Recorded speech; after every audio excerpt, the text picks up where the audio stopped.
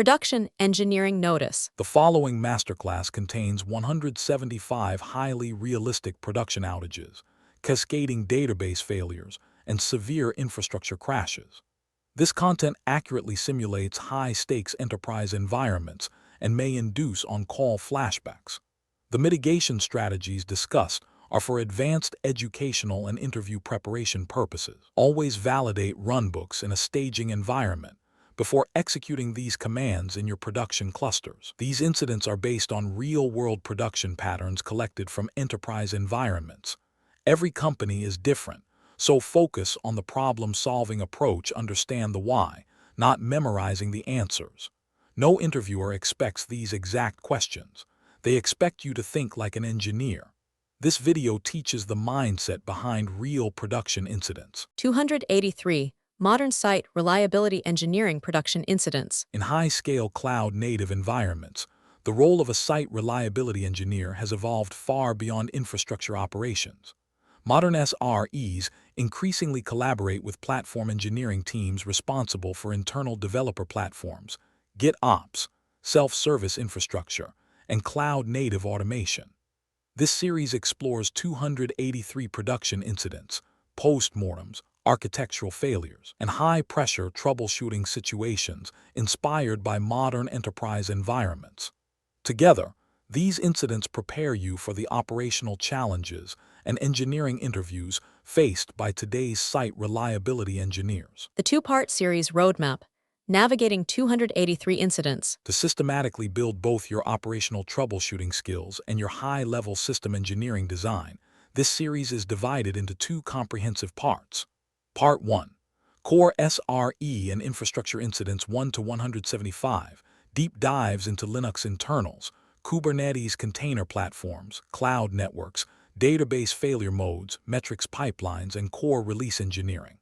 Part 2. Advanced Reliability Engineering and Emerging Infrastructure Incidents 176 to 283, focusing on AI and GPU infrastructure bottlenecks, eBPF telemetry, zero trust identity, cost optimization economics, and platform API stability. Part 1 lays the foundation. Part 2 elevates you to the architectural frontier. Let's begin Part 1. Our philosophy, beyond traditional interview questions. Unlike traditional interview question collections, every topic in this series begins with a realistic production incident. Your objective is to think like the on-call engineer, diagnose the failure, identify the root cause, and design a production-ready solution. This approach is built to prepare you for senior production engineering responsibilities and modern SRE interviews at cloud-native organizations. This series is intended for engineers preparing for mid-level to senior site reliability engineering, platform engineering, DevOps, infrastructure engineering, and cloud engineering roles. What is a production incident? A production incident is any unexpected event that degrades the reliability, availability, security, scalability, or correctness of a live production system. Some incidents last only minutes, while others evolve into multi-day investigations involving dozens of engineering teams.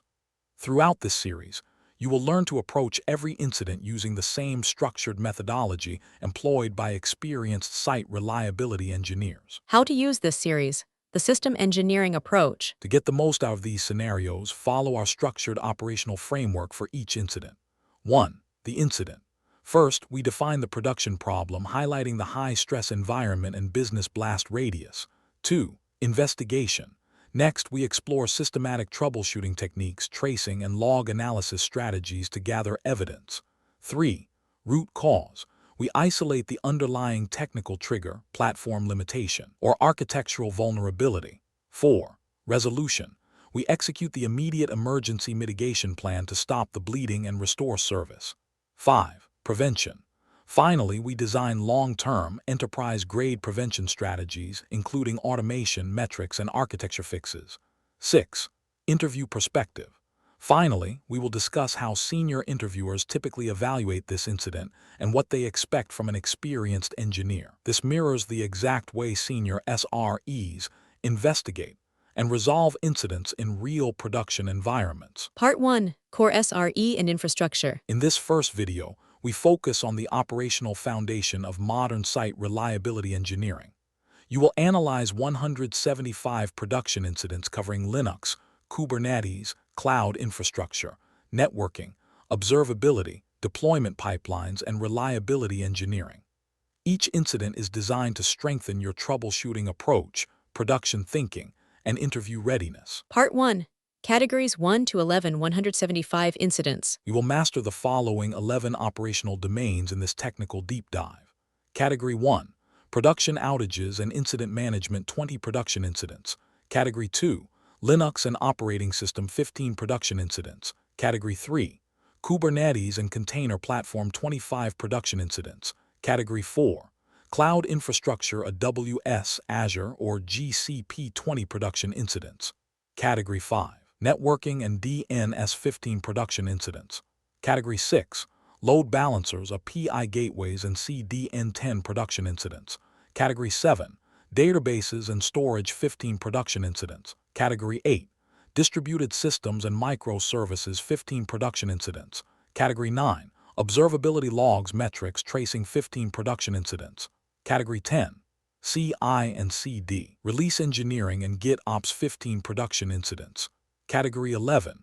Reliability engineering SLI, SLO, and error budgets 10 production incidents. 175 production incidents ahead. Let's begin with Category 1. Category 1.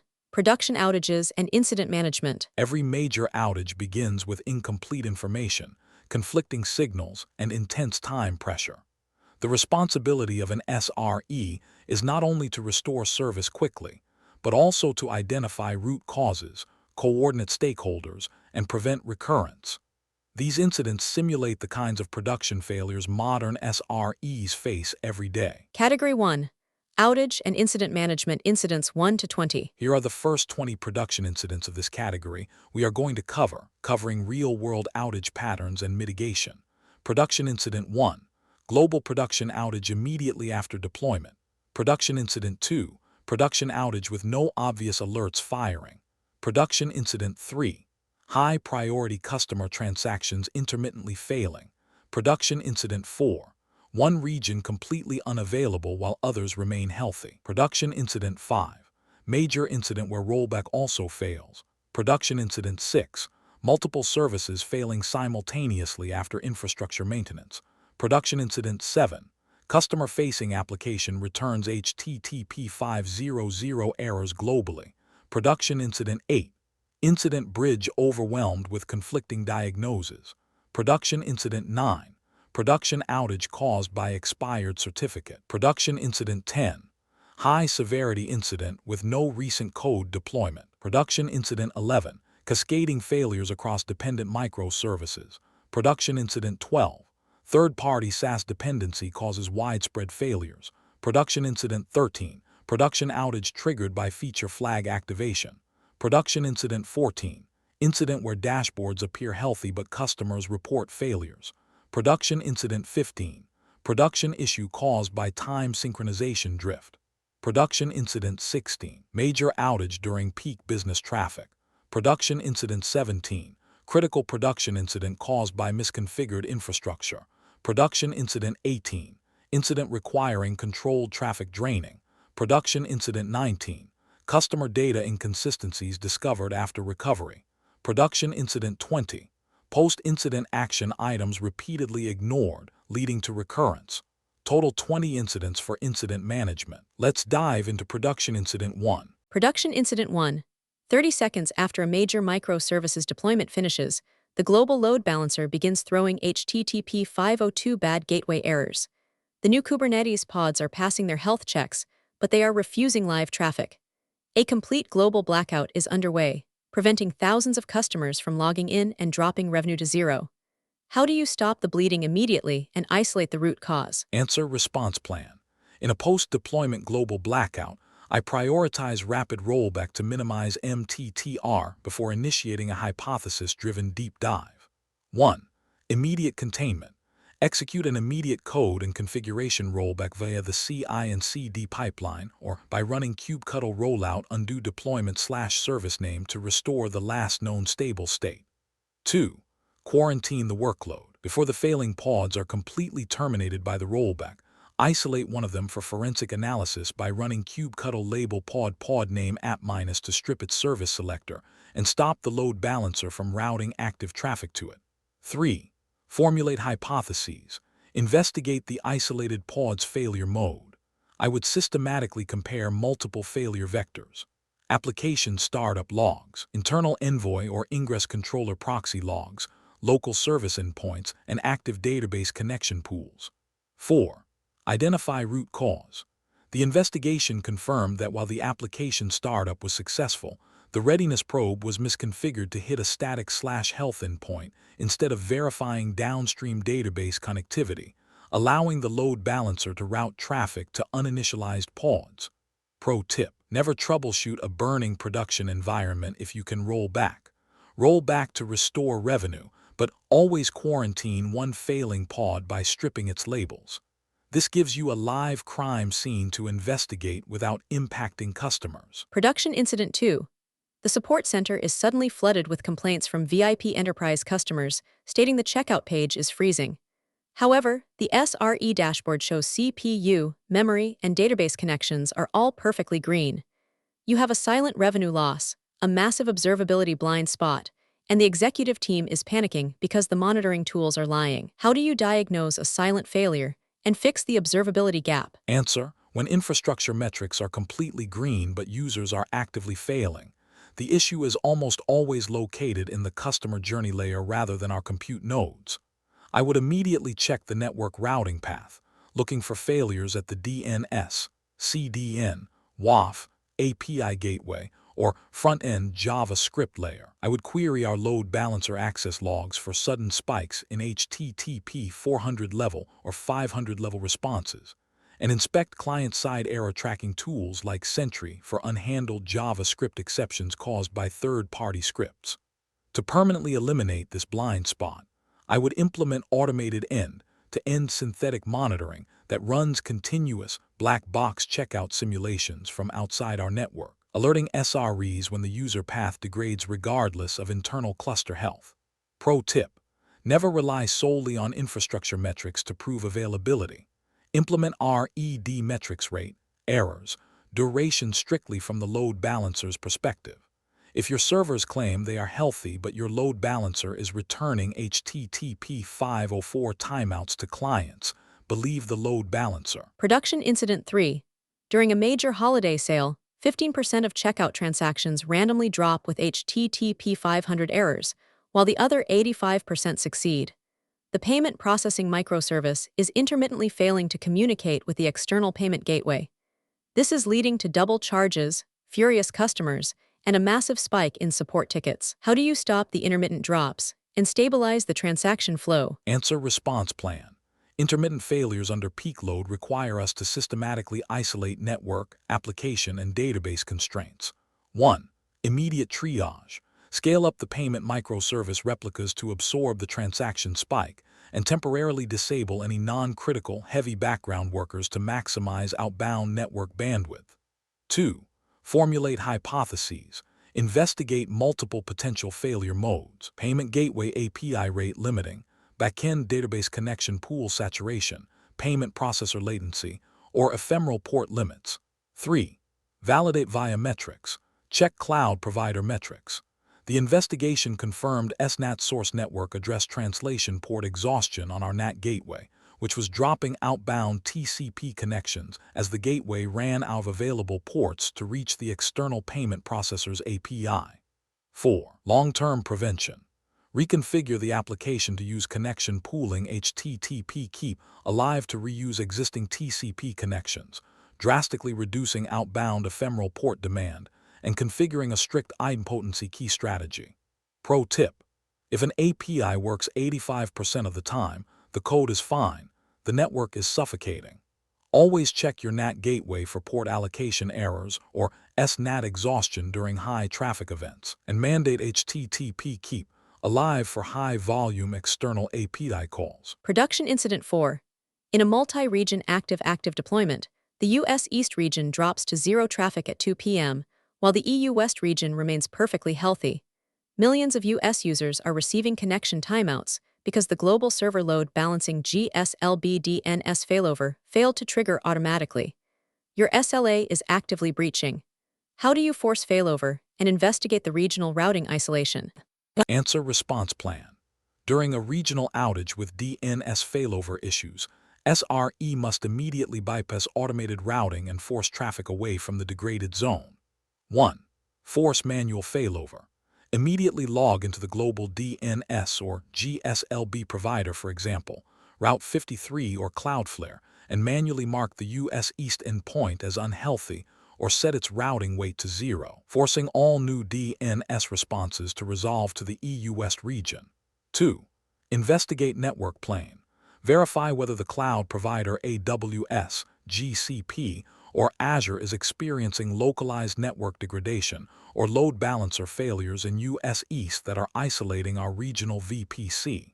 3. Analyze GSLB health check deficiencies. The investigation confirmed that the automated GSLB failover failed because the GSLB health checks were configured to monitor a static HTML landing page on the Edge CDN or perform a basic TCP handshake on port 443, rather than validating end-to-end application readiness, including database and cache dependencies. 4. Validate DNS propagation. Confirm that recent DNS responses reflect the updated routing policy by querying authoritative DNS servers from multiple geographic locations. Verify that cached DNS records with long TTLs are not delaying client failover. 5. Long-term resolution. Reconfigure the GSLB to utilize synthetic deep health checks, targeting an active backend/health/deep endpoint that validates database and cache connectivity, ensuring accurate real-time failover routing. Pro tip: never point your global DNS health checks at a static landing page or an edge cache. If your edge cache is healthy but the application behind it is unavailable, traffic will continue flowing into a failed region. Deep health checks should validate the complete request path, not just network reachability. Production Incident 5. You trigger an automated rollback after a botched microservice deployment. The CI and CD pipeline successfully reverts the application code, but the deployment included a database schema change that cannot be cleanly reversed. The old application code cannot read the new database columns, causing a total system lockup and a prolonged P1 outage. How do you recover the system when the standard rollback playbook fails? Answer: when a code rollback fails due to a breaking database state, attempting to force revert the schema on a live database is highly dangerous and can lead to permanent data loss. My immediate containment strategy is to execute a forward fix by deploying an emergency hotfix branch of the older application code, updated with temporary models designed to simply ignore the newly introduced database columns. Once system stability is established, I would mandate the expand and contract schema migration pattern across all teams. In this pattern, every database migration is strictly backward compatible. Columns are first added expanded in a separate deployment, code is deployed to write to both, and only after validation is the old schema removed contracted. Pro tip: code is transient, but data is persistent. Never bundle a code deployment with a destructive database schema change. Treat all database updates as permanent migrations that must remain compatible with both version N and version N-1 of your application. Are you tired of generic interview prep? You can spend weeks studying generic interview questions, only to walk into a tech interview and realize they are asking about completely different tools and real-world scenarios. A tech title means nothing.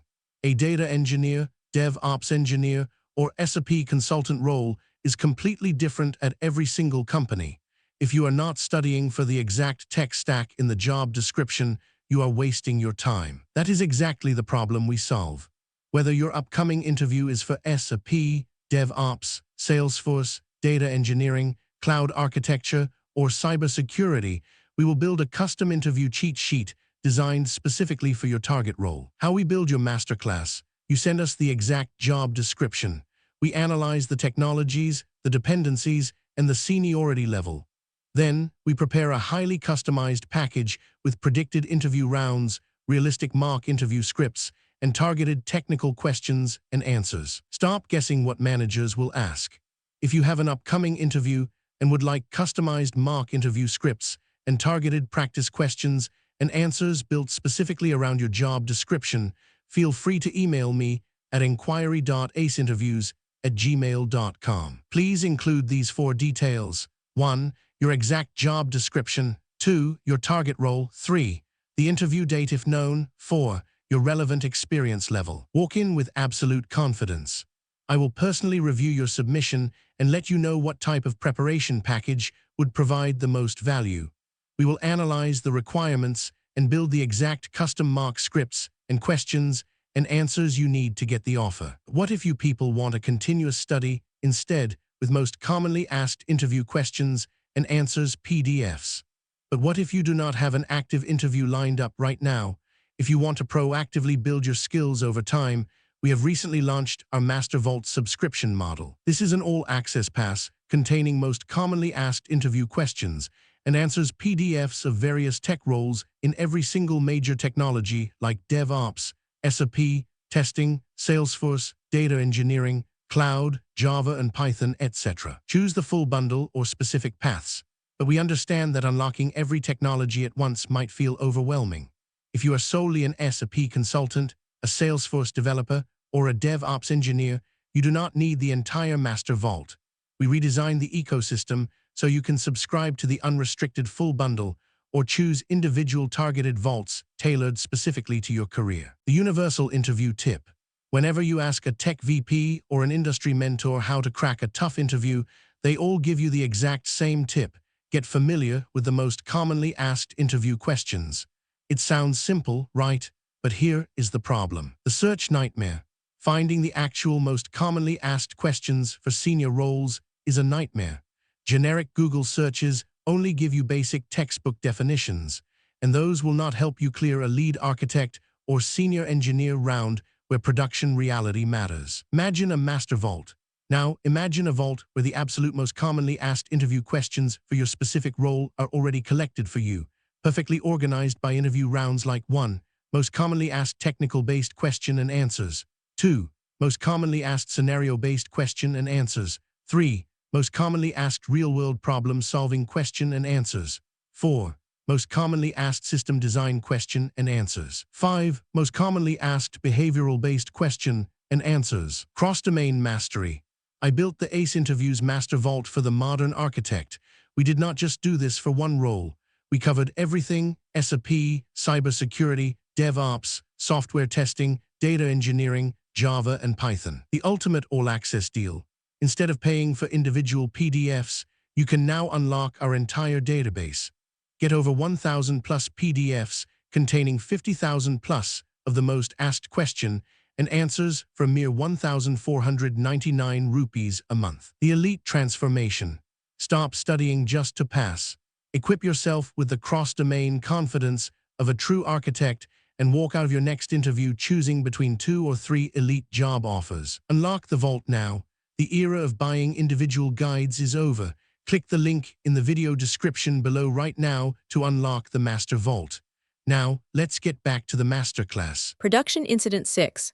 After a routine weekend patching of core networking appliances, 5 completely distinct microservices authentication, payments, inventory, search, and cart start crash looping simultaneously.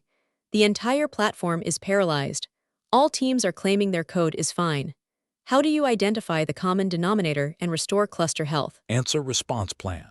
When unrelated microservices fail simultaneously, SRE must immediately isolate the platform's core shared dependencies. 1. Formulate hypotheses. Rather than analyzing individual application logs, investigate core shared layers. Core DNS resolution, CNI pod networking, the Kubernetes API server, or our secrets management engine. 2. Investigate shared planes. Run diagnostics across the network. The investigation confirmed that a brief network blip during the patch caused our centralized HashiCorp Vault cluster to transition into a sealed state, preventing pods from retrieving their bootstrap credentials. 3. Execute mitigation. Coordinate with the designated vault administrators to run the manual vault operator unseal commands using the unseal keys, re-establishing vault's active state. 4. Workload recovery. Once Vault is unsealed and active, execute a rolling restart of the crash looping service pods to clear their startup caches and re-establish secure connections. Pro tip: microservices are rarely truly independent. They all rely on DNS, networking, and secrets. If multiple services die at once, stop looking at application logs and immediately check your secrets manager and your DNS resolution. Production Incident 7. Without any recent deployments, the entire web frontend starts returning HTTP 500 errors across all global edge nodes. Complete global denial of service is underway. Social media is lighting up, and the CEO is demanding answers on the incident bridge, asking why a stable system suddenly collapsed. How do you triage the proxy layer and restore routing? Answer response plan. A sudden, non-deployment related global outage points to systemic infrastructure or state exhaustion rather than a software defect. 1. Isolate the layers. Bypass the CDN, for example. Cloudflare to hit the load balancers and backend reverse proxies directly via curl-v to determine if the 500 error is originating from the origin servers or the edge. 2. Formulate hypotheses. Investigate potential infrastructure limits. TLS or SSL certificate expiration, backend upstream connection timeouts, deadlocked database queries, configuration sync errors, or local resource exhaustion. 3. Diagnose proxy state. Log into the reverse proxy instances Nginx or Envoy and inspect local resources. The investigation confirmed that the proxies were returning HTTP 500s because their disk volume was 100% full due to a failed log rotation script, preventing them from writing access logs. 4. Emergency containment. Immediately truncate the unrotated logs truncate/var/log/nginx/access.log to free up space, and configure an aggressive log rotate cron job to prevent future runaways. Pro tip: if a system dies and nothing changed, look at things that grow over time. Log files fill up disks, certificates expire, and database tables reach maximum integer limits. Time is a variable you must always monitor. Production Incident 8. A critical microservice goes down, and 45 engineers jump on the incident bridge, all shouting conflicting theories. The database administrators (DBAs) blame the network engineers blame the application, and the app team blames the database. The mean time to recovery (MTTR) skyrockets as chaos prevents actual troubleshooting, costing thousands of dollars per minute. How do you seize control of the incident command and drive a structured resolution? Answer: in a chaotic incident, process is more important than technical skill. I would immediately declare myself the incident commander IC and mandate absolute silence on the bridge. I would assign specific roles: one scribe to document timelines, one communications lead to handle the CEO, and specific operations leads for DB, network, and app. I would then enforce a strict prove-it-with metrics rule. No team is allowed to cast blame without pasting a concrete dashboard link or log trace into the chat. By forcing linear, data-driven hypothesis testing, for example, network team, prove the subnet is routing, DB team, show me the active connection count, we systematically eliminate variables and locate the true root cause. Pro tip: the worst thing on an incident bridge is an engineer saying "I think." Eliminate opinions. If an engineer says "I think the database is slow," reply with "Show me the query latency metric." Data stops the finger pointing instantly. Production Incident 9.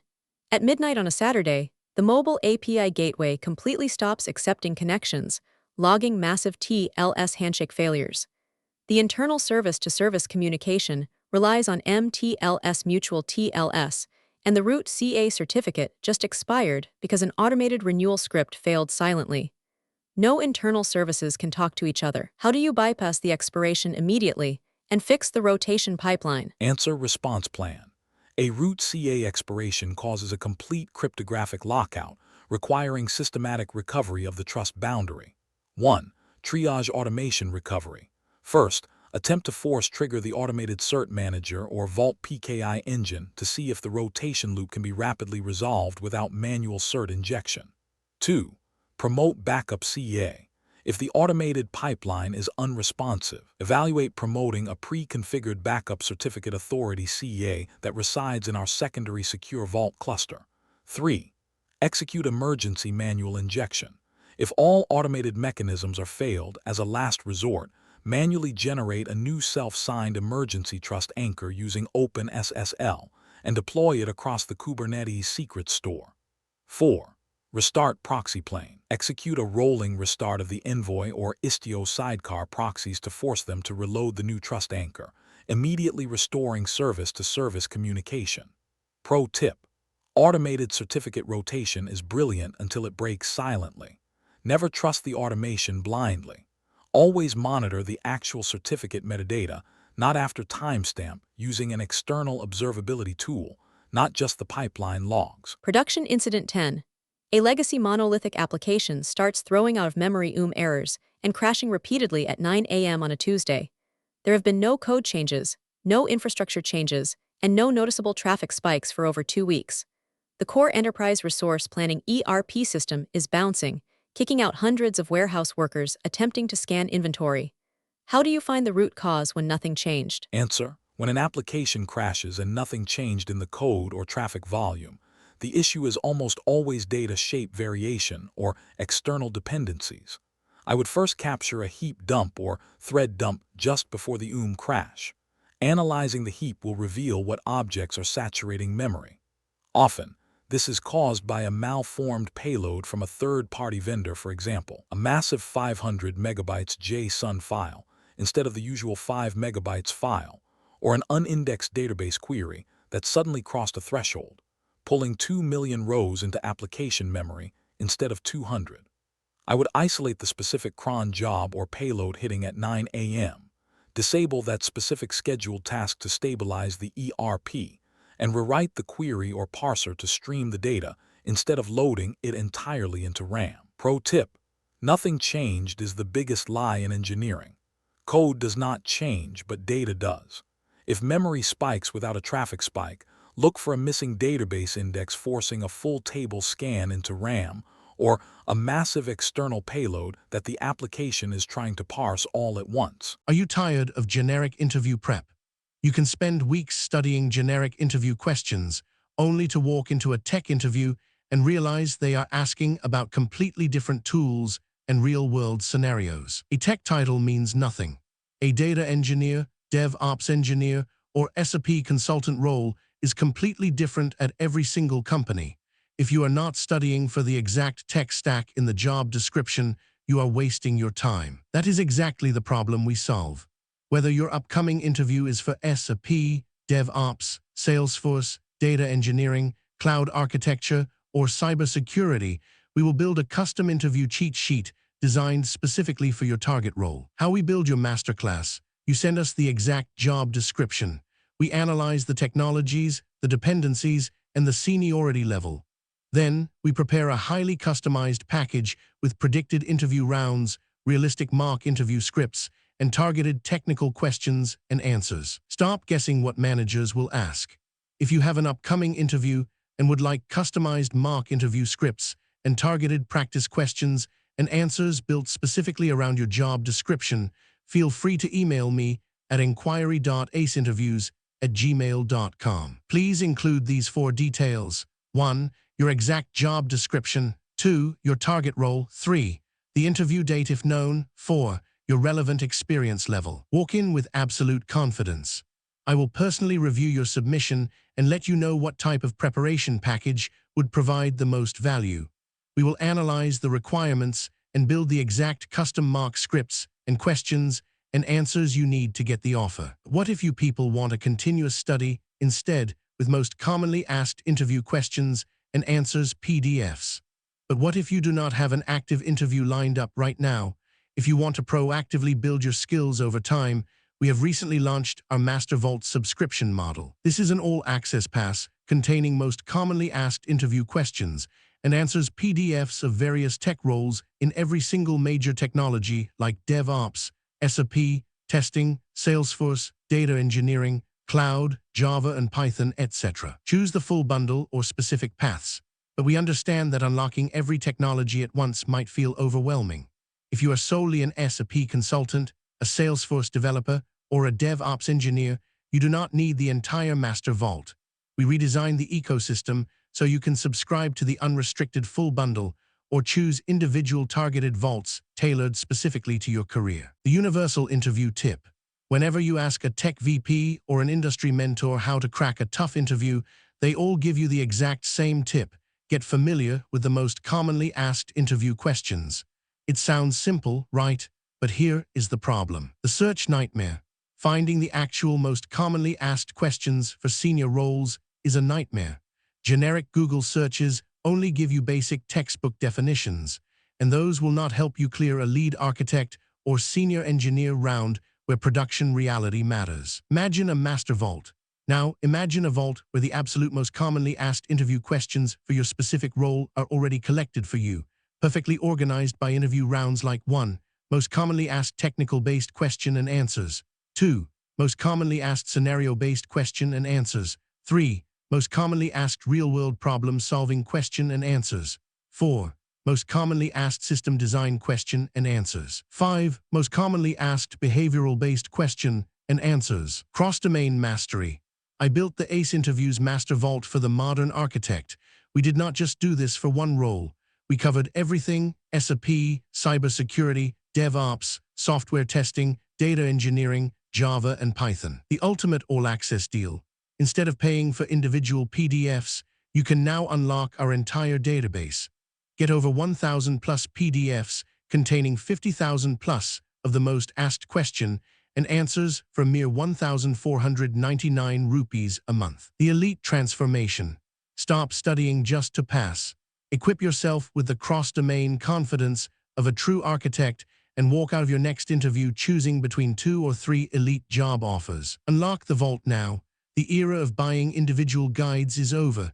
Click the link in the video description below right now to unlock the Master Vault.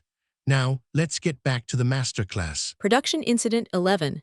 A minor latency spike in the backend inventory service suddenly triggers a massive cascading failure.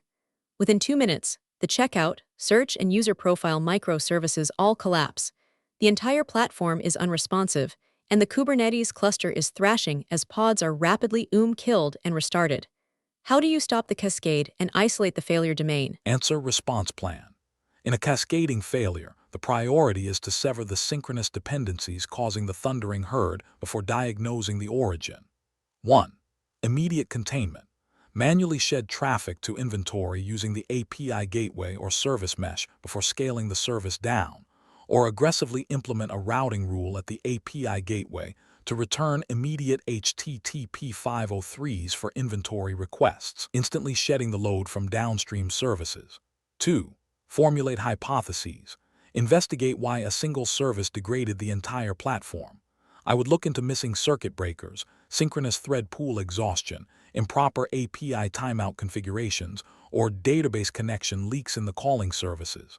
3. Identify root cause. The investigation confirmed that downstream services lacked strict timeouts and circuit breakers. When inventory slowed down, the calling services held their HTTP connections open, rapidly exhausting their own thread pools and memory, causing them to crash. 4. Long-term prevention. Implement a service mesh like Istio or Linkerd or application-level libraries to enforce strict outbound timeouts, retry limits, and circuit breaking, ensuring a degraded service is instantly isolated without locking up dependent systems. Pro tip: synchronous microservices without circuit breakers are just a distributed monolith waiting to fail. Always assume your downstream dependencies will hang indefinitely. Set aggressive timeouts, for example, 2 seconds, and fail fast to protect your own service's thread pool. Production Incident 12. Your external identity provider IDP SaaS vendor experiences a massive global outage. Instantly, all internal and external API calls across your platform fail with HTTP 401 unauthorized errors. Customers cannot log in, and internal backend background jobs are failing because they cannot authenticate. You have zero control over the vendor's recovery timeline. How do you architect your systems to survive a critical third-party SaaS failure? Answer: when a synchronous third-party dependency goes down, you must have a degraded mode fallback strategy. My immediate mitigation would be to flip a feature flag at our API gateway to temporarily bypass strict external token validation, falling back to a locally cached JSON web key set JWKS to mathematically verify JWT signatures without contacting the vendor's servers. During the post-mortem, I would drive an architectural shift to decouple our critical path from external SaaS uptime. We would implement edge-level caching for authentication tokens, transition non-critical background jobs to asynchronous message queues that can pause and retry indefinitely, and establish a multi-vendor fallback strategy for Tier 1 capabilities like identity and payment processing. Pro tip: never let a third-party vendor dictate your uptime. If a SaaS provider claims 99.99% availability, but you validate tokens synchronously on every single API call, your actual availability is strictly capped by theirs. Cache public keys locally and validate JWTs offline. Production Incident 13. At 10 a.m., the product team enables a feature flag for a new premium pricing tier via Launch Darkly. Instantly, the billing microservice CPU spikes to 100%, database latency shoots up to 30 seconds, and all checkout transactions globally begin to time out. The deployment happened 3 days ago with no issues. How do you triage this logic bomb? Answer: response plan. Feature flags separate deployment from release, meaning a code bomb can detonate days after the actual pipeline run. Mitigation must be immediate. 1. Immediate containment. Do not attempt a code rollback or wait for database analysis. Immediately log into the feature flag management console, launch Darkly or Split, and toggle the premium pricing tier flag back to off, instantly removing the new code path from execution. 2. Formulate hypotheses. Once stability is restored, investigate why the new code path caused a resource spike. I would analyze APM traces, Datadog, or New Relic and database slow query logs specifically isolated to the flag's enabled timeframe. 3. Identify root cause. The investigation revealed that the new pricing tier logic introduced an N+1 query loop. For every item in a user's cart, the service executed a separate database lookup for premium discounts, completely saturating the database CPU under normal daytime load. 4. Long-term prevention. Enforce progressive delivery. Feature flags should never be toggled globally at 100%. They must be rolled out incrementally 1%, 5%, 10%, and explicitly tied to APM metrics, automatically halting and reverting if error rates or latency thresholds are breached. Pro tip: a feature flag is just a deployment in disguise. Treat toggling a flag with the exact same respect and monitoring as pushing new code to production. If your flag platform supports kill switches triggered by APM alerts, enable them for every major release. Production Incident 14. Key enterprise customers complain they cannot generate their monthly financial reports. You check your Datadog dashboards. The API is returning HTTP 200s, P95 latency is normal, and your synthetic monitoring tests are passing perfectly. Despite the green dashboards, millions in enterprise reporting are blocked. How do you uncover a failure that your monitors cannot see? Answer: when aggregate metrics and synthetics are green but real users are failing, you are dealing with a data shape or payload-specific failure. I would immediately pivot from aggregate dashboards to high cardinality distributed tracing. I would filter the logs by the specific tenant ID of the complaining customers. The investigation would likely reveal that our synthetic monitoring was using a lightweight test user with 10 records, while enterprise customers had 10 million records. This massive data shape caused the reporting worker nodes to silently run out of memory midway through generation. The API gateway logged an HTTP 200 upon receiving the initial request, masking the asynchronous worker crash. To fix this, I would implement payload representative synthetic testing and ensure our SLIs measure the full asynchronous job lifecycle, not just the initial API acknowledgement. Pro tip: averages lie and lightweight synthetics create a false sense of security. An HTTP 200 simply means the API accepted the request. It does not mean the business logic succeeded. Always trace the full distributed lifecycle of the payload and monitor your P99 metrics, not just your averages. Production Incident 15. Randomly, 20% of inter-service requests begin failing with invalid JWT signature errors. Simultaneously, file uploads to an AWS S3 bucket start failing with request time 2 skewed errors. No code has been deployed, and the secret keys have not been rotated. What is your triage strategy for this cryptographic anomaly? Answer response plan. When multiple cryptographic and signature-based failures occur simultaneously across a subset of traffic, the system clock is the primary suspect. 1. Immediate containment. Identify the specific Kubernetes nodes or VMs hosting the failing pods. Cordon and drain the impacted nodes, forcing the workloads to reschedule onto healthy nodes with accurate system clocks to immediately restore service. 2. Formulate hypotheses. Investigate why signatures are failing. I would check the certificate expiration dates, rotation logs for the JWT signing keys, and the NTP network time protocol drift metrics on the underlying host machines. 3. Identify root cause.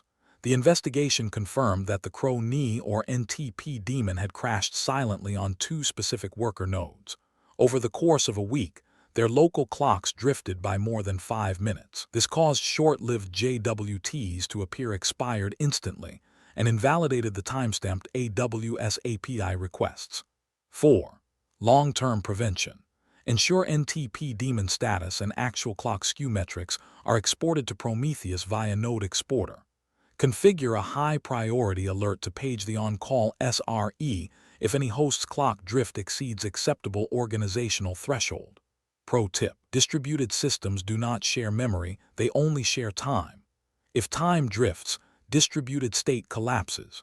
Cryptographic tokens, consensus algorithms Raft or Paxos, and database write order all rely on millisecond-level time precision. Always monitor NTP health. Are you tired of generic interview prep? You can spend weeks studying generic interview questions, only to walk into a tech interview and realize they are asking about completely different tools and real-world scenarios. A tech title means nothing. A data engineer, DevOps engineer, or SRE consultant role is completely different at every single company. If you are not studying for the exact tech stack in the job description, you are wasting your time. That is exactly the problem we solve.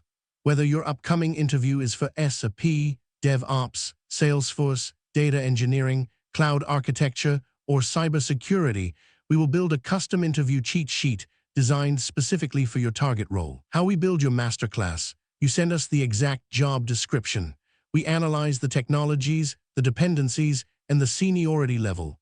Then, we prepare a highly customized package with predicted interview rounds, realistic mock interview scripts, and targeted technical questions and answers. Stop guessing what managers will ask.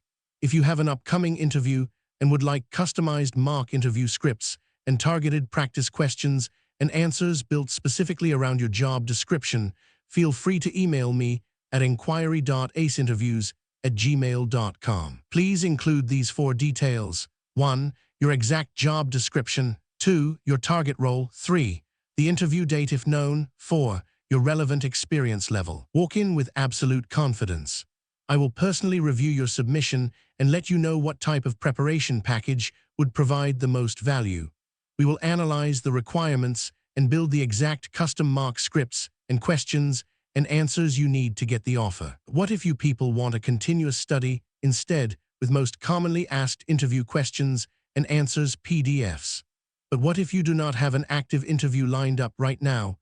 If you want to proactively build your skills over time, we have recently launched our Master Vault subscription model. This is an all-access pass containing most commonly asked interview questions and answers PDFs of various tech roles in every single major technology like DevOps, SRE, testing, Salesforce, data engineering, cloud, Java and Python, etc. Choose the full bundle or specific paths, but we understand that unlocking every technology at once might feel overwhelming. If you are solely an SRE consultant, a Salesforce developer, or a DevOps engineer, you do not need the entire Master Vault. We redesigned the ecosystem so you can subscribe to the unrestricted full bundle or choose individual targeted vaults tailored specifically to your career. The universal interview tip. Whenever you ask a tech VP or an industry mentor how to crack a tough interview, they all give you the exact same tip: get familiar with the most commonly asked interview questions. It sounds simple, right? But here is the problem. The search nightmare. Finding the actual most commonly asked questions for senior roles is a nightmare. Generic Google searches only give you basic textbook definitions, and those will not help you clear a lead architect or senior engineer round where production reality matters. Imagine a master vault. Now, imagine a vault where the absolute most commonly asked interview questions for your specific role are already collected for you, perfectly organized by interview rounds like 1. Most commonly asked technical-based question and answers. 2. Most commonly asked scenario-based question and answers. 3. Most commonly asked real-world problem-solving question and answers. 4. Most commonly asked system design question and answers. 5. Most commonly asked behavioral-based question and answers. Cross-domain mastery. I built the ACE Interviews Master Vault for the modern architect. We did not just do this for one role. We covered everything: SAP, cybersecurity, DevOps, software testing, data engineering, Java, and Python. The ultimate all-access deal. Instead of paying for individual PDFs, you can now unlock our entire database. Get over 1,000 plus PDFs containing 50,000 plus of the most asked question and answers for a mere 1,499 rupees a month. The elite transformation. Stop studying just to pass. Equip yourself with the cross-domain confidence of a true architect and walk out of your next interview choosing between 2 or 3 elite job offers. Unlock the vault now. The era of buying individual guides is over. Click the link in the video description below right now to unlock the Master Vault. Now, let's get back to the Masterclass. Production Incident 16. During a massive Super Bowl advertising event, traffic spikes by 500% in 2 minutes. Your Kubernetes horizontal pod autoscaler HPA triggers, but the new pods are stuck in a pending state. The existing pods are overwhelmed, CPU throttled, and the platform completely crashes during the most expensive minute of the year. How do you recover? Answer: response plan. In a massive thundering herd scenario where compute elasticity has failed, you must aggressively shed load to save the core platform. 1. Immediate containment load shedding.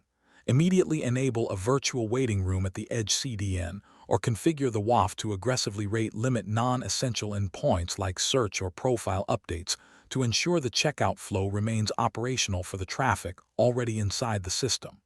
2. Formulate hypotheses. Investigate why the compute scaling failed. I would check the Kubernetes events for scheduling errors, cloud provider quotas EC2 limits, IP address exhaustion in the VPC subnet, and cluster autoscaler logs. 3. Identify root cause. The investigation confirmed that while the HPA successfully requested new pods, the cluster autoscaler failed to provision new worker nodes because the cloud account hit a hard vCPU regional quota limit, leaving the pods stuck in pending. 4. Long-term prevention. Autoscaling is reactive, not proactive. For known high-traffic events, implement pre-warming by manually scaling the cluster to the expected baseline hours before the event, and ensure cloud provider quotas are audited quarterly. Pro tip: autoscaling takes time. Node provisioning, image pulling, and application warm-up can take 3 to 5 minutes. In a thundering herd scenario, traffic arrives in seconds. Never rely on reactive autoscaling for a scheduled marketing event. Always pre-scale. Production Incident 17. A platform engineer merges a Terraform pull request to apply a configuration change. Moments later, the production database goes completely offline. The Terraform plan unexpectedly executed a force replacement destroy and recreate of the stateful production database, leaving you with a brand new, empty instance. How do you recover the data and fix your infrastructure as code pipeline? Answer: when infrastructure as code causes catastrophic data loss, recovery speed relies entirely on automated cloud backups. My immediate containment action is to halt any further Terraform applies and execute a point-in-time recovery PITR of the RDS database to the minute prior to the Terraform apply, redirecting the application's connection string to the newly restored instance. During the RCA, the focus shifts to pipeline governance. The RCA revealed that Terraform correctly planned a destructive force replacement, but the CI and CD pipeline lacked automated blast radius controls to detect and block destructive operations against stateful infrastructure before execution. To prevent this permanently, I would implement Open Policy Agent OPA or Chekhov in the pipeline to scan the Terraform plan output. If the plan contains any destructive actions, for example, -destroy against stateful resources like databases, The pipeline must automatically hard fail and require two-party executive override. Pro tip: never trust a human to perfectly read a massive Terraform plan output during a routine PR review. Always use automated static analysis tools to block the deletion of stateful infrastructure. And always set the prevent_destroy equals true lifecycle flag on production databases. Production Incident 18. One specific availability zone, AZ in your cloud provider, starts experiencing severely degraded disk IOPS. The Kubernetes nodes in that AZ are perfectly healthy according to their status, but the pods running on them are causing 10-second request latency, threatening to exhaust upstream connection pools globally. How do you safely drain and reroute traffic away from the degraded zone? Answer: response plan. When underlying cloud infrastructure degrades silently without failing health checks, SRE must manually eject the blast radius to protect the wider platform. 1. Immediate containment. Identify the degraded availability zone. Execute a kubectl cordon on all nodes within that specific AZ to prevent new pods from scheduling, followed by a graceful kubectl drain to gracefully terminate the existing pods and force them to reschedule into healthy AZs. 2. Formulate hypotheses. Investigate why the degradation occurred. I would check the cloud provider's status page, inspect hypervisor or host metrics, and analyze the read and write latency of the attached Elastic Block Store EBS volumes. 3. Identify root cause. The investigation confirmed a noisy neighbor hardware failure on the underlying cloud provider storage plane in that specific AZ. Because the nodes didn't actually crash, standard Kubernetes node health checks didn't trigger, leaving the slow pods active in the load balancer rotation. 4. Long-term prevention. Implement outlier detection in the service mesh Istio or Envoy. If a specific pod begins returning responses significantly slower than its peers, the mesh will automatically eject it from the load balancing pool, instantly bypassing underlying hardware degradation. Pro tip: gray failures slowness are much harder to handle than hard failures crashes. A slow endpoint will tie up your entire system's connection pool. Always implement outlier detection in your proxy layer to automatically sever connections to consistently slow endpoints. Production Incident 19. A primary database server experienced a hard crash. The automated failover successfully promoted the read replica to the new primary within 30 seconds, restoring platform uptime. However, 2 hours later, customer support reports that hundreds of confirmed user transactions payments and orders from right before the crash are entirely missing from the new database. How do you handle this data loss? Answer: this is an RPO recovery point objective violation caused by asynchronous replication lag. My immediate priority is to stop the data bleed by locking down the failed primary node, ensuring it does not accidentally rejoin the cluster and cause a split brain corruption.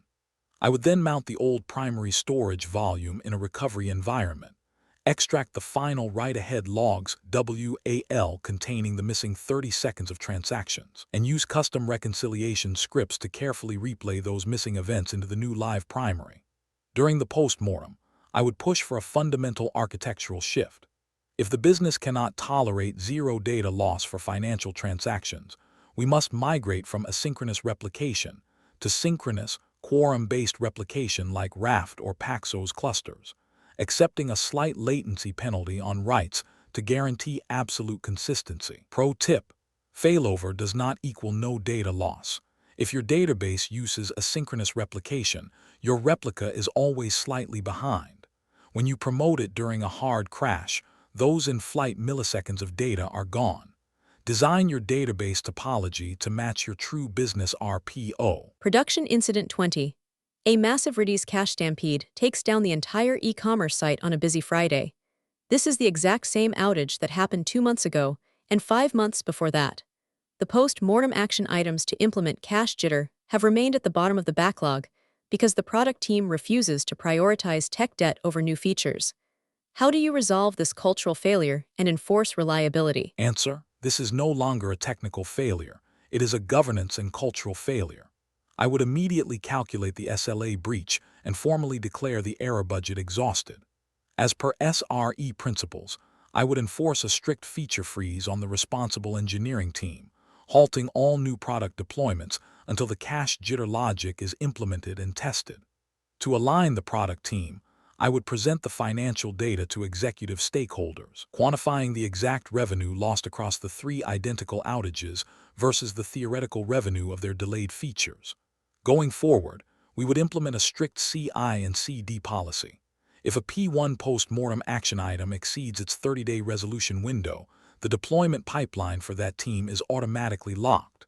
Pro tip: action items from a post-mortem are not tech debt. They are mandatory operational requirements. An incident is only successfully resolved when the system is structurally immune to that exact failure mode happening again. Use your error budgets to fight back against feature factories. Category 1 Conclusion: Mastering Outages and Incident Command. SRE incident management is more than just recovering from a system crash. It is about managing cognitive load, establishing immediate structural command, and preventing recursive failures under high-stress conditions. As we have seen in these first 20 incidents, the difference between a minor blip and a catastrophic global outage lies in process execution. By implementing strict incident command roles, enforcing data-driven metrics, and executing aggressive containment before searching for root causes, we insulate our businesses from prolonged MTTR and build trust in our operational capabilities. Are you tired of generic interview prep? You can spend weeks studying generic interview questions, only to walk into a tech interview and realize they are asking about completely different tools and real-world scenarios. A tech title means nothing. A data engineer, DevOps engineer, or SRE consultant role is completely different at every single company. If you are not studying for the exact tech stack in the job description, you are wasting your time. That is exactly the problem we solve. Whether your upcoming interview is for SRE, DevOps, Salesforce, data engineering, cloud architecture, or cybersecurity, we will build a custom interview cheat sheet designed specifically for your target role. How we build your masterclass: you send us the exact job description. We analyze the technologies, the dependencies, and the seniority level. Then, we prepare a highly customized package with predicted interview rounds, realistic mock interview scripts, and targeted technical questions and answers. Stop guessing what managers will ask. If you have an upcoming interview and would like customized mock interview scripts and targeted practice questions and answers built specifically around your job description, feel free to email me at inquiry.aceinterviews@gmail.com. Please include these 4 details. 1. Your exact job description. 2. Your target role. 3. The interview date if known. 4. Your relevant experience level. Walk in with absolute confidence. I will personally review your submission and let you know what type of preparation package would provide the most value. We will analyze the requirements and build the exact custom mock scripts and questions and answers you need to get the offer. What if you people want a continuous study instead, with most commonly asked interview questions and answers PDFs? But what if you do not have an active interview lined up right now? If you want to proactively build your skills over time, we have recently launched our Master Vault subscription model. This is an all-access pass containing most commonly asked interview questions and answers PDFs of various tech roles in every single major technology like DevOps, SRE, testing, Salesforce, data engineering, cloud, Java and Python, etc. Choose the full bundle or specific paths, but we understand that unlocking every technology at once might feel overwhelming.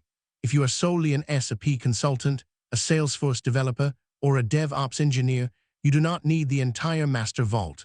We redesigned the ecosystem so you can subscribe to the unrestricted full bundle or choose individual targeted vaults tailored specifically to your career. The universal interview tip. Whenever you ask a tech VP or an industry mentor how to crack a tough interview, they all give you the exact same tip: get familiar with the most commonly asked interview questions. It sounds simple, right?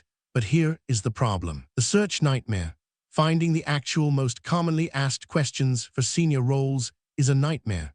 Generic Google searches only give you basic textbook definitions, and those will not help you clear a lead architect or senior engineer round where production reality matters. Imagine a master vault. Now, imagine a vault where the absolute most commonly asked interview questions for your specific role are already collected for you, perfectly organized by interview rounds like 1. Most commonly asked technical-based question and answers. 2. Most commonly asked scenario-based question and answers. 3. Most commonly asked real-world problem-solving question and answers. 4. Most commonly asked system design question and answers. 5. Most commonly asked behavioral-based question and answers. Cross-domain mastery. I built the ACE Interviews Master Vault for the modern architect. We did not just do this for one role. We covered everything: SAP, cybersecurity, DevOps, software testing, data engineering, Java, and Python. The ultimate all-access deal. Instead of paying for individual PDFs, you can now unlock our entire database. Get over 1,000 plus PDFs containing 50,000 plus of the most asked question and answers for a mere 1,499 rupees a month. The elite transformation. Stop studying just to pass. Equip yourself with the cross-domain confidence of a true architect and walk out of your next interview choosing between 2 or 3 elite job offers. Unlock the vault now. The era of buying individual guides is over. Click the link in the video description below right now to unlock the Master Vault. Now, let's get back to the masterclass. Transitioning from Category 1 incident management to Category 2 operating system layers. While high-level incident response and DNS-level failovers keep the user journey stable, every single distributed system eventually compiles down to physical compute resources. The moment the underlying Linux kernel, system memory, or thread schedulers degrade, the entire application layer collapses under the physical constraints of the host operating system.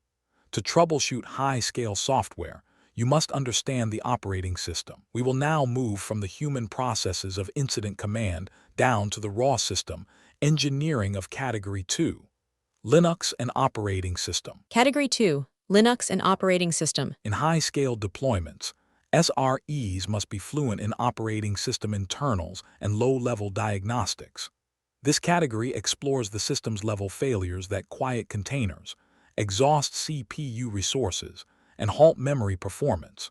We will dive into 15 production incidents where thread schedules, kernel configurations, and resource constraints push the limits of physical hardware. Category 2, Linux and operating system incidents 21 to 35. Here are the 15 production incidents of this category covering low-level operating system failures. Production incident 21. CPU utilization reaches 100% without obvious process spikes. Production incident 22. Memory leak slowly exhausts system memory. Production incident 23. Killer repeatedly terminates production services. Production incident 24. Disk usage unexpectedly reaches 100%. Production incident 25. inode exhaustion despite available disk space. Production incident 26. File descriptor exhaustion. Production incident 27. Zombie process accumulation. Production incident 28. Excessive context switching causes latency. Production incident 29. Swap thrashing severely impacts performance. Production incident 30. Kernel panic on production node. Production incident 31. NUMA imbalance degrades workload performance. Production incident 32. I/O wait spikes due to storage bottlenecks. Production incident 33. Runaway process consumes all CPU resources. Production incident 34. System clock drift breaks distributed services. Production incident 35. Unexpected Linux kernel upgrade causes production instability. Total 15 incidents for Linux and OS. Let's begin with production incident 21. Production incident 21. Production nodes are showing 100% CPU utilization, but when you run top sorted by CPU usage, no single user space process accounts for more than 2% or 3%. System performance is severely degraded, and API response times are timing out. How do you isolate the hidden CPU consumer? Answer: response plan. When overall CPU utilization is pinned but user processes appear idle, the processor is spending its cycles inside the kernel plane. 1. Immediate containment. Cordon and drain the degraded Kubernetes nodes via kubectl drain to gracefully evict pods and move active customer workloads on a healthy compute instances. 2. Investigation. Formulate hypotheses. This could be due to a thread lock in the container runtime, hardware interrupt storms, or kernel-level thrashing. Run mpstat-p all1 to inspect CPU consumption broken down by kernel, user, and interrupts. 3. Evidence.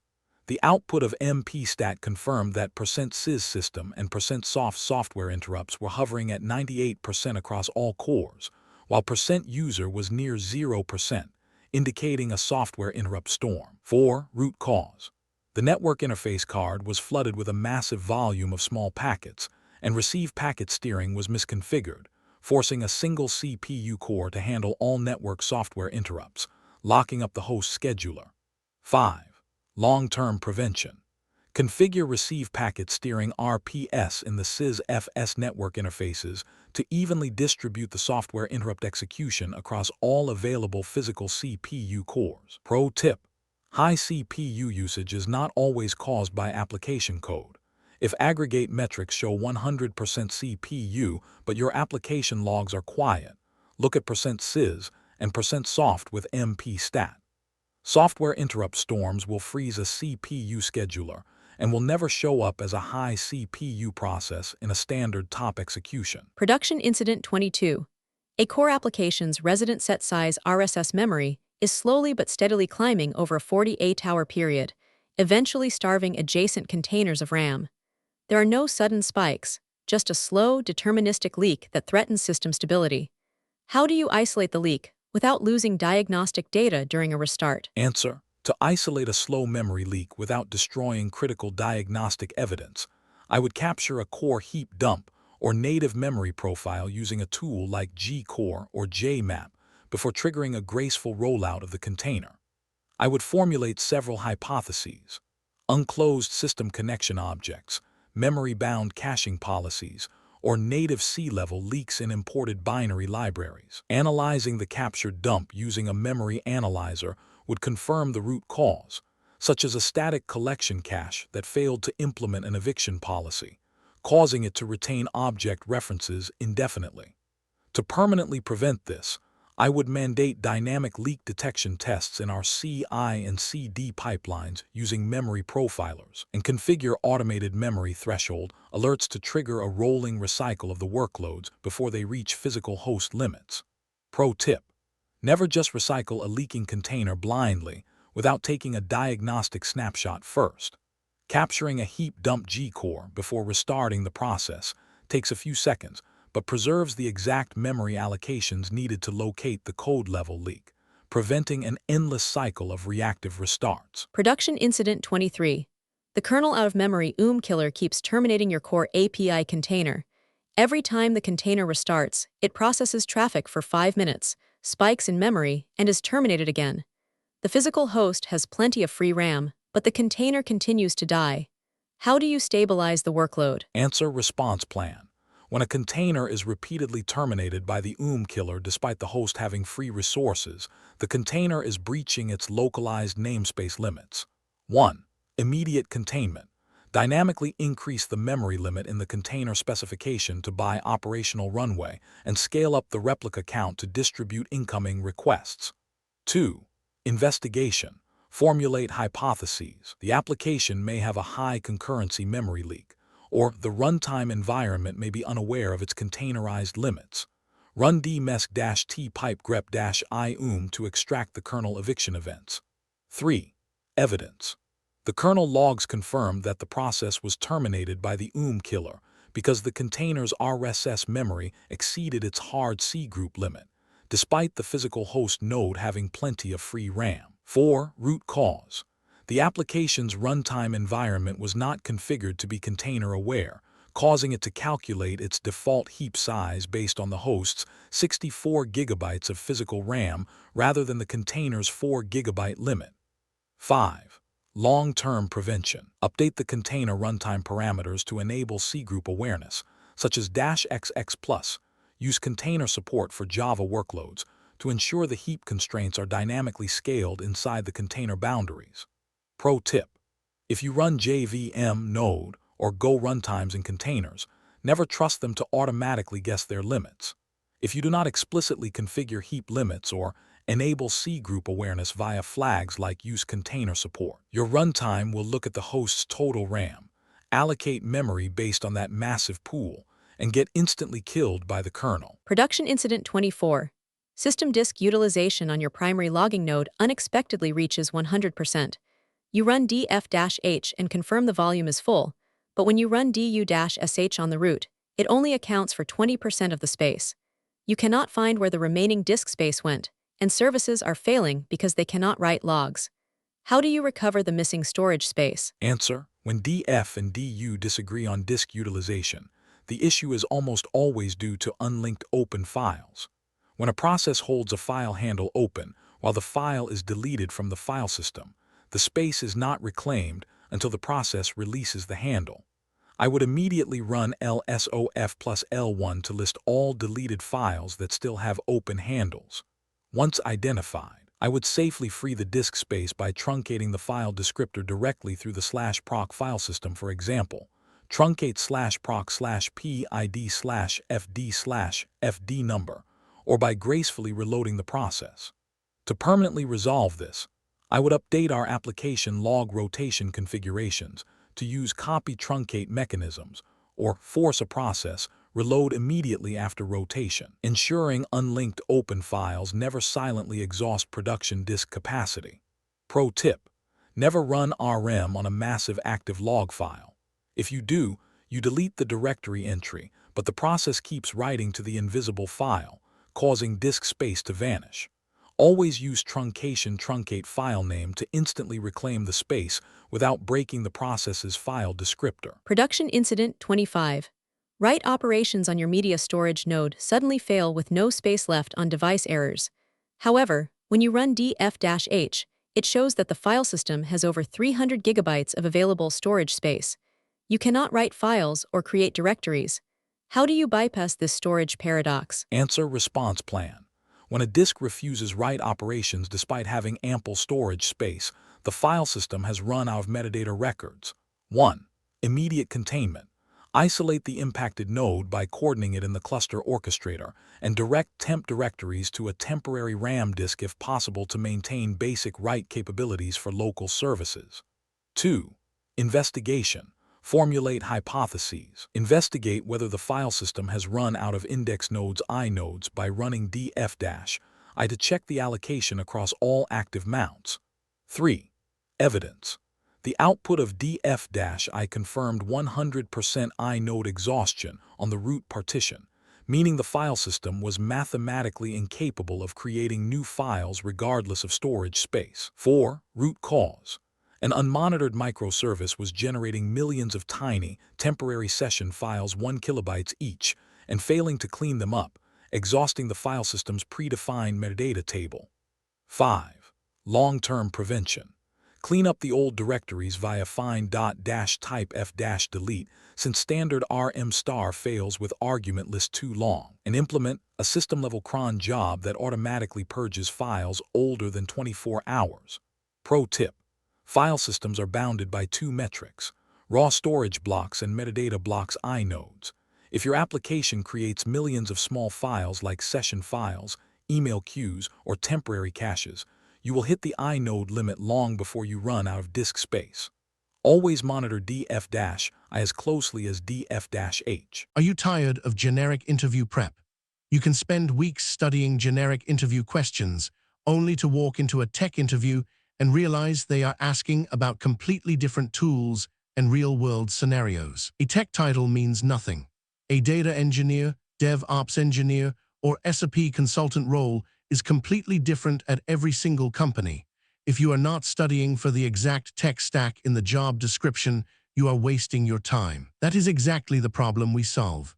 Whether your upcoming interview is for SRE, DevOps, Salesforce, data engineering, cloud architecture, or cybersecurity, we will build a custom interview cheat sheet designed specifically for your target role. How we build your masterclass: you send us the exact job description.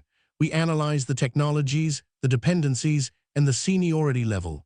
Then, we prepare a highly customized package with predicted interview rounds, realistic mock interview scripts, and targeted technical questions and answers. Stop guessing what managers will ask.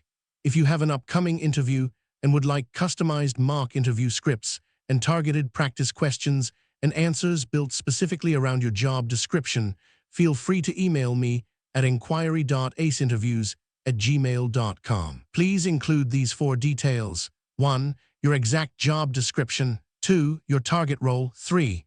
The interview date if known. 4. Your relevant experience level. Walk in with absolute confidence.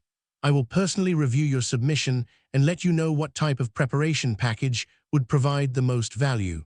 We will analyze the requirements and build the exact custom mock scripts and questions and answers you need to get the offer. What if you people want a continuous study instead, with most commonly asked interview questions and answers PDFs? But what if you do not have an active interview lined up right now?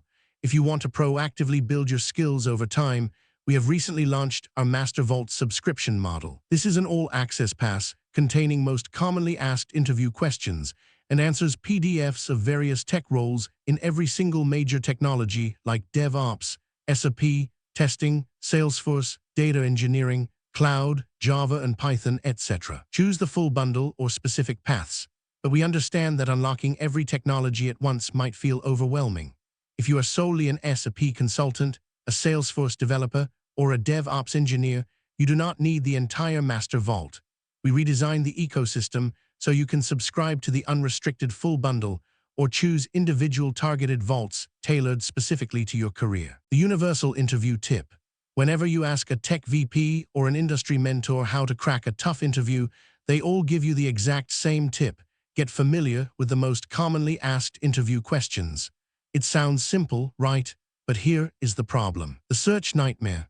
Finding the actual most commonly asked questions for senior roles is a nightmare. Generic Google searches only give you basic textbook definitions, and those will not help you clear a lead architect or senior engineer round where production reality matters. Imagine a master vault. Now, imagine a vault where the absolute most commonly asked interview questions for your specific role are already collected for you, perfectly organized by interview rounds like 1. Most commonly asked technical-based question and answers. 2. Most commonly asked scenario-based question and answers. 3. Most commonly asked real-world problem-solving question and answers. 4. Most commonly asked system design question and answers. 5. Most commonly asked behavioral-based question and answers. Cross-domain mastery. I built the ACE Interviews Master Vault for the modern architect. We did not just do this for one role. We covered everything: SRE, cybersecurity, DevOps, software testing, data engineering, Java and Python. The ultimate all-access deal. Instead of paying for individual PDFs, you can now unlock our entire database. Get over 1,000 plus PDFs containing 50,000 plus of the most asked question and answers for mere 1,499 rupees a month. The elite transformation. Stop studying just to pass. Equip yourself with the cross-domain confidence of a true architect and walk out of your next interview choosing between 2 or 3 elite job offers. Unlock the vault now. The era of buying individual guides is over. Click the link in the video description below right now to unlock the Master Vault. Now, let's get back to the Masterclass. Production Incident 26. Application logs are filled with too many open files errors, and the service stops accepting new network connections. The container is running, but it is completely unresponsive to API requests. How do you diagnose and resolve this resource limit? Answer: when an application hits its file descriptor FD limit, it can no longer open configuration files, database connections, or socket connections, effectively freezing. I would immediately check the limit configuration by running cat/proc/pid/limits to inspect the soft and hard limits assigned to the active process. Once confirmed, I would run lsof-ppid pipe wc-l to verify if the process has leaked file descriptors, which often happens when connection objects like HTTP clients or JDBC connections are initialized but never closed in code. If the process is healthy but simply under high load, I would dynamically raise the open files limit by adjusting /etc/security/limits.conf or verify kernel fs.filemax and updating the systemd service files limit no file parameter. Long term, I would implement static analysis checks to ensure all resource-intensive blocks are wrapped in try with resources statements and set up automated alerts for high open file descriptor ratios. Pro tip: every socket connection is a file descriptor in Linux. When designing high concurrency systems, always scale up your systemd and system level limit No file limits way beyond the defaults, for example, to 65535 to prevent sudden, catastrophic network lockups under normal business scaling. Production Incident 27. The system process table is completely saturated with hundreds of defunct processes marked with a Z state. The server is refusing to spawn new user processes or run system commands, claiming no child processes. How do you clean up these dead processes when kill-9 fails to terminate them? Answer response plan. Defunct processes are already dead. They remain in the process table because their parent has failed to read their exit status. 1. Immediate containment. Identify the parent process IDs PPIDs of the zombie processes using ps-f pipe grep defunct and attempt to send a sig-hup signal to the parent to force a reap. 2. Investigation. Formulate hypotheses. Investigate why parent processes are failing to read the exit status of their children, violating the POSIX wait call. 3. Evidence. The process tree showed that the parent process was blocked in an infinite I/O loop, leaving child processes in a defunct zombie state indefinitely upon exit. 4. Resolution. If the parent process is completely unresponsive, send a sig kill to the parent, which forces the system to orphan the zombies, reparenting them to PID1, which automatically reaps them. 5. Long-term prevention. Update container image configurations to use lightweight init systems like Teeny as PID1 to guarantee zombie processes are automatically reaped even if parent processes fail. Pro tip: you cannot kill a zombie process. It is already dead. The only way to remove it from the kernel's process table is to force the parent process to read its exit status, or kill the parent process entirely so that PID1 can adopt the zombies and clean them up. Production Incident 28. Application response latency spikes by 400%, and while CPU is at 95%, overall work output requests processed is extremely low. The CPU cores are constantly busy, but the application is moving at a crawl. How do you diagnose and resolve this performance paradox? Answer: when CPU usage is high but transaction throughput is low, the CPU scheduler may be thrashing. I would immediately run vmstat1 or pidstat-w1 to inspect context switching metrics. The investigation confirmed that the context switches per second (CS) had surged from a baseline of 5,000 to over 300,000, indicating that CPU cores were spending more time saving and restoring execution state than running application code. This typically occurs due to an over-threaded application architecture, where hundreds of active threads are aggressively fighting for a limited number of physical cores. To resolve this, I would refactor the application configuration to limit thread pool sizes to match the physical core count, or transition the architecture to asynchronous non-blocking runtimes that utilize event loops rather than thread per request designs, instantly stabilizing scheduler overhead. Pro tip: thread count is not a metric where more is better. If you have a 4-core machine and spin up 500 threads, you will cripple your CPU throughput with context switching overhead. Always align your thread pools with the available physical cores, and use asynchronous processing to handle high concurrency. Production Incident 29. Application response time suddenly increases by 10 times. Disk I/O is saturated, CPU utilization is relatively low, but free-m shows that physical memory is exhausted and the system is actively swapping. How do you stabilize the system and resolve the thrashing? Answer response plan. When memory exhaustion forces the system into active swap thrashing, the physical disk becomes the bottleneck for the virtual memory subsystem. 1. Immediate containment. Evacuate active customer traffic from the degraded host by draining the Kubernetes pods, allowing healthy nodes in adjacent zones to absorb the workload. 2. Investigation. Formulate hypotheses. Inspect active memory consumption and swap stats. Run vmstat1 to track the system swap in SI and swap out SO rates. 3. Evidence. The output of vmstat confirmed that SI and SO rates were averaging over 10,000 pages per second, indicating that the CPU was spending almost all of its execution cycles reading and writing memory blocks to slow disk blocks. 4. Root cause. Physical memory demand exceeded available RAM due to a long-running memory leak or sustained workload growth, forcing the kernel to continuously page active memory between RAM and swap. 5. Resolution. Gracefully restart the leaking process to release its memory back to the host, and run sudo swap off -a and then sudo swap on -a to safely clear the swap partition once memory pressure drops. 6. Long-term prevention. Adjust the kernel's virtual memory subsystem by lowering the vm.swappiness value to 10 or 0 via sys control to ensure the kernel prioritizes reclaiming page caches over writing application heap memory to swap. Pro tip: swap space is a safety net, not a memory expansion pack. In low-latency environments, configure vm.swappiness equals 10 or lower to prevent the kernel from proactively swapping out memory blocks of idle processes.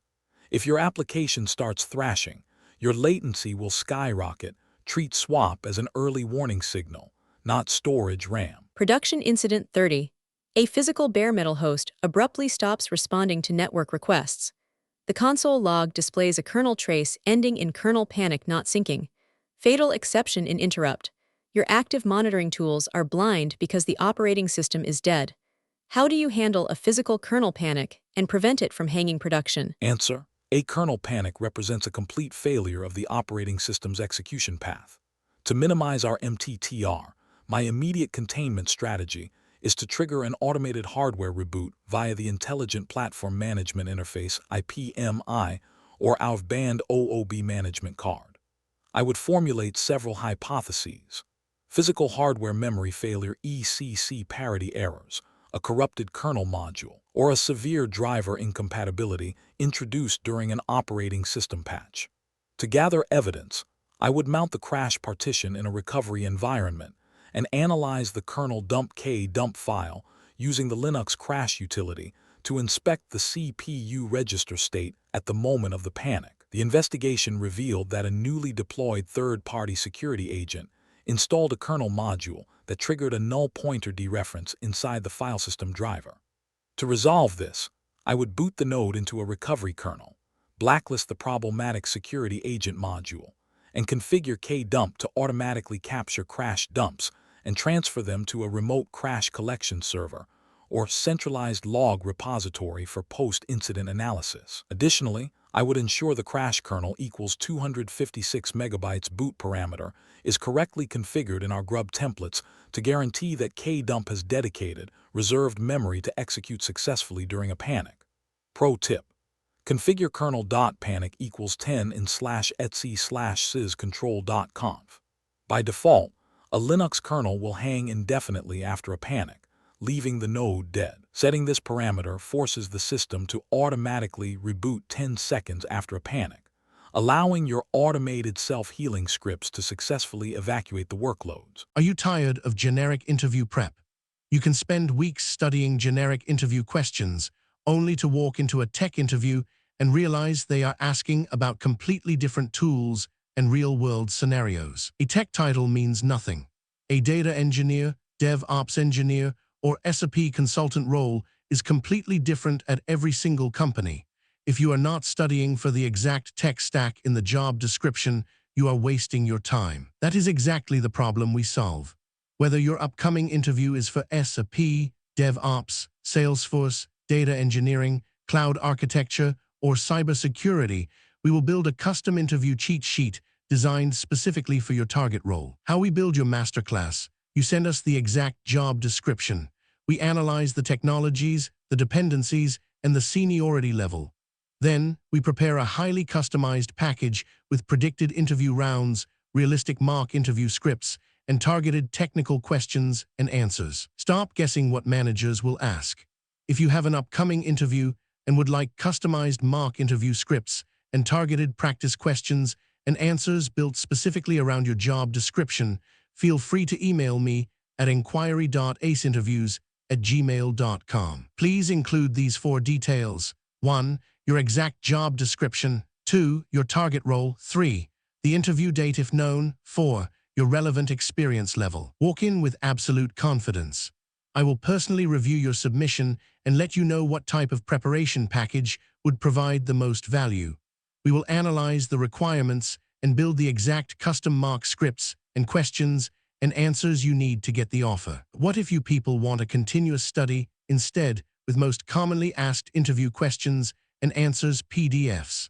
But what if you do not have an active interview lined up right now? If you want to proactively build your skills over time, we have recently launched our Master Vault subscription model. This is an all-access pass containing most commonly asked interview questions and answers PDFs of various tech roles in every single major technology like DevOps, SRE, testing, Salesforce, data engineering, cloud, Java and Python, etc. Choose the full bundle or specific paths, but we understand that unlocking every technology at once might feel overwhelming. If you are solely an SRE consultant, a Salesforce developer, or a DevOps engineer, you do not need the entire Master Vault. We redesigned the ecosystem so you can subscribe to the unrestricted full bundle or choose individual targeted vaults tailored specifically to your career. The universal interview tip. Whenever you ask a tech VP or an industry mentor how to crack a tough interview, they all give you the exact same tip. Get familiar with the most commonly asked interview questions. It sounds simple, right? But here is the problem. The search nightmare. Finding the actual most commonly asked questions for senior roles is a nightmare. Generic Google searches only give you basic textbook definitions, and those will not help you clear a lead architect or senior engineer round where production reality matters. Imagine a master vault. Now, imagine a vault where the absolute most commonly asked interview questions for your specific role are already collected for you, perfectly organized by interview rounds like 1. Most commonly asked technical-based question and answers. 2. Most commonly asked scenario-based question and answers. 3. Most commonly asked real-world problem-solving question and answers. 4. Most commonly asked system design question and answers. 5. Most commonly asked behavioral-based question and answers. Cross-domain mastery. I built the ACE Interviews Master Vault for the modern architect. We did not just do this for one role. We covered everything: SRE, cybersecurity, DevOps, software testing, data engineering, Java and Python. The ultimate all-access deal. Instead of paying for individual PDFs, you can now unlock our entire database. Get over 1,000 plus PDFs containing 50,000 plus of the most asked question and answers for a mere 1,499 rupees a month. The elite transformation. Stop studying just to pass. Equip yourself with the cross-domain confidence of a true architect and walk out of your next interview choosing between 2 or 3 elite job offers. Unlock the vault now. The era of buying individual guides is over. Click the link in the video description below right now to unlock the Master Vault. Now, let's get back to the Masterclass. Production Incident 31. A high-performance database container running on a multi-socket bare metal server experiences severe latency spikes, even though overall system CPU and memory utilization are well below 50%. The hypervisor is healthy, and database connections are normal. How do you diagnose this quiet performance degradation? Answer: response plan. On multi-socket systems, memory latency can vary significantly depending on whether a CPU core is accessing local RAM or traversing the interconnect bus. 1. Immediate containment. Pin the database process directly to a specific single physical CPU socket using the taskset utility to instantly bypass cross-socket memory hopping. 2. Investigation. Formulate hypotheses. The degradation could be caused by CPU thread migrations, memory allocation pinning, or non-uniform memory access NUMA node imbalances. Run NUMA stat-c process_name to inspect node-level allocation. 3. Evidence. The output of NUMA stat confirmed that the database process was experiencing millions of NUMA misallocations, indicating that the database thread executing on CPU socket 0 was consistently accessing memory mapped to physical RAM on CPU socket 1. 4. Root cause. The bare metal server was designed with distinct NUMA nodes, but the database process was spawned without memory binding policies, causing the kernel scheduler to allocate memory across socket boundaries, introducing high latency interconnect bus wait states. 5. Long-term prevention. Enforce strict NUMA affinity configurations at the orchestrator layer, or use the NUMA control utility to start high-throughput database processes with the local alloc or --mem bind flags to guarantee CPU and memory alignment. Pro tip: Multi-socket servers are powerful, but they hide memory latency pitfalls. If your low-latency database or cache experiences unexplained latency spikes on high-end hardware, run NUMA stat. If your NUMA_miss rate is high, your CPU is wasting cycles waiting for memory to travel across the motherboard interconnect. Always bind your performance workloads to a local NUMA node. Production Incident 32. System performance grinds to a halt. While CPU utilization is low, the I/O wait percentage surges to over 60%, and database queries are taking seconds to execute. You have a massive write queue building up. How do you isolate the disk bottleneck and stabilize the platform? Answer: high I/O weight means CPU cores are sitting idle, waiting for disk read and write requests to complete. I would immediately check the storage statistics by running iostat-xz1 to inspect device utilization and queue sizes. I would formulate several hypotheses: a noisy neighbor on a shared storage plane, a failing physical disk drive, or an application writing an excessive volume of synchronous logs to disk. The investigation confirmed that our database volume/dev/sdb was pinned at 100% disk utilization %util, with an average wait time await exceeding 200 milliseconds, indicating that we had saturated the underlying storage subsystem's IOPS limits. To resolve the immediate bottleneck, I would implement application-level write throttling on non-critical processes and flush the database's dirty pages to disk asynchronously. Long-term, I would migrate the volume to a high-performance SSD tier with guaranteed provisioned IOPS, and separate application logging streams onto a dedicated storage volume to isolate critical transaction writes. Pro tip: if your I/O weight spikes in a virtualized cloud environment, check your physical storage IOPS and latency metrics before blaming the app. Note that while CPU steal time %st is a critical signal of virtualized host resource contention such as noisy neighbors, it represents a hypervisor CPU scheduling bottleneck rather than direct storage throttling. Always use IOStat to isolate true disk contention from CPU scheduling delays. Production Incident 33. A single node in a cluster becomes highly unresponsive, and monitoring alerts show the host has reached 100% CPU capacity.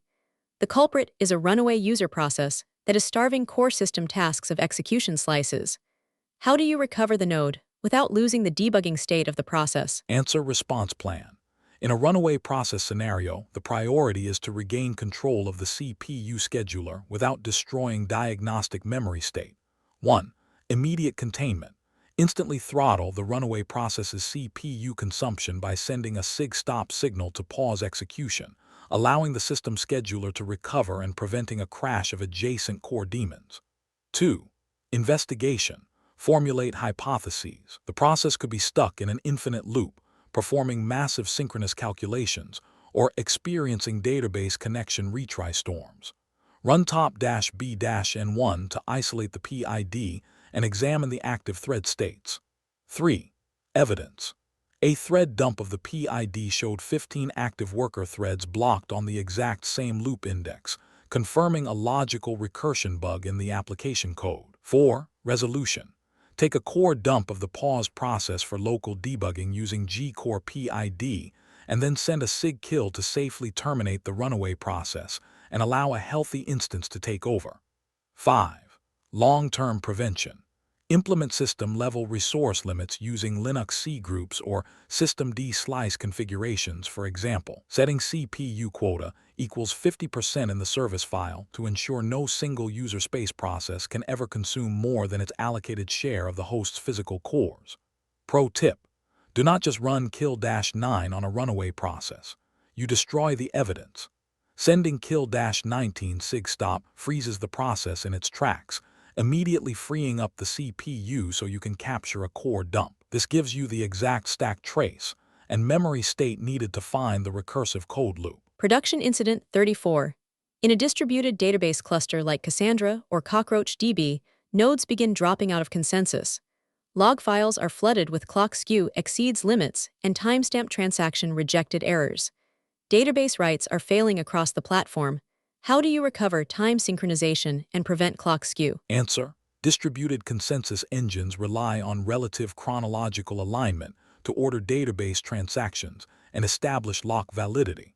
I would immediately check the synchronization status across all cluster nodes by running time-date control status or querying our NTP daemons tracking metrics. I would formulate several hypotheses. The network time service failed to sync during a hypervisor migration. System clock is drifting due to virtualized hardware timer constraints, or the local NTP daemon has crashed.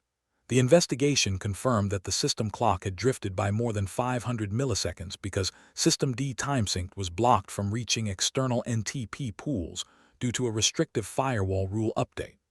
To resolve this, I would temporarily align the clocks manually, whitelist port 123 in the firewall configuration, and restart the timesync service. Long-term, I would transition the NTP client on our cluster nodes to Crony, which can smoothly slew the system clock back into alignment without causing sudden, erratic jumps in time. Pro tip: never use default timesync for high concurrency distributed databases. Use Crony and configure it to slew configure Crony to gradually slew clock corrections instead of stepping the clock whenever possible. Instead of step the system clock. Stepping the clock backward, even by a few milliseconds, can cause databases to interpret future writes as past writes, resulting in silent data corruption. Production Incident 35. After an automated security patch execution on your Linux fleet, several database nodes begin experiencing sudden kernel oops errors, breaking local socket connections, and stalling volume mounting. How do you roll back and secure the OS lifecycle? Answer: response plan. Automated operating system updates can introduce silent incompatibilities with custom storage and network drivers, requiring rollback to a known stable boot state. 1. Immediate containment. Block automated patching across the remaining healthy fleet instantly and manually reboot the degraded nodes into the previous known stable kernel version from the grub bootloader menu. 2. Investigation. Formulate hypotheses. The patch execution may have updated the active kernel package, but mismatched the underlying file system or storage drivers, or the running kernel module compilation was broken. 3. Evidence. Examining uname-r and the kernel ring buffer DMESG showed a mismatch where the running kernel was upgraded to a new minor version, but our custom storage driver failed to compile against the new headers, breaking mount capabilities. 4. Resolution. Pin the stable working kernel package using the local package manager, for example, a PT mark hold or yum version lock, ensuring automated updates never touch core operating system packages without explicit approval. 5. Long-term prevention. Establish a strict dev, staging, and production canary lifecycle for all base OS updates. Never execute untargeted, live automated apt upgrade or yum update commands on production infrastructure. Always use locked, immutable image patterns like Packer and Golden images for host deployments. Pro tip: never run untargeted, live automated apt upgrade or yum update commands on production hosts. A single minor kernel patch can break your storage driver, your network card kernel modules, or your container runtime. Use Golden images via Packer to test and lock your OS kernel versions before rolling them out to production. Category 2 Conclusion. Mastering Systems Diagnostics. Low-level system diagnostics represent the hard physical boundary of any software application. As we have seen across these 15 operating system incidents, from silent unlinked deleted files to interrupt storms and NUMA imbalances, software cannot outrun the CPU scheduler or the kernel memory manager. Mastery in SRE requires you to look past the abstraction layer of your application and comfortably navigate system-level metrics, disk I nodes, and process states to stabilize hosts under real-world load. Are you tired of generic interview prep? You can spend weeks studying generic interview questions, only to walk into a tech interview and realize they are asking about completely different tools and real-world scenarios. A tech title means nothing. A data engineer, DevOps engineer, or SRE consultant role is completely different at every single company. If you are not studying for the exact tech stack in the job description, you are wasting your time. That is exactly the problem we solve. Whether your upcoming interview is for SRE, DevOps, Salesforce, data engineering, cloud architecture, or cybersecurity, we will build a custom interview cheat sheet designed specifically for your target role. How we build your masterclass. You send us the exact job description. We analyze the technologies, the dependencies, and the seniority level. Then, we prepare a highly customized package with predicted interview rounds, realistic mock interview scripts, and targeted technical questions and answers. Stop guessing what managers will ask. If you have an upcoming interview and would like customized mock interview scripts and targeted practice questions and answers built specifically around your job description, feel free to email me at inquiry.aceinterviews@gmail.com. Please include these 4 details. 1. Your exact job description. 2. Your target role. 3. The interview date if known. 4. Your relevant experience level. Walk in with absolute confidence. I will personally review your submission and let you know what type of preparation package would provide the most value. We will analyze the requirements and build the exact custom mock scripts and questions and answers you need to get the offer. What if you people want a continuous study instead with most commonly asked interview questions and answers PDFs? But what if you do not have an active interview lined up right now? If you want to proactively build your skills over time, we have recently launched our Master Vault subscription model. This is an all-access pass containing most commonly asked interview questions and answers PDFs of various tech roles in every single major technology like DevOps, SRE, testing, Salesforce, data engineering, cloud, Java and Python, etc. Choose the full bundle or specific paths, but we understand that unlocking every technology at once might feel overwhelming.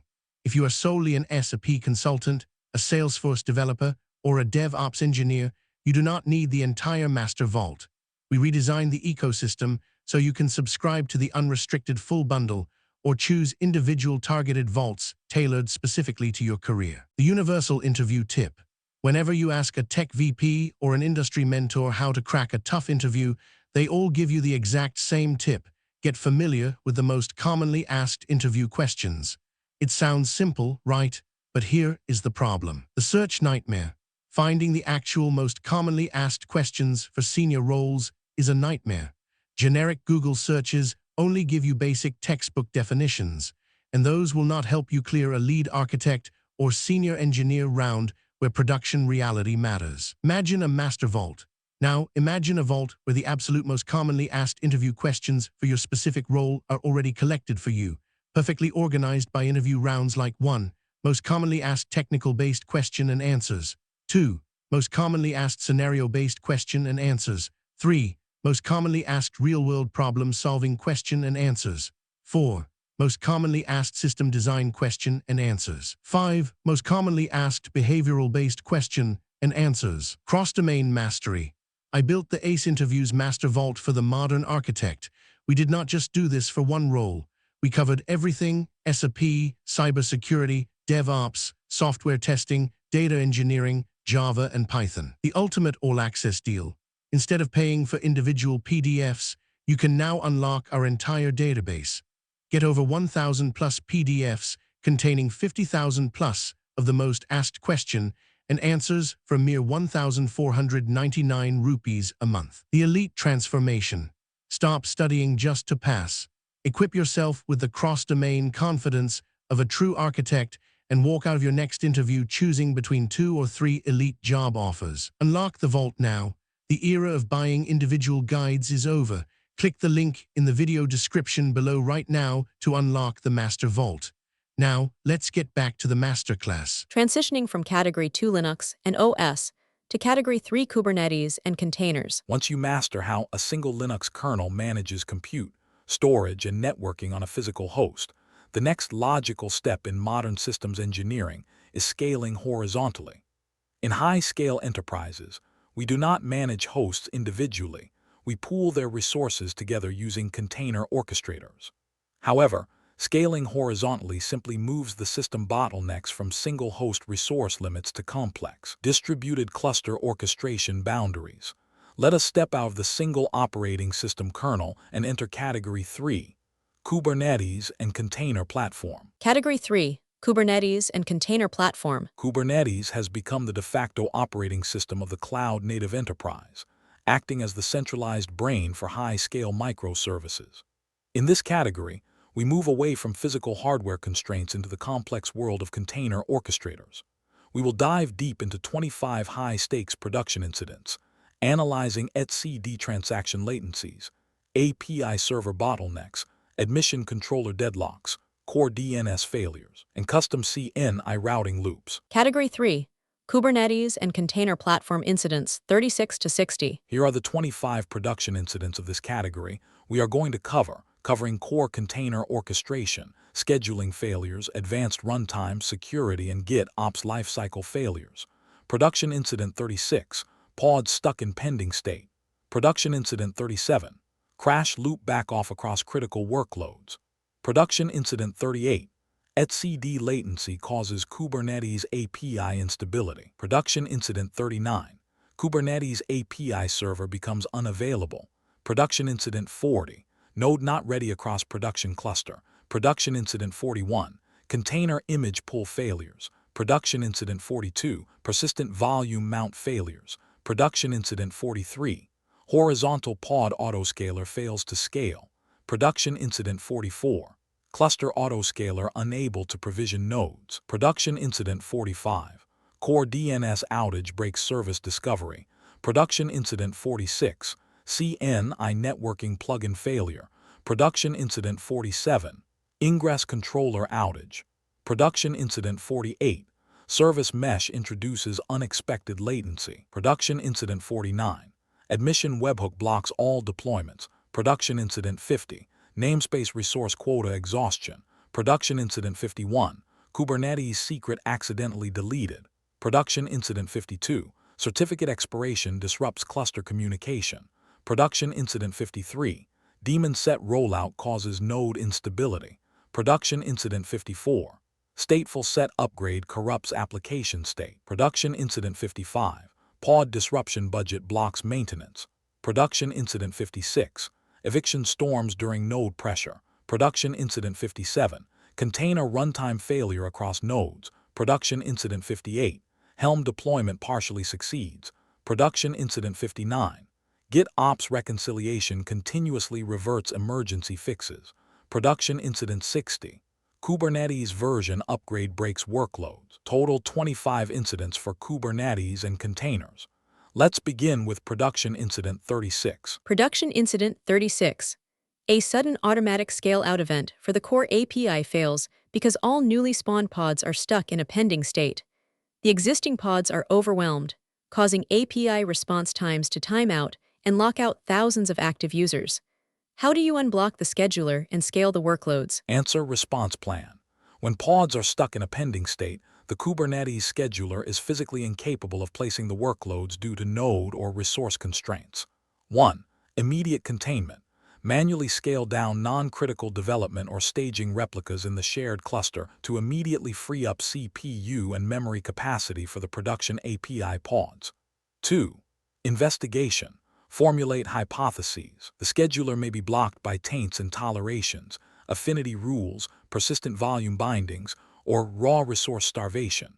Run kubectl describe pod name to inspect scheduler events. 3. Evidence. The pod description event log confirmed a resource scheduling failure.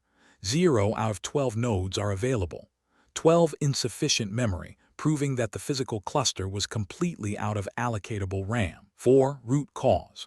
A newly deployed auxiliary service was configured with excessively high resources. Requests. Memory settings without actual benchmark validation, completely consuming the cluster's allocatable memory pool. 5. Resolution. Adjust the over-provisioned memory requests of the auxiliary service to realistic operational limits and trigger a manual node scaling event in the cloud provider group. 6. Long-term prevention. Enforce resource quotas across all namespaces to prevent a single team or service from starving the cluster's scheduling pool, and use vertical pod autoscaler in recommendation mode to dynamically audit resource boundaries. Pro tip. Resource requests are a hard contract with the scheduler, while limits are the physical cap. If you set your CPU or memory requests too high, your pods will remain stuck in a pending state even if the actual physical node utilization is under 10%. Keep your requests tight and accurate. Production Incident 37. A routine config map update causes your payment gateway microservice to enter a rapid crash loop back off state. Within minutes, checkout transactions drop to zero, and the platform is losing $15,000 per minute. How do you identify the configuration drift and recover the application? Answer response plan. In a configuration-driven crash loop, the priority is to revert to the last known stable state before troubleshooting the binary drift. 1. Immediate containment. Instantly roll back the config map to the previous stable version using the GitOps pipeline or the deployment history and execute a rolling restart of the application pods. 2. Investigation. Formulate hypotheses. The container may be failing due to missing environment variables, malformed property files, or invalid directory mount paths. Run kubectl logs pod name -- previous to inspect the exit logs. 3. Evidence. The container's exit log confirmed a bootstrap failure. java.io.file not found exception. /config/database.properties, proving the application was looking for a configuration file that did not exist on the mounted volume path. 4. Root cause. The updated config map renamed the database properties key to support a different framework, but the volume mount path in the deployment YAML remained hard-coded to the old file name, breaking the application's startup requirements. 5. Resolution. Update the volume mount key references in the application deployment template to match the new config map schema and reapply the manifest. 6. Long-term prevention. Implement schema validation and config linting tools in your deployment pipeline to verify key value schema consistency and volume mount integrity before any configuration reaches production. Pro tip. When debugging a crash loop backoff error, a standard kubectl logs command will often return nothing because the container is already dead. Always append the -- previous flag to inspect the standard out or standard error buffer of the container times before times it terminated to find the bootstrap stack trace. Production Incident 38. All API-driven orchestrations across a 200-node cluster slow to a crawl, taking up to 30 seconds to respond. The cluster autoscaler is frozen, deployment pipelines are failing, and the control plane is dropping node status updates. How do you identify the database bottleneck and restore stability? Answer response plan. When the control plane slows down globally, the primary state store is experiencing write congestion or disk starvation. 1. Immediate containment. Temporarily block non-essential CI and CD pipelines and automated polling controllers from querying the cluster to immediately reduce read and write load on the API server. 2. Investigation. Formulate hypotheses. The control plane master nodes may be experiencing CPU throttling, network packet drops, or the etcd backend database is experiencing disk I/O starvation. Query the etcd disk commit metrics. 3. Evidence. Prometheus monitoring confirmed that etcd_disk_WAL_F commit_duration_seconds had spiked to 180 milliseconds, indicating severe write latency to the etcd write-ahead logs. 4. Root cause. The etcd data directory was configured to share a network-attached storage volume with high-volume application logging streams, causing disk IOPS starvation during heavy write cycles. 5. Resolution. Migrate the etcd data directory and write-ahead logs onto dedicated high-performance local NVMe solid-state drives on the control plane master nodes, bypassing network latency. 6. Long-term prevention. Enforce a strict architectural boundary that isolates the etcd storage plane onto dedicated physical controllers, and configure disk priority I/O reservations specifically for the database volume. Pro tip. etcd is incredibly sensitive to disk write latency. If your write-ahead log commit duration exceeds 10 milliseconds, the etcd cluster will lose quorum, causing the entire Kubernetes control plane to freeze. Always run etcd on dedicated, local solid-state drives. Never share those drives with any other logging or application workload. Production Incident 39. The Kubernetes API server completely stops responding to all network requests on port 6443.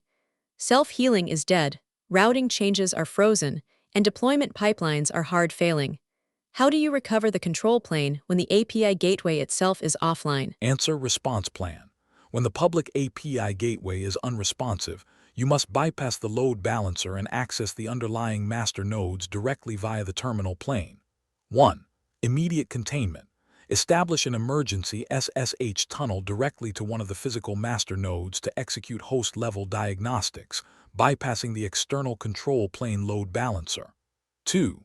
Investigation. Formulate hypotheses. The master nodes may be experiencing memory exhaustion. The API daemon may have crashed, or static pods may be failing. Inspect the static pod logs under /var/log/pods. 3. Evidence.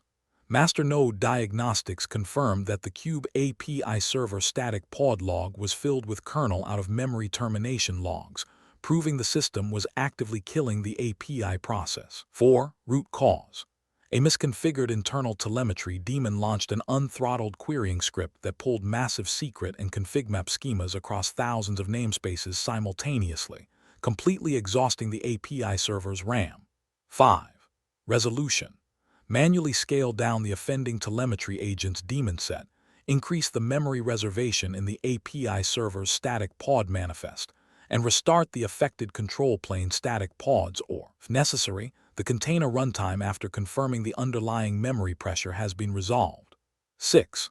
Long-term prevention. Configure API priority and fairness rules in the control plane to enforce strict rate limiting on non-critical service accounts, protecting the master scheduling thread from internal resource starvation.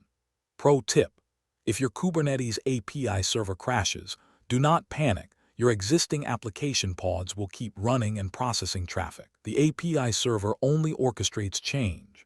To recover, SSH into a master node and inspect the static pod manifest files under /etc/kubernetes/manifests. Production Incident 40. At 3 a.m., 10 critical production nodes transition to a not-ready status simultaneously. Hundreds of application pods are evicted, triggering a massive scheduling storm that threatens to overwhelm the remaining healthy nodes. How do you stabilize the cluster and recover the lost compute capacity? Answer: response plan. In a mass node eviction crisis, the priority is to halt automated eviction policies to prevent the control plane from cascading healthy workloads into a death spiral. 1. Immediate containment. Manually adjust the Cloud Controller Manager parameters to temporarily tune node eviction thresholds or grace periods while investigating the widespread failure, if appropriate for the incident, halting the destructive scheduling loop of healthy workloads. 2. Investigation. Formulate hypotheses. The nodes may have experienced a localized cloud network partition, memory exhaustion, or a crash of the local agent daemon. SSH into one of the degraded hosts. 3. Evidence. Running system control status kubelet on the degraded node showed that the kubelet service was completely inactive, and the logs pointed to connection timeouts with the container runtime. 4. Root cause. A silent memory leak in the underlying container runtime containerd caused the process to hang, preventing the local kubelet agent from validating container status and causing it to report the node as dead. 5. Resolution. Restart the containerd and kubelet services on the affected nodes and verify their status returns to ready in the control plane. 6. Long-term prevention. Configure kubelet resource reservations kube reserved and system reserved to guarantee that system, and container runtime daemons are never starved of CPU or memory during workload spikes. Pro tip: a not-ready node almost always means the kubelet agent has lost connection to either the container runtime or the API server. Always check your system journal control-ukube. Let first to see if the agent is suffocating due to resource starvation. Are you tired of generic interview prep? You can spend weeks studying generic interview questions, only to walk into a tech interview and realize they are asking about completely different tools and real-world scenarios. A tech title means nothing. A data engineer, DevOps engineer, or SRE consultant role is completely different at every single company. If you are not studying for the exact tech stack in the job description, you are wasting your time. That is exactly the problem we solve. Whether your upcoming interview is for SRE, DevOps, Salesforce, data engineering, cloud architecture, or cybersecurity, we will build a custom interview cheat sheet designed specifically for your target role. How we build your masterclass: you send us the exact job description. We analyze the technologies, the dependencies, and the seniority level. Then, we prepare a highly customized package with predicted interview rounds, realistic mock interview scripts, and targeted technical questions and answers. Stop guessing what managers will ask. If you have an upcoming interview and would like customized mock interview scripts and targeted practice questions and answers built specifically around your job description, feel free to email me at inquiry.aceinterviews@gmail.com. Please include these 4 details. 1. Your exact job description. 2. Your target role. 3. The interview date if known. 4. Your relevant experience level. Walk in with absolute confidence. I will personally review your submission and let you know what type of preparation package would provide the most value. We will analyze the requirements and build the exact custom mock scripts and questions and answers you need to get the offer. What if you people want a continuous study instead with most commonly asked interview questions and answers PDFs? But what if you do not have an active interview lined up right now?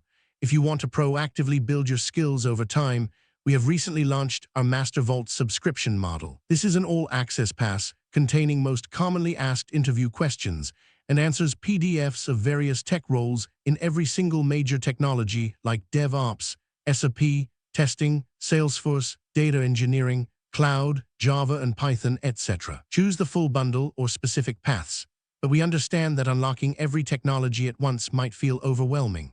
If you are solely an SRE consultant, a Salesforce developer, or a DevOps engineer, you do not need the entire Master Vault.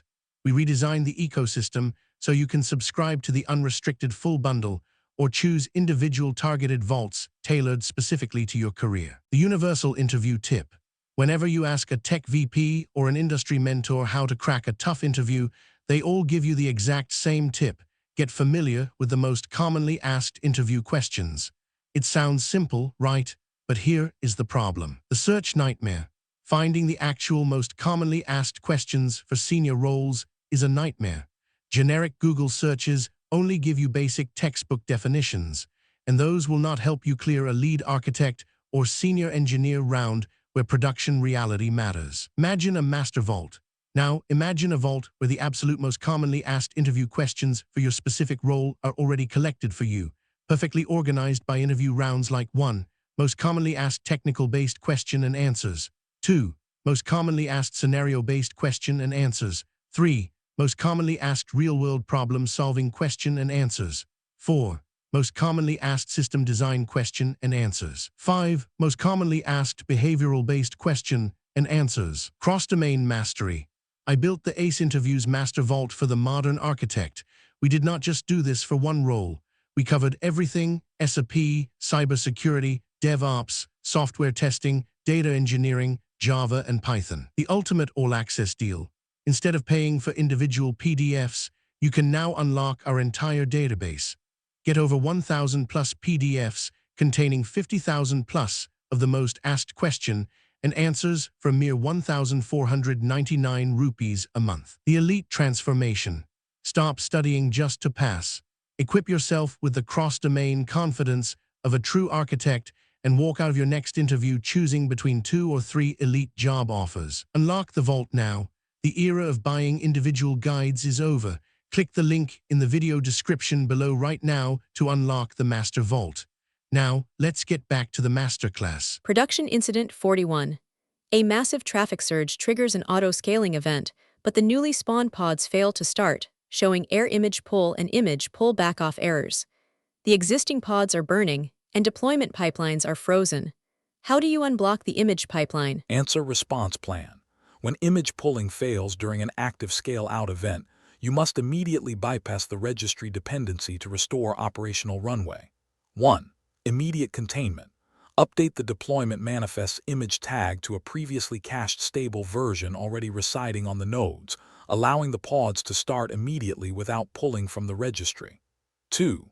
Investigation. Formulate hypotheses. The private container registry may be experiencing an outage, credentials may have expired, or the node's outbound NAT gateway is experiencing port exhaustion. Describe the failing pod. 3. Evidence. The pod's event log confirmed an authentication failure. 401 unauthorized login credentials expired, proving the node-level registry secrets were out of sync. 4. Root cause. The automated token refresh daemon failed to update the registry credential secrets due to an expired IAM role credential, leaving the nodes unable to authenticate with the private container registry. 5. Resolution. Manually refresh the registry token, update the secret in the affected namespaces, and trigger a rolling update of the pending pods. 6. Long-term prevention. Implement a continuous credentials operator such as the AWS ECR credential helper that runs natively inside the cluster to handle automated token rotation, removing manual secret dependencies. Pro tip: to avoid image pullback off disasters during registry outages, configure image pull policy, if not present on production workloads. This ensures the node will reuse its locally cached image if it exists, rather than querying the external registry on every single pod scale out. Production Incident 42. A stateful database pod is rescheduled to a new node, but remains stuck in a container creating state for 20 minutes. Database write operations are offline, and system queues are backing up. How do you force release the volume and restore database operations? Answer response plan. When a stateful workload is stuck mounting a volume, a multi-attach lock is preventing the storage system from releasing the disk to the new node. 1. Immediate containment. Stop repeated rescheduling attempts, verify the original node state, and then coordinate volume detachment through the storage layer if necessary. 2. Investigation. Formulate hypotheses. The cloud block storage volume may still be attached to the old physical host, or the CSI storage driver has deadlocked. Check the volume attachment status via the cloud CLI. 3. Evidence. The cloud provider console confirmed that the block storage volume was still locked in an attached state to the terminated physical host, blocking the new node from securing the mount. 4. Root cause. The cloud provider's volume controller failed to detach the block storage volume from the degraded host during the unscheduling process, leaving the volume locked in a multi-attach conflict. 5. Resolution. Execute a force detach command via the cloud provider's API and restart the CSI node driver pod on the new host to trigger a clean mount. 6. Long-term prevention. Configure strict volume attachment timeouts in the CSI driver controller and implement automated node drain playbooks that explicitly verify volume detachment before terminating hosts. Pro tip: block storage volumes like AWS EBS or GCP persistent disk are strictly read-write once. They can only attach to one physical node at a time. If a node crashes abruptly, the cloud provider can take up to 15 minutes to recognize the detachment. Always keep a CLI script handy to force release stuck volume attachments. Production Incident 43. Traffic spikes by 400% during a marketing campaign, but the horizontal pod autoscaler HPA fails to spawn any new replicas. The existing pods are overwhelmed, CPU throttled, and API response time spiked to 10 seconds. How do you scale the workloads and fix the metrics pipeline? Answer response plan. When the HPA fails to scale a burning deployment, the metrics pipeline is missing the core metric target needed to calculate scaling. 1. Immediate containment. Manually override the HPA scaling parameters by running kubectl scale deployment /API gateway -- replicas equals 30 to instantly absorb the traffic surge. 2. Investigation. Formulate hypotheses.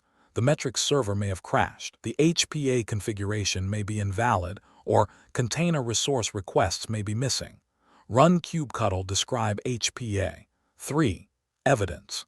The HPA description showed a warning. Unknown metrics failed to get CPU utilization, proving the metrics collector could not read resource usage from the pods. 4. Root cause. The application's deployment manifest was recently updated but lacked a resources.requests.cpu configuration, preventing the metrics server from calculating relative CPU utilization. 5. Resolution. Add explicit CPU and memory resource requests to the container specifications in the deployment template and reapply the manifest to the cluster. 6. Long-term prevention. Implement gatekeeper policies such as OPA or Kyverno that automatically block any deployment manifest from being committed if it lacks resource requests and limits. Pro tip: an HPA is completely blind without resource requests. It calculates scaling based on current underscore CPU divided by requested underscore CPU. If you do not define resource requests in your YAML, the HPA will return unknown and will never scale your pods, no matter how hard they are burning. Production Incident 44. A sudden workload scale-out event creates 50 pending pods, but the cluster autoscaler fails to provision new physical nodes. Workloads remain pending, and the platform cannot handle the surge. How do you provision the required compute capacity? Answer response plan. When the cluster autoscaler fails to provision nodes, the compute engine has hit physical cloud limitations or network boundaries. 1. Immediate containment. Manually increase the node group capacity in the cloud provider console to force provision compute instances, overriding the failing autoscaler. 2. Investigation. Formulate hypotheses. The cloud provider's API may be rate-limiting requests, the autoscaler may lack IAM permissions, or the subnet has run out of available IP addresses. Inspect the cluster autoscaler logs. 3. Evidence. Autoscaler logs were filled with errors, failed to scale up. Subnet 123 has no free private IP addresses, confirming network IP exhaustion on the node subnet. 4. Root cause. The VPC subnet assigned to the primary compute node group was configured with a small /24 sitter block, which ran out of allocatable IP addresses as container density scaled. 5. Resolution. Allocate a new, larger /20 VPC subnet to the node group configuration and trigger a rolling update of the physical node groups to point to the new network range. 6. Long-term prevention. Implement secondary sitter ranges in the VPC network architecture and use CNI plugins that optimize IP allocation to conserve IP space. Pro tip. Pods in cloud environments often consume a real IP address from your corporate VPC subnet. If you build your clusters in tight /24 subnets, you will run out of IPs long before you run out of compute power. Always design your SRE VPCs with massive /18 or /20 IP blocks. Production Incident 45. All microservices in the cluster start throwing connection errors, unable to resolve internal database or external API hosts. Core production workloads are failing, and the application cannot discover adjacent services. How do you restore DNS resolution? Answer response plan. When service discovery breaks globally, the cluster's internal DNS resolution engine is completely offline or isolated. 1. Immediate containment. Temporarily hardcode critical database and external API IP addresses into the application config maps to bypass DNS resolution entirely. 2. Investigation. Formulate hypotheses. Core DNS pods may have crashed, core DNS service routing may be broken, or network policies are blocking DNS queries. Run kubectl get pods-ncube system-lk8s app equals cube DNS. 3. Evidence. Core DNS pod logs showed severe, continuous crash loops ending with read and write, connection-refused errors when attempting to query upstream DNS resolvers. 4. Root cause. A newly deployed network policy blocked core DNS from reaching its configured upstream DNS servers or the Kubernetes API where applicable, causing recursive resolution failures. 5. Resolution. Roll back the offending network policy and verify that the core DNS pods can successfully query upstream DNS servers and transition to a healthy running state. 6. Long-term prevention. Implement core DNS autoscaling and isolate core system services DNS, CNI, ingress in protected namespaces with globally permissive network policies. Pro tip. Core DNS is the single most critical component in any Kubernetes cluster. If it fails, everything fails. Always run a minimum of 2 core DNS replicas with pod anti-affinity configured so they never run on the same physical node, and always auto-scale them based on cluster size. Are you tired of generic interview prep? You can spend weeks studying generic interview questions, only to walk into a tech interview and realize they are asking about completely different tools and real-world scenarios. A tech title means nothing. A data engineer, DevOps engineer, or SAP consultant role is completely different at every single company. If you are not studying for the exact tech stack in the job description, you are wasting your time. That is exactly the problem we solve. Whether your upcoming interview is for SRE, DevOps, Salesforce, data engineering, cloud architecture, or cybersecurity, we will build a custom interview cheat sheet designed specifically for your target role. How we build your masterclass: you send us the exact job description. We analyze the technologies, the dependencies, and the seniority level. Then, we prepare a highly customized package with predicted interview rounds, realistic mock interview scripts, and targeted technical questions and answers. Stop guessing what managers will ask. If you have an upcoming interview and would like customized mock interview scripts and targeted practice questions and answers built specifically around your job description, feel free to email me at inquiry.aceinterviews@gmail.com. Please include these 4 details: 1. Your exact job description. 2. Your target role. 3. The interview date if known. 4. Your relevant experience level. Walk in with absolute confidence. I will personally review your submission and let you know what type of preparation package would provide the most value. We will analyze the requirements and build the exact custom mock scripts and questions and answers you need to get the offer. What if you people want a continuous study instead, with most commonly asked interview questions and answers PDFs? But what if you do not have an active interview lined up right now? If you want to proactively build your skills over time, we have recently launched our Master Vault subscription model. This is an all-access pass containing most commonly asked interview questions and answers PDFs of various tech roles in every single major technology like DevOps, SRE, testing, Salesforce, data engineering, cloud, Java and Python, etc. Choose the full bundle or specific paths, but we understand that unlocking every technology at once might feel overwhelming. If you are solely an SRE consultant, a Salesforce developer, or a DevOps engineer, you do not need the entire Master Vault. We redesigned the ecosystem so you can subscribe to the unrestricted full bundle or choose individual targeted vaults tailored specifically to your career. The universal interview tip: whenever you ask a tech VP or an industry mentor how to crack a tough interview, they all give you the exact same tip: get familiar with the most commonly asked interview questions. It sounds simple, right? But here is the problem. The search nightmare. Finding the actual most commonly asked questions for senior roles is a nightmare. Generic Google searches only give you basic textbook definitions, and those will not help you clear a lead architect or senior engineer round where production reality matters. Imagine a master vault. Now, imagine a vault where the absolute most commonly asked interview questions for your specific role are already collected for you, perfectly organized by interview rounds like 1. Most commonly asked technical-based question and answers.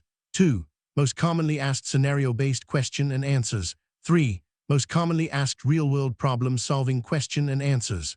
4. Most commonly asked system design question and answers. 5. Most commonly asked behavioral-based question and answers. Cross-domain mastery. I built the ACE Interviews Master Vault for the modern architect. We did not just do this for one role. We covered everything: SRE, cybersecurity, DevOps, software testing, data engineering, Java and Python. The ultimate all-access deal. Instead of paying for individual PDFs, you can now unlock our entire database. Get over 1,000 plus PDFs containing 50,000 plus of the most asked question and answers for a mere 1,499 rupees a month. The elite transformation. Stop studying just to pass. Equip yourself with the cross-domain confidence of a true architect and walk out of your next interview choosing between 2 or 3 elite job offers. Unlock the vault now. The era of buying individual guides is over. Click the link in the video description below right now to unlock the Master Vault. Now, let's get back to the masterclass. Production Incident 46. Pods on newly launched nodes are unable to communicate with each other, dropping all inter-service traffic. Overlay network partitions are degrading performance and breaking database replication. How do you restore the overlay network? Answer: response plan. When newly launched nodes cannot route traffic, the Container Network Interface CNI overlay routing table has failed to sync on the local host. 1. Immediate containment. Cordon the newly launched nodes to prevent new workloads from scheduling onto the broken network segments. 2. Investigation. Formulate hypotheses. The CNI daemon set may have crashed, IPAM tables may be corrupted, or security groups are blocking UDP routing. Check the CNI pod logs. 3. Evidence. CNI daemon logs were filled with routing errors, failed to set up bridge. Link already exists, confirming local interface synchronization corruption on the host. 4. Root cause. A conflict between the local host node's routing tables and the CNI overlay configuration caused the network interfaces to fall out of sync after an automated kernel update on the host. 5. Resolution. Delete the corrupted network interfaces manually from the host system and restart the CNI daemon set pods to force recreate clean overlay bridges. 6. Long-term prevention. Pin your CNI version, implement end-to-end network validation testing during node boots, and configure system alerts to monitor network packet drops. Pro tip. CNI failures often happen quietly. The pods look green but are functionally mute. Always monitor network reachability across hosts using daemon set-based node-to-node ping testers to detect silent overlay network partitions immediately. Production Incident 47. Global front-end traffic drops to absolute zero, and all external users receive HTTP 503 service unavailable errors. Your public-facing ingress gateway is completely dead, and all external web and mobile clients are locked out of the system. How do you restore external routing? Answer response plan. A complete public gateway outage means the ingress controller has experienced a hard resource crash or the load balancer is misrouting. 1. Immediate containment. Temporarily redirect global DNS routing to a backup region or a static maintenance page to preserve user experience. 2. Investigation. Formulate hypotheses. The public cloud load balancer may have failed, the ingress controller pods may have crashed, or routing rules are corrupted. Inspect the ingress controller pods. 3. Evidence. Ingress controller pod logs showed severe resource exhaustion. Worker process 15 exited on signal 9 proving the gateway pods were dying due to memory exhaustion. 4. Root cause. A sudden, massive burst of API requests with heavily bloated headers completely exhausted the ingress controller's buffer memory, triggering the kernel killer to terminate the routing threads. 5. Resolution. Manually scale the ingress controller deployment to 10 replicas and increase its memory resource limits inside the container configuration. 6. Long-term prevention. Implement rate limiting at the CDN and edge layer to block bloated requests before they reach the ingress gateway, and enforce strict auto-scaling rules on your ingress controllers. Pro tip. Your ingress controller is your cluster's front door. If it is under-provisioned, any traffic surge will trigger an crash that locks out 100% of your users. Always auto-scale your ingress controller independently of your app pods and allocate sufficient memory based on traffic profile and load testing per ingress replica. Production Incident 48. Following a service mesh rollout, P99 application latency across all internal services spikes from 80 milliseconds to 900 milliseconds. Transaction timeouts occur, and user checkout pages load incredibly slowly, destroying conversions. How do you isolate the mesh bottleneck? Answer response plan. A sudden, massive latency spike after a mesh rollout indicates proxy resource starvation or configuration distribution overhead. 1. Immediate containment. Temporarily disable MTLS and mesh routing rules for critical checkout paths, allowing direct service-to-service communication. 2. Investigation. Formulate hypotheses. The sidecar proxies may be under-provisioned, the control plane is slow in distributing configurations, or telemetry tracing is blocking network threads. Run proxy metrics diagnostics. 3. Evidence. Envoy proxy metrics confirmed Envoy cluster upstream RQ time was high, and the sidecar CPU was pinned at 100% due to processing a massive global routing configuration update. 4. Root cause. The service mesh was distributing the entire cluster's routing directory thousands of service endpoints to every single sidecar proxy, exhausting proxy CPU, and adding massive processing latency to every network hop. 5. Resolution. Implement dedicated egress configurations such as Istio's sidecar resources to strictly limit the configuration scope, ensuring each proxy only receives routing data for its direct dependencies. 6. Long-term prevention. Configure resource limits specifically for sidecar proxies, and establish strict architecture guidelines that limit cross-namespace configuration pollution. Pro tip: sidecars are not free. If you have 500 microservices, every proxy is storing the routing table of all 500. Use Istio's sidecar egress configuration to force proxies to only watch their actual targets. This reduces sidecar memory consumption and latency by over 90%. Production Incident 49. A new Open Policy Agent (OPA) gatekeeper constraint rollout causes your validating admission webhook to fail. Instantly, all CI and CD deployment pipelines fail, and the cluster cannot auto-scale during a traffic surge because all new pods are rejected globally. How do you bypass the gatekeeper and restore deployment pipelines? Answer response plan. When an admission webhook is failing closed, SRE must immediately bypass the validation webhook configuration in the control plane to restore cluster operations. 1. Immediate containment. Instantly edit the validating webhook configuration manifest and patch failure policy from fail to ignore whenever operationally appropriate. Only delete the validating webhook configuration as a last resort emergency action if the cluster cannot be recovered through configuration changes. 2. Investigation. Formulate hypotheses.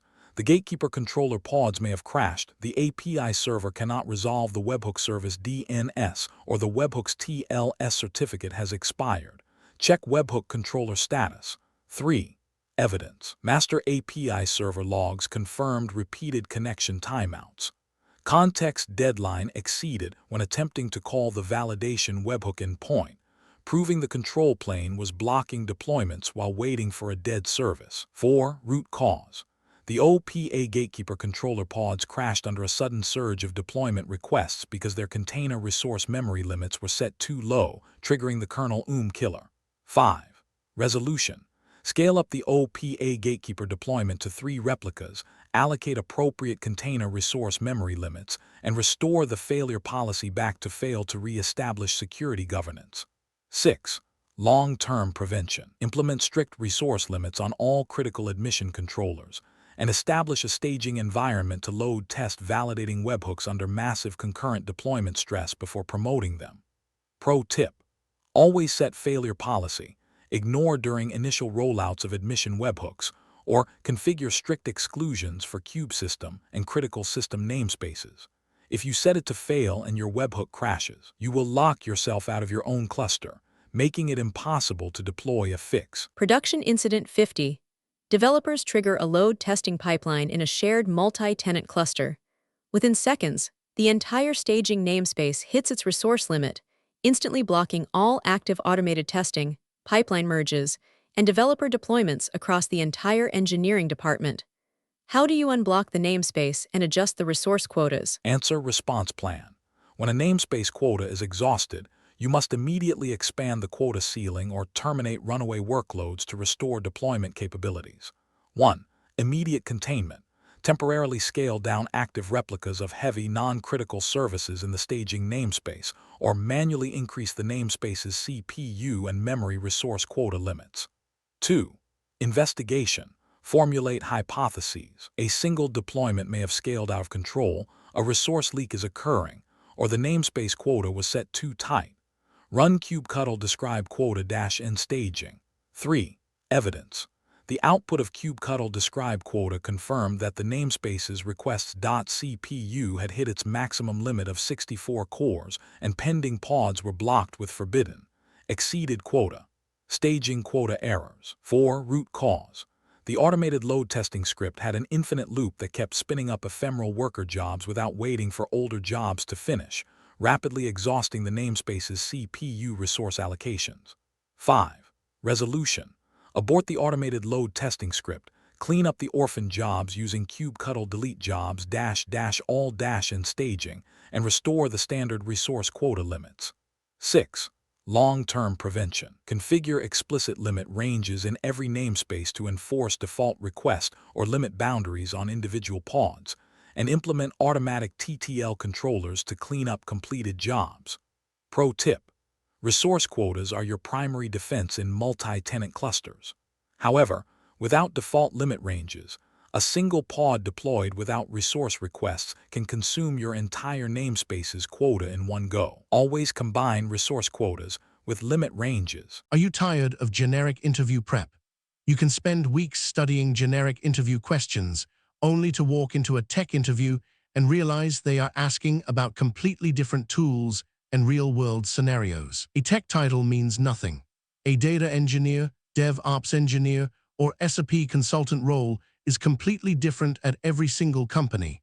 If you are not studying for the exact tech stack in the job description, you are wasting your time. That is exactly the problem we solve. Whether your upcoming interview is for SRE, DevOps, Salesforce, data engineering, cloud architecture, or cybersecurity, we will build a custom interview cheat sheet designed specifically for your target role. How we build your masterclass. You send us the exact job description. We analyze the technologies, the dependencies, and the seniority level. Then, we prepare a highly customized package with predicted interview rounds, realistic mock interview scripts, and targeted technical questions and answers. Stop guessing what managers will ask. If you have an upcoming interview and would like customized mock interview scripts and targeted practice questions and answers built specifically around your job description, feel free to email me at inquiry.aceinterviews@gmail.com. Please include these 4 details. 1. Your exact job description. 2. Your target role. 3. The interview date if known. 4. Your relevant experience level. Walk in with absolute confidence. I will personally review your submission and let you know what type of preparation package would provide the most value. We will analyze the requirements and build the exact custom mock scripts and questions and answers you need to get the offer. What if you people want a continuous study instead with most commonly asked interview questions and answers PDFs? But what if you do not have an active interview lined up right now? If you want to proactively build your skills over time, we have recently launched our Master Vault subscription model. This is an all-access pass containing most commonly asked interview questions and answers PDFs of various tech roles in every single major technology like DevOps, SRE, testing, Salesforce, data engineering, cloud, Java and Python, etc. Choose the full bundle or specific paths, but we understand that unlocking every technology at once might feel overwhelming. If you are solely an SRE consultant, a Salesforce developer, or a DevOps engineer, you do not need the entire Master Vault. We redesigned the ecosystem so you can subscribe to the unrestricted full bundle or choose individual targeted vaults tailored specifically to your career. The universal interview tip. Whenever you ask a tech VP or an industry mentor how to crack a tough interview, they all give you the exact same tip. Get familiar with the most commonly asked interview questions. It sounds simple, right? But here is the problem. The search nightmare. Finding the actual most commonly asked questions for senior roles is a nightmare. Generic Google searches only give you basic textbook definitions, and those will not help you clear a lead architect or senior engineer round where production reality matters. Imagine a master vault. Now, imagine a vault where the absolute most commonly asked interview questions for your specific role are already collected for you, perfectly organized by interview rounds like 1. Most commonly asked technical-based question and answers. 2. Most commonly asked scenario-based question and answers. 3. Most commonly asked real-world problem-solving question and answers. 4. Most commonly asked system design question and answers. 5. Most commonly asked behavioral-based question and answers. Cross-domain mastery. I built the ACE Interviews Master Vault for the modern architect. We did not just do this for one role. We covered everything: SRE, cybersecurity, DevOps, software testing, data engineering, Java, and Python. The ultimate all-access deal. Instead of paying for individual PDFs, you can now unlock our entire database. Get over 1,000 plus PDFs containing 50,000 plus of the most asked question and answers for a mere 1,499 rupees a month. The elite transformation. Stop studying just to pass. Equip yourself with the cross-domain confidence of a true architect and walk out of your next interview choosing between 2 or 3 elite job offers. Unlock the vault now.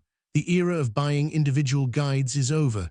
Click the link in the video description below right now to unlock the Master Vault. Now, let's get back to the masterclass. Production Incident 51. A junior engineer runs a cleanup script with a typo in the namespace flag, accidentally deleting your primary production secret.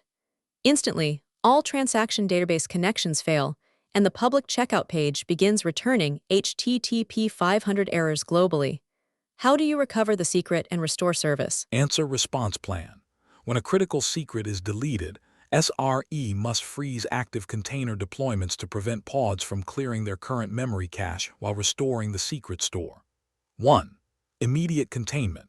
Pause all active CI and CD deployment pipelines, scaling operations, and rolling restarts to preserve the existing healthy pods. Many applications continue using credentials already loaded into process memory or maintain established authenticated connections until they are restarted. 2. Investigation. Formulate hypotheses. The secret may be backed up in a GitOps repository, cached in a secret manager, or must be manually recreated from the database server. Check the Kubernetes audit logs. 3. Evidence. Kubernetes audit logs confirm the deletion event. User, junior engineer verb, delete resource, secrets name, payment API keys proving a manual override occurred. 4. Root cause. The junior engineer was granted direct administrative permissions cluster admin in the production environment due to a lack of RBAC profile consolidation and staging to production boundaries. 5. Resolution. Re-import the deleted secret from our secure external vault and execute a rolling restart of the application pods to verify connection recovery. 6. Long-term prevention. Implement the external secrets operator ESO to automatically synchronize secrets from HashiCorp Vault into Kubernetes and restrict human right permissions to 0 in production namespaces. Pro tip: never store or manage production secrets manually inside Kubernetes. Use the external secrets operator ESO. If a secret is accidentally deleted, the operator will automatically reconcile it from your secure vault in seconds, eliminating human errors and data loss. Production Incident 52. At midnight, the local kubelet agents on all physical nodes fail to authenticate with the master nodes. The control plane loses node tracking, pods are flagged as unknown, scheduling stops, and cluster state completely degrades.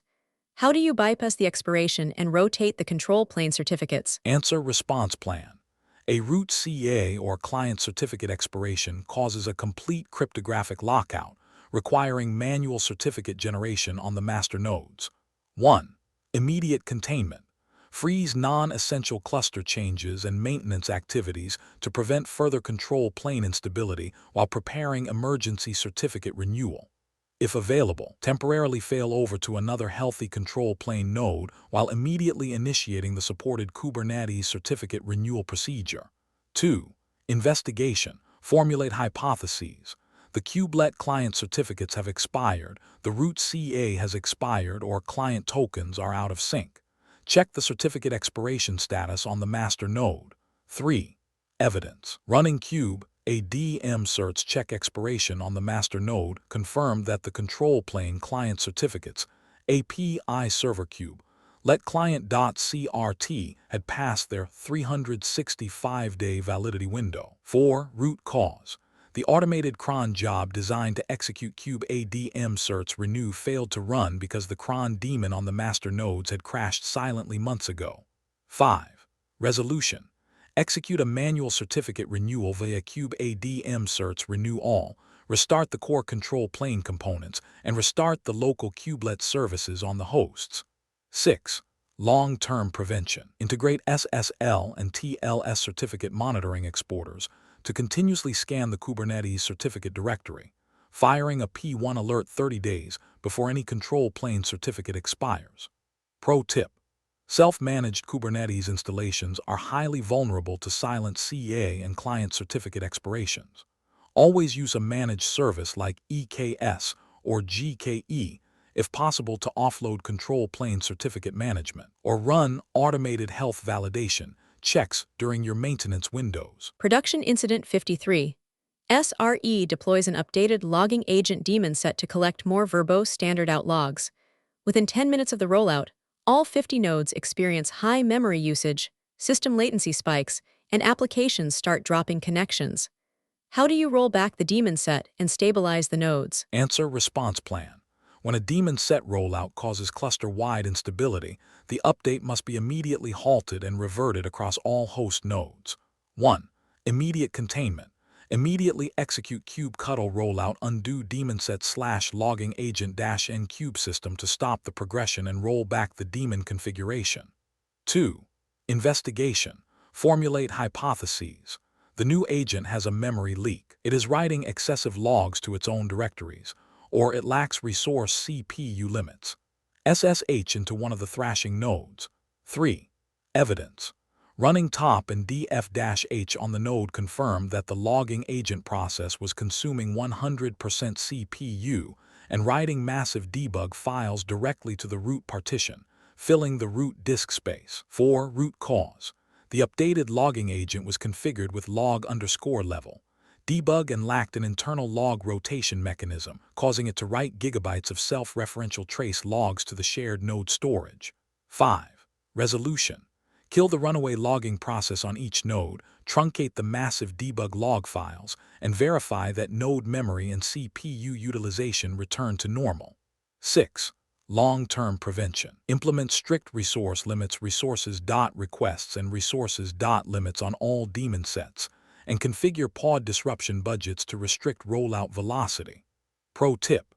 Daemon sets run on times every times node in your cluster. If a daemon set has a memory leak or a log loop bug, it will cripple your entire cluster's compute capacity simultaneously. Always test new daemon set versions in a sandbox on a single node before rolling them out globally. Production Incident 54. You trigger a minor version upgrade for a clustered database stateful set. The first database pod starts successfully, but because it automatically ran a schema migration, the remaining legacy pods cannot read the corrupted database tables, causing immediate application-level query failures globally.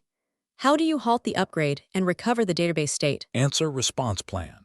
When a database schema migration breaks backward compatibility, you must instantly freeze the stateful set rollout to protect the remaining database nodes. 1. Immediate containment. Pause the stateful set rollout by running kubectl patch stateful set/db --type equals json -p equals open bracket open brace op : replace path : /spec /update strategy /rolling update /partition value : 1 close brace close bracket to prevent the upgrade from cascading. 2. Investigation. Formulate hypotheses. The schema migration was backward incompatible, the database cluster lost its replication quorum, or the persistent data was corrupted during the write. Inspect the updated pod's logs. 3.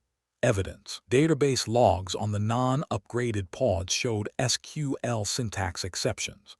Column user_metadata does not exist, proving they were attempting to read a schema that had been structurally mutated. 4. Root cause.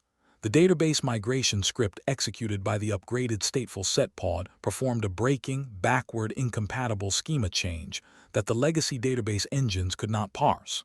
5. Resolution. Roll back the upgraded stateful set pod, restore the database from the latest verified backup, snapshot, or point-in-time recovery that satisfies the organization's recovery objectives, and verify schema consistency and replication health across all database replicas before resuming the upgrade. 6. Long-term prevention. Implement strict data migrations that use multi-phase schemas expand and contract, and utilize stateful set partitions during upgrades to test compatibility on a single pod before promoting the release. Pro tip. Unlike stateless deployments, stateful sets should never be upgraded in a single blind rolling update.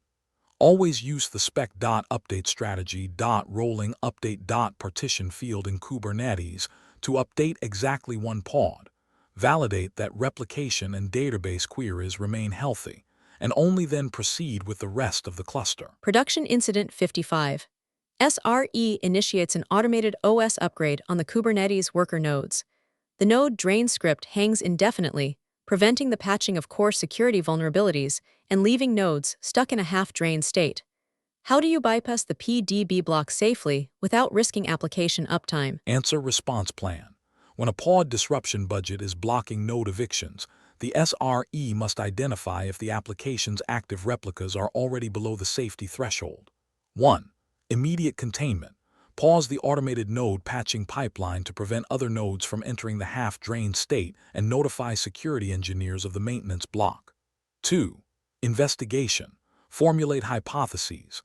The application has too few replicas running. The PDB is configured too restrictively, or pods are failing their readiness probes.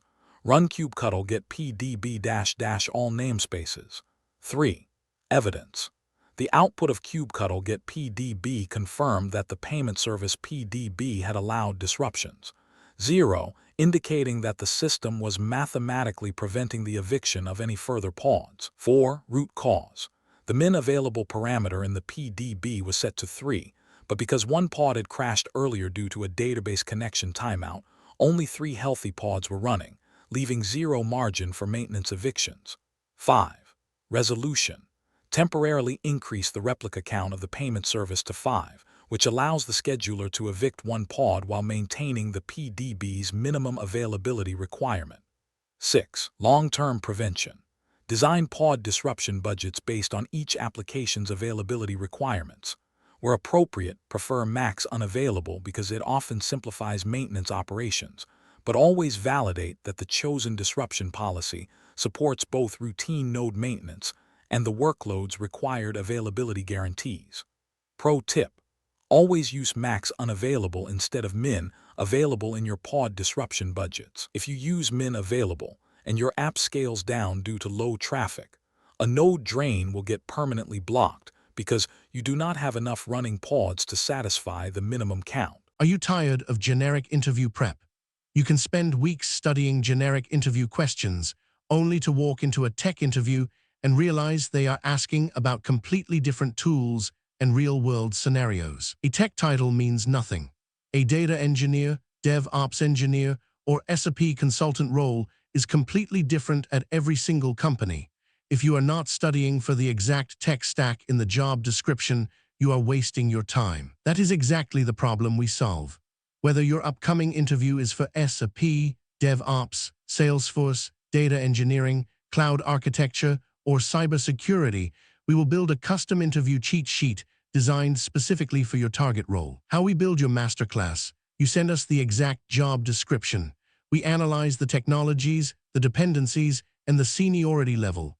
Then, we prepare a highly customized package with predicted interview rounds, realistic mock interview scripts, and targeted technical questions and answers. Stop guessing what managers will ask.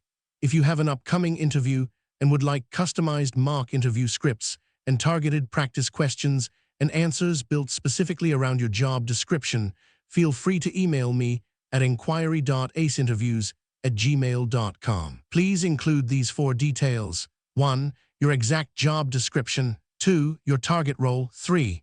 The interview date if known. 4. Your relevant experience level. Walk in with absolute confidence. I will personally review your submission and let you know what type of preparation package would provide the most value. We will analyze the requirements and build the exact custom mock scripts and questions and answers you need to get the offer. What if you people want a continuous study instead, with most commonly asked interview questions and answers PDFs? But what if you do not have an active interview lined up right now? If you want to proactively build your skills over time, we have recently launched our Master Vault subscription model. This is an all-access pass containing most commonly asked interview questions and answers PDFs of various tech roles in every single major technology like DevOps, SRE, testing, Salesforce, data engineering, cloud, Java and Python, etc. Choose the full bundle or specific paths, but we understand that unlocking every technology at once might feel overwhelming. If you are solely an SRE consultant, a Salesforce developer, or a DevOps engineer, you do not need the entire Master Vault. We redesigned the ecosystem so you can subscribe to the unrestricted full bundle or choose individual targeted vaults tailored specifically to your career. The universal interview tip. Whenever you ask a tech VP or an industry mentor how to crack a tough interview, they all give you the exact same tip: get familiar with the most commonly asked interview questions. It sounds simple, right? But here is the problem. The search nightmare. Finding the actual most commonly asked questions for senior roles is a nightmare. Generic Google searches only give you basic textbook definitions, and those will not help you clear a lead architect or senior engineer round where production reality matters. Imagine a master vault. Now, imagine a vault where the absolute most commonly asked interview questions for your specific role are already collected for you, perfectly organized by interview rounds like 1. Most commonly asked technical-based question and answers. 2. Most commonly asked scenario-based question and answers. 3. Most commonly asked real-world problem-solving question and answers. 4. Most commonly asked system design question and answers. 5. Most commonly asked behavioral-based question and answers. Cross-domain mastery. I built the ACE Interviews Master Vault for the modern architect. We did not just do this for one role. We covered everything: SAP, cybersecurity, DevOps, software testing, data engineering, Java, and Python. The ultimate all-access deal. Instead of paying for individual PDFs, you can now unlock our entire database. Get over 1,000 plus PDFs containing 50,000 plus of the most asked question and answers for mere 1,499 rupees a month. The elite transformation. Stop studying just to pass. Equip yourself with the cross-domain confidence of a true architect and walk out of your next interview choosing between 2 or 3 elite job offers. Unlock the vault now. The era of buying individual guides is over. Click the link in the video description below right now to unlock the Master Vault. Now, let's get back to the masterclass. Production Incident 56. A minor memory leak on a single node triggers a Kubernetes node pressure eviction. The system enters an eviction storm where evicted pods are rescheduled onto adjacent nodes, overloading them, triggering further evictions, and causing a cascading collapse of the entire cluster within 5 minutes. How do you break the rescheduling chain and stabilize the cluster? Answer: response plan.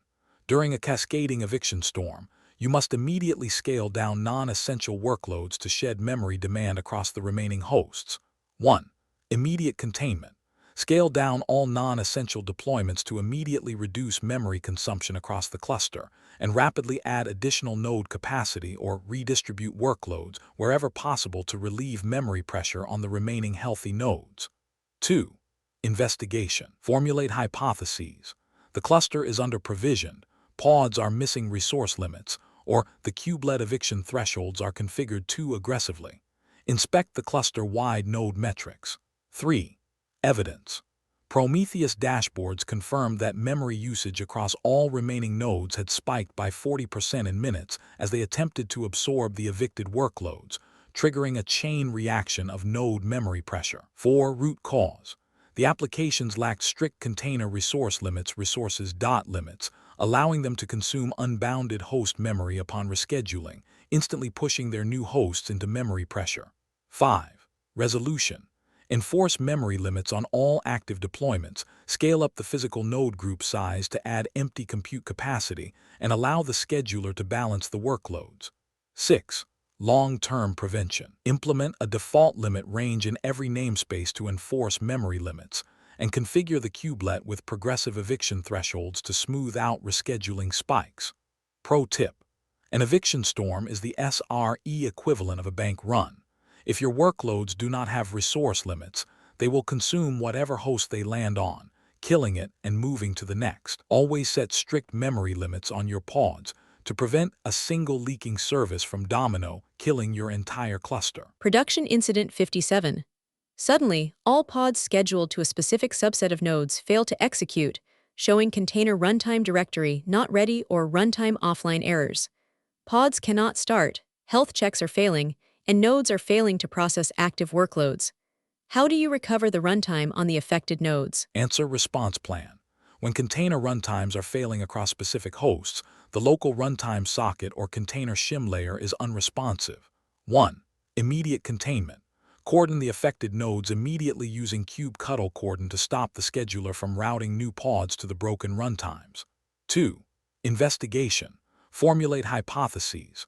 The local containerd socket is dead, the disk volume hosting the container root directory is full, or the container runtime has deadlocked. SSH into one of the impacted hosts. 3. Evidence. Running system control status containerd on the host showed that the service was active but hung, and the kernel logs DMESG showed multiple system calls to the container shim layer timing out. 4. Root cause.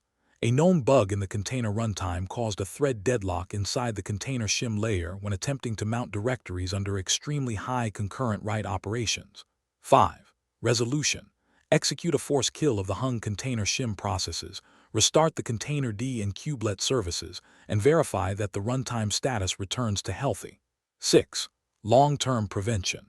Upgrade the containerd package on all hosts to the latest stable, patched version and configure systemd to automatically monitor and restart the containerd service if it hangs. Pro tip: the container runtime like containerd or CRIO is the critical middleman between the kubelet and your containers. If the runtime hangs, the kubelet is blind. Always configure system-level watchdog timers like systemd watchdog to automatically restart containerd if its socket stops responding to health checks. Production Incident 58. A CI and CD deployment of a complex Helm chart fails mid-run due to a network timeout. The deployment is left in a failed state, leaving the database upgraded but the API pods stuck with incompatible versions, breaking active customer checkout flows. How do you reconcile the broken release state? Answer: response plan. When a Helm upgrade fails mid-run, you must freeze the CD pipeline and execute a rollback of both release metadata and the active cluster state. 1. Immediate containment. Freeze the active Helm pipeline to prevent automated retries from compounding the broken state and notify the release engineers. 2. Investigation. Formulate hypotheses. The chart resources are out of sync. The database schema migration completed but the code failed, or Helm's release metadata is corrupted. Run Helm list and check release status. 3. Evidence. The output of Helm status confirmed the release was in a failed state, and the manifest output showed that only half of the required services and deployments were successfully reconciled. 4. Root cause. Helm's execution timeout was set too short, causing the client to abort the release while waiting for the database schema migration job to complete, leaving the deployment in an inconsistent state. 5. Resolution. Execute an emergency database schema rollback. Run Helm rollback release previous version to force Helm to reconcile the cluster back to the last stable metadata state and verify pod alignment. 6. Long-term prevention. Increase the Helm timeout parameters --timeout 10 minutes. Implement Helm's atomic rollback flags --atomic cleanup on fail, and ensure all database migrations are backward compatible. Pro tip: Helm is a client-side state machine. If an install or upgrade fails mid-run, Helm does not automatically clean up its mess. It leaves the cluster half upgraded. Always run your Helm deployments with the --atomic and --cleanup on fail flags to force Helm to automatically roll back if any resource fails to deploy. Production Incident 59. SRE applies an emergency memory limit override directly to a production deployment via kubectl edit during a P1 outage. The hotfix is successfully applied, but 3 minutes later, the hotfix is silently overwritten and deleted, causing the application to instantly crash again. How do you bypass the GitOps controller to keep your emergency fix alive? Answer: response plan. When GitOps is aggressively fighting manual cluster overrides, you must immediately pause the controller's automated synchronization policy. 1. Immediate containment. Immediately pause the GitOps controller's automated synchronization engine for that specific application using kubectl patch app/app-name --type equals merge -p open brace spec : open brace sync policy : null close brace to prevent the controller from reverting changes. 2. Investigation. Formulate hypotheses. The GitOps pipeline has automated reconciliation enabled. A developer triggered a concurrent pipeline run or the configuration repository has drifted. Check the Argo CD controller logs. 3. Evidence. Argo CD logs confirm the reconciliation event. Sync status. Out of sync action. Prune or override applied, proving the controller identified the manual kubectl edit as a configuration drift and deleted it. 4. Root cause. The GitOps controller's automated self-healing and pruning policies were active on the production application, forcing the cluster state to match the Git repository, which did not contain the emergency memory limits. 5. Resolution. Commit the emergency memory limit changes directly to the Git repository, re-enable the Argo CD synchronization policy, and verify that the cluster state reconciles cleanly from Git. 6. Long-term prevention. Implement a standard emergency hotfix Git branch workflow that allows rapid commits to the main repository during incidents, and configure Argo CD to ignore specific fields like replica counts or temporary scaling limits using ignore differences. Pro tip: GitOps like Argo CD or Flux is designed to fight manual changes. If you run a manual kubectl edit or kubectl scale during an incident, GitOps will treat it as a hostile drift and override it in minutes. Always use the GitOps pause sync button before performing manual triage, or commit directly to Git. Production Incident 60. A minor version upgrade of your production Kubernetes cluster is executed. Immediately following the control plane upgrade, 40% of active microservice deployments are rejected by the API server during routine scaling, breaking auto-scaling, and preventing deployment rollouts. How do you restore API compatibility and unblock scaling? Answer response plan. When deployments are rejected immediately after a control plane upgrade, legacy manifests are attempting to use deleted or deprecated API endpoints. 1. Immediate containment. Immediately freeze all deployment pipelines. Suspend automated scaling or reconciliation activities that rely on the failing manifests, and prevent additional rollout attempts until the deprecated API versions have been updated to supported Kubernetes APIs. 2. Investigation. Formulate hypotheses. The upgrade corrupted the API database, the node network is broken, or deprecated API versions were removed during the upgrade. Run kubectl get events -- all namespaces to check API rejection logs. 3. Evidence. API server audit logs showed repeated rejection errors. Cannot find group version ingress in k8s.io, proving that incoming deployment manifests were attempting to use a deprecated API endpoint. 4. Root cause. The Kubernetes control plane upgrade officially removed the deprecated extension /v1 beta 1 and networking.k8s.io/v1 beta 1 API versions, which were still hard-coded in the legacy application deployment manifests. 5. Resolution. Update all legacy deployment YAML manifests to use the stable networking.k8s.io/v1 API endpoint and reapply them to the cluster to restore compatibility. 6. Long-term prevention. Implement a continuous API deprecation scanner like Pluto or Cube, no trouble in the CI and CD pipeline, to automatically flag and block any manifest containing deprecated API versions before cluster upgrades are scheduled. Pro tip: Kubernetes API deprecations are documented years in advance, but they will still catch you off guard if your YAMLs are hard-coded. Never execute a cluster upgrade without running a tool like Pluto or Cube against your active cluster to find and fix deprecated APIs before the control plane drops support. Category 3 Conclusion. Mastering container platforms. Operating a Kubernetes or container-based platform at enterprise scale is not about managing software packages. It is about orchestrating distributed networks, stateful storage systems, and scheduler logic under dynamic conditions. As we have seen across these 25 incidents, container platform failures from etcd latency and CNI partitions to eviction storms require SREs to move past basic container commands and master low-level networking, database clustering, and strict resource boundaries.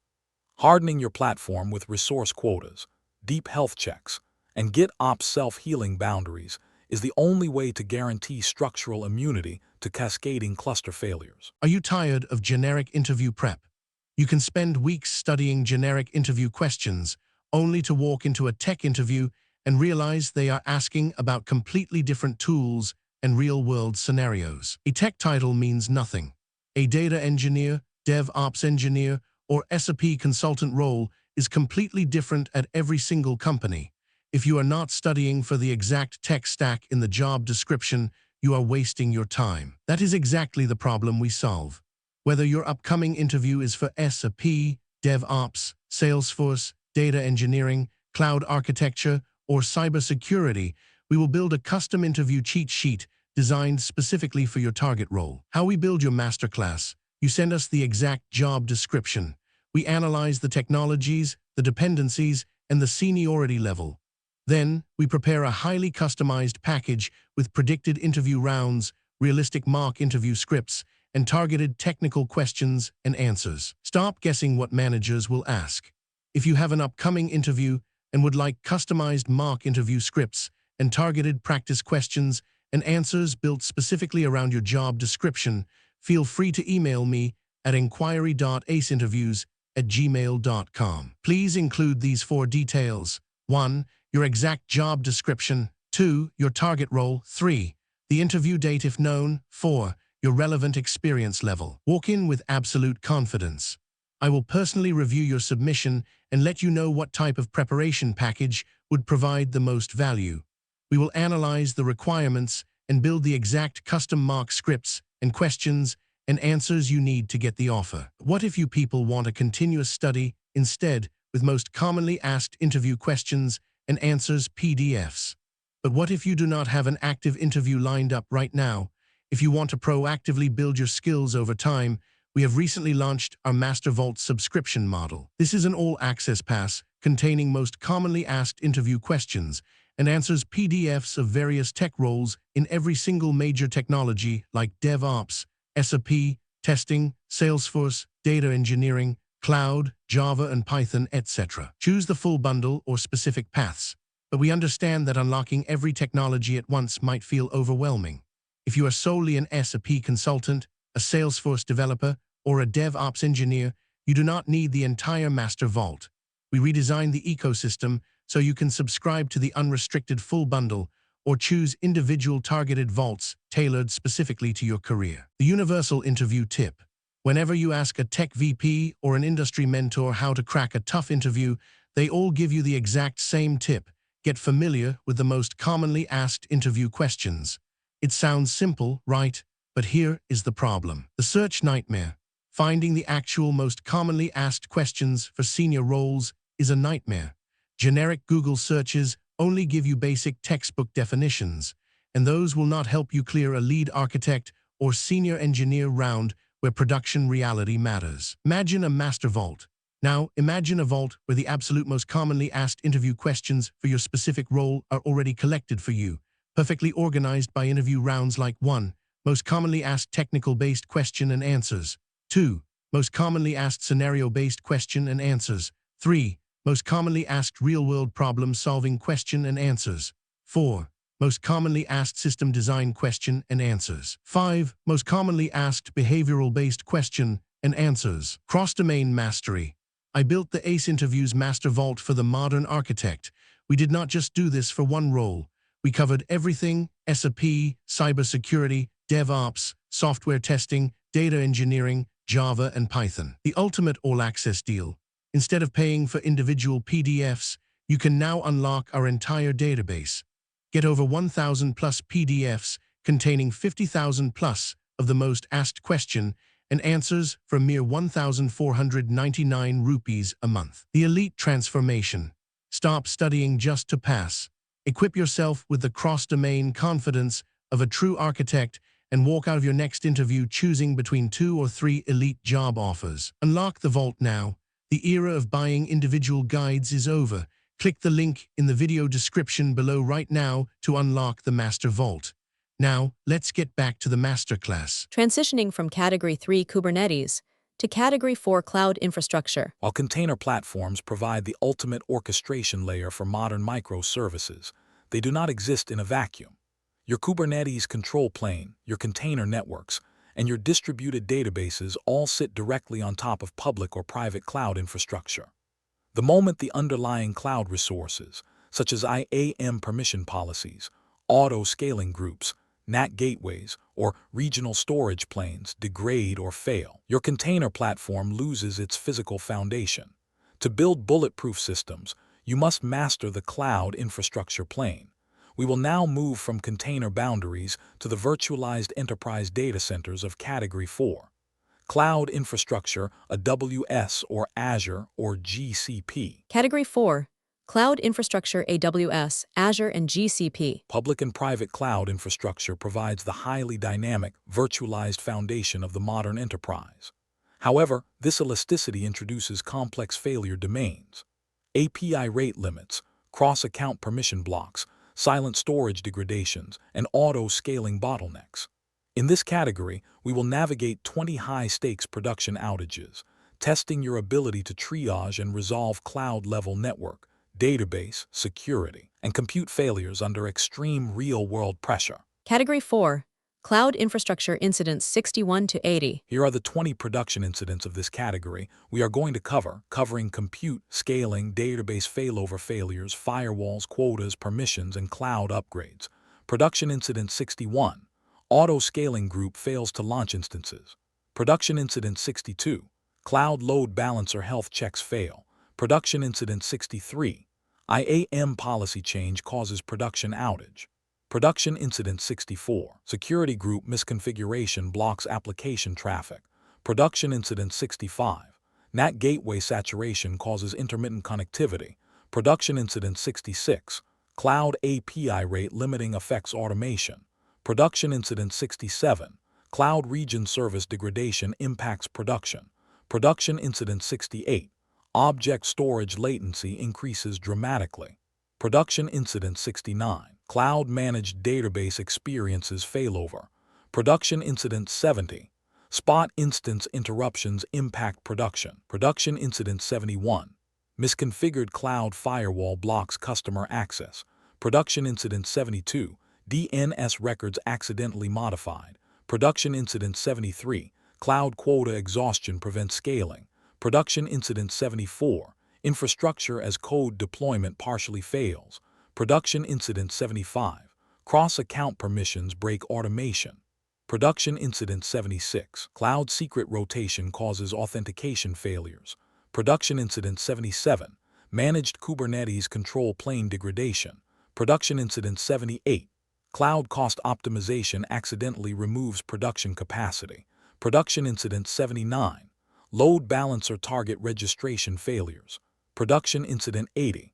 Production outage caused by cloud provider maintenance.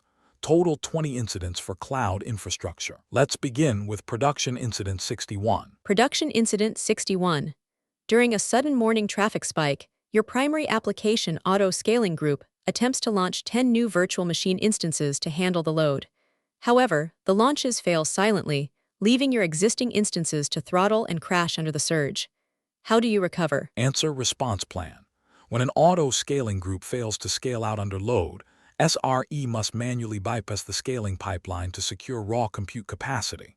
1. Immediate containment. Manually spin up a dedicated standalone instance pool in an adjacent subnet or register pre-warmed emergency compute nodes directly into the target load balancer pool. 2. Investigation. Formulate hypotheses. The cloud provider's API may be rate limiting us. The subnet has run out of private IP addresses, or the launch template is referencing an invalid or deleted Amazon machine image. 3. Evidence. Examining the cloud auto-scaling event logs confirmed repeated launch errors. Launch template references I12345, which is deprecated or deleted, proving the base image was missing. 4. Root cause. An automated cleanup script in our golden image pipeline accidentally deleted the deprecated parent AMI, rendering the production auto-scaling group's launch template completely invalid during scale-out. 5. Resolution. Update the auto-scaling group's launch template to reference the latest validated AMI version and force an immediate manual scale-out to replace the missing compute capacity. 6. Long-term prevention. Implement resource locks on all active parent AMIs and set up automated pre-flight checks in your Terraform pipelines to verify AMI existence before modifying or purging image registries. Pro tip: auto-scaling groups fail silently at the API layer. Your application monitoring will only show high latency, not launch failures. Always configure high-priority cloud-native alerts on auto-scaling launch failure events to catch missing AMI or resource quota issues before they crash your cluster. Production Incident 62. Without any code changes, the cloud load balancer suddenly flags all active application targets as unhealthy, withdrawing them from the routing pool. External traffic drops to 0, and users receive gateway timeout errors globally. How do you restore routing and isolate the health check failure? Answer response plan. When all targets are abruptly flagged unhealthy, SRE must immediately determine if the issue is a genuine application crash or a routing or network failure on the health check plane. 1. Immediate containment. If the application is confirmed healthy through independent verification, temporarily relax the load balancer's health check threshold, such as increasing timeout or unhealthy thresholds, or switch to a simpler health endpoint to prevent unnecessary target removal while the underlying networking issue is investigated. 2. Investigation. Formulate hypotheses. The application's health endpoint is deadlocked. A security group update blocked the load balancer's IP range, or a network firewall is intercepting the packets. Run a curl test from a local Bastion host. 3. Evidence. Local Bastion diagnostics confirmed that the application/health endpoint was responding with HTTP 200 in 5 milliseconds, proving the backend software was completely healthy. 4. Root cause. A security engineer merged a network ACL update that restricted ingress traffic to only public client IPs, inadvertently blocking the private sitter block used by the cloud load balancer's internal health checking subnet. 5. Resolution. Revert the network ACL update to whitelist the cloud load balancer's local subnet sitter range and verify that the targets return to a healthy status. 6. Long-term prevention. Implement infrastructure as code security group templates that explicitly decouple application ingress security rules from internal system-level health check networks. Pro tip. Load balancer health checks originate from private cloud provider IP blocks, not from the public internet. If you restrict your security groups to only allow public traffic, you will block the load balancer's internal health check pings, causing a total routing collapse. Always allow cloud-managed sitter ranges on your health endpoints. Production Incident 63. Immediately after an automated security compliance update, your microservices lose access to the central cloud database, causing global order processing to fail. Support is flooded with payment timeout complaints, and your database is unreachable. How do you recover database access? Answer response plan. In a sudden IAM permission lockout, SRE must temporarily assume administrative roles or revert the security policy drift to restore resource connectivity. 1. Immediate containment.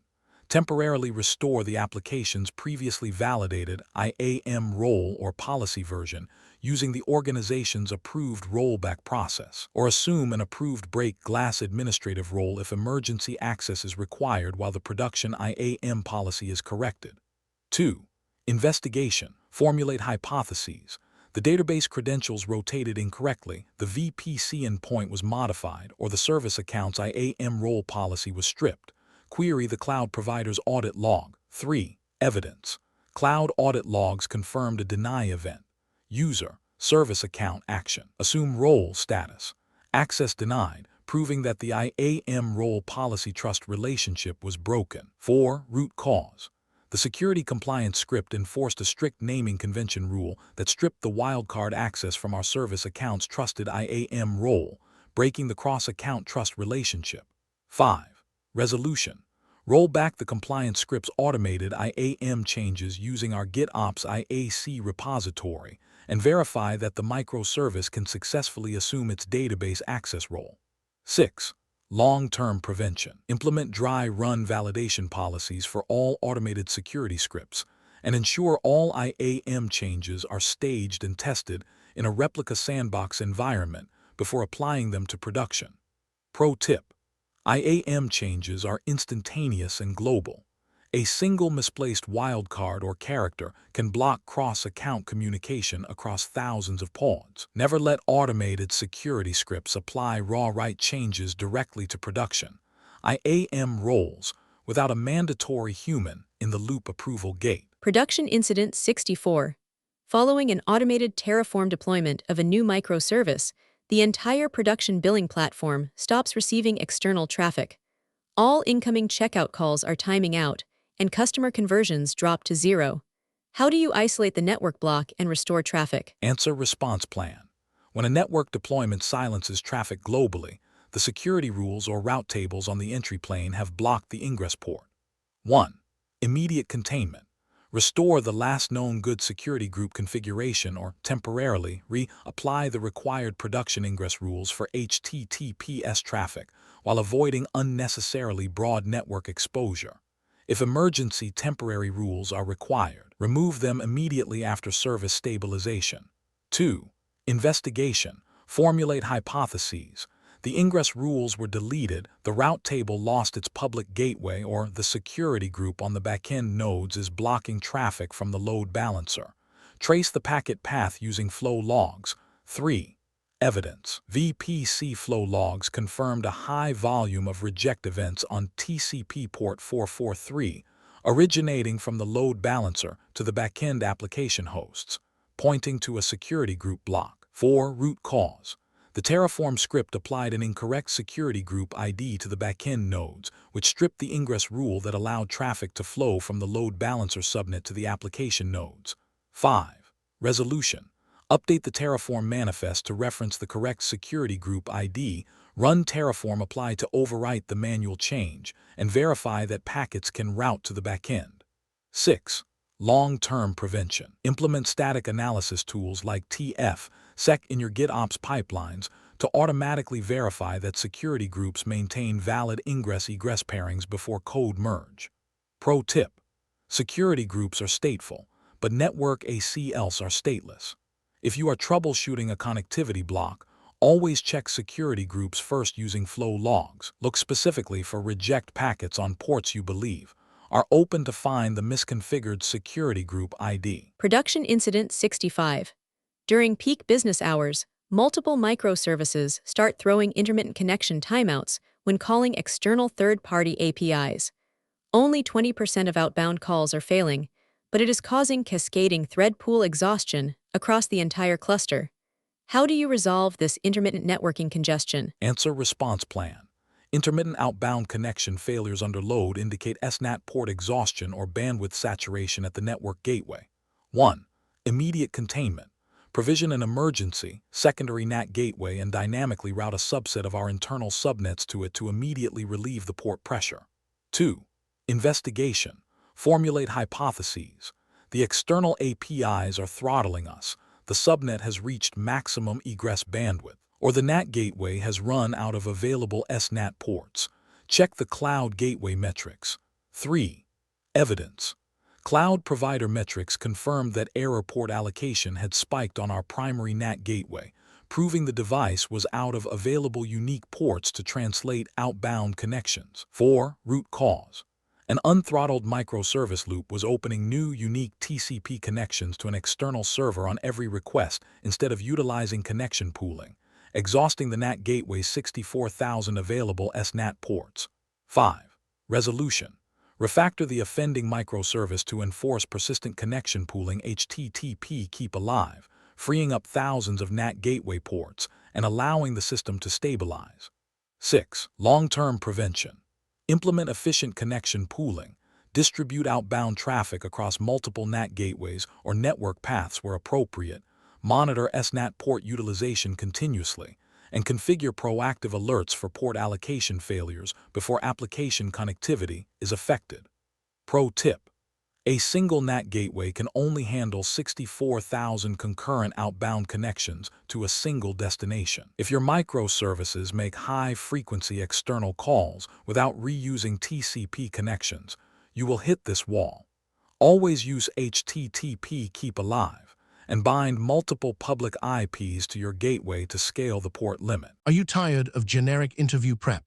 You can spend weeks studying generic interview questions, only to walk into a tech interview and realize they are asking about completely different tools and real-world scenarios. A tech title means nothing.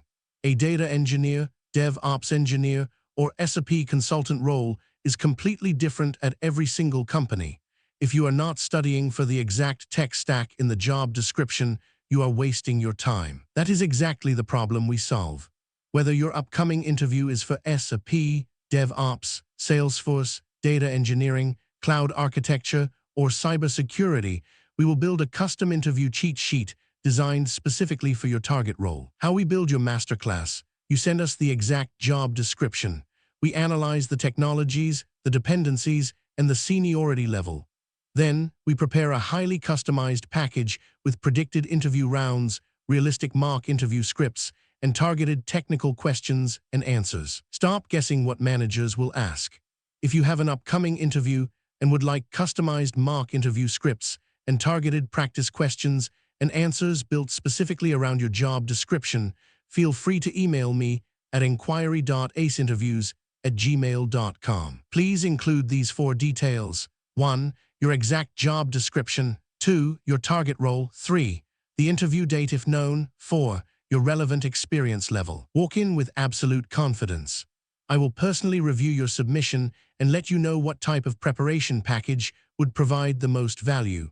We will analyze the requirements and build the exact custom mock scripts and questions and answers you need to get the offer. What if you people want a continuous study instead with most commonly asked interview questions and answers PDFs? But what if you do not have an active interview lined up right now? If you want to proactively build your skills over time, we have recently launched our Master Vault subscription model. This is an all-access pass containing most commonly asked interview questions and answers PDFs of various tech roles in every single major technology like DevOps, SRE, testing, Salesforce, data engineering, cloud, Java and Python, etc. Choose the full bundle or specific paths, but we understand that unlocking every technology at once might feel overwhelming. If you are solely an SRE consultant, a Salesforce developer, or a DevOps engineer, you do not need the entire Master Vault. We redesigned the ecosystem so you can subscribe to the unrestricted full bundle or choose individual targeted vaults tailored specifically to your career. The universal interview tip. Whenever you ask a tech VP or an industry mentor how to crack a tough interview, they all give you the exact same tip. Get familiar with the most commonly asked interview questions. It sounds simple, right? But here is the problem. The search nightmare. Finding the actual most commonly asked questions for senior roles is a nightmare. Generic Google searches only give you basic textbook definitions, and those will not help you clear a lead architect or senior engineer round where production reality matters. Imagine a master vault. Now, imagine a vault where the absolute most commonly asked interview questions for your specific role are already collected for you, perfectly organized by interview rounds like 1. Most commonly asked technical-based question and answers. 2. Most commonly asked scenario-based question and answers. 3. Most commonly asked real-world problem-solving question and answers. 4. Most commonly asked system design question and answers. 5. Most commonly asked behavioral-based question and answers. Cross-domain mastery. I built the ACE Interviews Master Vault for the modern architect. We did not just do this for one role. We covered everything: SRE, cybersecurity, DevOps, software testing, data engineering, Java and Python. The ultimate all-access deal. Instead of paying for individual PDFs, you can now unlock our entire database. Get over 1,000 plus PDFs containing 50,000 plus of the most asked question and answers for a mere 1,499 rupees a month. The elite transformation. Stop studying just to pass. Equip yourself with the cross-domain confidence of a true architect and walk out of your next interview choosing between 2 or 3 elite job offers. Unlock the vault now. The era of buying individual guides is over. Click the link in the video description below right now to unlock the Master Vault. Now, let's get back to the Masterclass. Production Incident 66. During a critical node failure, the cluster autoscaler cannot add new physical instances. The cloud provider's API begins rejecting requests with rate-limiting errors. Workloads remain pending, and your cluster cannot recover from the node loss. How do you unblock the cloud automation? Answer: response plan. When a cloud provider's control plane API rate limits your account, you must immediately reduce polling frequency across all automated tools to allow the API tokens to recover. 1. Immediate containment. Manually pause the reconciliation loops on all GitOps controllers, Argo CD or Flux and configuration managers to instantly halt outbound cloud API calls. 2. Investigation. Formulate hypotheses. A rogue script is aggressively polling the cloud API. The autoscaler is stuck in a loop, or the default account quotas are set too low. Examine the cloud provider's API usage logs. 3. Evidence. Cloud API logs confirmed that the master credentials had hit the request limit exceeded rate limit HTTP 429 due to making over 100 API calls per second. 4. Root cause. A recently deployed monitoring or automation component was excessively polling the cloud provider's management APIs without adequate caching or exponential backoff, rapidly exhausting the account's API rate limits and preventing critical infrastructure automation from executing. 5. Resolution. Disable the aggressive Prometheus exporter, allow the API rate limiting token bucket to recover, and resume the cluster autoscaler's execution. 6. Long-term prevention. Implement caching layers on all internal automation scripts, request a baseline API quota increase from the cloud provider, and configure exponential backoff on all API calling clients. Pro tip: cloud APIs are not infinite. If you have multiple tools like Argo CD, Prometheus, and Terraform all querying your cloud account at a high frequency, they will trigger an HTTP 429 rate limit that freezes your entire infrastructure. Always implement caching and monitor your rate limit usage. Production Incident 67. The cloud provider's storage plane in your primary region experiences a major service degradation. Although your servers are running, database reads or writes are deadlocked, and your platform is completely unresponsive. How do you execute an emergency regional failover? Answer: response plan. During a regional cloud degradation, SRE must immediately bypass the failing regional components and force a regional failover of our active traffic. 1. Immediate containment. Immediately route 100% of the public traffic to our secondary, healthy disaster recovery region by modifying the global DNS weight templates. 2. Investigation. Formulate hypotheses. The cloud provider's local network is partitioned, the block storage systems are deadlocked, or the regional database replica cannot be reached. Check the cloud status feed. 3. Evidence. Cloud provider status dashboards confirmed a massive regional block storage EBS subsystem outage, proving the host VMs were physically incapable of completing storage operations. 4. Root cause. The cloud provider's regional storage control plane suffered a catastrophic routing loop failure, rendering all block storage read-write operations completely locked in that region. 5. Resolution. Promote the read replica database in the secondary region to the new primary, re-verify our RPO data parity, and allow the application services to resume execution in the healthy zone. 6. Long-term prevention. Implement active-active multi-region database architectures for all Tier 1 services, and conduct monthly multi-region failover tabletop exercises to ensure rapid recovery. Pro tip: during a regional cloud outage, the cloud provider's dashboard will often remain green for the first 30 minutes because their status reporting APIs are also degraded. Trust your application's P99 latency metrics and query errors if they spike globally. Do not wait for the cloud provider's status page. Trigger your failover immediately. Production Incident 68. Your media-heavy web application experiences a severe slowdown.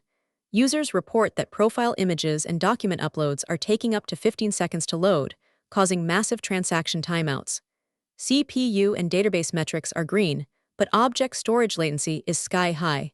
How do you resolve this storage latency bottleneck? Answer: response plan.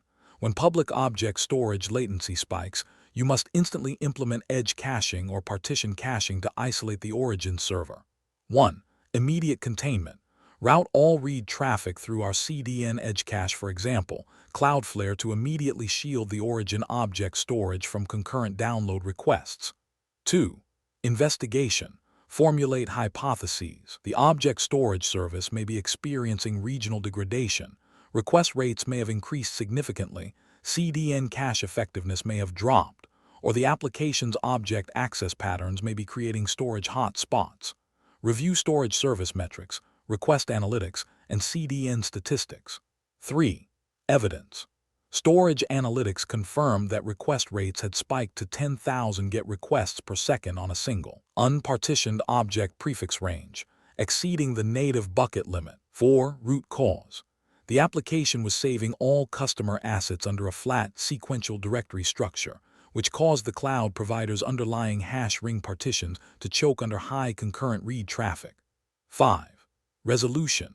Update the application's file naming convention to prefix all uploaded assets with a randomized hash value, which forces the cloud provider to dynamically distribute the storage load across multiple hash partitions. 6. Long-term prevention. Configure an edge caching CDN with aggressive TTL parameters specifically for static assets and pre-warm storage partitions before high-traffic marketing events. Pro tip: public object storage like AWS S3 is not a flat file system. It is a distributed hash key database. If you use sequential file names such as dates or sequential numbers as prefixes, all your requests will land on the exact same physical storage partition, causing severe IOPS throttling. Always prefix your file names with a randomized hash. Production Incident 69. Your cloud-managed relational database suddenly initiates an automated failover. The master node goes offline, and although the standby node is successfully promoted, your application pods lose connection, causing 100% of checkout transactions to fail globally. How do you reestablish database connectivity? Answer response plan. During a database failover, SRE must ensure that application pods can successfully resolve the new primary node's connection endpoint and clear their connection pool caches. 1. Immediate containment. Execute a rolling restart of all application pod replicas to force them to clear their local JVM and application DNS and connection pool caches, establishing new handshakes. 2. Investigation. Formulate hypotheses. The load balancer is routing to the wrong master. The DB credentials became out of sync, or the local application DNS cache has cached the expired IP address. Verify the database's DNS endpoint resolution. 3. Evidence. Internal diagnostics confirmed that the application pods were still attempting to connect to the old master's dead physical IP address, proving they had cached the DNS record indefinitely. 4. Root cause. The application's JVM was configured with an infinite DNS caching policy TTL equals infinity, which completely blocked it from resolving the database's updated DNS CNAME record after the failover promoted the standby node. 5. Resolution. Update the application's DNS caching configuration to use a finite, operationally appropriate TTL that aligns with the managed database failover strategy. Restart or refresh affected application components if necessary, and verify successful connections to the newly promoted database primary. 6. Long-term prevention. Implement database connection pooling frameworks with built-in health check queries, and ensure all application runtimes have explicit, low DNS-TTL parameters configured. Pro tip: during an automated cloud database failover, the database's DNS CNAME is updated to point to the new master's IP. However, if your application, especially Java or JVM runtimes, is configured to cache DNS forever, your app will never see the new database IP and will continue attempting to connect to a dead machine. Always configure network address.cache.ttl equals 30. Production Incident 70. Without warning, the cloud provider reclaims 80% of your spot instances across 3 availability zones. Your Kubernetes cluster capacity collapses, and the remaining nodes are instantly overwhelmed. Workloads are stuck pending, and the site is down.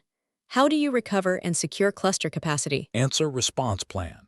In a mass spot instance interruption, SRE must immediately secure guaranteed on-demand compute capacity to stabilize the cluster before adjusting the instance mix strategy. 1. Immediate containment. Manually modify the cluster's node group configuration to force provision a pool of on-demand instances, overriding the spot-only allocation strategy. 2. Investigation. Formulate hypotheses. The spot markets are experiencing capacity constraints, the autoscaler is frozen, or the node groups lack diverse instance types. Inspect the cluster autoscaler events. 3. Evidence. Autoscaler logs confirmed repeated launch errors. Instance type is currently unavailable in the spot market, proving the cloud provider had physically run out of spare capacity for that instance class. 4. Root cause. The cluster's node groups were hard-coded to use a single instance type in the spot allocation pool, making the cluster highly vulnerable to a single spot market capacity reclaim. 5. Resolution. Refactor the node group configuration to enforce a highly diverse instance mix, allowing the autoscaler to fetch alternative instances when one class is depleted. 6. Long-term prevention. Implement a mixed instance allocation strategy where critical core services run strictly on on-demand nodes, while stateless, horizontal web workers run on spot nodes. Pro tip: never run a production cluster purely on spot instances without a diverse backup. Always define a mixed instance policy in your node groups, and ensure that your critical system daemons like core DNS and ingress are locked to on-demand nodes using node affinity or taints. Otherwise, a spot reclaim will completely blind your cluster. Are you tired of generic interview prep? You can spend weeks studying generic interview questions, only to walk into a tech interview and realize they are asking about completely different tools and real-world scenarios. A tech title means nothing. A data engineer, DevOps engineer, or SRE consultant role is completely different at every single company. If you are not studying for the exact tech stack in the job description, you are wasting your time. That is exactly the problem we solve. Whether your upcoming interview is for SRE, DevOps, Salesforce, data engineering, cloud architecture, or cybersecurity, we will build a custom interview cheat sheet designed specifically for your target role. How we build your masterclass: you send us the exact job description. We analyze the technologies, the dependencies, and the seniority level. Then, we prepare a highly customized package with predicted interview rounds, realistic mock interview scripts, and targeted technical questions and answers. Stop guessing what managers will ask. If you have an upcoming interview and would like customized mock interview scripts and targeted practice questions and answers built specifically around your job description, feel free to email me at inquiry.aceinterviews@gmail.com. Please include these 4 details. 1. Your exact job description. 2. Your target role. 3. The interview date if known. 4. Your relevant experience level. Walk in with absolute confidence. I will personally review your submission and let you know what type of preparation package would provide the most value. We will analyze the requirements and build the exact custom mock scripts and questions and answers you need to get the offer. What if you people want a continuous study instead, with most commonly asked interview questions and answers PDFs? But what if you do not have an active interview lined up right now? If you want to proactively build your skills over time, we have recently launched our Master Vault subscription model. This is an all-access pass containing most commonly asked interview questions and answers PDFs of various tech roles in every single major technology like DevOps, SRE, testing, Salesforce, data engineering, cloud, Java and Python, etc. Choose the full bundle or specific paths, but we understand that unlocking every technology at once might feel overwhelming. If you are solely an SRE consultant, a Salesforce developer, or a DevOps engineer, you do not need the entire Master Vault. We redesigned the ecosystem so you can subscribe to the unrestricted full bundle or choose individual targeted vaults tailored specifically to your career. The universal interview tip. Whenever you ask a tech VP or an industry mentor how to crack a tough interview, they all give you the exact same tip: get familiar with the most commonly asked interview questions. It sounds simple, right? But here is the problem. The search nightmare. Finding the actual most commonly asked questions for senior roles is a nightmare. Generic Google searches only give you basic textbook definitions, and those will not help you clear a lead architect or senior engineer round where production reality matters. Imagine a master vault. Now, imagine a vault where the absolute most commonly asked interview questions for your specific role are already collected for you, perfectly organized by interview rounds like 1. Most commonly asked technical-based question and answers. 2. Most commonly asked scenario-based question and answers. 3. Most commonly asked real-world problem-solving question and answers. 4. Most commonly asked system design question and answers. 5. Most commonly asked behavioral-based question and answers. Cross-domain mastery. I built the ACE Interviews Master Vault for the modern architect. We did not just do this for one role.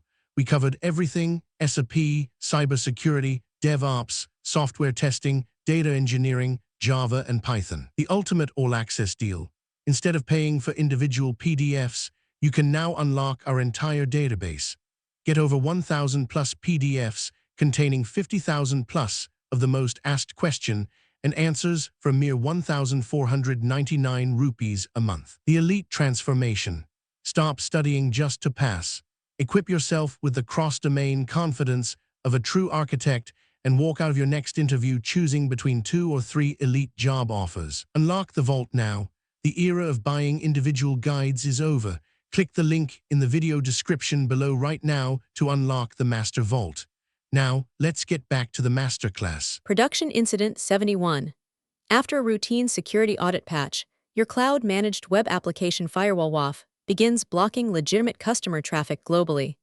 Users are hit with HTTP 403 forbidden screens, causing cart abandons to surge and payment transactions to freeze. How do you bypass the firewall block and restore customer access? Answer response plan. When a global firewall rule misconfiguration blocks legitimate clients, SRE must immediately put the firewall into a dry run or bypass state to restore traffic while debugging. 1. Immediate containment. Instantly log into the cloud firewall or WAF console and transition the newly deployed rule group into count-only or dry run mode to bypass active block actions. 2. Investigation. Formulate hypotheses. A new rate-limiting rule is overly restrictive. A custom rejects pattern is false positive matching user payloads, or a geo-blocking rule was incorrectly applied. Inspect WAF traffic logs. 3. Evidence. Cloud monitoring logs confirm that a high volume of requests was blocked under WAF Rule 103. Action. Block. Reason. SQL injection match, proving a false positive on legitimate customer JSON objects. 4. Root cause.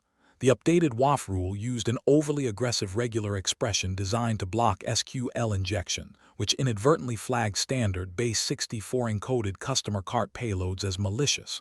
5. Resolution. Refactor the custom rejects pattern to safely exclude standard API payload formats, verify with staging traffic, and redeploy the rule group in blocking mode. 6. Long-term prevention. Establish a strict shadow deployment lifecycle for all new firewall and WAF rules, keeping them in non-blocking count mode for at least 48 hours to gather telemetry before active blocking is enabled. Pro tip. Never deploy a new web application firewall WAF rule directly into blocking mode. Always deploy in count or simulation mode first. This allows you to collect real traffic metrics and catch false positives on customer payloads before they trigger a global lockout. Production Incident 72. A manual configuration error in your DNS routing zone accidentally deletes the primary CNAME record for your API gateway. External mobile and web applications lose connection instantly, showing host not found errors globally. How do you recover routing when public DNS caching propagates the error? Answer response plan. When a critical DNS record is deleted or corrupted, SRE must instantly recreate the record with a low TTL and notify downstream services to clear their lookup caches. 1. Immediate containment.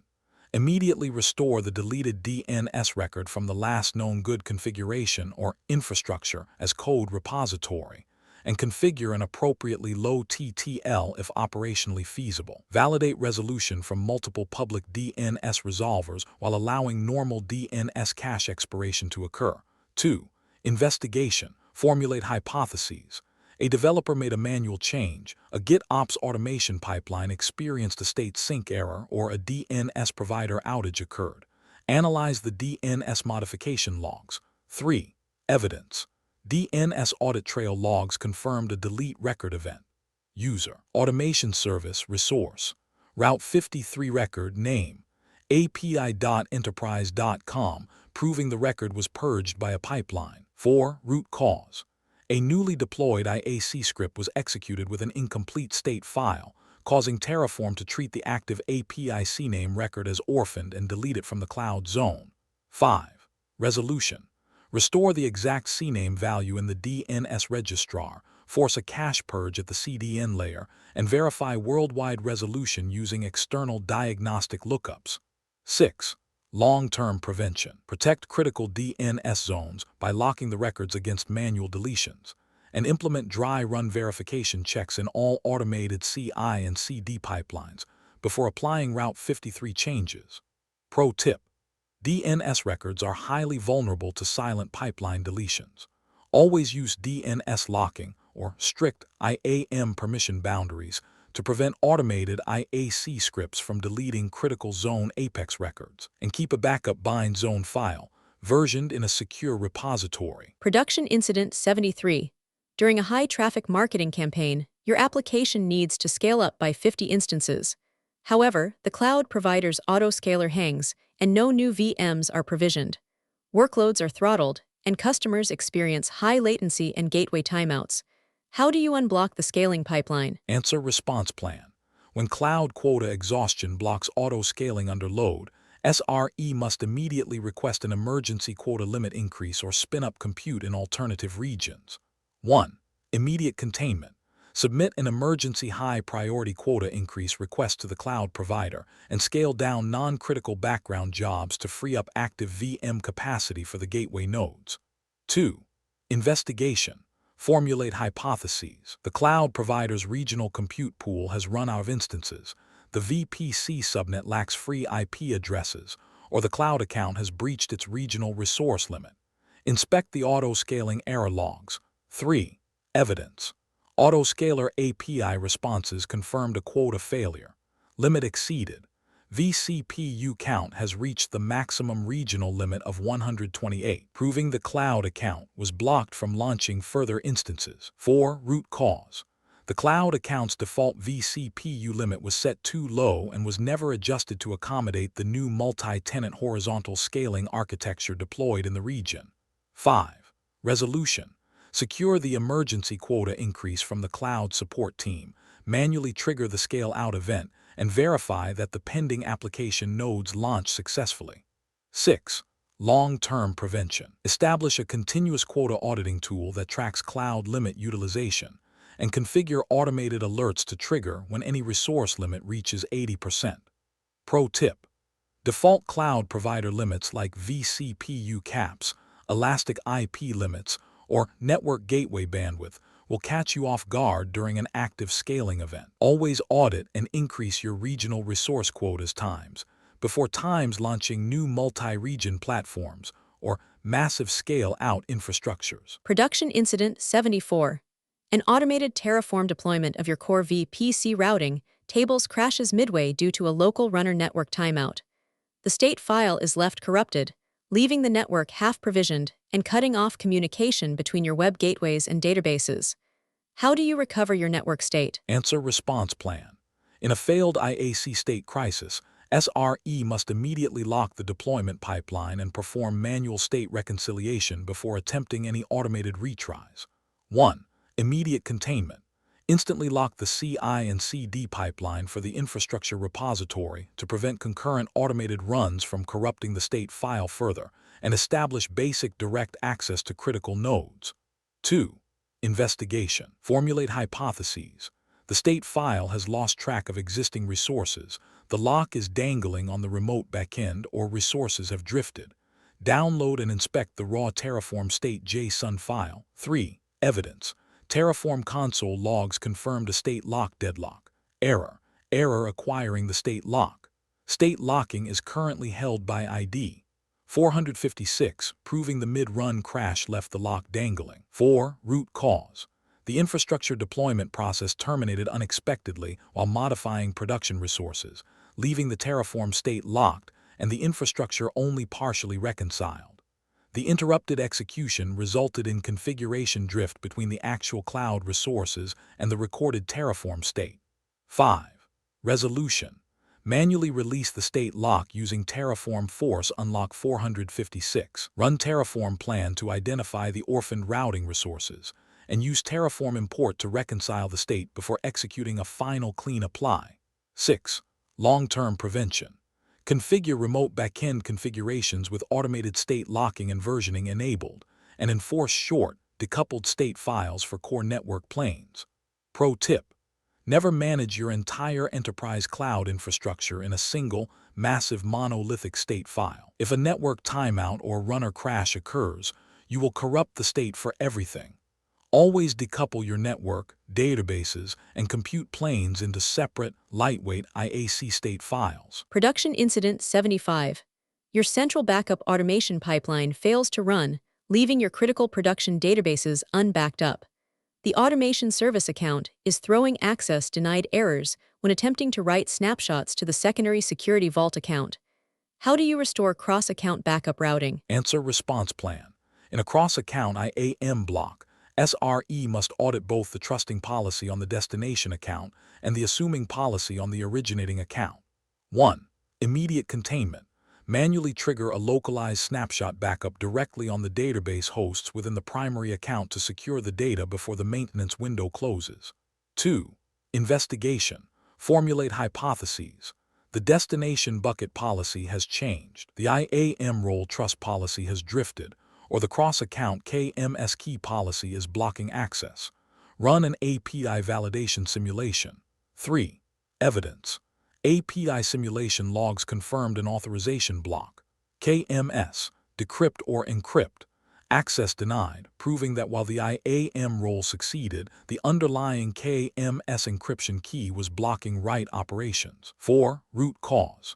A newly deployed security policy modified the KMS key's resource policy in the destination security vault account, inadvertently stripping the KMS generate data key permission for the primary account's IAM role. 5. Resolution. Update the destination account's KMS key policy to explicitly grant the primary account's backup IAM role the necessary cryptographic permissions and trigger a test cross-account backup run. 6. Long-term prevention. Implement continuous drift detection on all cross-account IAM and KMS resource policies and utilize centralized identity providers to manage enterprise-wide role hierarchies. Pro tip: cross-account automation relies on 3 things: the source IAM policy, the destination role trust policy, and the resource policy. If any of these 3 layers drift or exclude the other, your automation will fail.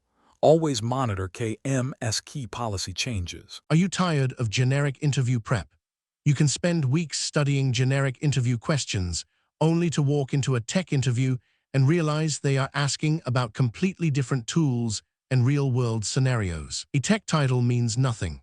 A data engineer, DevOps engineer, or SRE consultant role is completely different at every single company.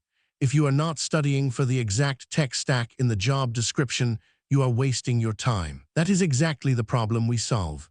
Whether your upcoming interview is for SRE, DevOps, Salesforce, data engineering, cloud architecture, or cybersecurity, we will build a custom interview cheat sheet designed specifically for your target role. How we build your masterclass: you send us the exact job description. We analyze the technologies, the dependencies, and the seniority level. Then, we prepare a highly customized package with predicted interview rounds, realistic mock interview scripts, and targeted technical questions and answers. Stop guessing what managers will ask. If you have an upcoming interview and would like customized mock interview scripts and targeted practice questions and answers built specifically around your job description, feel free to email me at inquiry.aceinterviews@gmail.com. Please include these 4 details: 1. Your exact job description. 2. Your target role. 3. The interview date if known. 4. Your relevant experience level. Walk in with absolute confidence. I will personally review your submission and let you know what type of preparation package would provide the most value. We will analyze the requirements and build the exact custom mock scripts and questions and answers you need to get the offer. What if you people want a continuous study instead, with most commonly asked interview questions and answers PDFs? But what if you do not have an active interview lined up right now? If you want to proactively build your skills over time, we have recently launched our Master Vault subscription model. This is an all-access pass containing most commonly asked interview questions and answers PDFs of various tech roles in every single major technology like DevOps, SRE, testing, Salesforce, data engineering, cloud, Java and Python, etc. Choose the full bundle or specific paths, but we understand that unlocking every technology at once might feel overwhelming. If you are solely an SRE consultant, a Salesforce developer, or a DevOps engineer, you do not need the entire Master Vault.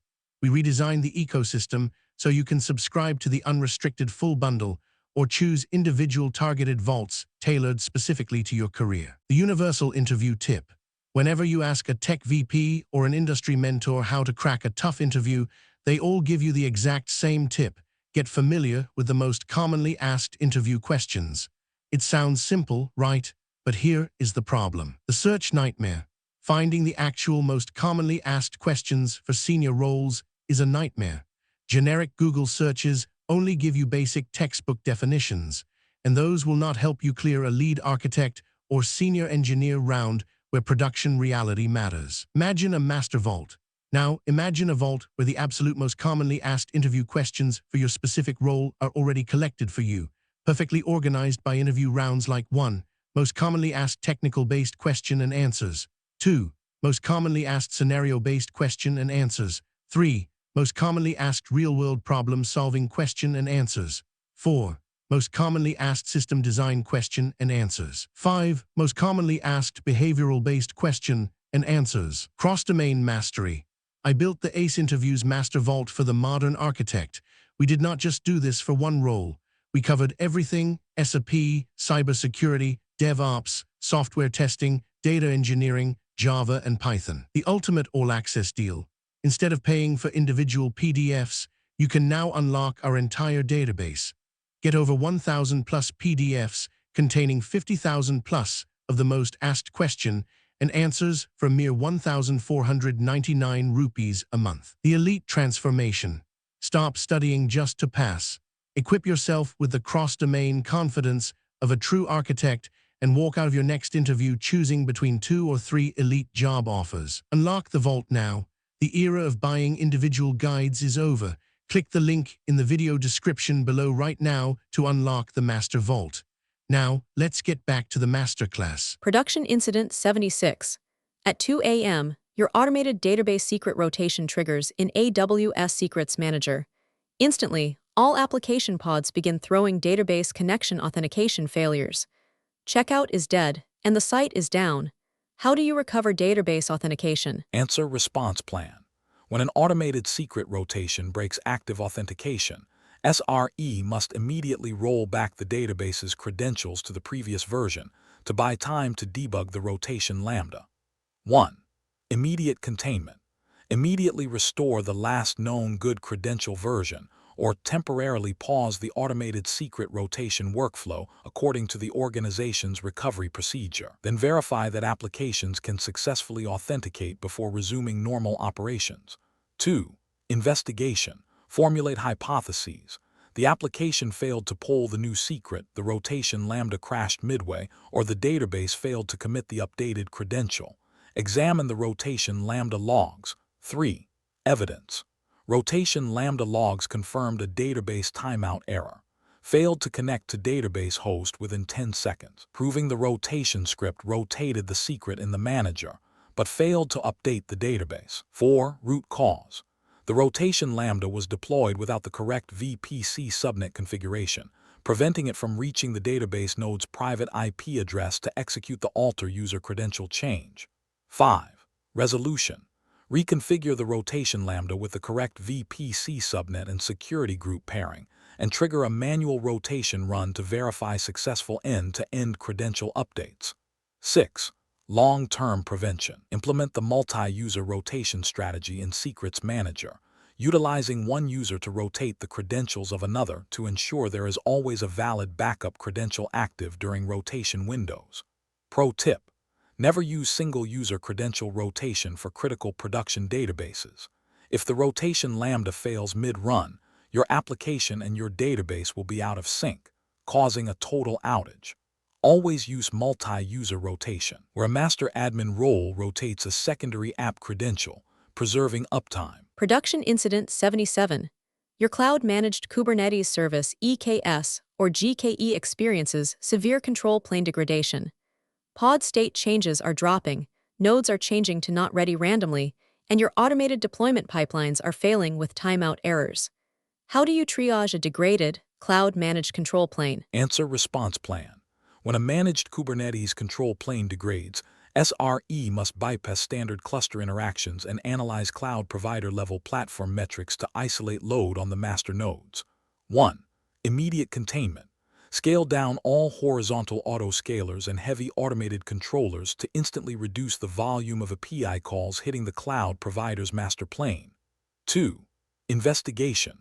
Formulate hypotheses. The control plane masters are experiencing resource exhaustion. The managed etcd cluster is out of sync, or the cloud provider has declared a regional API outage. Check the cloud platform logs. 3. Evidence. Cloud provider metrics confirm that the managed API server's request queue size was saturated, and the backend was experiencing extreme etcd read and write latency. 4. Root cause. A newly deployed application was misconfigured to write high-frequency state updates to custom resource definitions (CRDs), completely saturating the managed control plane's master nodes. 5. Resolution. Disable or scale down the misconfigured application or controller responsible for the excessive API activity. Verify that control plane request rates return to normal, and work with the cloud provider if additional control plane recovery actions are required. 6. Long-term prevention. Configure strict rate limiting on custom resource definition queries, and implement continuous API call monitoring to detect rogue controllers before they saturate the master plane. Pro tip. Managed Kubernetes like EKS or GKE abstracts master node management, but they can still be saturated. If an application loop floods the control plane with requests, the master nodes will choke, and you will not be able to run kubectl to fix it. Always monitor control plane metrics and use native API rate limits. Production Incident 78. An automated cloud cost optimization script runs at midnight. Instantly, all standby database replicas and 5 critical compute nodes are deleted globally, cutting off database replication and causing a 50% drop in application processing capacity. How do you recover the deleted hosts? Answer response plan. When an automated cleanup script removes production capacity, SRE must immediately lock down the cost automation and execute a rapid restore of the lost infrastructure via GitOps. 1. Immediate containment. Immediately disable or suspend the automated cost optimization workflow, revoke its ability to perform additional destructive actions if necessary, and prevent any further automated cleanup executions while the incident is investigated. 2. Investigation. Formulate hypotheses. The script was targeting production tags. The tags on the production resources drifted, or the script had an execution scope error. Check the cost optimization logs. 3. Evidence. Audit logs confirm the deletion actions. User. Cost cleanup bot action. Terminate instance resource. Prod DB replica. Proving the script identified the production replica as an orphan. 4. Root cause. A developer accidentally changed the resource tags on the production standby database to environment dev during a tagging cleanup, causing the cost cleanup bot to flag it as an unused development instance. 5. Resolution. Redeploy the missing database replicas and compute nodes using our Terraform repository and verify that replication synchronizes cleanly across all zones. 6. Long-term prevention. Implement a strict protected resource tag validation policy in your IAC pipelines and ensure all automated cleanup bots are configured to run with dry run-only policies in production accounts. Pro tip. Cost optimization bots are dangerous. If your business uses automated scripts to terminate unused resources, never let them target production accounts. Keep your production and non-production infrastructure in completely separate cloud accounts and use IAM boundaries to isolate them. Production Incident 79. After a rolling upgrade of your backend compute cluster, the cloud load balancer fails to route traffic to the newly launched instances. The targets remain stuck in a pending or initial state indefinitely, leaving your users hit with HTTP 503 gateway errors. How do you restore routing? Answer response plan. When load balancer targets are stuck in a pending state, a networking mismatch is blocking the load balancer from completing its initial target health handshake. 1. Immediate containment. Manually register a standalone pool of healthy, legacy compute instances directly to the public load balancer to bypass the automated stuck registration pipeline. 2. Investigation. Formulate hypotheses. The new instances are failing their local health endpoints. The target group's port is misconfigured, or security groups are blocking the load balancer's private IP. Inspect the target group events. 3. Evidence. Target group diagnostics showed a timeout error. Health check failed. Connection timeout, proving the load balancer was physically blocked from connecting to the new instance's health check port. 4. Root cause. The automated deployment template applied an updated security group to the new instances that lacked an ingress rule allowing traffic from the load balancer subnet, blocking the initial health check handshake. 5. Resolution. Update the security group configuration to allow ingress traffic from the load balancer's private sitter range and verify that the target status transitions to healthy. 6. Long-term prevention. Configure automated liveness probes in your CI and CD pipelines to verify that newly spun-up instances can accept connections on their health ports before registering them to the target group. Pro tip: target groups are stateful. When you deploy new compute instances, they will not receive traffic until they pass the load balancer's health checks. If they get stuck in initial, the issue is almost always a security group or network ACL, blocking the load balancer's private IP blocks. Always allow your load balancer's sitter ranges on your backend hosts. Production Incident 80. Your primary database VM is suddenly rebooted without warning by the cloud provider, initiating an unplanned failover that corrupts active transactions. The cloud provider states it was a forced maintenance event due to an underlying hardware failure. How do you recover and isolate your systems from cloud maintenance events? Answer: response plan. When a cloud provider forces a maintenance event on a single node, SRE must immediately execute a failover to a healthy, pre-warmed replica in an adjacent availability zone. 1. Immediate containment. Promote the healthy read replica database in the adjacent availability zone to the new primary and redirect application traffic to the new database endpoint. 2. Investigation. Formulate hypotheses. The virtual machine experienced a hypervisor-level crash, a cloud provider API call forced the reboot, or a hardware failure occurred on the physical host. Query the cloud provider's event feed. 3. Evidence. Cloud provider maintenance logs confirmed a degraded host reboot event. Action. Force reboot. Reason. Hardware degradation detected on underlying physical host, proving the event was unavoidable. 4. Root cause. The cloud provider detected a critical hardware failure or host maintenance condition on the underlying physical infrastructure, requiring an emergency host migration or forced virtual machine reboot to protect platform stability. 5. Resolution. Re-establish replication from our new primary database to the restored VM, verify database consistency using transactional sequence audits, and restore normal operations. 6. Long-term prevention. Implement multi-AZ database clustering for all stateful workloads, and configure automated maintenance window handlers to proactively migrate VMs before forced reboot schedules. Pro tip: cloud providers will occasionally experience physical hardware failures that force immediate VM reboots.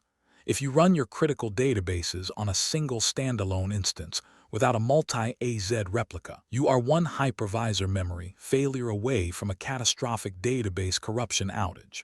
Always run multi-AZ clustering for Tier 1 storage. Category 4 Conclusion. Mastering Cloud Infrastructure. Cloud infrastructure provides the ultimate operational foundation for the modern enterprise, but its virtualized abstractions introduce silent, complex failure domains. As we have seen across these 20 cloud incidents, from auto-scaling group template failures and silent IAM permission drifts to NAT gateway port exhaustion and hypervisor-level reboots, managing the cloud is not about scaling VMs. It is about engineering resilience into the infrastructure plane. Mastery in this domain requires you to look past provider-level promises, implement strict cross-account IAM boundaries, establish proactive quota monitoring, and configure active disaster recovery architectures to ensure your platform remains resilient under extreme, real-world load. Are you tired of generic interview prep? You can spend weeks studying generic interview questions, only to walk into a tech interview and realize they are asking about completely different tools and real-world scenarios. A tech title means nothing. A data engineer, DevOps engineer, or SAP consultant role is completely different at every single company. If you are not studying for the exact tech stack in the job description, you are wasting your time. That is exactly the problem we solve. Whether your upcoming interview is for SAP, DevOps, Salesforce, data engineering, cloud architecture, or cybersecurity, we will build a custom interview cheat sheet designed specifically for your target role. How we build your masterclass: you send us the exact job description. We analyze the technologies, the dependencies, and the seniority level. Then, we prepare a highly customized package with predicted interview rounds, realistic mock interview scripts, and targeted technical questions and answers. Stop guessing what managers will ask. If you have an upcoming interview and would like customized mock interview scripts and targeted practice questions and answers built specifically around your job description, feel free to email me at inquiry.aceinterviews@gmail.com. Please include these 4 details: 1. Your exact job description. 2. Your target role. 3.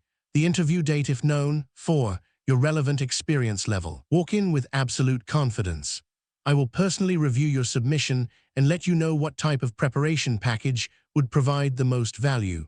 We will analyze the requirements and build the exact custom mock scripts and questions and answers you need to get the offer. What if you people want a continuous study instead, with most commonly asked interview questions and answers PDFs? But what if you do not have an active interview lined up right now? If you want to proactively build your skills over time, we have recently launched our Master Vault subscription model. This is an all-access pass containing most commonly asked interview questions and answers PDFs of various tech roles in every single major technology like DevOps, SRE, testing, Salesforce, data engineering, cloud, Java and Python, etc. Choose the full bundle or specific paths, but we understand that unlocking every technology at once might feel overwhelming. If you are solely an SRE consultant, a Salesforce developer, or a DevOps engineer, you do not need the entire Master Vault. We redesigned the ecosystem so you can subscribe to the unrestricted full bundle or choose individual targeted vaults tailored specifically to your career. The universal interview tip. Whenever you ask a tech VP or an industry mentor how to crack a tough interview, they all give you the exact same tip: get familiar with the most commonly asked interview questions. It sounds simple, right? But here is the problem. The search nightmare. Finding the actual most commonly asked questions for senior roles is a nightmare. Generic Google searches only give you basic textbook definitions, and those will not help you clear a lead architect or senior engineer round where production reality matters. Imagine a master vault. Now, imagine a vault where the absolute most commonly asked interview questions for your specific role are already collected for you, perfectly organized by interview rounds like 1. Most commonly asked technical-based question and answers. 2. Most commonly asked scenario-based question and answers. 3. Most commonly asked real-world problem-solving question and answers. 4. Most commonly asked system design question and answers. 5. Most commonly asked behavioral-based question and answers. Cross-domain mastery. I built the ACE Interviews Master Vault for the modern architect. We did not just do this for one role. We covered everything: SRE, cybersecurity, DevOps, software testing, data engineering, Java and Python. The ultimate all-access deal. Instead of paying for individual PDFs, you can now unlock our entire database. Get over 1,000 plus PDFs containing 50,000 plus of the most asked question and answers for a mere 1,499 rupees a month. The elite transformation. Stop studying just to pass. Equip yourself with the cross-domain confidence of a true architect and walk out of your next interview choosing between 2 or 3 elite job offers. Unlock the vault now. The era of buying individual guides is over. Click the link in the video description below right now to unlock the Master Vault.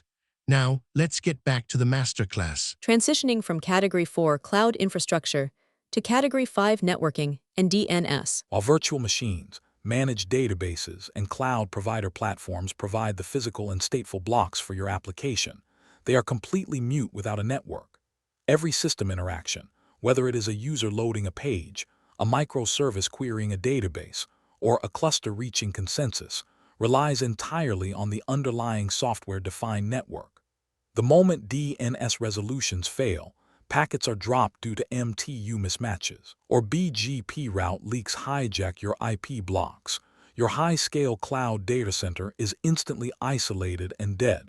We must now step out of resource scaling and enter the core system plumbing of Category 5, Networking and DNS. Category 5 Networking and DNS. In high-scale distributed systems, The network is the single most common failure domain. SREs must be master packetsmiths, capable of isolating bottlenecks at the kernel socket, routing table, and global registrar layers. This category explores the systems-level network failures, from ephemeral TCP port exhaustion and SYN flood DDoS attacks to Anycast latency anomalies and BGP routing hijacks that quietly paralyze communication across the enterprise. Category 5. Networking and DNS incidents 81 to 95. Here are the 15 production incidents of this category we are going to covering core local global routing failures, firewalls, socket states, proxies, and edge networks. Production incident 81, DNS resolution failures. Production incident 82, high packet loss between services.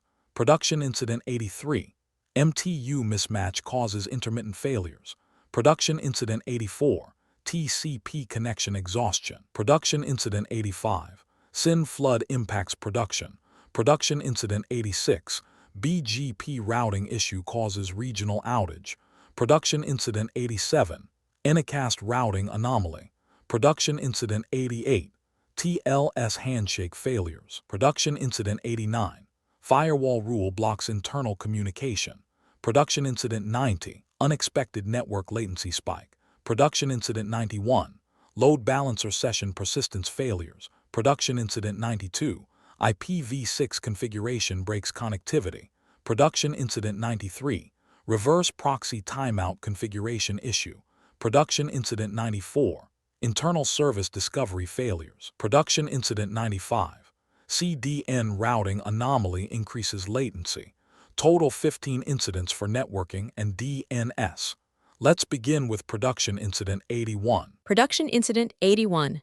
Your microservices suddenly lose connection to internal services and databases, throwing massive host not found exceptions. Support is flooded with payment timeout complaints. You verify that backend nodes and database endpoints are physically green, but name resolution is completely offline. How do you recover local name resolution? Answer response plan. When local DNS resolution fails globally, SRE must immediately isolate the DNS routing plane from corrupted upstream resolvers or local cache blockages. 1. Immediate containment. Immediately restore DNS resolution by directing affected systems to a known good resolver appropriate for the environment. For public internet lookups, temporarily use trusted public DNS resolvers if permitted. For internal service discovery, restore connectivity to the organization's authoritative internal DNS infrastructure or a healthy redundant resolver. 2. Investigation. Formulate hypotheses. The internal core DNS pods have crashed, upstream name servers are unreachable, or the node's resolver configuration was corrupted. Query local resolution stats using DIG or ENS lookup. 3. Evidence. Local diagnostics using DIG at 127.0.0.1 returned a serve-fail status code, proving that while local port 53 was open, the resolver was failing to return valid upstream IP addresses. 4. Root cause. A silent update to the cluster's network routing configuration severed the UDP egress route to the upstream enterprise DNS servers, causing all recursive local lookups to time out. 5. Resolution. Revert the egress routing table changes to restore UDP port 53 connectivity and verify that local name servers can successfully execute lookup loops. 6. Long-term prevention. Deploy local DNS caching daemons like NSCD or node local DNS cache on all compute nodes to reduce total recursive network calls and set up monitoring alerts for unresolved queries. Pro tip. DNS is the first point of failure. If your microservices talk to each other via internal host names, a local resolver timeout will crash your application threads. Always implement aggressive local DNS caching NSCD or DNS mask on your hosts to protect them from transient control plane DNS latency. Production incident 82. Following a routine deployment of a new service subnet, you observe a 35% packet loss between your web gateways and payment APIs. Transactions are randomly failing, connections are dropping, and the platform's response latency is highly volatile. How do you isolate the network drop and stabilize routing? Answer response plan. When experiencing severe localized packet loss, SRE must isolate whether the drops are occurring at the node virtual interface, the switch fabric, or due to network traffic congestion. 1. Immediate containment. Temporarily reroute critical application traffic through a known healthy network path, redundant network segment, or alternate availability zone where possible to bypass the degraded network path while preserving essential business traffic. 2. Investigation. Formulate hypotheses. A network card on a physical host is failing, a security policy is rate limiting UDP or TCP packets, or a virtual switch is saturated. Run a network trace using eBPF and MTR. 3. Evidence. Running MTR-TCP-port 443 confirmed a consistent 35% packet drop, specifically at hop 3 of the virtual VPC router, indicating a network plane configuration failure. 4. Root cause. A misconfigured traffic shaping policy on the virtual router placed a strict rate limit on the internal payment API subnet, treating normal inter-service transaction volumes as an egress DDoS attack and dropping the packets. 5. Resolution. Remove the restrictive traffic shaping policy from the virtual routing template and verify that latency stabilizes and packet drop rates return to 0%. 6. Long-term prevention. Implement automated canary network testing using tools like perf or eBPF during every subnet deployment, and configure Prometheus alarms to monitor VPC-level packet drops. Pro tip: never troubleshoot packet loss with a standard ICMP ping.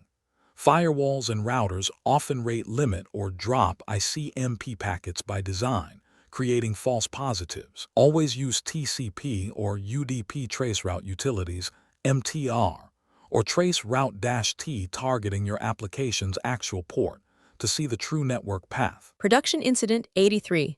Microservices communicating via a new VPN tunnel start throwing intermittent connection timeouts. Standard API handshakes and small metadata requests succeed in milliseconds, but any large payload like a file upload or a heavy database query response hangs indefinitely and times out. How do you resolve this packet size bottleneck? Answer response plan. When small packets succeed but large payloads hang, the system is experiencing silent packet drops due to an MTU maximum transmission unit mismatch over the network path. 1. Immediate containment. Temporarily reduce the MTU size on the active application host interfaces to 1350 to ensure all outgoing packets fit comfortably within the VPN tunnel limits. 2. Investigation. Formulate hypotheses. The application is deadlocking, the database is slow, or packets are being dropped by routers because their DF do not fragment flag is set. Execute a ping sweep using custom packet sizes. 3. Evidence. Running ping-mdo-s1472 return no response, but lowering the packet size to 1300 succeeded instantly, confirming that any packet exceeding 1300 bytes was being silently dropped. 4. Root cause. The physical hosts were configured with a standard MTU of 1500, but the newly deployed VPN tunnel added 60 bytes of encapsulation overhead, reducing the path MTU to 1440 and dropping larger packets that had the do not fragment bit active. 5. Resolution. Update the network configuration templates to configure path MTU discovery PMTUD on all gateways, and adjust the host interfaces to a uniform, safe MTU setting of 1420. 6. Long-term prevention. Enforce standardized MTU rules in all infrastructure as code VPC templates, and implement automated packet path testing during VPC peerings and VPN setups. Pro tip: an MTU mismatch is the ultimate silent killer in SRE. Small requests like a health check succeed, but as soon as a database returns a large JSON payload, the packet exceeds the path limit and gets dropped. Use ping with the do not fragment flag -mdo in Linux to find your network's true maximum packet size. Production Incident 84. Your public-facing API gateways abruptly stop accepting new network connections. The load balancers begin logging 503 gateway errors, and backend application servers are completely unreachable. CPU and memory are quiet, but the system logs are filled with cannot assign requested address errors. How do you recover the socket pool? Answer response plan. When an API gateway experiences socket exhaustion, SRE must immediately tune the system kernel to recycle sockets and clear orphan connections from the pool. 1. Immediate containment. Gracefully restart the backend proxy processes Nginx or Envoy to force the termination of idle connection pools and instantly free up system-level file descriptors. 2. Investigation. Formulate hypotheses. The application has a connection leak. We are experiencing a slow loris attack, or the kernel is keeping sockets locked in the time_wait state too long. Run ss-s to inspect socket states. 3. Evidence. Running ss-s confirmed that the system had over 60,000 sockets locked in the time_wait state, completely exhausting the host's ephemeral port range. 4. Root cause. High-frequency microservice queries were closing connections on the client side, causing the kernel to hold the sockets in the time_wait state for the default 60-second cooldown period, depleting the ephemeral port pool. 5. Resolution. Expand the available ephemeral port range where appropriate, eliminate unnecessary short-lived connections through persistent connection reuse, validate application connection management, and tune operating system TCP parameters only after verifying they are appropriate for the operating system and workload. 6. Long-term prevention. Force all inter-service communication to utilize persistent connections HTTP keep alive, and configure automated metric tracking for ephemeral port utilization. Pro tip: every outbound connection consumes an ephemeral port. By default, Linux holds closed sockets in time_wait for 60 seconds. Under heavy traffic, you will run out of ports in minutes. Always configure net.ipv4.tcp/tw, reuse =1 in /etc/syscontrol.conf on high concurrency gateways to allow safe, instant reuse of closed sockets. Production Incident 85. Your application servers are experiencing massive connection timeouts. CPU is at 100%, and the system is dropping legitimate connections. Network metrics show a massive surge of half-open TCP connections, completely saturating the server's connection queues. You are undergoing a DDoS attack. How do you protect your servers? Answer response plan. During an active SYN flood attack, SRE must immediately enable kernel-level protection layers to drop half-open handshake requests before they exhaust host queues. 1. Immediate containment. Enable SYN cookies globally at the kernel layer using syscontrol to ensure the server can process legitimate connections without keeping state for half-open handshakes. 2. Investigation. Formulate hypotheses. The application is suffering from thread pool exhaustion. There is a database deadlock, or the host is receiving a high-volume TCP SYN flood. Run ss-t state SYN rec to inspect connections. 3. Evidence. Diagnostics using SS confirmed over 50,000 connections stuck in the SYN rec state, proving the host was receiving spoofed connection requests with no intention of completing the handshake. 4. Root cause. A distributed botnet launched a synchronized TCP SYN flood targeting the application's ingress ports, filling the connection backlog QTCP max SYN backlog, and locking out legitimate users. 5. Resolution. Increase the TCP connection backlog where appropriate, enable upstream DDoS mitigation and network edge filtering, apply intelligent rate limiting, and verify that legitimate client traffic can continue reaching the application while malicious traffic is absorbed or filtered. 6. Long-term prevention. Deploy cloud-native DDoS mitigation services such as AWS Shield or Cloudflare Magic Transit at the network edge to absorb and scrub SYN flood traffic before it ever reaches host nodes. Pro tip: a TCP SYN flood exploits the three-way handshake. The attacker sends a SYN, the server replies with a SYN ACK, and the server waits forever for the ACK that never arrives. Enabling net.ipv4.tcp syncookies =1 forces the server to encode the connection state in the TCP sequence number, eliminating the need to keep memory state for half-open sockets. Are you tired of generic interview prep? You can spend weeks studying generic interview questions, only to walk into a tech interview and realize they are asking about completely different tools and real-world scenarios. A tech title means nothing. A data engineer, DevOps engineer, or SRE consultant role is completely different at every single company. If you are not studying for the exact tech stack in the job description, you are wasting your time. That is exactly the problem we solve. Whether your upcoming interview is for SRE, DevOps, Salesforce, data engineering, cloud architecture, or cybersecurity, we will build a custom interview cheat sheet designed specifically for your target role. How we build your masterclass. You send us the exact job description.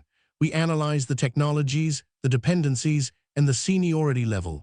Then, we prepare a highly customized package with predicted interview rounds, realistic mock interview scripts, and targeted technical questions and answers. Stop guessing what managers will ask. If you have an upcoming interview and would like customized mock interview scripts and targeted practice questions and answers built specifically around your job description, feel free to email me at inquiry.aceinterviews@gmail.com. Please include these 4 details. 1. Your exact job description. 2. Your target role. 3. The interview date if known. 4. Your relevant experience level. Walk in with absolute confidence. I will personally review your submission and let you know what type of preparation package would provide the most value. We will analyze the requirements and build the exact custom mock scripts and questions and answers you need to get the offer. What if you people want a continuous study instead with most commonly asked interview questions and answers PDFs? But what if you do not have an active interview lined up right now? If you want to proactively build your skills over time, we have recently launched our Master Vault subscription model. This is an all-access pass containing most commonly asked interview questions and answers PDFs of various tech roles in every single major technology like DevOps, SRE, testing, Salesforce, data engineering, cloud, Java and Python, etc. Choose the full bundle or specific paths, but we understand that unlocking every technology at once might feel overwhelming. If you are solely an SRE consultant, a Salesforce developer, or a DevOps engineer, you do not need the entire Master Vault. We redesigned the ecosystem so you can subscribe to the unrestricted full bundle or choose individual targeted vaults tailored specifically to your career. The universal interview tip. Whenever you ask a tech VP or an industry mentor how to crack a tough interview, they all give you the exact same tip. Get familiar with the most commonly asked interview questions. It sounds simple, right? But here is the problem. The search nightmare. Finding the actual most commonly asked questions for senior roles is a nightmare. Generic Google searches only give you basic textbook definitions, and those will not help you clear a lead architect or senior engineer round where production reality matters. Imagine a master vault.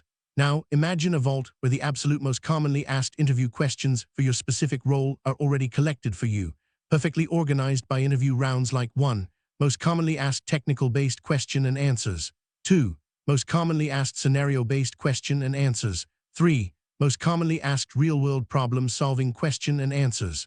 4. Most commonly asked system design question and answers. 5. Most commonly asked behavioral-based question and answers. Cross-domain mastery. I built the ACE Interviews Master Vault for the modern architect. We did not just do this for one role. We covered everything: SRE, cybersecurity, DevOps, software testing, data engineering, Java, and Python. The ultimate all-access deal. Instead of paying for individual PDFs, you can now unlock our entire database. Get over 1,000 plus PDFs containing 50,000 plus of the most asked question and answers for a mere 1,499 rupees a month. The elite transformation. Stop studying just to pass. Equip yourself with the cross-domain confidence of a true architect and walk out of your next interview choosing between 2 or 3 elite job offers. Unlock the vault now. The era of buying individual guides is over. Click the link in the video description below right now to unlock the Master Vault. Now, let's get back to the masterclass. Production Incident 86. The network transit to your primary cloud data center drops to 0. Users globally are receiving connection timeout errors, and the console reports that your cloud region's public IP block has vanished from the internet routing tables. A major global network blackout is underway. How do you recover regional transit? Answer: response plan. When a public IP block vanishes, a BGP border gateway protocol route leak or peering corruption has occurred, requiring emergency rerouting at the Tier 1 provider layer. 1. Immediate containment.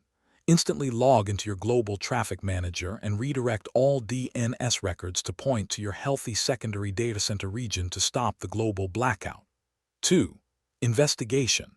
Formulate hypotheses. The cloud provider's regional routers have crashed, a physical fiber trunk was severed, or a BGP route hijacking event is occurring. Check the global routing tables using looking glass servers. 3. Evidence. Global routing diagnostics confirm that your public prefix was being advertised with an invalid as path autonomous system path originating from an unauthorized transit provider, proving a BGP route hijack. 4. Root cause. A third-party telecommunications provider misconfigured their core routers, accidentally leaking and hijacking our public IP space blocks, which rerouted our enterprise traffic into a dead network path. 5. Resolution. Coordinate with Tier 1 Internet Service providers to implement strict route filtering BGP prefix filtering and withdraw the hijacked routing advertisements from the global Internet fabric. 6. Long-term prevention. Implement Resource Public Key Infrastructure (RPKI) to cryptographically sign your BGP routing advertisements, ensuring upstream ISPs automatically reject unauthorized route advertisements. Pro tip. BGP is built entirely on trust. If a rogue ISP accidentally advertises your public IP address block with a shorter routing path, the entire internet will send your traffic to them, causing a global blackout. Implementing RPKI is the only way to cryptographically protect your enterprise's public IP blocks from hijacking. Production Incident 87. Following an update to your global edge network, users in London report that their application latency has surged from 20 milliseconds to over 300 milliseconds. However, users in New York are experiencing perfect response times. The application nodes are healthy, but network routing is degraded. How do you isolate the routing anomaly? Answer response plan. When a global anycast network experiences localized latency spikes, BGP is routing users to an operationally distant or incorrect physical edge node. 1. Immediate containment.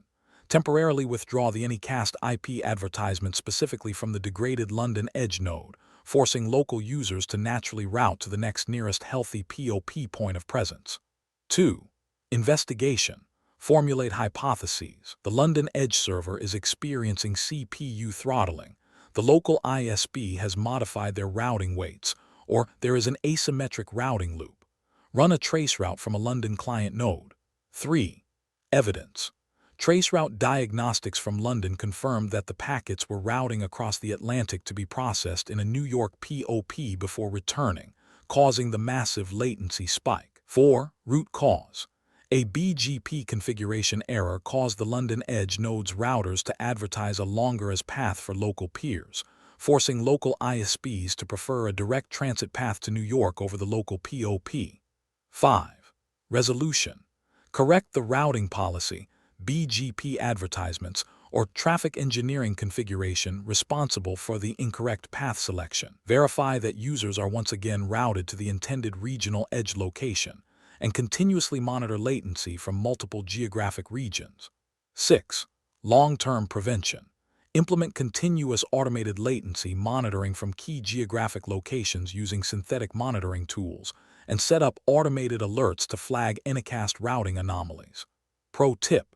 Anycast routes traffic based on the shortest network path, not physical distance. If your BGP routing weights are misconfigured, a user in London can be routed all the way to New York to load a page.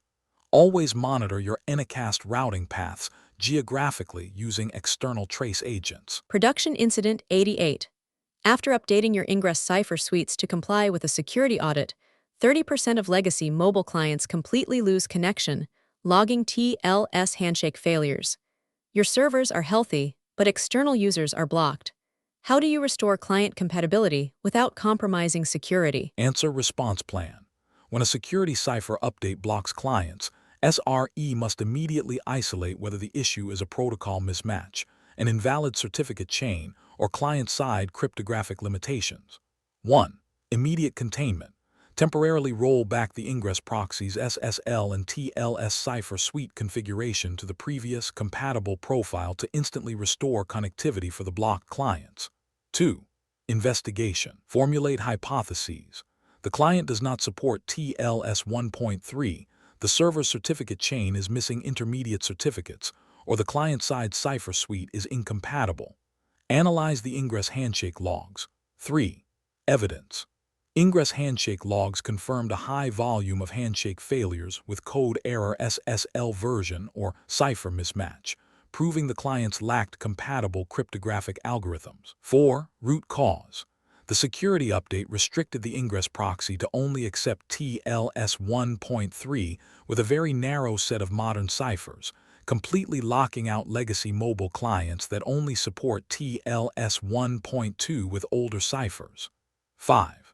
Resolution. Deploy a TLS configuration that balances modern security with required client compatibility by enabling only the minimum set of secure protocol versions and cipher suites necessary for supported clients.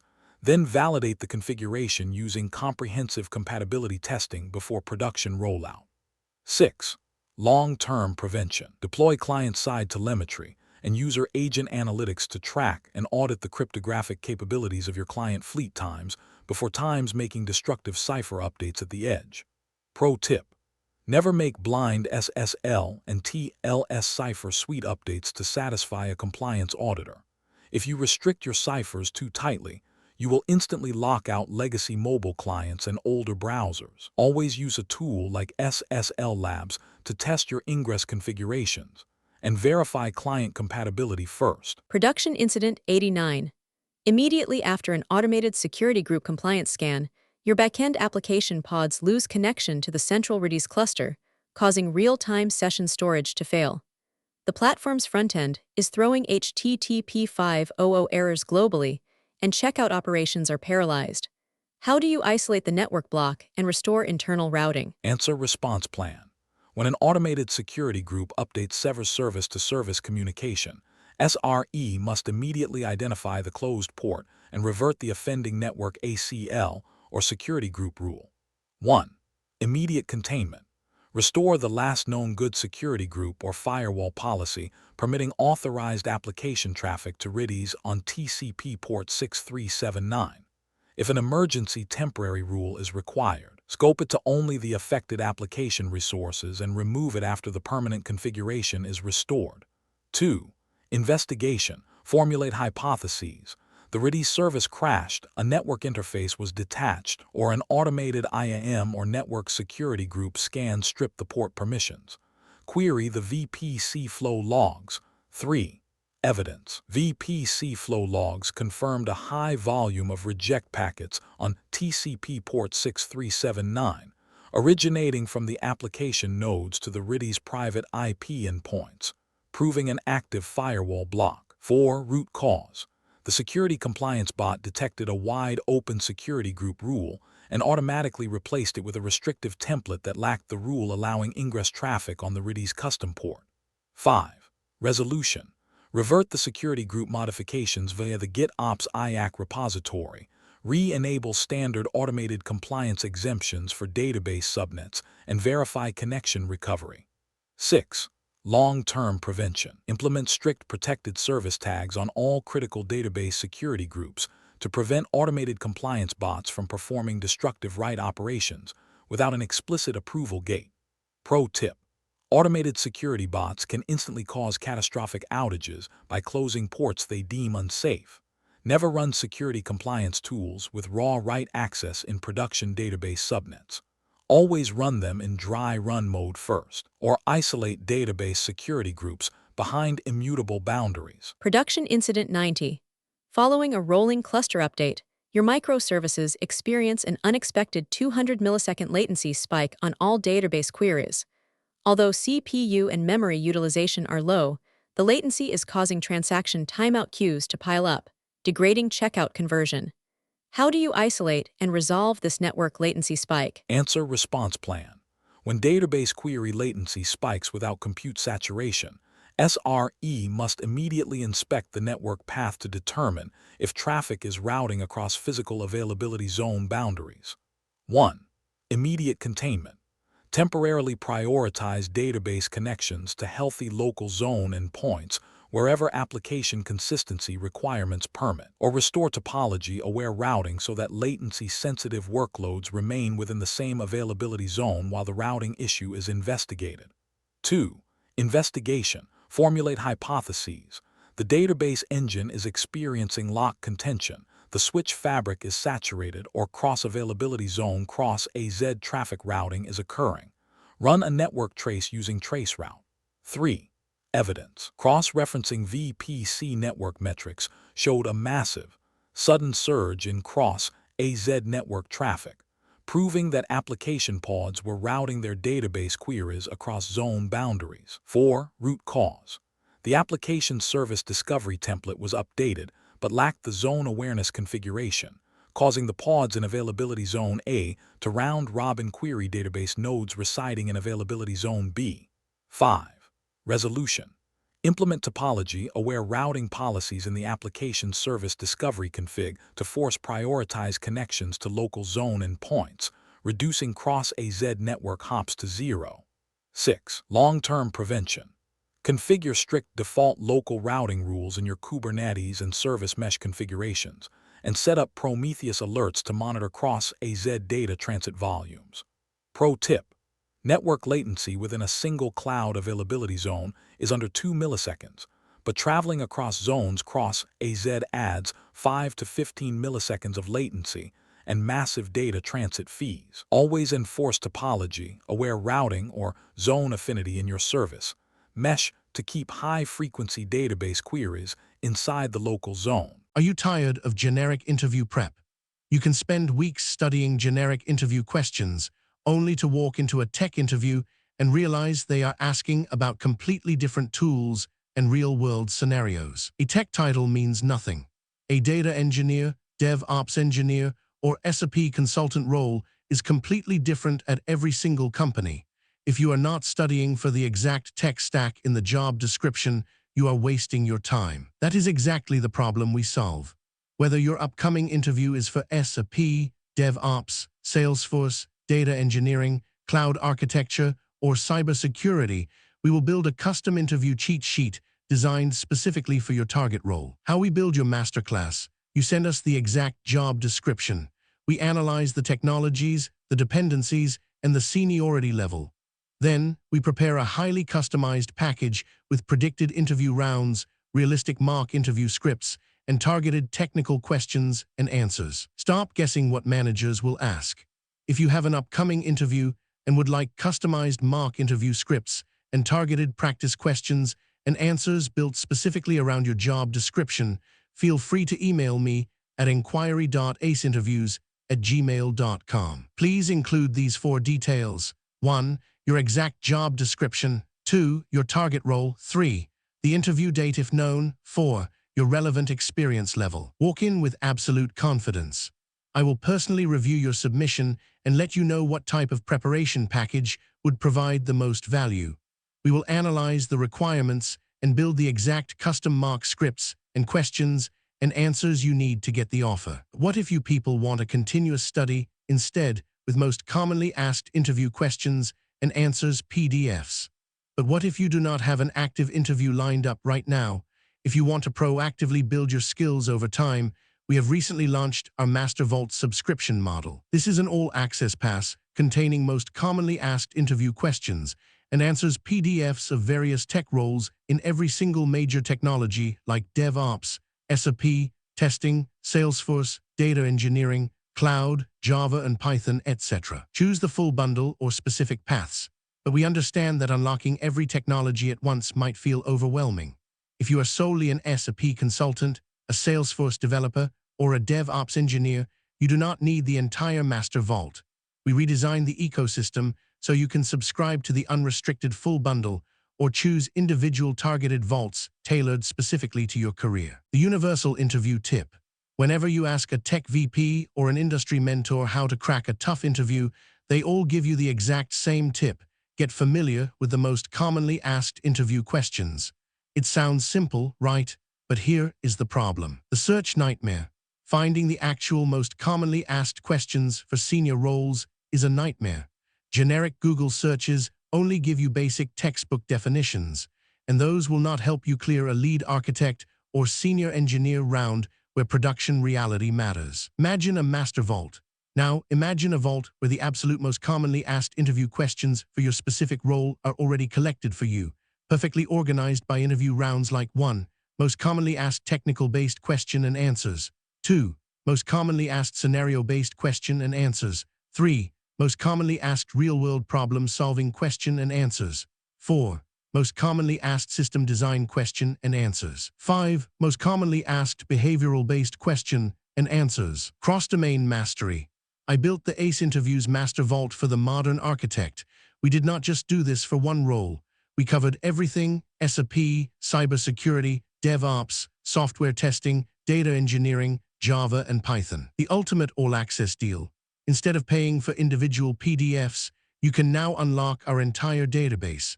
Get over 1,000 plus PDFs containing 50,000 plus of the most asked question and answers for a mere 1,499 rupees a month. The elite transformation. Stop studying just to pass.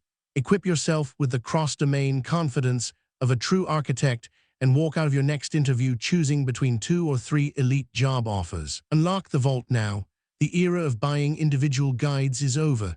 Click the link in the video description below right now to unlock the Master Vault. Now, let's get back to the masterclass. Production Incident 91. Immediately after an automated scale out of your backend application pool, users report being logged out repeatedly and losing their active shopping cart states. The load balancer is configured with session persistence, but client state is constantly dropping. How do you restore session persistence and prevent user logout loops? Answer response plan.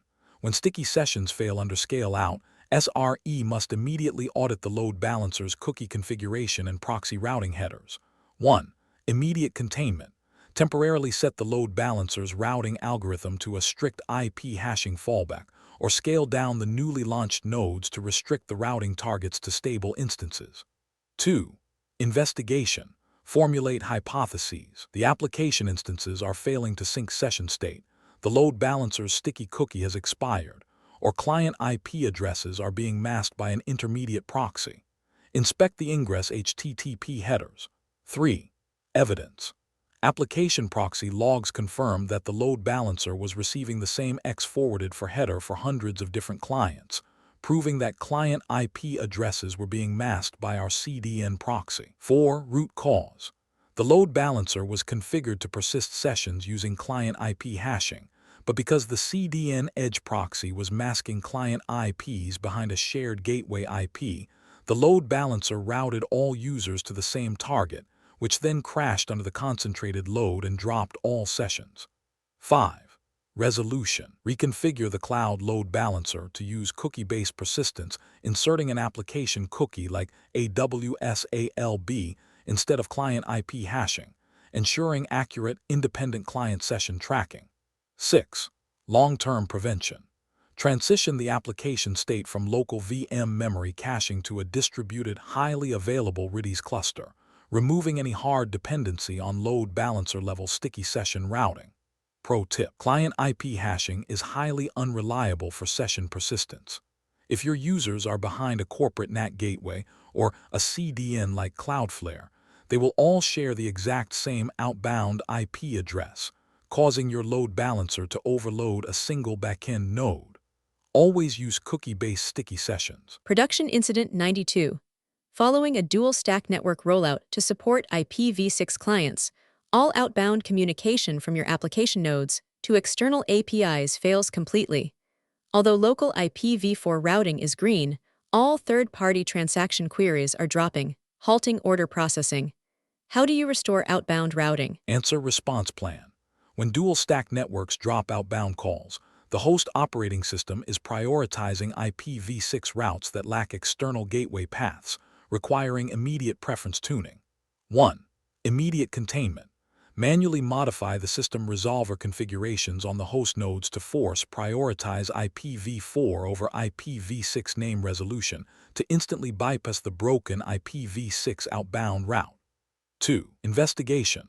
Formulate hypotheses. The DNS name servers are dropping IPv6 4A's records, the routing tables are missing the IPv6 egress gateway, or firewall rules are blocking IPv6 traffic. Run gi.conf diagnostics and trace the path using ping6. 3. Evidence. Running ping6 to an external API return network is unreachable, proving that while the local network resolved the 4A's address, the host lacked a valid, outbound IPv6 route. 4. Root cause. The virtual router's route tables were missing the IPv6 default egress route ::/0 pointing to the Internet gateway, causing the operating system, which natively prioritizes IPv6 over IPv4, to route packets into a black hole. 5. Resolution. Add the default IPv6 route pointing to the Internet gateway in the cloud route table and verify that outbound IPv6 connections successfully complete. 6. Long-term prevention. Fully validate end-to-end IPv6 connectivity, routing, firewall policies, monitoring, and external dependencies before enabling IPv6 by default. Where temporary IPv4 preference is operationally necessary, document and manage it as a transitional measure rather than a permanent architecture decision. Pro tip. By default, modern Linux operating systems will always prioritize IPv6 AAEIG records over IPv4A records if both are returned by DNS. If your network tables lack an IPv6 gateway, your application will quietly attempt to connect via IPv6 first, timeout, and crash. Always configure /etc/g.conf to favor IPv4 until your IPv6 route tables are 100% complete. Production Incident 93. Under heavy database write load during a month-end ledger close, your public reverse proxy begins returning HTTP 504 gateway timeout errors to clients. Backend database CPUs are running hot but processing queries successfully, yet the proxy is abruptly severing connections. How do you align the timeout boundaries? Answer response plan. When a proxy returns gateway timeouts while backend systems are still processing, the proxy's upstream connection timeout is set lower than the backend's maximum processing window. 1. Immediate containment. Manually increase the proxy's upstream timeout parameter such as proxy_read_timeout in Nginx on the ingress nodes and perform a graceful config reload to prevent dropped connections. 2. Investigation. Formulate hypotheses. The backend application has deadlocked, database queries are running slower than the gateway limit, or the keep alive timeout is dropping connections prematurely. Analyze the ingress and backend logs. 3. Evidence. Cross-referencing Nginx ingress logs with application trace metric showed the proxy was severing connections at exactly 60 seconds, while backend database transactions were completing successfully at 65 seconds. 4. Root cause.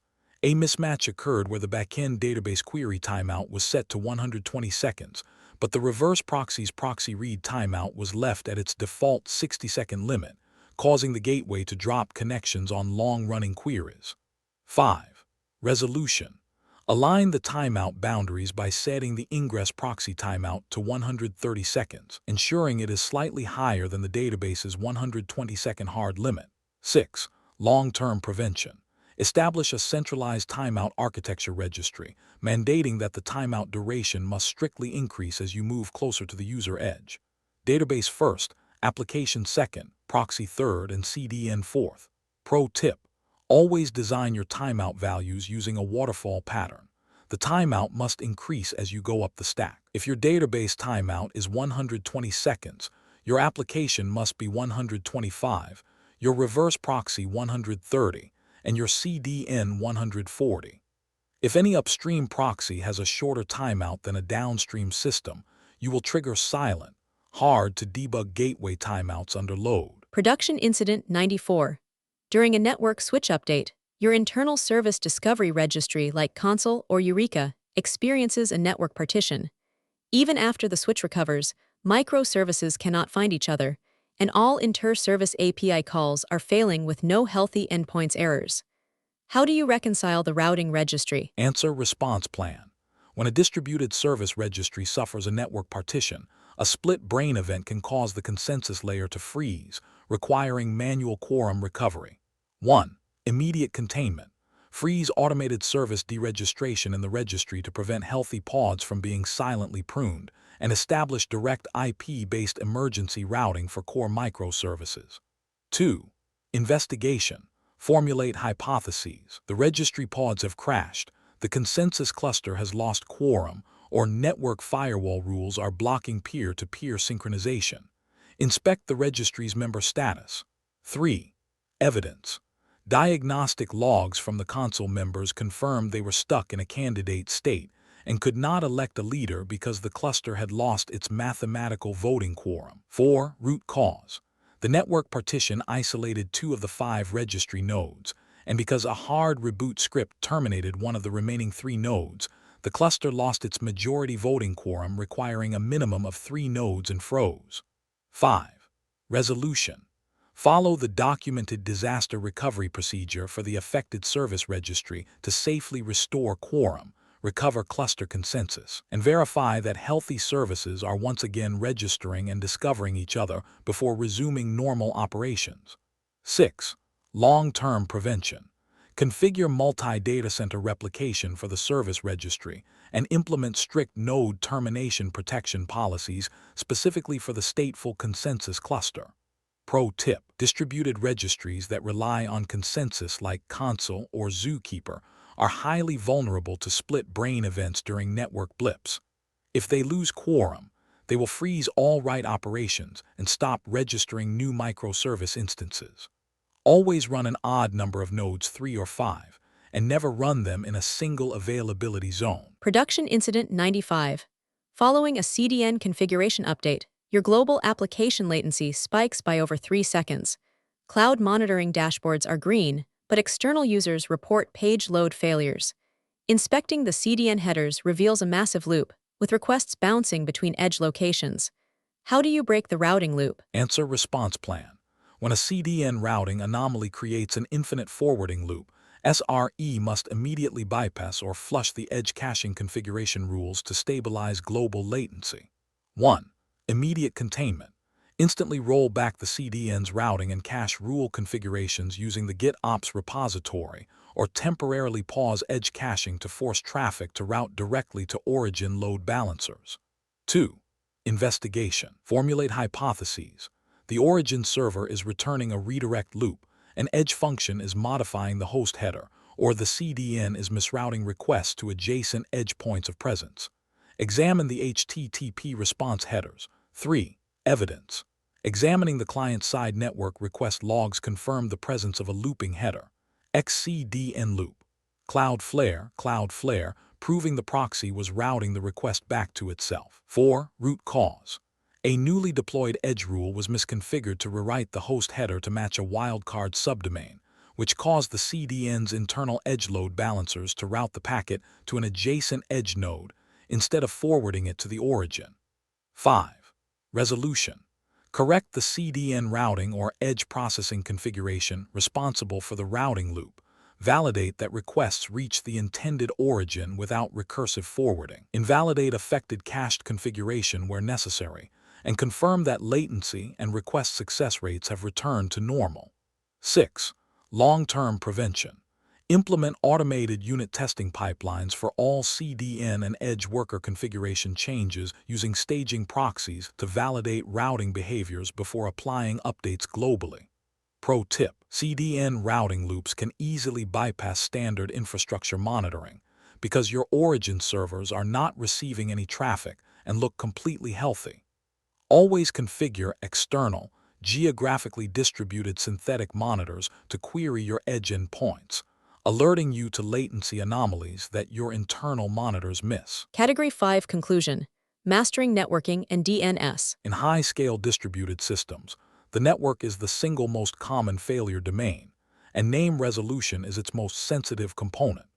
As we have seen across these 15 incidents, from silent MTU mismatches and TCP socket exhaustion to BGP route hijacks and Anycast routing loops, networking is not about establishing connections. It is about engineering reliability at the packet level. Mastery in this domain requires you to look past abstract network interfaces, implement strict kernel-level tuning like socket reuse and SYN cookies, Establish proactive latency monitoring, and secure your public routing advertisements using cryptographic standards like RPKI to ensure your system remains connected under extreme load. Are you tired of generic interview prep? You can spend weeks studying generic interview questions, only to walk into a tech interview and realize they are asking about completely different tools and real-world scenarios. A tech title means nothing. A data engineer, DevOps engineer, or SRE consultant role is completely different at every single company. If you are not studying for the exact tech stack in the job description, you are wasting your time. That is exactly the problem we solve. Whether your upcoming interview is for SRE, DevOps, Salesforce, data engineering, cloud architecture, or cybersecurity, we will build a custom interview cheat sheet designed specifically for your target role. How we build your masterclass. You send us the exact job description. We analyze the technologies, the dependencies, and the seniority level. Then, we prepare a highly customized package with predicted interview rounds, realistic mock interview scripts, and targeted technical questions and answers. Stop guessing what managers will ask. If you have an upcoming interview and would like customized mock interview scripts and targeted practice questions and answers built specifically around your job description, feel free to email me at inquiry.aceinterviews@gmail.com. Please include these 4 details. 1. Your exact job description. 2. Your target role. 3. The interview date if known. 4. Your relevant experience level. Walk in with absolute confidence. I will personally review your submission and let you know what type of preparation package would provide the most value. We will analyze the requirements and build the exact custom mock scripts and questions and answers you need to get the offer. What if you people want a continuous study instead, with most commonly asked interview questions and answers PDFs? But what if you do not have an active interview lined up right now? If you want to proactively build your skills over time, we have recently launched our Master Vault subscription model. This is an all-access pass containing most commonly asked interview questions and answers PDFs of various tech roles in every single major technology like DevOps, SRE, testing, Salesforce, data engineering, cloud, Java and Python, etc. Choose the full bundle or specific paths, but we understand that unlocking every technology at once might feel overwhelming. If you are solely an SRE consultant, a Salesforce developer, or a DevOps engineer, you do not need the entire Master Vault. We redesigned the ecosystem so you can subscribe to the unrestricted full bundle or choose individual targeted vaults tailored specifically to your career. The universal interview tip. Whenever you ask a tech VP or an industry mentor how to crack a tough interview, they all give you the exact same tip. Get familiar with the most commonly asked interview questions. It sounds simple, right? But here is the problem. The search nightmare. Finding the actual most commonly asked questions for senior roles is a nightmare. Generic Google searches only give you basic textbook definitions, and those will not help you clear a lead architect or senior engineer round where production reality matters. Imagine a master vault. Now, imagine a vault where the absolute most commonly asked interview questions for your specific role are already collected for you, perfectly organized by interview rounds like 1. Most commonly asked technical-based question and answers. 2. Most commonly asked scenario-based question and answers. 3. Most commonly asked real-world problem-solving question and answers. 4. Most commonly asked system design question and answers. 5. Most commonly asked behavioral-based question and answers. Cross-domain mastery. I built the ACE Interviews Master Vault for the modern architect. We did not just do this for one role. We covered everything: SRE, cybersecurity, DevOps, software testing, data engineering, Java, and Python. The ultimate all-access deal. Instead of paying for individual PDFs, you can now unlock our entire database. Get over 1,000 plus PDFs containing 50,000 plus of the most asked question and answers for mere 1,499 rupees a month. The elite transformation. Stop studying just to pass. Equip yourself with the cross-domain confidence of a true architect and walk out of your next interview choosing between 2 or 3 elite job offers. Unlock the vault now. The era of buying individual guides is over. Click the link in the video description below right now to unlock the Master Vault. Now, let's get back to the masterclass. Transitioning from Category 5 networking and DNS to Category 6 load balancers and gateways. While DNS records and core BGP routes map the global path to your network, they only bring the packet to your front door. At the entry plane of any modern enterprise sits an intelligent tier of traffic police. Load balancers, API gateways, and content delivery network CDNs.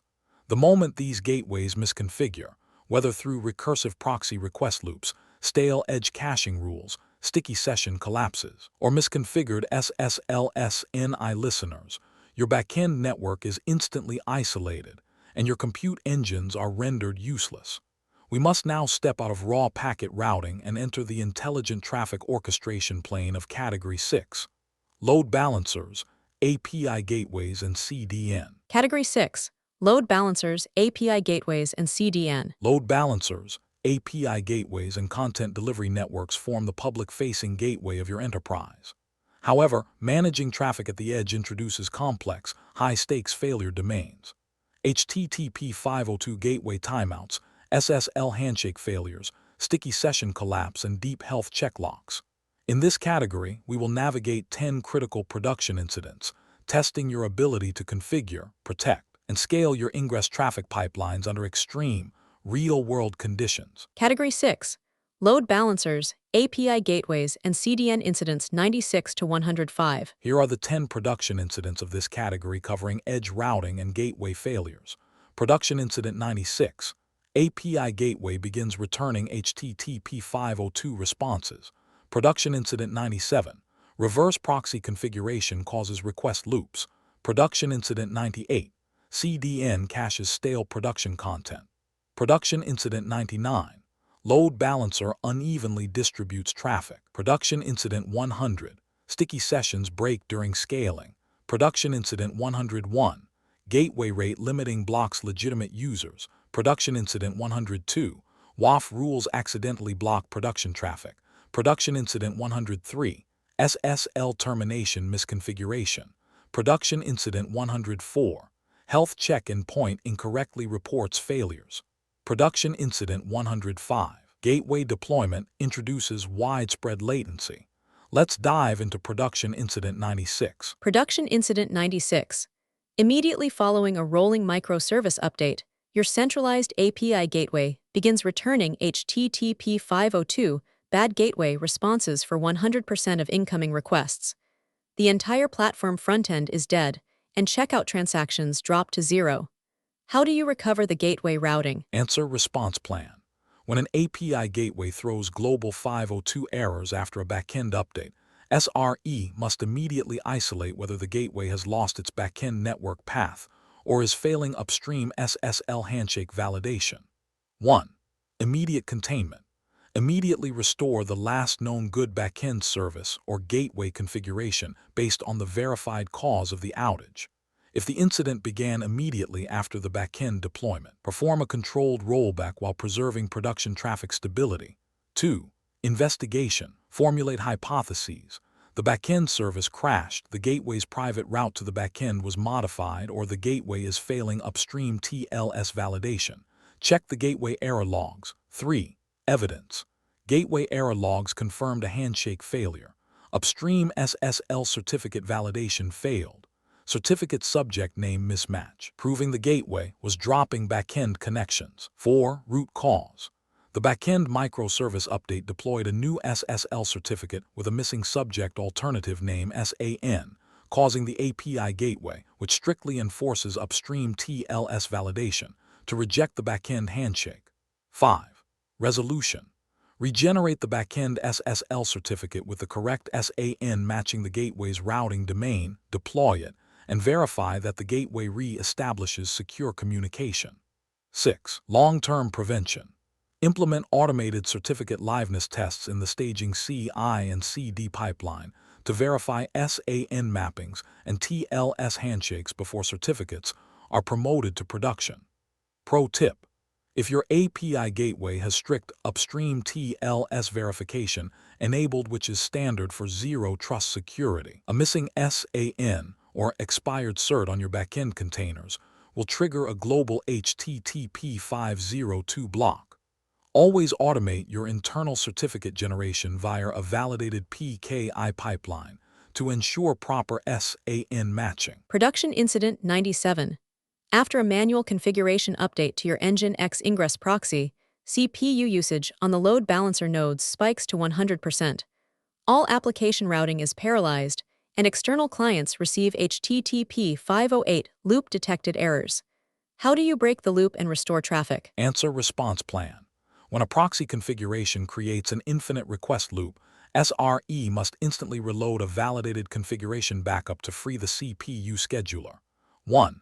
Immediate containment. Instantly roll back the Nginx configuration templates to the last known stable state in Git and run a graceful configuration reload. 2. Investigation. Formulate hypotheses. An edge rewrite rule is looping. The proxy is forwarding requests back to its own listen port, or the backend is returning a redirect loop. Inspect the proxy access logs. 3. Evidence. Access logs confirmed a massive volume of self-referential requests on port 80. 127.0.0.1 get/index.php leads to 127.0.0.1, proving the proxy was routing requests back to itself infinitely. 4. Root cause. A misplaced wildcard rewrite rule in the ingress configuration template was evaluating relative paths incorrectly, forcing the proxy to perpetually forward any internal redirect back to its own loopback socket. 5. Resolution. Correct the rejects matching boundaries in the Nginx rewrite directive. Run Nginx-T to mathematically verify the configuration syntax and execute a safe reload. 6. Long-term prevention. Integrate automated configuration testing Nginx-T and routing simulation containers directly into your CI and CD pipelines to validate routing syntax before configuration files are merged. Pro tip. A bad rewrite rule can bring down your high-performance ingress proxies in seconds by saturating CPU registers with infinite loops. Always run configuration syntax checks Nginx-T or a proxy-C in your CI and CD pipelines before any proxy reload is executed. Production Incident 98. Immediately after a major production deployment, customer support is flooded with complaints that the website layout is broken. Users are seeing mismatched graphics and missing buttons because the CDN is continuing to serve stale, cached CSS and JavaScript files from the old deployment. How do you flush the edge cache? Answer response plan. When a CDN continues serving stale assets after a deployment, SRE must immediately trigger a targeted cache invalidation or force cache busting file names to restore page integrity. 1. Immediate containment. Trigger an immediate targeted cache invalidation flush for all CSS and JavaScript assets across the global CDN edge nodes, for example, Cloudflare or CloudFront. 2. Investigation. Formulate hypotheses. The cache invalidation API failed during the deployment. The application is returning the old asset file names, or the cache headers such as maxage or smaxage are misconfigured. Check the HTTP response headers. 3. Evidence. HTTP response headers from the CDN confirmed a cache status of HIT with a cache control header set to maxage equals 31,536,000, public, proving the edge nodes were instructed to cache the old assets forever. 4. Root cause. The static assets lacked unique cache-busting hashes in their file names, and the origin server returned a long-lived cache control header, forcing the CDN to bypass origin checking during the deployment. 5. Resolution. Implement content hashed asset file names in the front-end build pipeline. Configure cache policies appropriate to each asset type, for example, short-lived HTML and long-lived version static assets, and verify that new deployments always reference the latest asset versions. 6. Long-term prevention. Enforce automated cache invalidation API triggers in your deployment scripts and implement strict asset versioning in all static asset pipelines. Pro tip. Never rely on manual CDN cache invalidation after a deployment. If your static assets do not have unique content hash names like bundle.f47a2.js, you are one failed API call away from a broken UI. Always implement automated file hashing in your Webpack and Vite build pipelines. Production Incident 99. SRE observes that one specific container in your backend application pool is running at 100% CPU and crashing repeatedly, while the other 9 replicas are completely idle. The load balancer is active, but it is distributing traffic unevenly, overloading a single target. How do you balance the distribution? Answer response plan. When a load balancer overloads a single target, the routing algorithm or the client connection reuse policy is concentrating traffic onto a single socket path. 1. Immediate containment. Spin up additional replicas of the overloaded backend service and gracefully reload the ingress proxy to force a re-evaluation of target allocations. 2. Investigation. Formulate hypotheses. The load balancer's routing algorithm is misconfigured. A subset of targets are failing silently, or HTTP2 connection multiplexing is bypassing the load balancer. Inspect connection counts per target. 3. Evidence. Target group metrics confirm that the crashing container had 10,000 active connections, while the other nodes had less than 10, proving a massive connection concentration. 4. Root cause. The ingress proxy was utilizing persistent HTTP2 connection multiplexing, and because the client-side gateway maintained a single long-lived TCP connection, the load balancer routed all multiplexed requests to the exact same backend pod. 5. Resolution. Reconfigure the ingress load balancer to enforce connection level timeouts keepalive_request or max connection aid to force client gateways to periodically re-establish TCP handshakes and rebalance. 6. Long-term prevention. Select the load balancing algorithm that best matches the application's traffic characteristics round robin, least connections, least request, weighted routing, etc. Continuously monitor backend distribution and periodically rebalance long-lived client connections where supported. Pro tip: HTTP2 multiplexing is brilliant for performance, but it is the enemy of simple round-robin load balancing. Since thousands of API requests travel over a single long-lived TCP connection, a round-robin load balancer will route them all to the same backend pod. Always use least connections routing and enforce maximum connection age limits on your ingress proxies. Production Incident 100. During a peak afternoon scale-out event, your public application pool scales from 10 to 30 instances. Instantly, thousands of users are kicked out of their active sessions, losing their checkout carts and triggering a massive drop in conversion. The load balancer is configured with sticky sessions, but the state is dropping. How do you recover? Answer response plan. When sticky sessions break on scaling, the load balancer's target registration or client draining configuration is terminating active connection paths prematurely. 1. Immediate containment. Manually freeze any further scaling events and increase the target group's deregistration delay connection draining to 300 seconds to prevent active socket termination. 2. Investigation. Formulate hypotheses. The application is failing to replicate session state. The load balancer's persistence cookie was rotated, or connection draining is disabled during pod termination. Check connection draining metrics. 3. Evidence. Access logs confirm that active TCP connections were abruptly severed with RSD reset packets during the scaling teardown, proving that targets were being removed before active connections could drain. 4. Root cause. The application's target group was configured with a deregistration delay of 0 seconds, causing the load balancer to instantly terminate active client TCP connections the moment an instance was flagged for scale-in. 5. Resolution. Reconfigure the target group's deregistration delay to 120 seconds, allowing client connections to complete their active transactions before the target is removed. 6. Long-term prevention. Decouple the application session state from local server memory entirely by implementing a centralized, highly available Redis session cache, removing the architectural need for load balancer-level sticky sessions. Pro tip: relying on sticky sessions is an architectural anti-pattern. If you scale in or a node crashes, those sessions are lost. Always externalize your session state to a shared Redis cluster. This allows you to treat your compute instances as completely stateless, meaning you can scale down or lose nodes without ever impacting a customer's shopping cart. Are you tired of generic interview prep?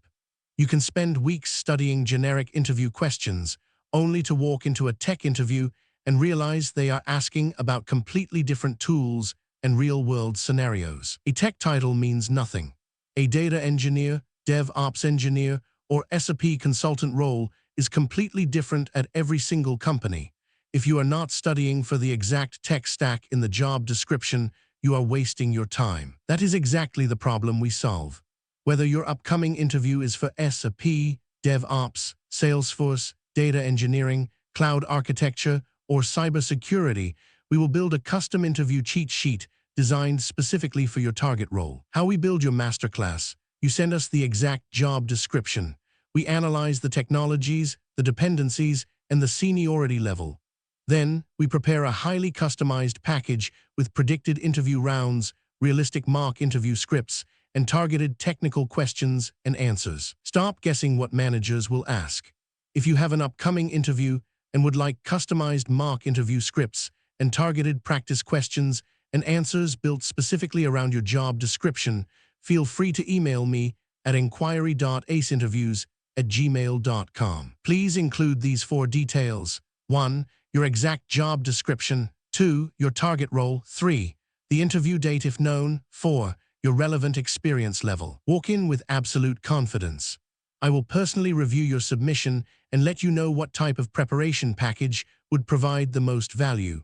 We will analyze the requirements and build the exact custom mock scripts and questions and answers you need to get the offer. What if you people want a continuous study instead, with most commonly asked interview questions and answers PDFs? But what if you do not have an active interview lined up right now? If you want to proactively build your skills over time, we have recently launched our Master Vault subscription model. This is an all-access pass containing most commonly asked interview questions and answers PDFs of various tech roles in every single major technology like DevOps, SRE, testing, Salesforce, data engineering, cloud, Java and Python, etc. Choose the full bundle or specific paths, but we understand that unlocking every technology at once might feel overwhelming. If you are solely an SRE consultant, a Salesforce developer, or a DevOps engineer, you do not need the entire Master Vault. We redesigned the ecosystem so you can subscribe to the unrestricted full bundle or choose individual targeted vaults tailored specifically to your career. The universal interview tip: whenever you ask a tech VP or an industry mentor how to crack a tough interview, they all give you the exact same tip: get familiar with the most commonly asked interview questions. It sounds simple, right? But here is the problem. The search nightmare. Finding the actual most commonly asked questions for senior roles is a nightmare. Generic Google searches only give you basic textbook definitions, and those will not help you clear a lead architect or senior engineer round where production reality matters. Imagine a master vault. Now, imagine a vault where the absolute most commonly asked interview questions for your specific role are already collected for you, perfectly organized by interview rounds like 1. Most commonly asked technical-based question and answers. 2. Most commonly asked scenario-based question and answers. 3. Most commonly asked real-world problem-solving question and answers. 4. Most commonly asked system design question and answers. 5. Most commonly asked behavioral-based question and answers. Cross-domain mastery. I built the ACE Interviews Master Vault for the modern architect. We did not just do this for one role. We covered everything: SRE, cybersecurity, DevOps, software testing, data engineering, Java, and Python. The ultimate all-access deal. Instead of paying for individual PDFs, you can now unlock our entire database. Get over 1,000 plus PDFs containing 50,000 plus of the most asked question and answers for a mere 1,499 rupees a month. The elite transformation. Stop studying just to pass. Equip yourself with the cross-domain confidence of a true architect and walk out of your next interview choosing between 2 or 3 elite job offers. Unlock the vault now. The era of buying individual guides is over. Click the link in the video description below right now to unlock the Master Vault. Now, let's get back to the masterclass. Production Incident 101. Following a security update to your API gateway, your largest enterprise partners suddenly find their integrations blocked. Their API calls are rejected with HTTP 4292 many request errors. You have 0 automated attacks underway, but critical B2B transaction pipelines are paralyzed. How do you unblock your enterprise partners? Answer response plan. When rate limiting blocks legitimate premium integrations, SRE must immediately isolate the rate limiting key and bypass the restriction for high-value client identifiers. 1. Immediate containment. Log into the API gateway and manually increase the rate limiting threshold specifically for the IP ranges or API keys of your impacted enterprise partners to instantly restore access. 2. Investigation. Formulate hypotheses. The partners are experiencing a runaway script loop. The rate limiter is tracking requests using a shared proxy IP address, or the default limit was set too low. Examine the gateway rate limiting headers. 3. Evidence. Gateway logs confirmed that the rate limiter was tracking requests based on the ingress proxy's gateway IP instead of the individual client's API token, treating all combined enterprise partners as a single client. 4. Root cause. The security update reconfigured the rate limiter's key extraction logic to default to the client's source IP address. Because our CDN proxy masks client IPs, the gateway saw all incoming requests as originating from the same CDN gateway IP, triggering the block. 5. Resolution. Configure the gateway to enforce rate limits using stable client identities such as authenticated API keys, OAuth client identities, or other application-specific identifiers instead of relying solely on source IP addresses where proxies or CDNs are involved. 6. Long-term prevention. Implement tiered rate limiting policies based on customer subscription levels, for example, free, premium, enterprise, and ensure all security updates are validated against multi-tenant IP masking tests in staging. Pro tip: never use client IP addresses as your rate limiting key if your gateway sits behind a CDN or reverse proxy. Because the proxy hides the client's true IP behind its own, your gateway will see thousands of distinct users as a single IP, causing your rate limiter to trigger a massive, catastrophic false positive block. Always rate limit based on API tokens. Production Incident 102. Your core document processing platform suddenly stops accepting customer uploads. Users report that uploading invoice files, PDFs, and images fails instantly, with the browser logging HTTP 403 errors. There have been no application code changes. How do you restore file upload capabilities? Answer response plan. When file uploads fail instantly with HTTP 403 errors after an infrastructure update, the Ingress Web Application Firewall WAF or security group is treating the multi-part file payloads as an attack vector. 1. Immediate containment. Manually place the newly deployed OWASP core rule set CRS on your cloud WAF into count or detection mode to immediately stop the active blocking of upload traffic. 2. Investigation. Formulate hypotheses. The application is rejecting the files, the upload volume is full, or the WAF's deep inspection engine is flagging the binary headers. Check the WAF's active block logs. 3. Evidence. WAF block logs confirmed a match. Rule ID 949110 message. Multi-part form boundary match SQL injection signature detected, proving the WAF was falsely identifying file payload boundaries as SQL injection attempts. 4. Root cause. An automated update to the WAF's OWASP security rule set tightened the deep inspection of multi-part form payloads, inadvertently treating the random boundary strings generated by web browsers during file uploads as SQL injection patterns. 5. Resolution. Create a narrowly scoped WAF exception or rule adjustment for the affected upload endpoint that minimizes false positives while preserving security controls. Thoroughly validate legitimate upload traffic, and then safely return the WAF to enforcement mode. 6. Long-term prevention. Separate your static file upload endpoints onto a dedicated, isolated domain, for example, uploads.enterprise.com with tailored, non-blocking security rule sets specifically designed for raw binary parsing. Pro tip: deep inspection of multi-part form payloads is a common source of false positive WAF blocks. Web browsers generate random, complex boundary strings like --WebKit form boundary during file uploads that frequently trigger SQL injection or cross-site scripting signatures. Always bypass deep inspection on your upload endpoints. Production Incident 103. Following a load balancer migration, 50% of your public subdomains completely lose connection, throwing secure connection errors. Browsers are displaying warning screens stating the certificate domain name does not match. Your central certificate is valid, but routing is broken. How do you recover secure communication? Answer response plan. When a load balancer migration breaks secure routing on a subset of subdomains, the TLS and SSL termination plane has failed to map SNI server name indication headers to the correct certificates. 1. Immediate containment. Restore the correct certificate mapping for the affected HTTPS listeners, or temporarily apply a certificate that safely covers the impacted host names, while the proper SNI configuration is being restored. 2. Investigation. Formulate hypotheses.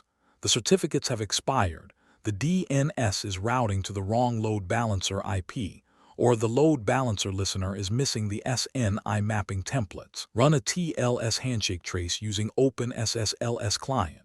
3. Evidence. Running OpenSSLS client-connect app.enterprise.com port 443-server name app.enterprise.com. Confirm the load balancer was returning the default domain certificate, for example, maindomain.com, instead of the requested subdomain certificate. 4. Root cause. The automated deployment script migrated the load balancer listeners, but failed to attach the SNI certificate mapping group, causing the load balancer to default to its single primary certificate for all incoming subdomain requests. 5. Resolution. Attach the SNI certificate group to the load balancer's HTTPS listener via our Terraform repository and verify that the correct subdomain certificates are returned during handshake checks. 6. Long-term prevention. Enforce automated end-to-end TLS validation testing using tools like SSL Labs or custom curl scripts across all active enterprise subdomains during staging deployments. Pro tip. If you host multiple subdomains on a single public load balancer, you must use SNI server name indication mapping. If you fail to attach your SNI certificate mappings, the load balancer will fall back to its default certificate, triggering embarrassing browser security warnings for your users. Always automate your SNI configurations. Production Incident 104. Under a sudden morning database write load, your cloud load balancer suddenly flags all active application nodes as unhealthy and withdraws them from the routing pool. The application nodes are running and processing transactions, but routing is dead globally. How do you recover the targets? Answer response plan. When a load balancer evicts healthy targets, the configured health check-in point is performing too much work and timing out under local resource load. 1. Immediate containment.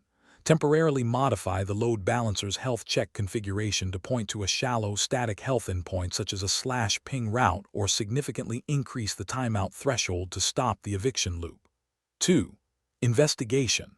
Formulate hypotheses. The application has crashed, the database is deadlocked, or the health check-in point is performing deep database or cache queries that are timing out under load. Check application transaction traces. 3. Evidence. Distributed traces confirm that the /health-z endpoint was executing a synchronous select1 database query, which was taking over 6 seconds to complete because of database connection pool exhaustion under load. 4. Root cause. The health check was configured as a deep check that validated database connectivity on every load balancer ping interval, causing the check to fail and timeout during peak write-heavy cycles. 5. Resolution. Refactor the health check-in point to decouple shallow checks node liveness from deep checks dependency connectivity and point the load balancer exclusively to the shallow /ping route. 6.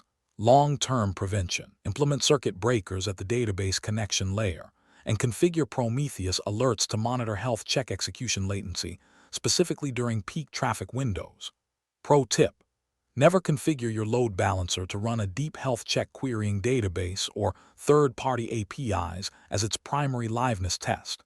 If your database experiences a transient slowdown, your load balancer will assume your web nodes are dead, evict them, and cause a total routing collapse.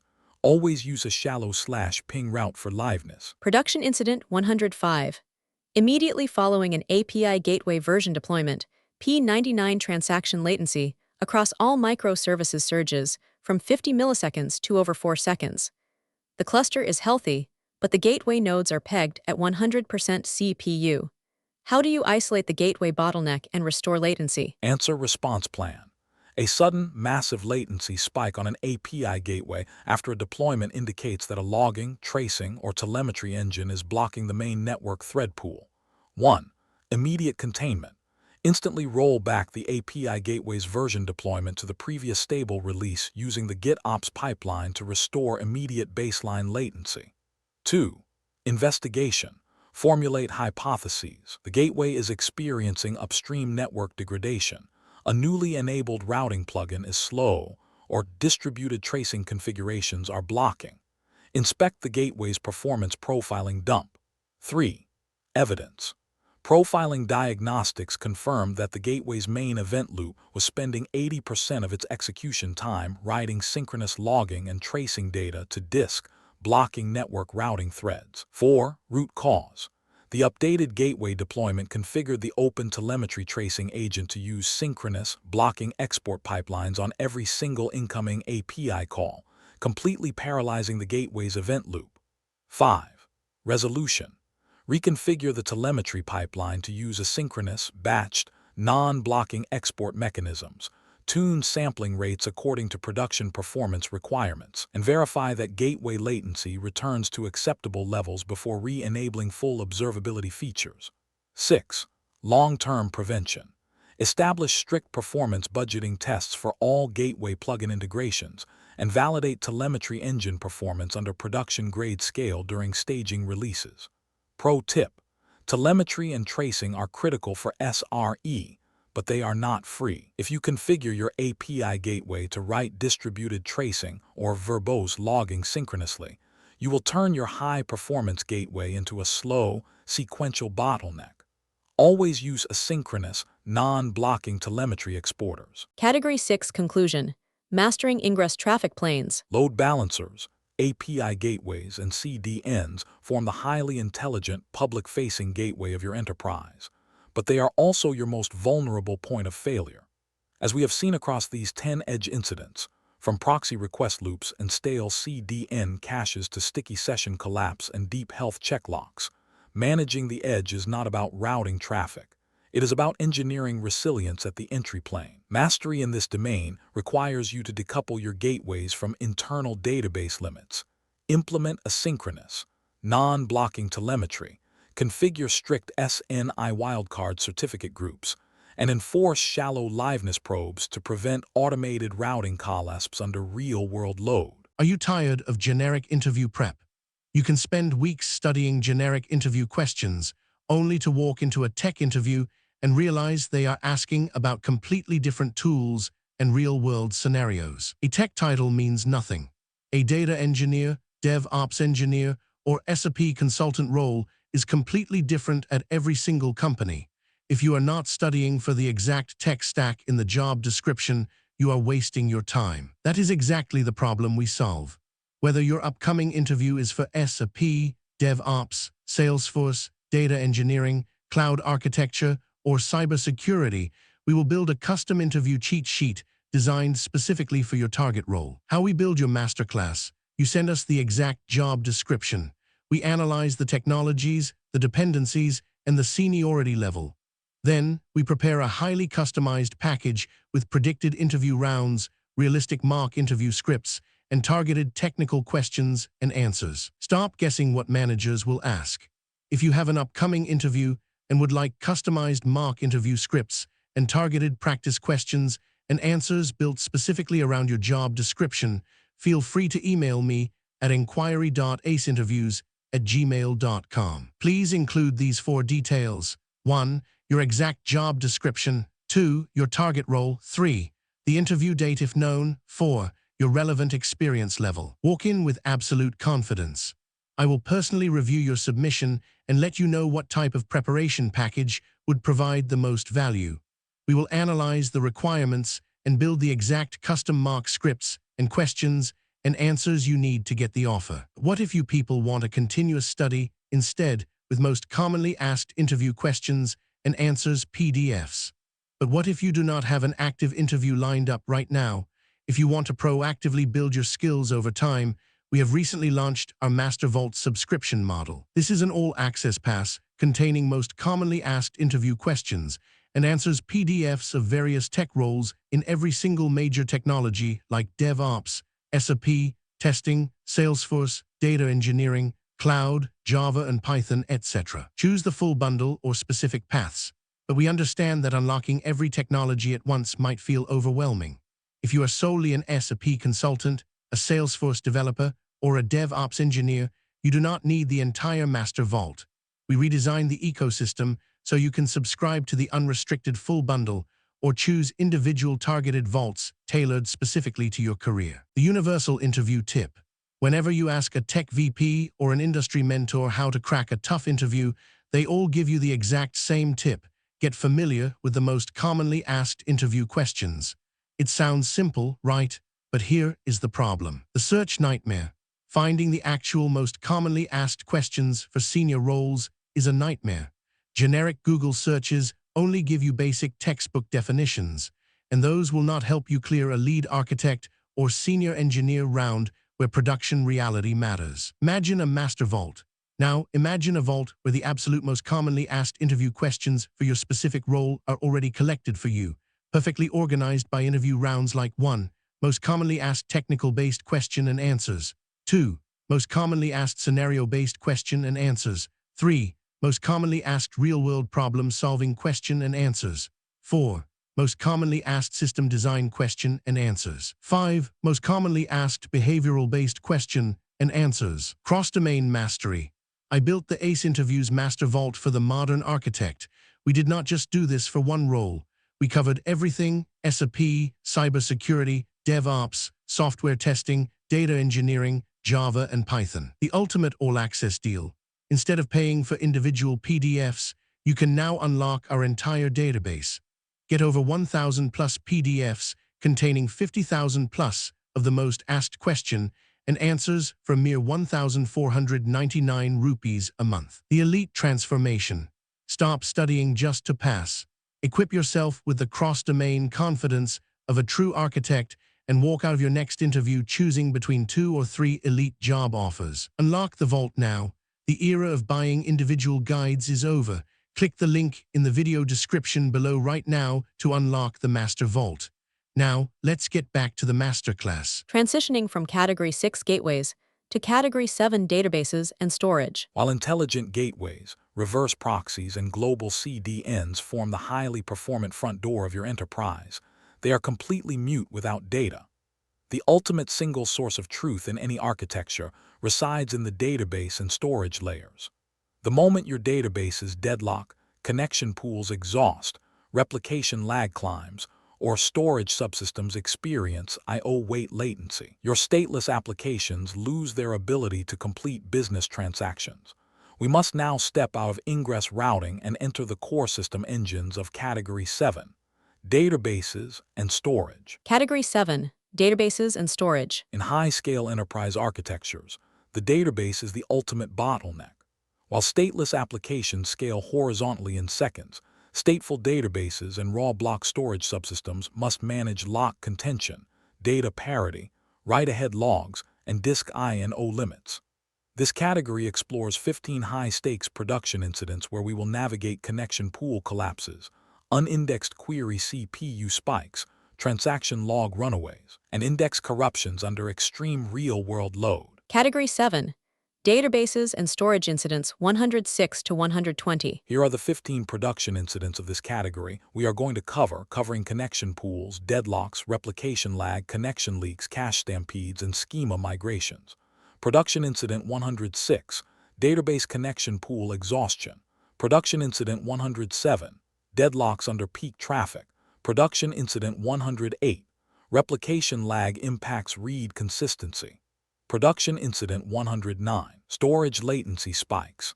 Production incident 110, database failover takes longer than expected.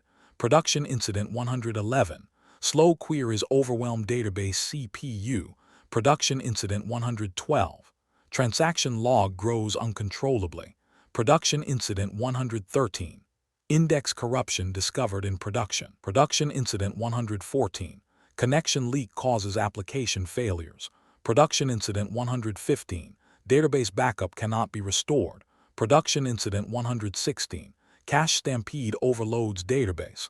Production incident 117. Distributed cache inconsistency. Production incident 118.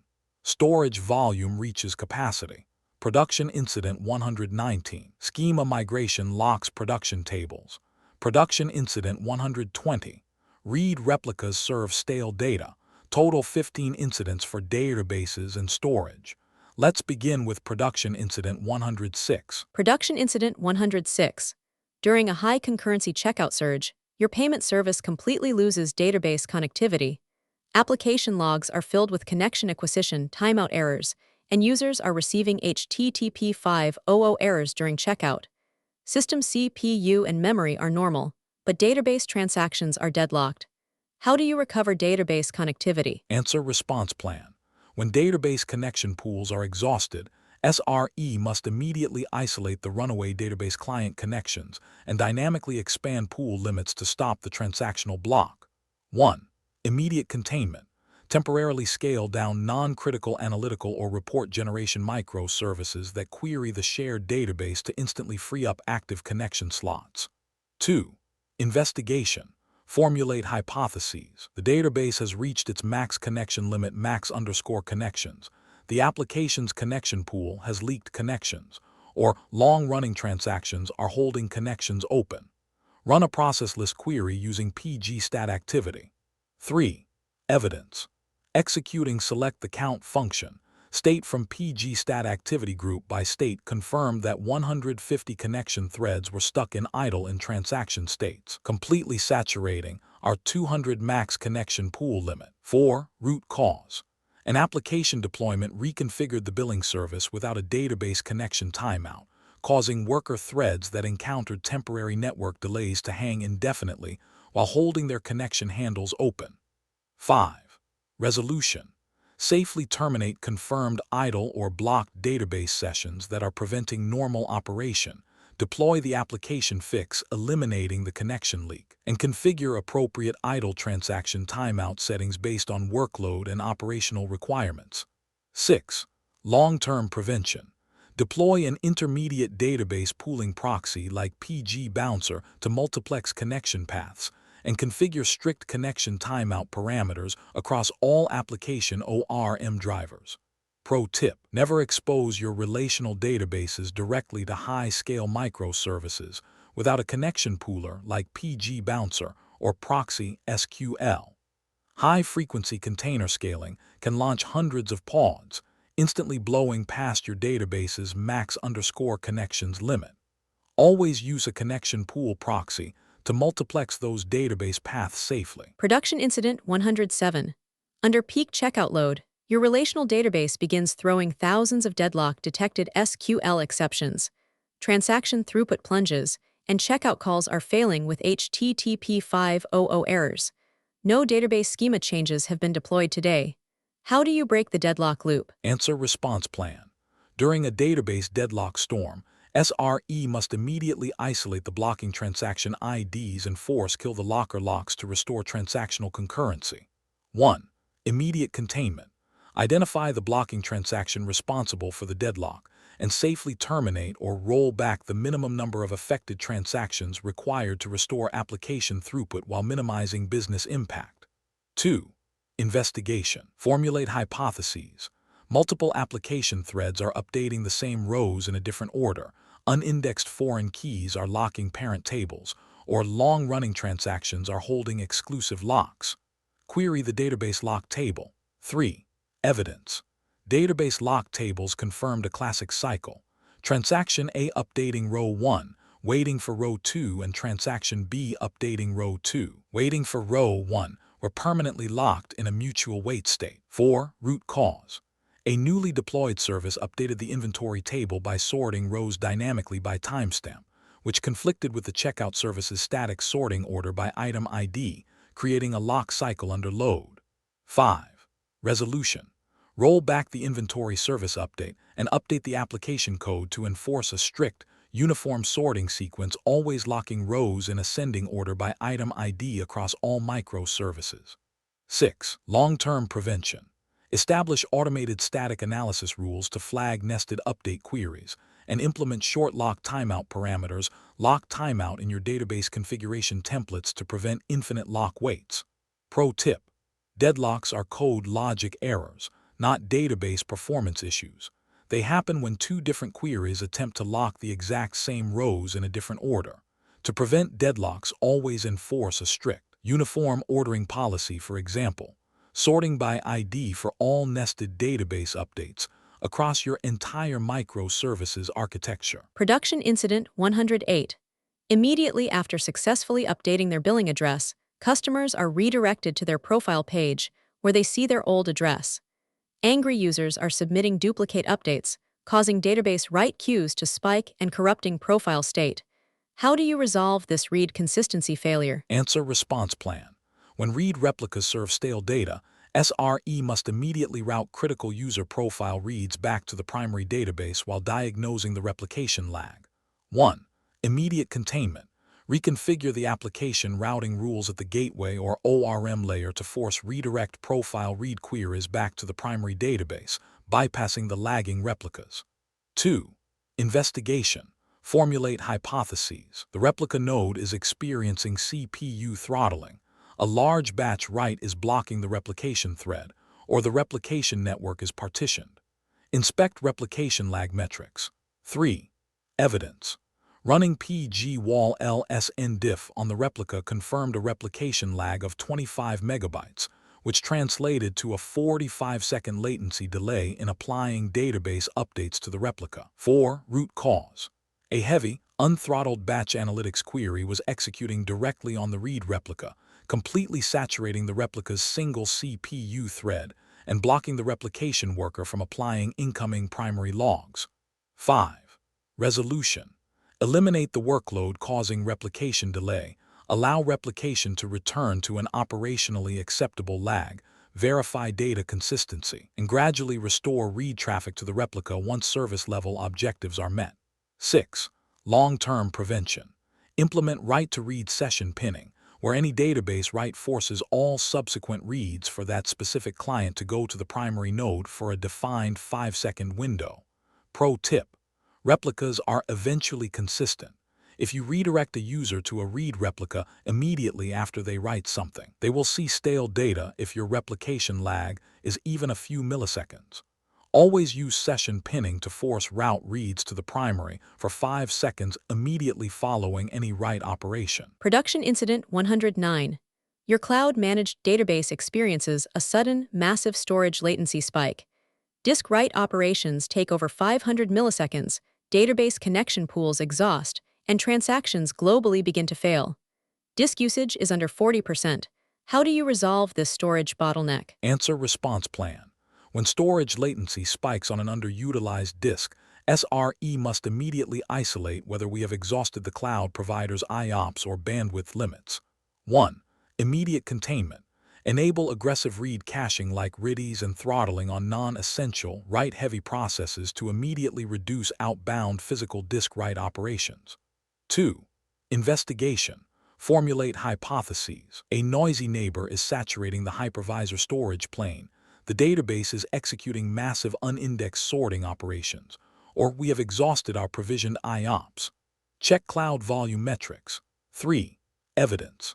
Cloud provider metrics confirmed that burst balance had dropped to 0%, proving our database volume had exhausted its baseline credit balance and was being throttled to its slow, non-burst performance limits. 4. Root cause. The underlying storage subsystem exhausted its available IOPS, throughput, or burst capacity during a sustained write-intensive workload, causing storage latency to increase dramatically and slowing database operations. 5. Resolution. Dynamically upgrade the cloud volume to a GP3 or IOPS provisioned SSD tier to secure guaranteed throughput, bypassing the credit exhaustion. 6. Long-term prevention. Standardize all production-grade databases on non-burstable storage tiers such as GP3 with explicit IOPS and throughput allocations, and schedule database indexing exclusively during low-traffic maintenance windows. Pro tip: never use burstable storage tiers like AWS GP2 for production databases. If you run a heavy database index rebuild or experience a traffic surge. You will deplete your burst credits and your database storage will be throttled to a crawl, causing a massive outage. Always upgrade to non-burstable, provisioned IOPS storage. Production Incident 110. A primary database server experiences a physical hardware failure. Although automated failover initiates, it takes over 15 minutes to complete. Your platform experiences a prolonged P1 outage because application pods are hanging and timeout queues are backing up.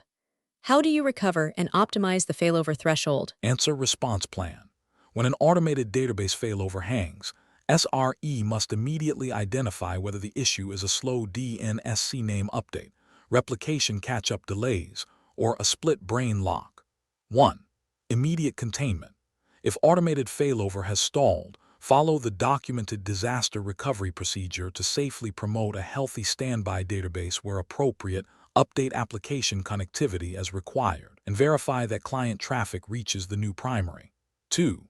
Investigation. Formulate hypotheses. The standby node was lagging too far behind to be promoted safely. The failover orchestrator lost consensus, or DNS propagation was blocked. Examine the failover logs. 3. Evidence. Failover orchestrator logs confirm that the promotion was blocked for 12 minutes. Standby lag too high. Waiting for WAL replication sync, proving the standby node lacked data parity to assume the master role. 4. Root cause. High write throughput on the primary database, combined with inadequate network bandwidth to the replica subnet, caused a massive wall backlog that blocked the automated failover tool from safely promoting the standby node without risking massive data loss. 5. Resolution. Configure dedicated, high-bandwidth replication networks between your database nodes and reduce the failover tool's maximum acceptable replication lag limit to 10 seconds. 6. Long-term prevention. Transition to multi-master quorum-based clustering such as Amazon Aurora or Cockroach DB, which can complete regional failovers in under 10 seconds without relying on manual promotion checks. Pro tip. An automated database failover is only as fast as your replication lag. If your replica is consistently 10 minutes behind, your failover tool will freeze during an outage to prevent deleting those 10 minutes of transactions. Always monitor and alert on your replication lag metric. It is the single most important variable in your recovery time objective. Are you tired of generic interview prep? You can spend weeks studying generic interview questions, only to walk into a tech interview and realize they are asking about completely different tools and real-world scenarios. A tech title means nothing. A data engineer, DevOps engineer, or SRE consultant role is completely different at every single company. If you are not studying for the exact tech stack in the job description, you are wasting your time. That is exactly the problem we solve. Whether your upcoming interview is for SRE, DevOps, Salesforce, data engineering, cloud architecture, or cybersecurity, we will build a custom interview cheat sheet designed specifically for your target role. How we build your masterclass. You send us the exact job description. We analyze the technologies, the dependencies, and the seniority level. Then, we prepare a highly customized package with predicted interview rounds, realistic mock interview scripts, and targeted technical questions and answers. Stop guessing what managers will ask. If you have an upcoming interview and would like customized mock interview scripts and targeted practice questions and answers built specifically around your job description, feel free to email me at inquiry.aceinterviews@gmail.com. Please include these 4 details. 1. Your exact job description. 2. Your target role. 3. The interview date if known. 4. Your relevant experience level. Walk in with absolute confidence. I will personally review your submission and let you know what type of preparation package would provide the most value. We will analyze the requirements and build the exact custom mock scripts and questions and answers you need to get the offer. What if you people want a continuous study instead with most commonly asked interview questions and answers PDFs? But what if you do not have an active interview lined up right now? If you want to proactively build your skills over time, we have recently launched our Master Vault subscription model. This is an all-access pass containing most commonly asked interview questions and answers PDFs of various tech roles in every single major technology like DevOps, SRE, testing, Salesforce, data engineering, cloud, Java and Python, etc. Choose the full bundle or specific paths, but we understand that unlocking every technology at once might feel overwhelming. If you are solely an SAP consultant, a Salesforce developer, or a DevOps engineer, you do not need the entire master vault. We redesigned the ecosystem so you can subscribe to the unrestricted full bundle or choose individual targeted vaults tailored specifically to your career. The universal interview tip. Whenever you ask a tech VP or an industry mentor how to crack a tough interview, they all give you the exact same tip. Get familiar with the most commonly asked interview questions. It sounds simple, right? But here is the problem. The search nightmare. Finding the actual most commonly asked questions for senior roles is a nightmare. Generic Google searches only give you basic textbook definitions, and those will not help you clear a lead architect or senior engineer round where production reality matters. Imagine a master vault. Now, imagine a vault where the absolute most commonly asked interview questions for your specific role are already collected for you, perfectly organized by interview rounds like 1. Most commonly asked technical-based question and answers. 2. Most commonly asked scenario-based question and answers. 3. Most commonly asked real-world problem-solving question and answers. 4. Most commonly asked system design question and answers. 5. Most commonly asked behavioral-based question and answers. Cross-domain mastery. I built the ACE Interviews Master Vault for the modern architect. We did not just do this for one role. We covered everything: SAP, cybersecurity, DevOps, software testing, data engineering, Java, and Python. The ultimate all-access deal. Instead of paying for individual PDFs, you can now unlock our entire database. Get over 1,000 plus PDFs containing 50,000 plus of the most asked question and answers for a mere 1,499 rupees a month. The elite transformation. Stop studying just to pass. Equip yourself with the cross-domain confidence of a true architect and walk out of your next interview choosing between 2 or 3 elite job offers. Unlock the vault now. The era of buying individual guides is over. Click the link in the video description below right now to unlock the Master Vault. Now, let's get back to the masterclass. Production Incident 111. Out of nowhere, database CPU utilization pins at 100%. All application queries slow down, database connection pools exhaust, and transactions begin to time out globally. No database schema or application code changes have been deployed today. How do you isolate and terminate the rogue queries? Answer response plan. When database CPU is pinned under load, SRE must immediately isolate the specific, long-running queries consuming CPU cycles and terminate them to allow the database scheduler to recover. 1. Immediate containment. Identify the specific long-running queries responsible for excessive CPU utilization. Safely terminate or throttle only the confirmed offending workloads where appropriate, and preserve critical business transactions whenever possible. 2. Investigation. Formulate hypotheses. A new unindexed query was introduced. A database table crossed a threshold where index scans became full table scans, or statistics are stale. Run and explain analyze on the offending query. 3. Evidence. Running explain analyze on the query confirmed a full sequential scan. Sec scan on large _orders table, proving the query was scanning 50 million rows into memory due to a missing index. 4. Root cause. The database's query planner unexpectedly abandoned an index scan and reverted to a full sequential table scan because the table's optimizer statistics became stale over a week of high-volume inserts. 5. Resolution. Execute a manual analyze or vacuum analyze on the impacted table to force the database planner to rebuild its index scanning plans and verify that CPU drops to normal. 6. Long-term prevention. Configure aggressive, automated background auto-vacuuming and analyzer tasks, and implement a query timeout limit statement timeout to automatically abort any query that runs for more than 15 seconds. Pro tip. Stale database statistics are a silent killer. Even if you have the perfect index on your table, your database planner will suddenly decide to run a massive full table scan if it thinks the table is small due to outdated optimizer statistics. Always run regular, automated analyze runs on high-volume tables to keep your query plans optimized. Production Incident 112. Your relational database's transaction log wall or redo log grows uncontrollably completely exhausting the host's physical disk storage. The database crashes, corrupts active transactions, and refuses to start up due to insufficient disk space. How do you clear the transaction log and restore database operations? Answer response plan. When transaction logs consume 100% disk space, SRE must safely expand the storage volume or manually archive logs before attempting to boot the database. 1. Immediate containment. Dynamically expand the physical storage volume via the cloud console, or temporarily mount an emergency scratch volume to the host to provide the kernel with immediate disk workspace.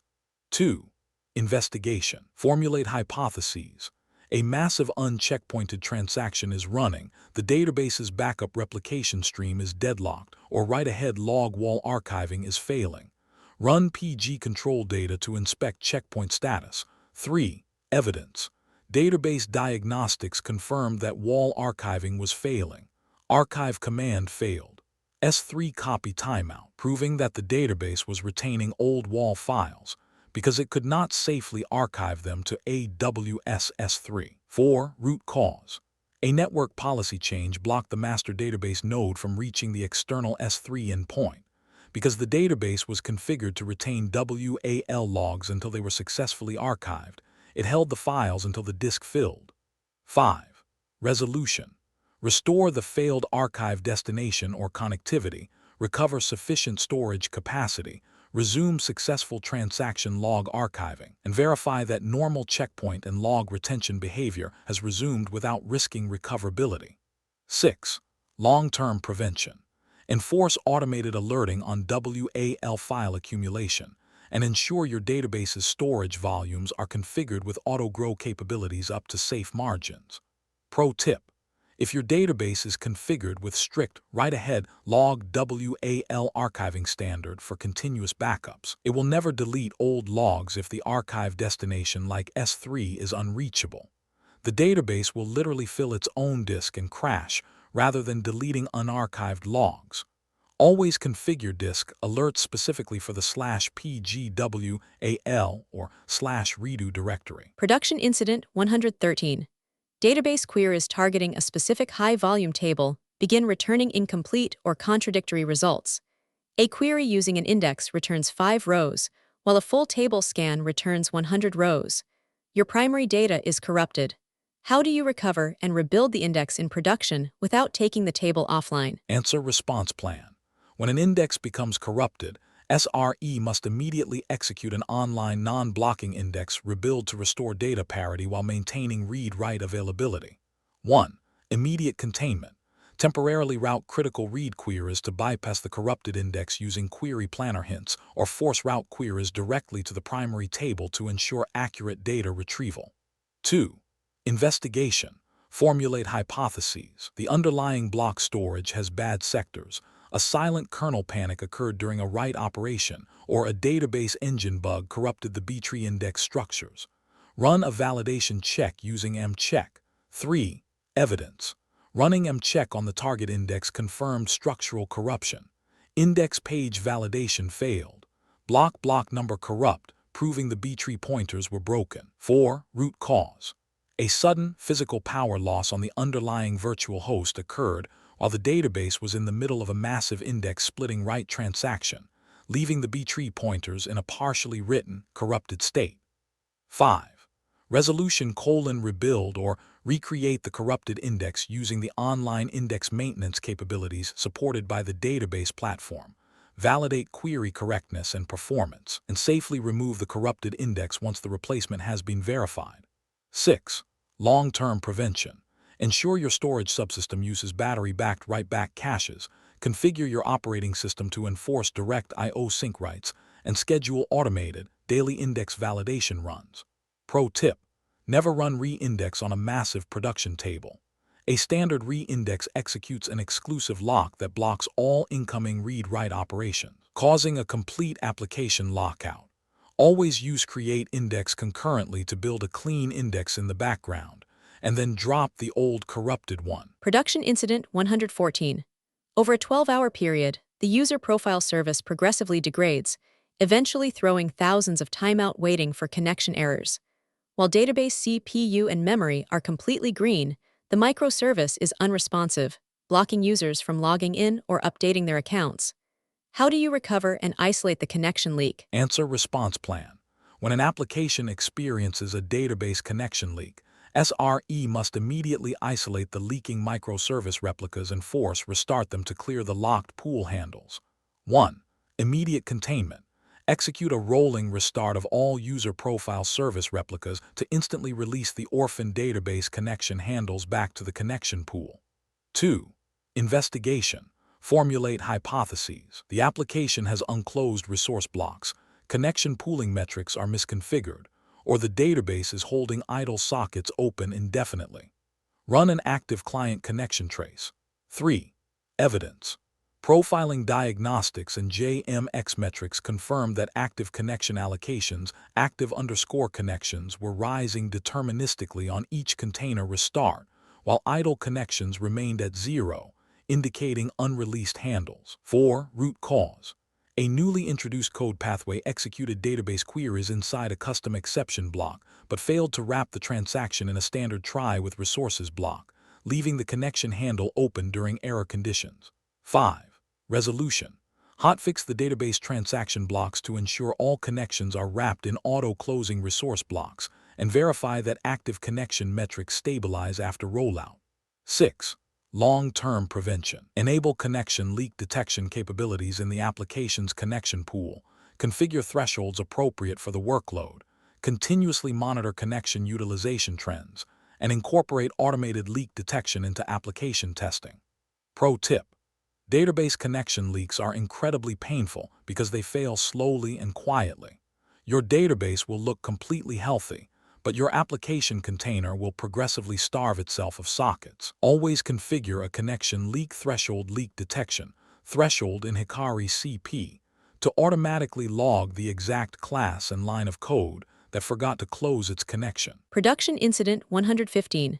During a high-stakes disaster recovery test, your automated database restoration pipeline fails. The restore process halts mid-run, throwing fatal database schema errors and preventing the recovery of customer transactions. Your RTO is actively breaching. How do you bypass the restore lock and recover the database? Answer response plan. When a logical or physical database restore fails, SRE must immediately isolate the failing schema statement, bypass it using custom exclusions, and reconstruct the missing relational tables manually. 1. Immediate containment. Restore the database using the documented disaster recovery procedure. Resolve the dependency preventing restoration such as missing roles, permissions, or platform prerequisites, and recover critical services using the safest validated restore path available. 2. Investigation. Formulate hypotheses. The backup file is corrupted, the target database version is incompatible, or the dump file contains references to non-existent database roles. Examine the restore logs. 3. Evidence. Restore error logs confirmed a dependency failure. Role analytics_user does not exist, proving the logical dump could not recreate the schema because of missing system-level database roles. 4. Root cause. The database logical dump PG dump was executed without backing up the global cluster roles, causing the restoration on the clean disaster recovery cluster to fail when attempting to grant privileges to non-existent users. 5. Resolution. Manually create the missing enterprise roles on the target cluster, rerun the logical restore pipeline, and verify data parity. 6. Long-term prevention. Enforce automated, weekly restore validation tests on isolated staging clusters to prove backup validity, and transition from logical dumps to physical continuous backup systems. Pro tip. A backup is only as good as its last successful restore. If you do not continuously test restoring your backups on isolated staging clusters, you are one missing database role or corrupted WAL block away from a catastrophic recovery failure. Always automate restore verification in your SRE pipelines. Are you tired of generic interview prep? You can spend weeks studying generic interview questions, only to walk into a tech interview and realize they are asking about completely different tools and real-world scenarios. A tech title means nothing. A data engineer, DevOps engineer, or SAP consultant role is completely different at every single company. If you are not studying for the exact tech stack in the job description, you are wasting your time. That is exactly the problem we solve. Whether your upcoming interview is for SRE, DevOps, Salesforce, data engineering, cloud architecture, or cybersecurity, we will build a custom interview cheat sheet designed specifically for your target role. How we build your masterclass: you send us the exact job description. We analyze the technologies, the dependencies, and the seniority level. Then, we prepare a highly customized package with predicted interview rounds, realistic mock interview scripts, and targeted technical questions and answers. Stop guessing what managers will ask. If you have an upcoming interview and would like customized mock interview scripts and targeted practice questions and answers built specifically around your job description, feel free to email me at inquiry.aceinterviews@gmail.com. Please include these 4 details. 1. Your exact job description. 2. Your target role. 3. The interview date if known. 4. Your relevant experience level. Walk in with absolute confidence. I will personally review your submission and let you know what type of preparation package would provide the most value. We will analyze the requirements and build the exact custom mock scripts and questions and answers you need to get the offer. What if you people want a continuous study instead, with most commonly asked interview questions and answers PDFs? But what if you do not have an active interview lined up right now? If you want to proactively build your skills over time, we have recently launched our Master Vault subscription model. This is an all-access pass containing most commonly asked interview questions and answers PDFs of various tech roles in every single major technology like DevOps, SRE, testing, Salesforce, data engineering, cloud, Java and Python, etc. Choose the full bundle or specific paths, but we understand that unlocking every technology at once might feel overwhelming. If you are solely an SRE consultant, a Salesforce developer, or a DevOps engineer, you do not need the entire Master Vault. We redesigned the ecosystem so you can subscribe to the unrestricted full bundle or choose individual targeted vaults tailored specifically to your career. The universal interview tip. Whenever you ask a tech VP or an industry mentor how to crack a tough interview, they all give you the exact same tip: get familiar with the most commonly asked interview questions. It sounds simple, right? But here is the problem. The search nightmare. Finding the actual most commonly asked questions for senior roles is a nightmare. Generic Google searches only give you basic textbook definitions, and those will not help you clear a lead architect or senior engineer round where production reality matters. Imagine a master vault. Now, imagine a vault where the absolute most commonly asked interview questions for your specific role are already collected for you, perfectly organized by interview rounds like 1. Most commonly asked technical-based question and answers. 2. Most commonly asked scenario-based question and answers. 3. Most commonly asked real-world problem-solving question and answers. 4. Most commonly asked system design question and answers. 5. Most commonly asked behavioral-based question and answers. Cross-domain mastery. I built the ACE Interviews Master Vault for the modern architect. We did not just do this for one role. We covered everything: SRE, cybersecurity, DevOps, software testing, data engineering, Java, and Python. The ultimate all-access deal. Instead of paying for individual PDFs, you can now unlock our entire database. Get over 1,000 plus PDFs containing 50,000 plus of the most asked question and answers for a mere 1,499 rupees a month. The elite transformation. Stop studying just to pass. Equip yourself with the cross-domain confidence of a true architect and walk out of your next interview choosing between 2 or 3 elite job offers. Unlock the vault now. The era of buying individual guides is over. Click the link in the video description below right now to unlock the Master Vault. Now, let's get back to the masterclass. Production Incident 116. At 12 p.m., a high-traffic cache key containing the main product catalog expires. Instantly, thousands of concurrent requests bypass the cache and hit the backend database. Database CPU pins at 100%, and checkout operations are completely paralyzed. How do you stop the thundering herd and recover? Answer response plan. When a cache stampede saturates the database, SRE must immediately implement query rate limiting and inject temporary stub values into the cache to protect the database engine. 1. Immediate containment. Temporarily restore the high-value cache entry using the most recent valid data where appropriate. Enable request coalescing or rate limiting, and reduce concurrent database access until the cache can be safely regenerated. 2. Investigation. Formulate hypotheses. The cache server experienced a network partition. The application is suffering from cache stampede or a database index was dropped. Query database active process counts. 3. Evidence. Application trace logs confirm that over 15,000 threads were executing the exact same SQL query. Select star from product_catalog simultaneously, proving a classic cache stampede. 4. Root cause. The cache key expiration strategy lacked mutex locking or probabilistic early expiration, causing thousands of concurrent application threads to simultaneously attempt to recalculate and write the cache value under load. 5. Resolution. Re-enable the database connection pools. Implement application-level mutex locking such as distributed locks via Redis to ensure only one thread recalculates the cache, and scale the database. 6. Long-term prevention. Implement probabilistic early expiration xfetch algorithm or configure background cache warming cron jobs to recalculate high-value cache keys before they physically expire. Pro tip. If you have high-traffic cache keys, never let them expire naturally under load. Always implement single flight locks or mutex locks to ensure that if a cache key expires, only one thread is allowed to hit the database to rebuild the cache, while the rest wait or receive stale data. Production Incident 117. Customers report that after applying a discount code, their checkout total fluctuates randomly. One page reload shows the discounted price, while the next reload shows the original full price. Your relational database is consistent, but your distributed cache is out of sync. How do you resolve this cache inconsistency? Answer response plan. When a distributed cache is serving inconsistent data, SRE must immediately locate the split-brain caching nodes or out-of-sync cache eviction pathways and flush the impacted key space.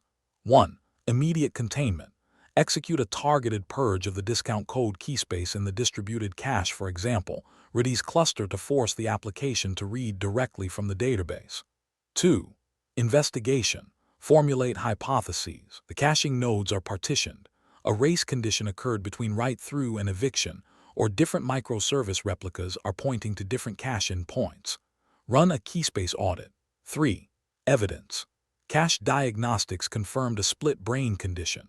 Node A of the Redis cluster held discount_value equals 10, while node B held discount_value equals null, causing alternating responses based on client routing. 4. Root cause.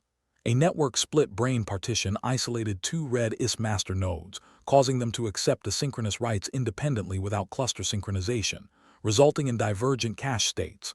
5. Resolution. Restore cache cluster consistency. Verify synchronization between cache nodes, correct the cache update strategy used by the application, and validate that cached values once again match the authoritative database state. 6. Long-term prevention. Implement cache aside with strict time to live TTL bounds on all cached objects, and configure your caching clients to use read from primary routing for critical transactional data. Pro tip. Distributed caching is brilliant until your cache tells a different story than your database. To prevent this, never let your application manually write directly to the cache during data updates. Always use cache eviction, deleting the key on database update, instead of cache write-through, to ensure your application is forced to fetch fresh, consistent data from the source of truth. Production Incident 118. Your primary production database server runs out of raw disk storage space. The system instantly switches to a read-only safety mode, halting all customer checkouts and payment processing. Your automated disk autoscaler has hung and cannot scale the volume. How do you recover write capabilities? Answer response plan. When a database enters read-only mode due to disk exhaustion, SRE must immediately bypass the automated scaling plane and manually expand the physical cloud volume or truncate temp files to restore write access. 1. Immediate containment. Manually trigger a cloud-level EBS or persistent disk volume expansion via the cloud provider's API, bypassing the hung Kubernetes or local auto-scaling daemon. 2. Investigation. Formulate hypotheses. The transaction logs have bloated, temp files have consumed the disk space, or the database's automated disk auto-scaling loop timed out. Run host disk space audits. 3. Evidence. Host-level df-h confirmed that the database partition /var/lib/postgresql/data was at 100% disk utilization, causing the database engine to reject all incoming insert and update queries. 4. Root cause. The automated disk autoscaler failed to expand the volume because the cloud provider's API returned a rate-limiting exception, leaving the disk to slowly fill and lock the database engine. 5. Resolution. Complete the storage expansion procedure appropriate for the operating system, file system, and cloud or on-premises platform. Verify that the database recognizes the additional capacity and confirm normal read-write operations have resumed. 6. Long-term prevention. Configure strict disk alerts to trigger at 80% capacity with a minimum of 4 hours of headway, and ensure all cloud volume autoscalers are configured with generous, non-rate-limited quota boundaries. Pro tip: when a database hits 100% disk space, it goes into read-only mode to prevent data corruption. If you do not have auto-grow configured or your automated scaler fails, your business is dead. Always set your disk alerting thresholds based on time to exhaustion rather than a flat percentage. A database write surge can consume 20% of a disk in minutes. Production Incident 119. A developer deploys a database schema migration to add a new nullable column to a high-volume production table. Instantly, all application transactions halt, connection pools exhaust, and users receive gateway timeout errors. How do you release the table lock and restore database throughput? Answer response plan.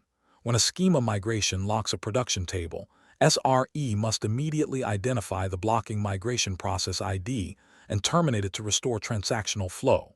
1. Immediate containment.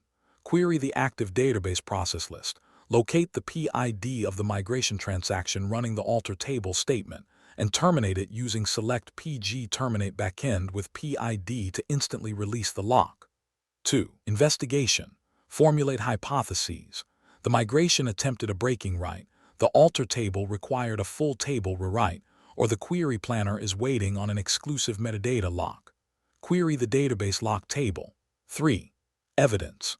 Database lock tables confirmed that the migration had secured an access-exclusive lock on the primary users table, completely blocking all concurrent select and update queries. 4. Root cause. The database migration script attempted to add a new column with a default value, forcing the database engine to perform a full blocking table rewrite on a table containing 100 million rows. 5. Resolution. Redesign the migration to use an online or minimally blocking deployment strategy appropriate for the target database engine. Apply schema changes in incremental phases, and backfill existing data in controlled batches without disrupting production traffic. 6. Long-term prevention. Integrate automated migration linter tools such as Squash or Atlas in your CI and CD pipelines to automatically detect and block any destructive alter or blocking rewrite queries. Pro tip: adding a column with a default value on a large relational table is an SRE death sentence. In older database engines, this forces a physical rewrite of every single row in the table under an exclusive lock. Always add the column as nullable first, deploy the code, and then run a background cron job to slowly backfill the default values in small batches. Production Incident 120. Your analytics team runs a complex report query on a read replica. Immediately, the replica's replication lag spikes to 30 minutes, serving stale data to customer-facing dashboards. The database node is healthy, but replication has completely stalled. How do you resolve this query conflict? Answer response plan.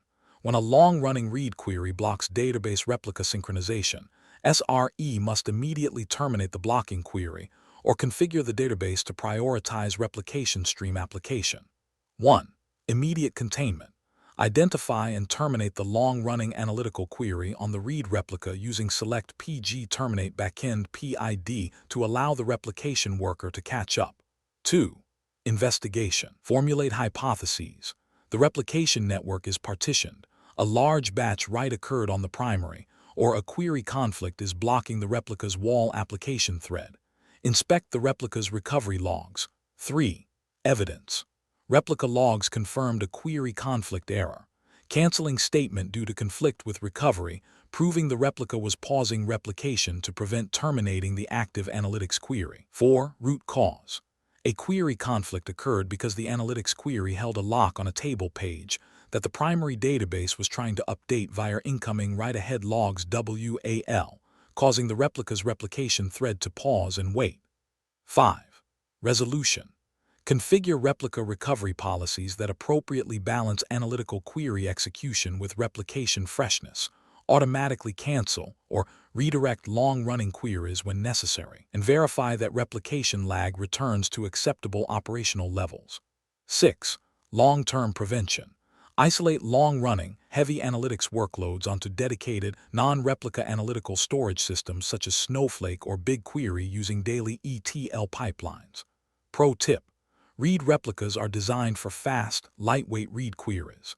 If you run a massive, 10-minute analytics query on a read replica, it will block incoming replication updates, causing your replica to drift further and further behind the primary. Always set max standby streaming delay equals 30 seconds to force terminate blocking queries and protect replica synchronization. Category 7 Conclusion. Mastering databases and storage. The database is the ultimate anchor of your architecture. While stateless microservices can auto-scale in seconds to handle massive load, the storage plane must respect the strict laws of physics. Disk I/O, memory locks, and network replication lag. As we observed across these 15 incidents, from connection pool exhaustion and transaction deadlocks to cache stampedes and schema migration locks, protecting state requires extreme operational discipline. Mastery in SRE demands implementing proxy poolers, strict query timeouts, online concurrent index rebuilds, and session-pinned replication architectures to guarantee data integrity without sacrificing uptime. Are you tired of generic interview prep? You can spend weeks studying generic interview questions, only to walk into a tech interview and realize they are asking about completely different tools and real-world scenarios. A tech title means nothing. A data engineer, DevOps engineer, or SRE consultant role is completely different at every single company. If you are not studying for the exact tech stack in the job description, you are wasting your time. That is exactly the problem we solve. Whether your upcoming interview is for SRE, DevOps, Salesforce, data engineering, cloud architecture, or cybersecurity, we will build a custom interview cheat sheet designed specifically for your target role. How we build your masterclass. You send us the exact job description. We analyze the technologies, the dependencies, and the seniority level. Then, we prepare a highly customized package with predicted interview rounds, realistic mock interview scripts, and targeted technical questions and answers. Stop guessing what managers will ask. If you have an upcoming interview and would like customized mock interview scripts and targeted practice questions and answers built specifically around your job description, feel free to email me at inquiry.aceinterviews@gmail.com. Please include these 4 details. 1. Your exact job description. 2. Your target role. 3. The interview date if known. 4. Your relevant experience level. Walk in with absolute confidence.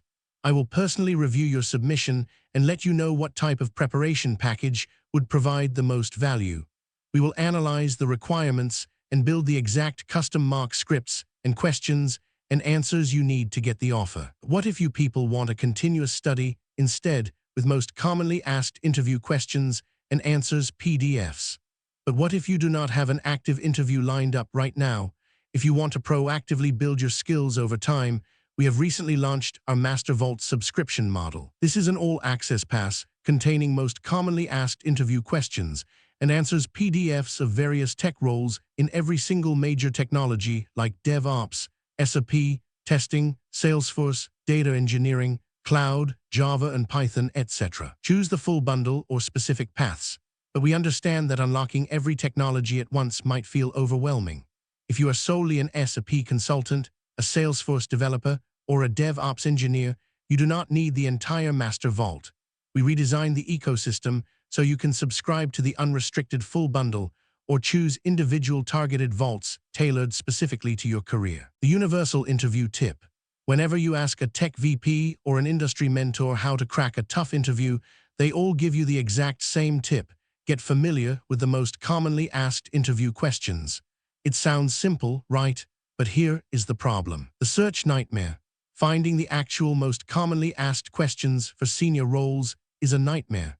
Generic Google searches only give you basic textbook definitions, and those will not help you clear a lead architect or senior engineer round where production reality matters. Imagine a master vault. Now, imagine a vault where the absolute most commonly asked interview questions for your specific role are already collected for you, perfectly organized by interview rounds like 1. Most commonly asked technical-based question and answers. 2. Most commonly asked scenario-based question and answers. 3. Most commonly asked real-world problem-solving question and answers. 4. Most commonly asked system design question and answers. 5. Most commonly asked behavioral-based question and answers. Cross-domain mastery. I built the ACE Interviews Master Vault for the modern architect. We did not just do this for one role. We covered everything: SAP, cybersecurity, DevOps, software testing, data engineering, Java, and Python. The ultimate all-access deal. Instead of paying for individual PDFs, you can now unlock our entire database. Get over 1,000 plus PDFs containing 50,000 plus of the most asked question and answers for a mere 1,499 rupees a month. The elite transformation. Stop studying just to pass.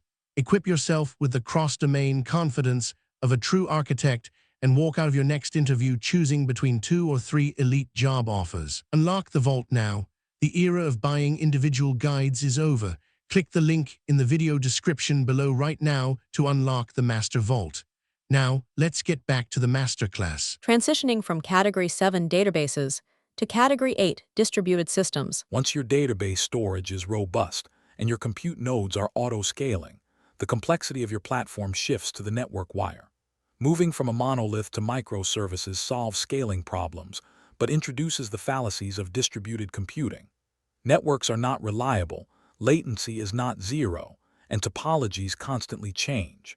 A single slow API call can trigger a retry storm that acts as a self-inflicted DDoS attack, taking down your entire enterprise. We must now step out of centralized state and enter the chaotic, asynchronous world of Category 8, distributed systems and microservices. Category 8 distributed systems and microservices. In a distributed microservice architecture, failure is not an anomaly, it is a continuous background state. The mark of an elite system is not whether individual services fail, but whether those failures are isolated. In this category, we will analyze 15 highly complex distributed outages, testing your ability to decouple hard dependencies, implement circuit breakers, enforce idempotency, and design compensating transactions, sagas to survive the inherent chaos of the network. Category 8 distributed systems incidents 121 to 135. Here are the 15 production incidents of this category we are going to covering cascading failures, retries, service contracts, distributed ordering, bulkheads, and startup cycles. Production incident 121, cascading timeout failures. Production incident 122, retry storm amplifies outage. Production incident 123, circuit breaker misconfiguration. Production incident 124, service dependency unavailable. Production incident 125, API contract mismatch between services. Production incident 126, distributed transaction inconsistency.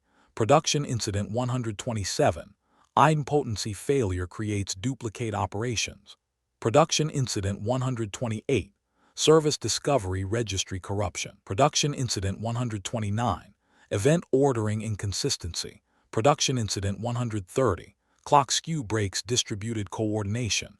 Production incident 131, fan out request explosion. Production incident 132, bulkhead isolation failure. Production incident 133, service version incompatibility. Production incident 134, dependency graph unexpectedly creates cycles. Production incident 135, microservice startup ordering causes failures. Total 15 incidents for distributed systems. Let's begin with production incident 121. Production incident 121, A minor, unannounced database index rebuild causes the inventory microservice to experience a 3-second latency delay. Within 2 minutes, the checkout service crashes, followed immediately by the user profile service. The entire platform suffers a cascading collapse. How do you halt the cascade and isolate the failing component? Answer response plan.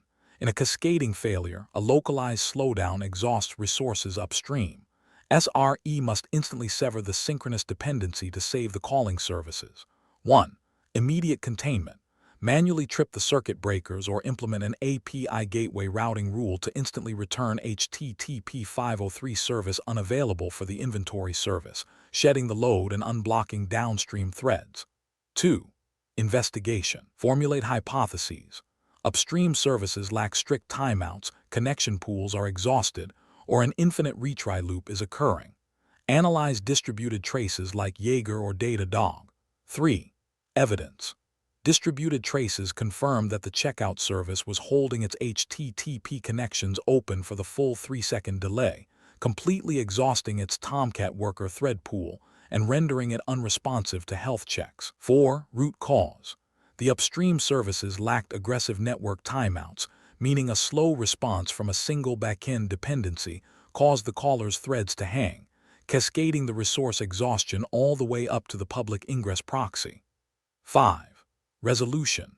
Configure service timeouts using a timeout budget appropriate for the complete request path, deploy the updated configuration or application changes, and verify that blocked worker threads recover while maintaining acceptable user experience.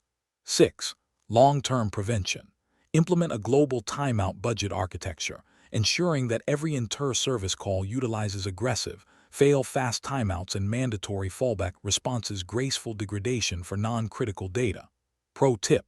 Synchronous microservices without strict timeouts act as a massive, distributed monolith.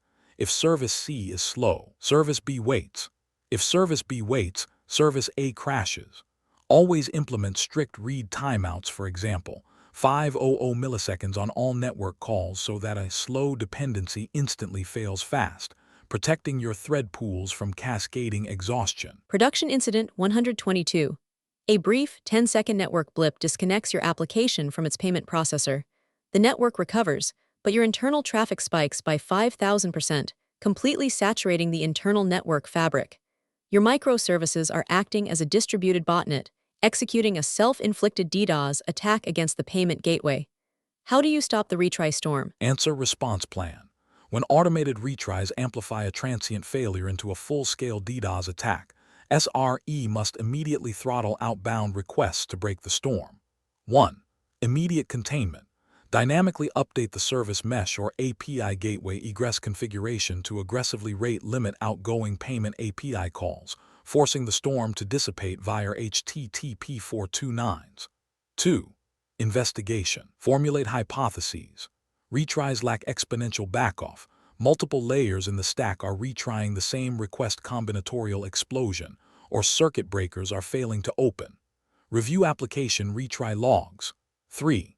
Evidence.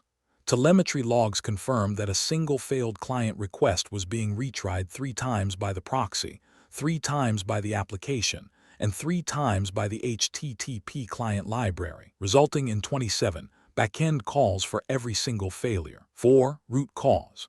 A combinatorial retry explosion occurred because multiple layers of the stack were configured with naive, synchronous retry loops without any jitter randomized delay, causing them to hammer the recovering service simultaneously. 5. Resolution. Apply a hotfix to disable local application-level retries, relying exclusively on the service mesh like Istio or Envoy to handle egress retries centrally and verify traffic normalizes. 6. Long-term prevention. Enforce strict retry governance. Retries should only happen at a single architectural layer, and they must always implement exponential backoff and jitter to spread out the recovery load. Pro tip.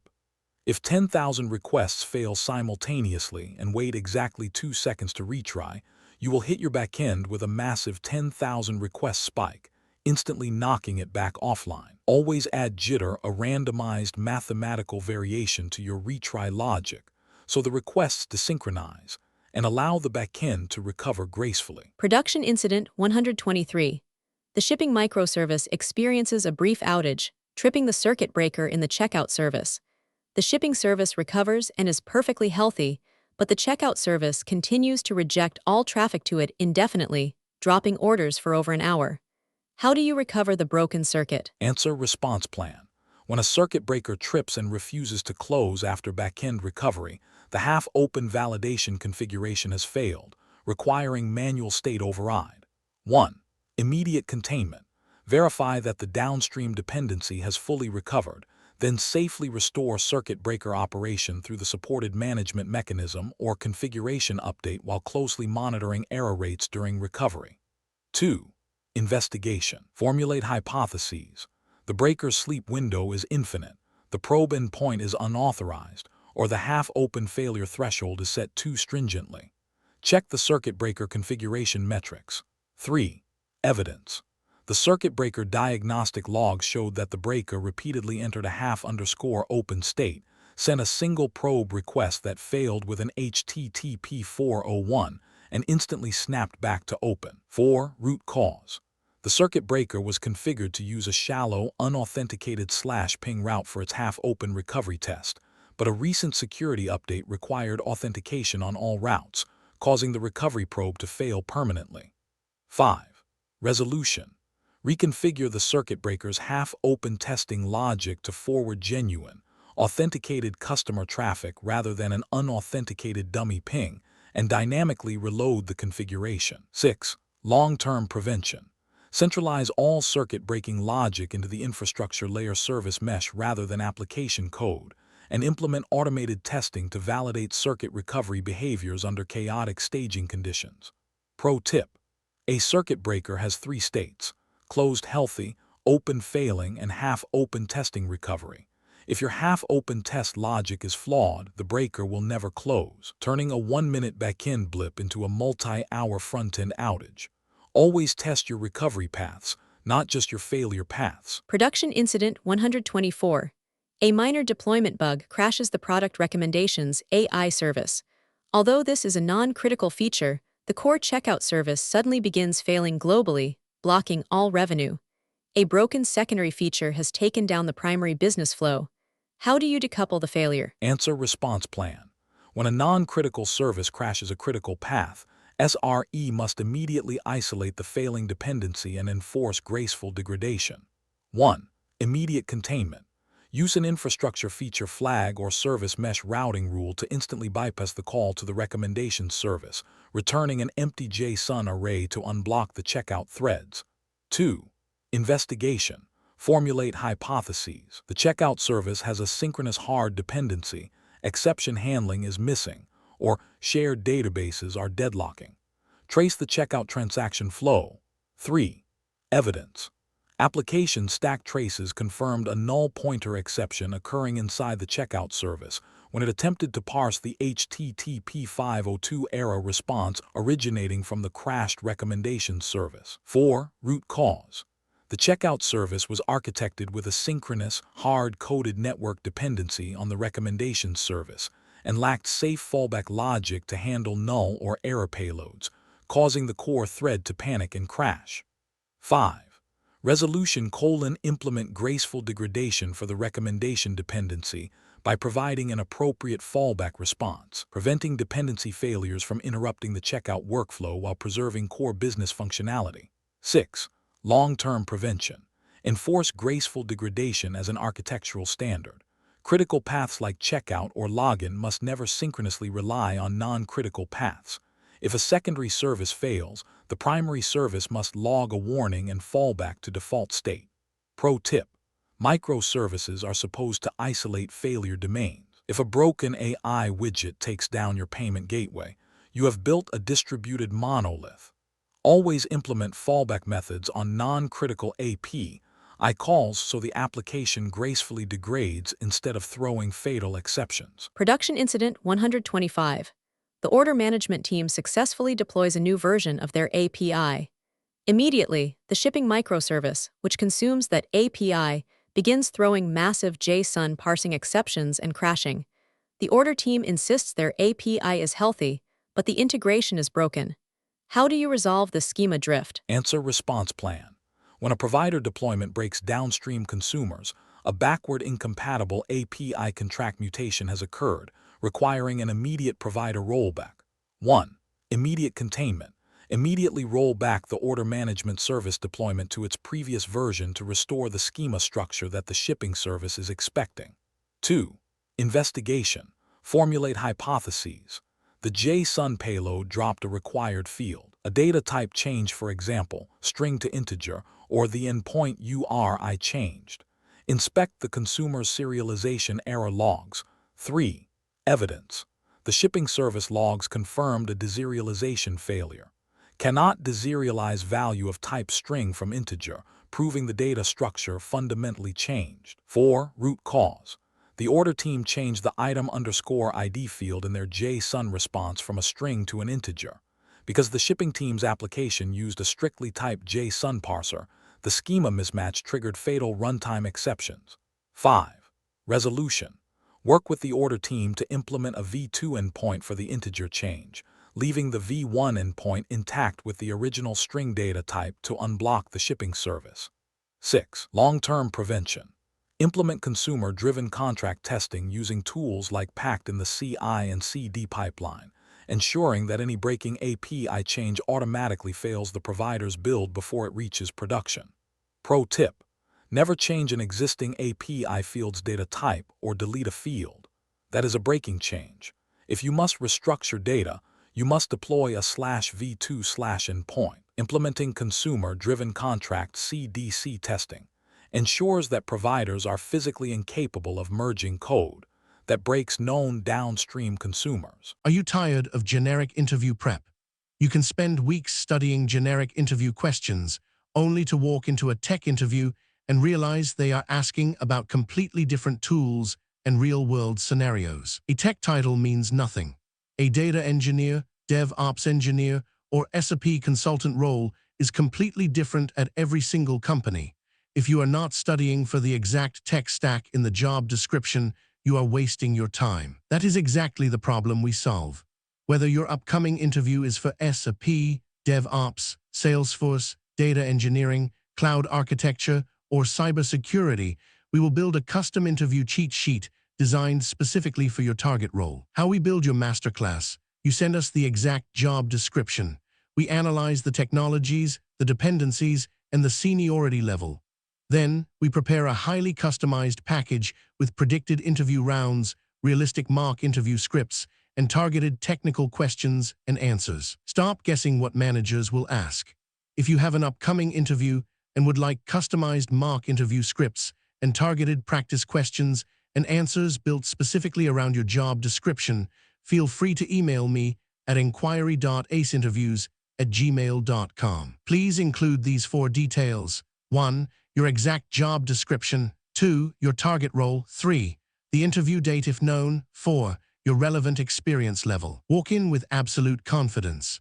I will personally review your submission and let you know what type of preparation package would provide the most value. We will analyze the requirements and build the exact custom mock scripts and questions and answers you need to get the offer. What if you people want a continuous study instead, with most commonly asked interview questions and answers PDFs? But what if you do not have an active interview lined up right now? If you want to proactively build your skills over time, we have recently launched our Master Vault subscription model. This is an all-access pass containing most commonly asked interview questions and answers PDFs of various tech roles in every single major technology like DevOps, SRE, testing, Salesforce, data engineering, cloud, Java and Python, etc. Choose the full bundle or specific paths, but we understand that unlocking every technology at once might feel overwhelming. If you are solely an SRE consultant, a Salesforce developer, or a DevOps engineer, you do not need the entire Master Vault. We redesigned the ecosystem so you can subscribe to the unrestricted full bundle or choose individual targeted vaults tailored specifically to your career. The universal interview tip. Whenever you ask a tech VP or an industry mentor how to crack a tough interview, they all give you the exact same tip: get familiar with the most commonly asked interview questions. It sounds simple, right? But here is the problem. The search nightmare. Finding the actual most commonly asked questions for senior roles is a nightmare. Generic Google searches only give you basic textbook definitions, and those will not help you clear a lead architect or senior engineer round where production reality matters. Imagine a master vault. Now, imagine a vault where the absolute most commonly asked interview questions for your specific role are already collected for you, perfectly organized by interview rounds like 1. Most commonly asked technical-based question and answers. 2. Most commonly asked scenario-based question and answers. 3. Most commonly asked real-world problem-solving question and answers. 4. Most commonly asked system design question and answers. 5. Most commonly asked behavioral-based question and answers. Cross-domain mastery. I built the ACE Interviews Master Vault for the modern architect. We did not just do this for one role. We covered everything: SAP, cybersecurity, DevOps, software testing, data engineering, Java, and Python. The ultimate all-access deal. Instead of paying for individual PDFs, you can now unlock our entire database. Get over 1,000 plus PDFs containing 50,000 plus of the most asked question and answers for a mere 1,499 rupees a month. The elite transformation. Stop studying just to pass. Equip yourself with the cross-domain confidence of a true architect and walk out of your next interview choosing between 2 or 3 elite job offers. Unlock the vault now. The era of buying individual guides is over. Click the link in the video description below right now to unlock the Master Vault. Now, let's get back to the masterclass. Production Incident 126. Customer support escalates severe billing issues. Hundreds of users have had their credit cards successfully charged by the payment service, but their accounts show no active orders because the order service failed. You have a massive distributed data inconsistency. How do you resolve the orphan state? Answer response plan. When distributed transactions fail midway, SRE must immediately halt the flow, identify the orphan transactions, and execute manual compensating rollbacks to establish financial parity. 1. Immediate containment. Pause the automated checkout pipeline or route to a degraded mode to prevent further asynchronous transaction splits while the data discrepancy is analyzed. 2. Investigation. Formulate hypotheses. The Saga orchestrator crashed, the messaging queue dropped the compensation event, or the order service database experienced a hard failure. Audit the event logs and transaction IDs. 3. Evidence. Tracing logs confirmed that the payment succeeded, but the subsequent order creation failed due to a database lock. Crucially, the compensating transaction, the refund API call, timed out and was silently dropped. 4. Root cause. The architecture relied on synchronous API calls for its Saga pattern rollback logic. When the order failed, it attempted a synchronous refund call to the payment gateway, which timed out due to network jitter, leaving the customer charged but without an order. 5. Resolution.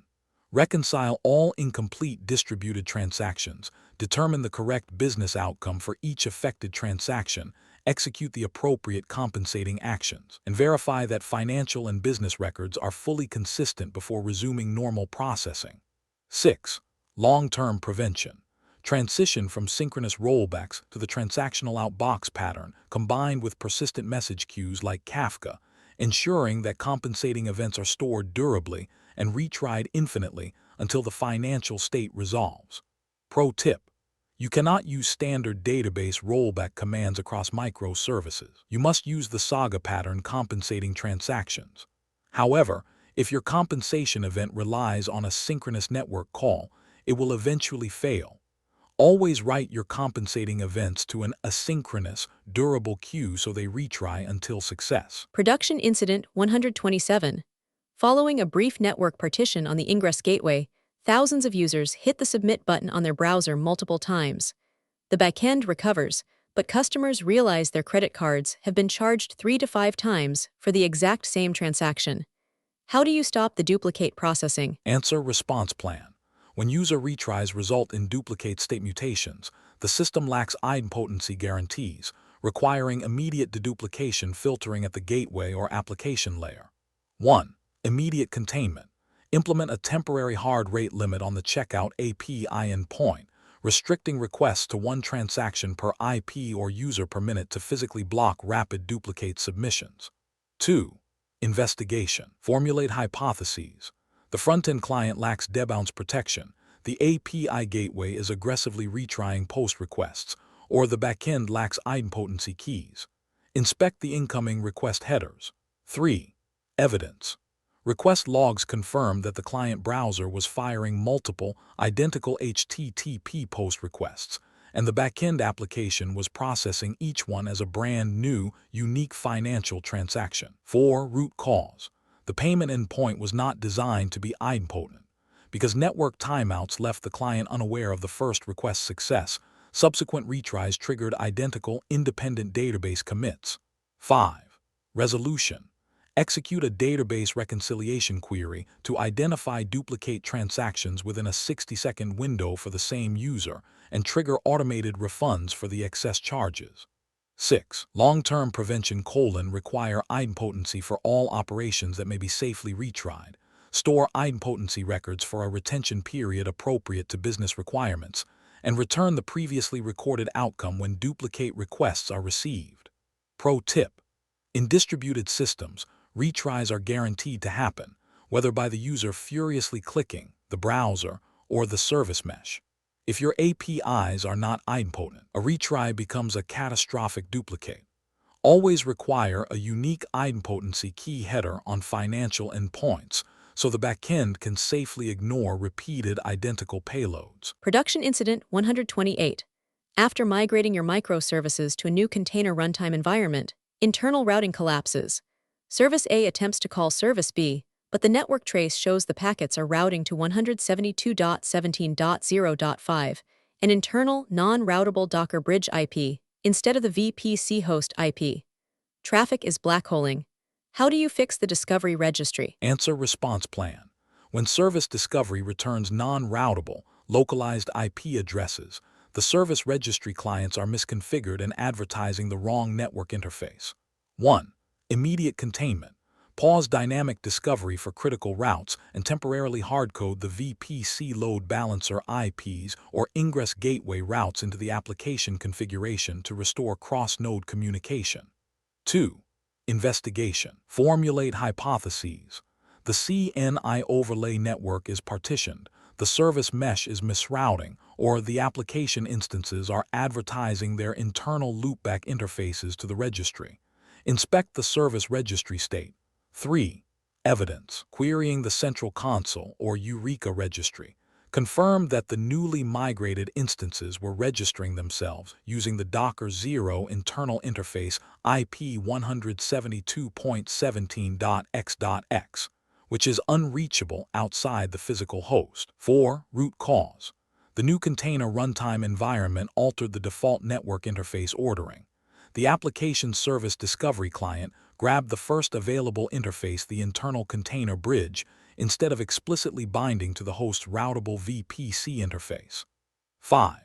Resolution. Correct the service registration configuration so that instances advertise reachable production network addresses. Verify successful service discovery across all nodes, and safely restart affected workloads where required. 6. Long-term prevention. Transition from application-level service registry clients like Eureka to infrastructure-level service meshes like Istio or native Kubernetes DNS, fully decoupling routing logic from application code. Pro tip: if your microservices are responsible for registering themselves into a discovery tool like Console, they will often grab the wrong IP address in complex container networks. Always configure your discovery clients to explicitly ignore loopback and internal bridge networks Docker 0, ensuring they only advertise routable host IPs. Production Incident 129. Customer support reports that recently deleted user accounts still exist in the database, but their profile creation data is missing. You discover that the asynchronous message queue processed an account deletion event before it processed the account creation event. How do you resolve this chronological corruption? Answer: response plan. When an asynchronous message broker processes events out of order, SRE must halt the consumer pipeline to prevent further state corruption and isolate the routing logic. 1. Immediate containment. Pause the consumer deployments processing the user lifecycle dead letter queues to instantly freeze the processing of out-of-order events. 2. Investigation. Formulate hypotheses. The message broker lacks partition keys. Consumer parallelization is bypassing FIFO guarantees, or producer timestamps are skewed. Inspect the broker's partition logs. 3. Evidence. Kafka partition logs confirm that the create and delete events for the exact same user_ID were routed to entirely different partitions, allowing separate consumer threads to process them concurrently without chronological locks. 4. Root cause. The event producer application published the messages using a randomized routing key or no key at all. Because the broker only guarantees ordering within a single partition, the chronological sequence was completely lost. 5. Resolution. Deploy a hotfix to the producer ensuring it uses the user_ID as the absolute routing key, manually reconcile the orphan ghost records in the database, and unpause the consumers. 6. Long-term prevention. Preserve ordering guarantees appropriate for the business workflow by using stable partitioning keys, sequence metadata where necessary, and consumer logic capable of safely detecting and handling out-of-order events. Pro tip. In distributed messaging systems like Kafka, global ordering is a myth. Ordering is only mathematically guaranteed within a single partition. If you need a sequence of events for a specific user to be processed in strict chronological order, you must use their unique user ID as the partition routing key. Production Incident 130. A high-throughput database suddenly begins throwing thousands of primary key collision errors. Your distributed ID generator, for example, Snowflake ID, is generating overlapping, non-unique IDs across different worker nodes, causing catastrophic data overwrite risks. How do you isolate the generator failure? Answer response plan. When a distributed time-based ID generator produces collisions, SRE must immediately isolate the specific nodes generating the corrupt keys to prevent data overwrites. 1. Immediate containment. Identify the specific worker nodes producing the conflicting IDs using application logs and cordon those nodes in the orchestrator to instantly stop them from accepting traffic. 2. Investigation. Formulate hypotheses. The database sequence counter is exhausted, application thread memory is corrupted, or host-level clock skew is breaking the chronological ID prefix. Check system time synchronization.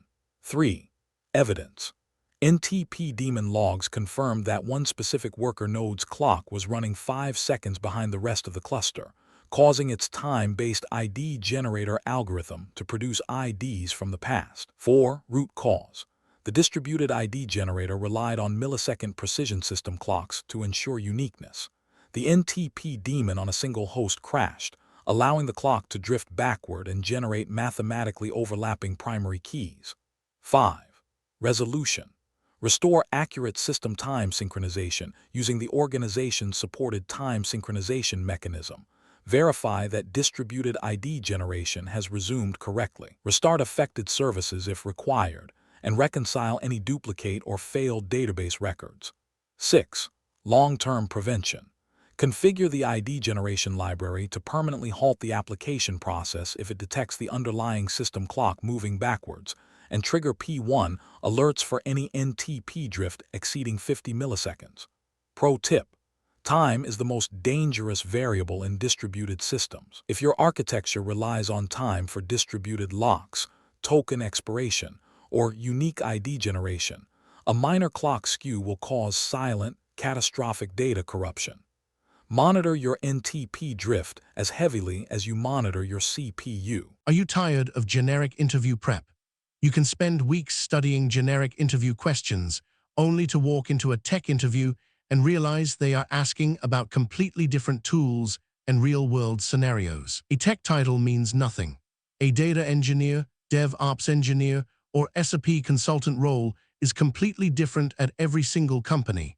If you are not studying for the exact tech stack in the job description, you are wasting your time. That is exactly the problem we solve. Whether your upcoming interview is for SRE, DevOps, Salesforce, data engineering, cloud architecture, or cybersecurity, we will build a custom interview cheat sheet designed specifically for your target role. How we build your masterclass. You send us the exact job description. We analyze the technologies, the dependencies, and the seniority level. Then, we prepare a highly customized package with predicted interview rounds, realistic mock interview scripts, and targeted technical questions and answers. Stop guessing what managers will ask. If you have an upcoming interview, and would like customized mock interview scripts and targeted practice questions and answers built specifically around your job description, feel free to email me at inquiry.aceinterviews@gmail.com. Please include these 4 details. 1. Your exact job description. 2. Your target role. 3. The interview date if known. 4. Your relevant experience level. Walk in with absolute confidence. I will personally review your submission and let you know what type of preparation package would provide the most value. We will analyze the requirements and build the exact custom mock scripts and questions and answers you need to get the offer. What if you people want a continuous study instead with most commonly asked interview questions and answers PDFs? But what if you do not have an active interview lined up right now? If you want to proactively build your skills over time, we have recently launched our Master Vault subscription model. This is an all-access pass containing most commonly asked interview questions and answers PDFs of various tech roles in every single major technology like DevOps, SRE, testing, Salesforce, data engineering, cloud, Java and Python, etc. Choose the full bundle or specific paths, but we understand that unlocking every technology at once might feel overwhelming. If you are solely an SRE consultant, a Salesforce developer, or a DevOps engineer, you do not need the entire Master Vault. We redesigned the ecosystem so you can subscribe to the unrestricted full bundle or choose individual targeted vaults tailored specifically to your career. The universal interview tip. Whenever you ask a tech VP or an industry mentor how to crack a tough interview, they all give you the exact same tip. Get familiar with the most commonly asked interview questions. It sounds simple, right? But here is the problem. The search nightmare. Finding the actual most commonly asked questions for senior roles is a nightmare. Generic Google searches only give you basic textbook definitions, and those will not help you clear a lead architect or senior engineer round where production reality matters. Imagine a master vault. Now, imagine a vault where the absolute most commonly asked interview questions for your specific role are already collected for you, perfectly organized by interview rounds like 1. Most commonly asked technical-based question and answers. 2. Most commonly asked scenario-based question and answers. 3. Most commonly asked real-world problem-solving question and answers. 4. Most commonly asked system design question and answers. 5. Most commonly asked behavioral-based question and answers. Cross-domain mastery.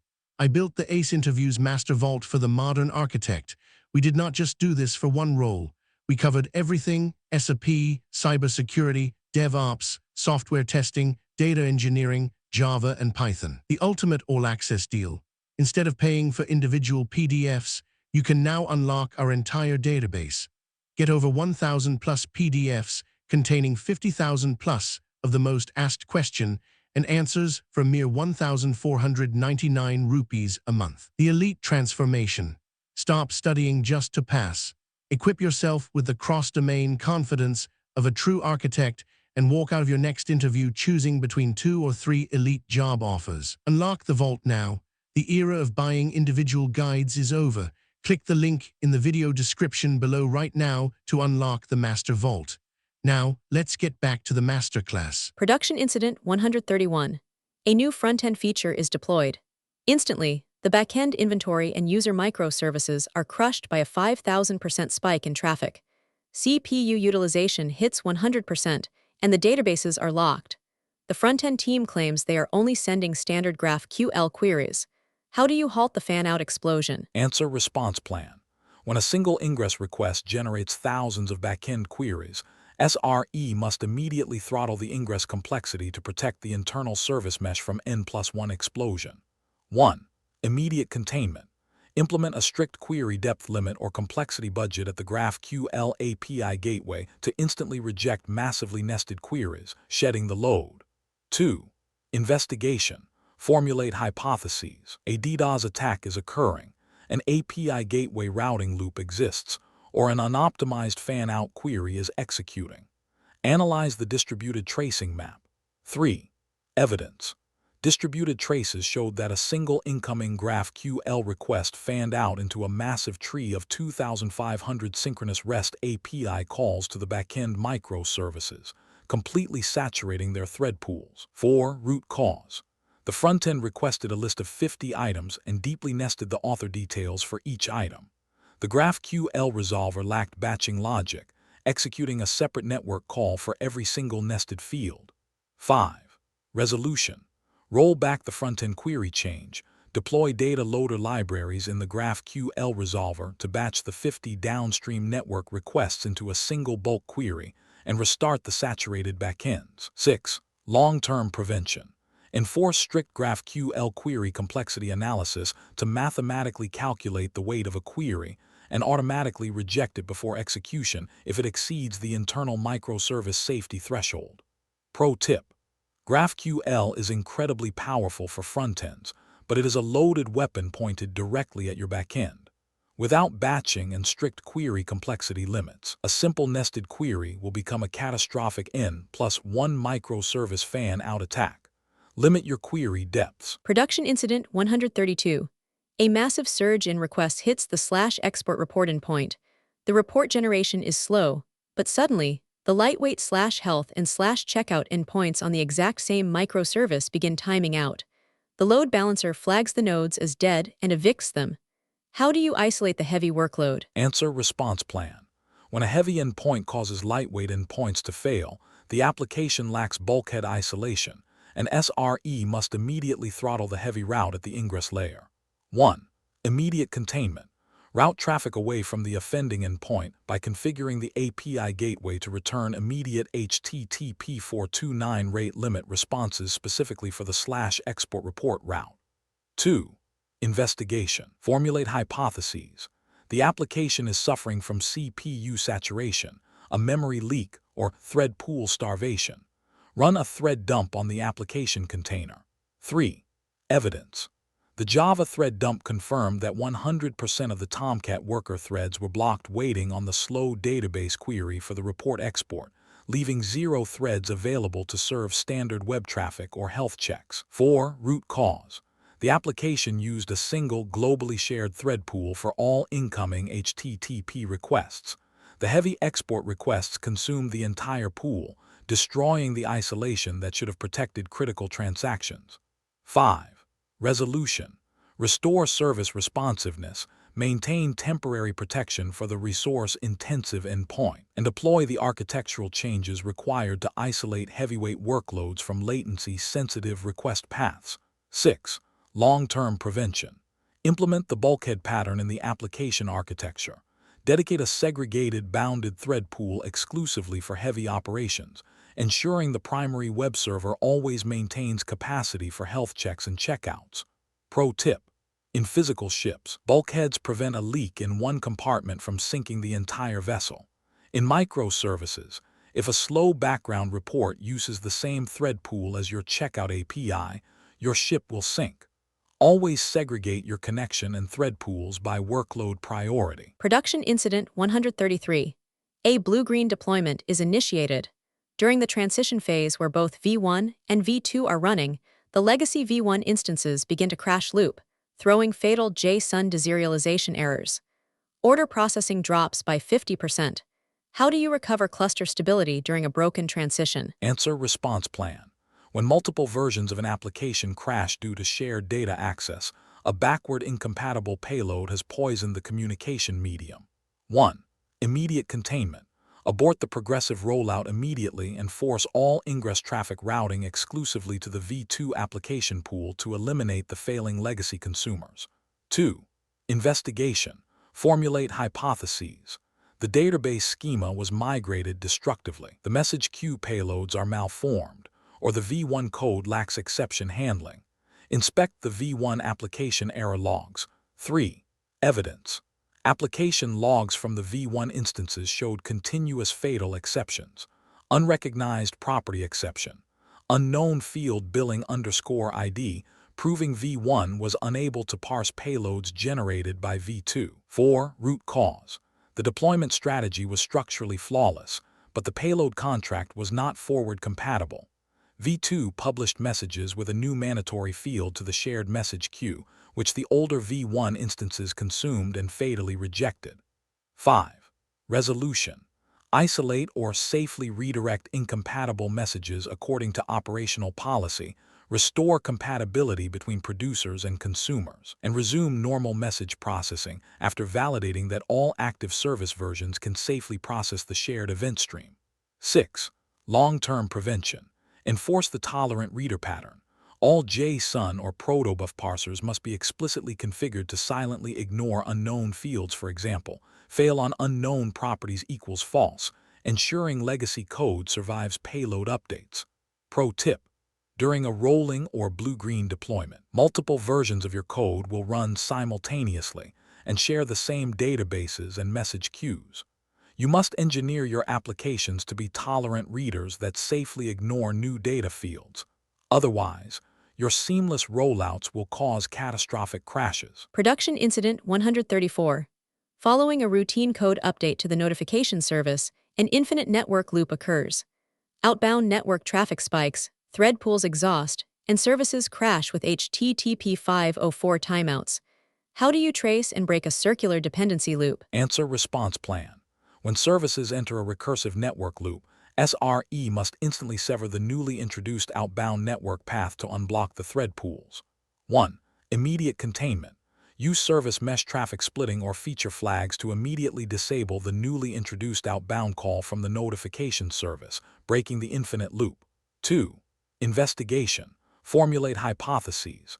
An application logic loop was introduced. The API gateway is misrouting or an architectural circular dependency exists. Check distributed tracing topology maps. 3. Evidence. Distributed tracing visually confirmed a perfect circle. A request to the order service spawned a trace that hopped to billing, then to notification, and then recursively back to order, repeating until timeout. 4. Root cause. A developer added a synchronous HTTP call inside the notification service to fetch user metadata from the order service. Because order already depended on notification downstream, this created an infinite circular dependency graph. 5. Resolution. Roll back the deployment of the notification service to the previous version and restart the affected application pods to clear the hung socket connections. 6. Long-term prevention. Implement architectural linting tools like ArchUnit in your CI and CD pipelines to mathematically detect and block circular dependencies, and utilize event-driven choreography pub/sub instead of synchronous network calls for data enrichment. Pro tip: circular dependencies are the death of microservice architectures. If service A calls service B can never synchronously call service A. If you need data from an upstream service, you must either pass that data downward in the initial payload or decouple the interaction entirely using asynchronous messaging. Production Incident 135.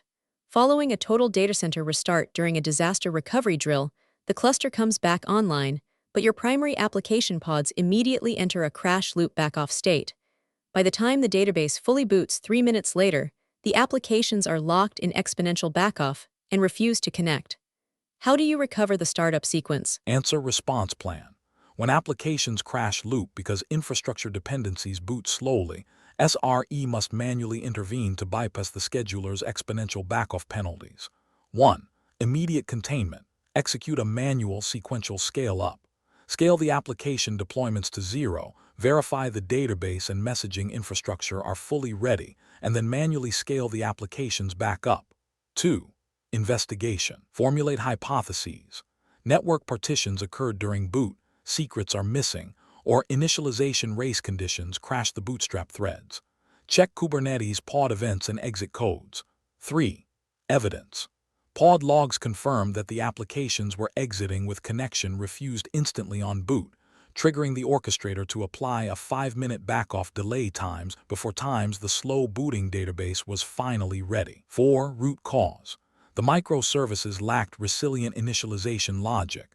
Because they expected all network dependencies to be instantly available, they executed fatal exits on boot, locking themselves in a penalty timer while the database initialized.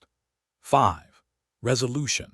Restore the required infrastructure dependencies, restart or recreate affected application instances as appropriate for the orchestration platform. Verify successful dependency initialization, and confirm that services enter a healthy running state. 6. Long-term prevention. Design applications to tolerate dependency startup delays by implementing readiness validation, resilient startup retry logic, and orchestration features appropriate to the deployment platform to prevent startup race conditions. Pro tip: in distributed systems, there is no such thing as startup order. You cannot guarantee your database will boot before your API. Every microservice must be designed to boot successfully in total isolation, patiently polling its dependencies until they become available rather than crashing instantly. Category 8 Conclusion: Mastering Distributed Systems. Building distributed systems is an exercise in managing continuous, partial failure. As we observed in these 15 complex incidents, from self-inflicted retry storms and circuit breaker lockouts to asynchronous race conditions and infinite dependencies, microservices can easily become a distributed monolith if not strictly decoupled. Mastery requires shifting your mindset from preventing failure to containing the blast radius. By enforcing aggressive timeouts, implementing the outbox pattern, utilizing idempotency keys, and designing systems that gracefully degrade, SREs ensure that a single failing service never brings down the entire enterprise. Are you tired of generic interview prep? You can spend weeks studying generic interview questions, only to walk into a tech interview and realize they are asking about completely different tools and real-world scenarios. A tech title means nothing. A data engineer, DevOps engineer, or SRE consultant role is completely different at every single company. If you are not studying for the exact tech stack in the job description, you are wasting your time. That is exactly the problem we solve. Whether your upcoming interview is for SRE, DevOps, Salesforce, data engineering, cloud architecture, or cybersecurity, we will build a custom interview cheat sheet designed specifically for your target role. How we build your masterclass: you send us the exact job description. We analyze the technologies, the dependencies, and the seniority level. Then, we prepare a highly customized package with predicted interview rounds, realistic mock interview scripts, and targeted technical questions and answers. Stop guessing what managers will ask. If you have an upcoming interview and would like customized mock interview scripts and targeted practice questions and answers built specifically around your job description, feel free to email me at inquiry.aceinterviews@gmail.com. Please include these 4 details. 1. Your exact job description. 2. Your target role. 3. The interview date if known. 4. Your relevant experience level. Walk in with absolute confidence. I will personally review your submission and let you know what type of preparation package would provide the most value. We will analyze the requirements and build the exact custom mock scripts and questions and answers you need to get the offer. What if you people want a continuous study instead, with most commonly asked interview questions and answers PDFs? But what if you do not have an active interview lined up right now? If you want to proactively build your skills over time, we have recently launched our Master Vault subscription model. This is an all-access pass containing most commonly asked interview questions and answers PDFs of various tech roles in every single major technology like DevOps, SRE, testing, Salesforce, data engineering, cloud, Java and Python, etc. Choose the full bundle or specific paths, but we understand that unlocking every technology at once might feel overwhelming.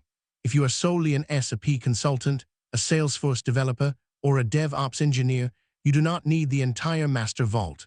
We redesigned the ecosystem so you can subscribe to the unrestricted full bundle or choose individual targeted vaults tailored specifically to your career. The universal interview tip. Whenever you ask a tech VP or an industry mentor how to crack a tough interview, they all give you the exact same tip: get familiar with the most commonly asked interview questions. It sounds simple, right? But here is the problem. The search nightmare. Finding the actual most commonly asked questions for senior roles is a nightmare.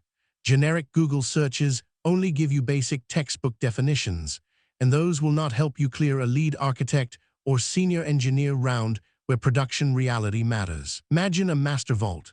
Now, imagine a vault where the absolute most commonly asked interview questions for your specific role are already collected for you, perfectly organized by interview rounds like 1. Most commonly asked technical-based question and answers. 2. Most commonly asked scenario-based question and answers. 3. Most commonly asked real-world problem-solving question and answers. 4. Most commonly asked system design question and answers. 5. Most commonly asked behavioral-based question and answers. Cross-domain mastery. I built the ACE Interviews Master Vault for the modern architect. We did not just do this for one role. We covered everything: SAP, cybersecurity, DevOps, software testing, data engineering, Java, and Python. The ultimate all-access deal. Instead of paying for individual PDFs, you can now unlock our entire database. Get over 1,000 plus PDFs containing 50,000 plus of the most asked question and answers for a mere 1,499 rupees a month. The elite transformation. Stop studying just to pass. Equip yourself with the cross-domain confidence of a true architect and walk out of your next interview choosing between 2 or 3 elite job offers. Unlock the vault now. The era of buying individual guides is over. Click the link in the video description below right now to unlock the Master Vault. Now, let's get back to the masterclass. Transitioning from Category 8, Distributed Systems, to Category 9, Observability. You can design the most resilient, decoupled microservice architecture in the world, but if you cannot see what it is doing, you cannot operate it. In distributed systems, a single user request might traverse 30 different APIs, databases, and message queues. When that request fails, relying on traditional server logs is like looking for a needle in a hurricane. Without precise telemetry, an SRE is flying blind during an outage. We must now step out of architectural design and build the telemetry control tower in Category 9. Observability logs, metrics, tracing. Category 9, Observability Logs, Metrics, Tracing. Observability is the nervous system of the enterprise. It is what separates an elite SRE team resolving an issue in 5 minutes from a chaotic war room lasting 5 hours. However, observability pipelines are highly complex distributed systems themselves, prone to high cardinality explosions, alert fatigue, ingestion lag, and silent failures. In this category, we will explore 15 critical production incidents where the monitoring tools either lied, failed, or overwhelmed the engineers, testing your ability to build trust in your telemetry. Category 9, Observability Incidents 136 to 150. Here are the 15 production incidents of this category we are going to covering broken alerts, missing logs, metric explosions, black box gaps, missing correlation, and agent overhead. Production Incident 136. Alerts fail to trigger during outage. Production Incident 137. Alert fatigue hides critical incident. Production Incident 138. Missing application logs during production issue. Production Incident 139. Metrics pipeline outage. Production Incident 140. Distributed tracing unavailable. Production Incident 141. Log ingestion delays investigation. Production Incident 142. High cardinality metrics overwhelm monitoring. Production Incident 143. Dashboard shows misleading health. Production Incident 144. Synthetic monitoring reports false positives. Production Incident 145. Black box monitoring misses customer impact. Production Incident 146. Missing correlation IDs delay RCA. Production Incident 147. Log retention expires before investigation. Production Incident 148. Monitoring agent consumes excessive resources. Production Incident 149. Duplicate alerts overwhelm on-call engineers. Production Incident 150. Monitoring configuration drifts across environments. Total 15 incidents for observability. Let's begin with Production Incident 136. Production Incident 136. Customers flood Twitter stating your site is returning HTTP 500 errors.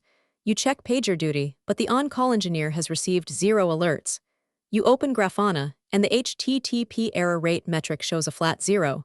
The site is dead, but the monitoring system is completely silent. How do you triage a blind outage? Answer response plan.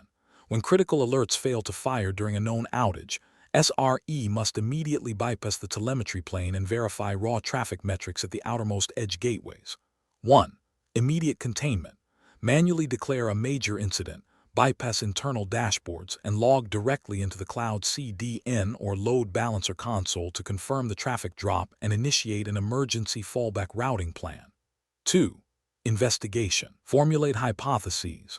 The application stopped exporting metrics, the Prometheus scraper crashed, or the alert evaluation query is syntactically broken.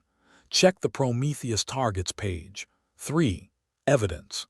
Examining Prometheus targets showed all application endpoints were up, but manually evaluating the alert's PromQL query rate with HTTP_requests_total status equals 5005M returned an empty result dataset. 4. Root cause.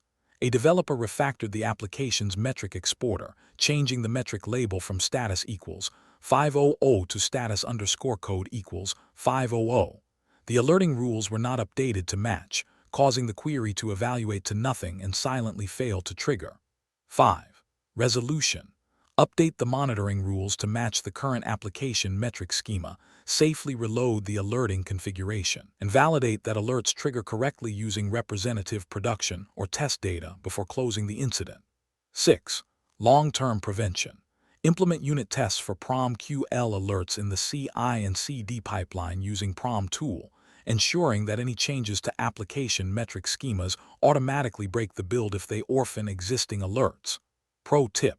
If a developer renames a metric label, your alerts do not turn red. They just stop existing. A silent query returns 0 results, which means no alert. Always use PromTool test rules in your CI and CD pipelines to validate that your PromQL queries are mathematically sound against your active code. Production Incident 137. A critical database failover fails, taking down the primary checkout service. The P1 alert triggers, but the on-call engineer ignores it for 45 minutes. When questioned, the engineer reveals they received 600 high CPU alerts that same day and assumed this was another false positive. How do you recover and fix this alert fatigue? Answer: response plan. Alert fatigue is a critical human system failure. When the signal-to-noise ratio drops, SRE must immediately silence the noise to protect the remaining human response capacity. 1. Immediate containment. Manually escalate the incident to a fresh response team, mitigate the database failure via manual promotion, and instantly apply a blanket silence to all high CPU alerts in PagerDuty. 2. Investigation. Formulate hypotheses. The alerting thresholds are too tight, alerts lack grouping rules, or the team is alerting on causes rather than symptoms. Audit the alert routing logic. 3. Evidence. PagerDuty audit logs confirmed a severe incident storm. 600 individual alerts were generated for transient CPU spikes on ephemeral pods, burying the single critical P1 database alert in the same notification channel. 4. Root cause. The monitoring architecture was designed to alert on causes, for example, CPU, memory instead of symptoms, for example, latency, errors. Since CPU naturally spikes during horizontal scaling, it generated hundreds of unactionable false positives. 5. Resolution. Reclassify noisy infrastructure alerts to lower severity notification channels where appropriate. Retain only actionable paging alerts for customer impacting conditions, and validate that critical incidents continue to reach the on-call engineer promptly. 6. Long-term prevention. Migrate to error budget burn rate alerting. You only page an engineer if the SLI service level indicator is actively degrading fast enough to exhaust the SLO error budget within hours. Pro tip. Never page a human being for high CPU or high memory. Those are machine problems. If CPU is at 100% but user latency is fine, there is no emergency. Only ever trigger a P1 page for user-facing symptoms. High error rate or high latency SLO breaches. Production Incident 138. You are investigating a critical payment failure, but when you open Kibana or Splunk, there are 0 logs from the payment pods for the last 2 hours. The application is running and processing traffic, but it has gone completely dark in your central log aggregator. How do you triage the payment failure without logs? Answer: response plan. When the central logging pipeline breaks during an active incident, SRE must bypass the aggregator and pull raw standard out streams directly from the container runtime. 1. Immediate containment. Use kubectl logs pod name --tail equals 500 directly against the surviving payment pods to extract the raw standard output streams, securing the immediate stack traces needed to triage the payment failure. 2. Investigation. Formulate hypotheses. The local log forwarder fluentd or file beat has crashed, the application stopped writing to standard out, or the central Elasticsearch cluster is rejecting payloads. Check the node-level agent logs. 3. Evidence. The local fluentd daemon set logs on the worker nodes showed persistent 4292 many requests and buffer queue limit error messages when attempting to push logs to the remote Elasticsearch index. 4. Root cause. A rogue debug flag was accidentally left enabled in a noisy upstream microservice, which blasted terabytes of junk data into the shared logging cluster, causing it to rate limit and reject log buffers from all other nodes. 5. Resolution. Eliminate the excessive log source, restore normal operation of the log collection pipeline, verify that affected application logs are successfully ingested again, and confirm that logging throughput has stabilized. 6. Long-term prevention. Implement strict logging quotas and rate limiting per namespace at the fluentd and vector collector level, ensuring that a single rogue service cannot saturate the central logging backend and blind the entire cluster. Pro tip. In a shared cluster, one noisy app can DOS your entire logging pipeline. Never allow your log forwarders like fluentd to blindly push everything they read. Configure strict rate limits, for example. Max 1,000 logs per sec per pod directly in the forwarder configuration, so noisy pods are throttled at the edge. Production Incident 139. All Grafana dashboards suddenly display not applicable and no data. The horizontal pod autoscalers HPA lose their metrics and freeze. You check your Prometheus pods, and they are crash looping continuously. You are completely blind to cluster health. How do you recover the metrics engine? Answer response plan. When the core metrics engine enters a crash loop, the cluster loses its autonomic scaling ability. SRE must instantly restore Prometheus by bypassing corrupted state or expanding memory limits. 1. Immediate containment. Stabilize the monitoring platform by temporarily allocating sufficient resources or reducing telemetry load as appropriate. Prevent unnecessary infrastructure changes while monitoring visibility is impaired, and restore the metrics service to an operational state. 2. Investigation. Formulate hypotheses. The storage volume is full, the WAL is corrupted, or a high cardinality metric explosion has exhausted the heap memory. Inspect the Prometheus exit logs. 3. Evidence. Prometheus container logs confirmed a fatal exit, panic, out of memory, and the killed status indicated the process was killed by the kernel while attempting to scrape a specific target. 4. Root cause. A newly deployed application exposed a massive volume of unique time series data, ballooning the Prometheus memory footprint far beyond its container limits and causing an unrecoverable out-of-memory crash. 5. Resolution. Use metric relabel configs in the Prometheus configuration to permanently drop the offending metrics at scrape time, ensuring the memory footprint remains stable after the pod boots. 6. Long-term prevention. Enforce hard sample limit boundaries on all Prometheus scrape jobs.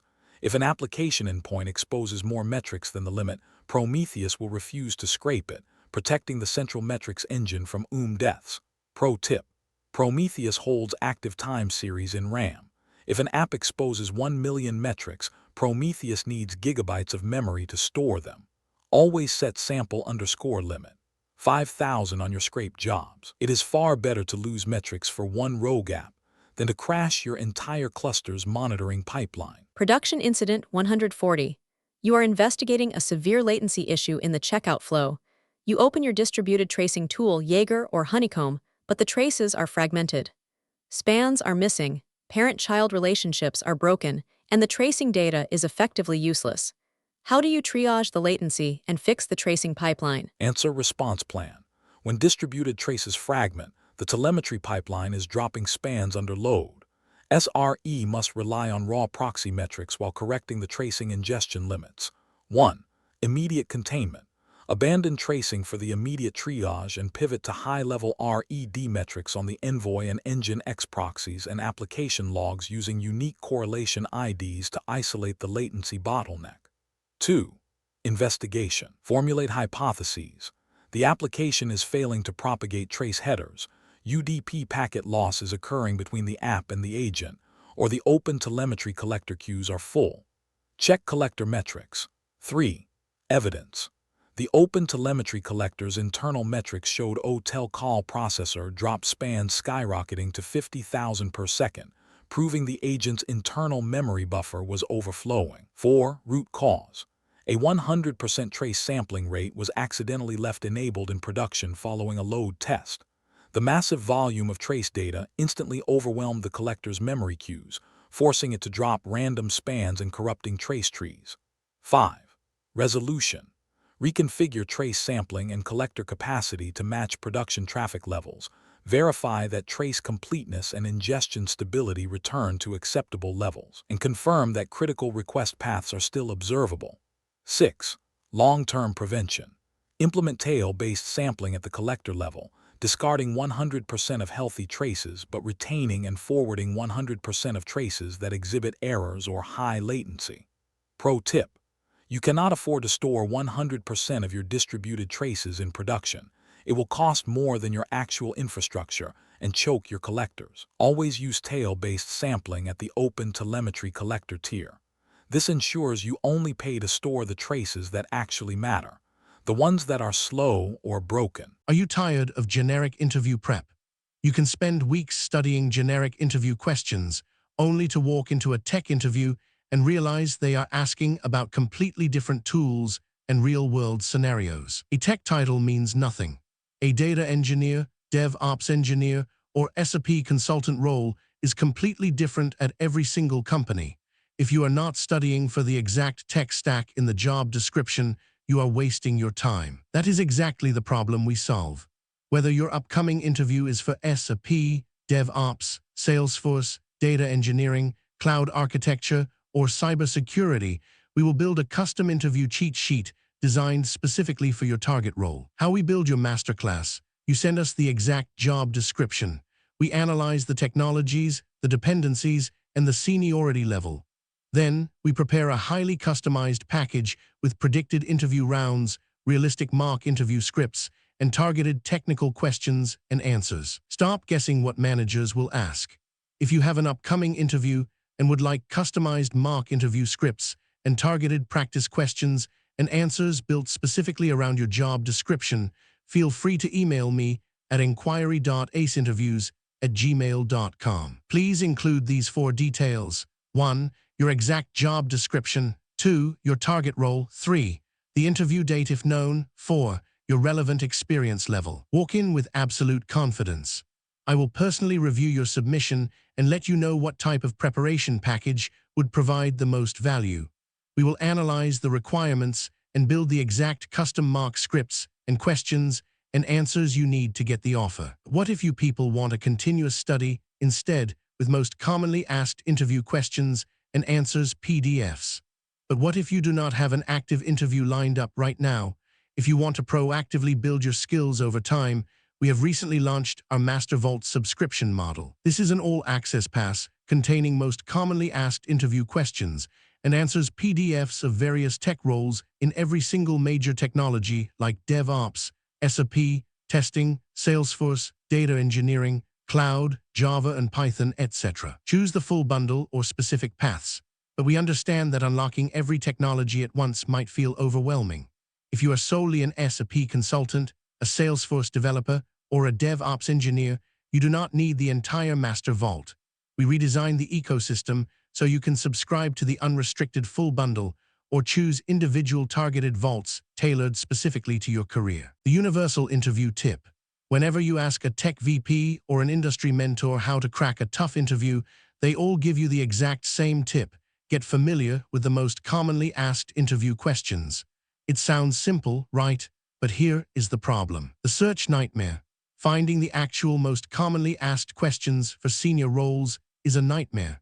Generic Google searches only give you basic textbook definitions, and those will not help you clear a lead architect or senior engineer round where production reality matters. Imagine a master vault.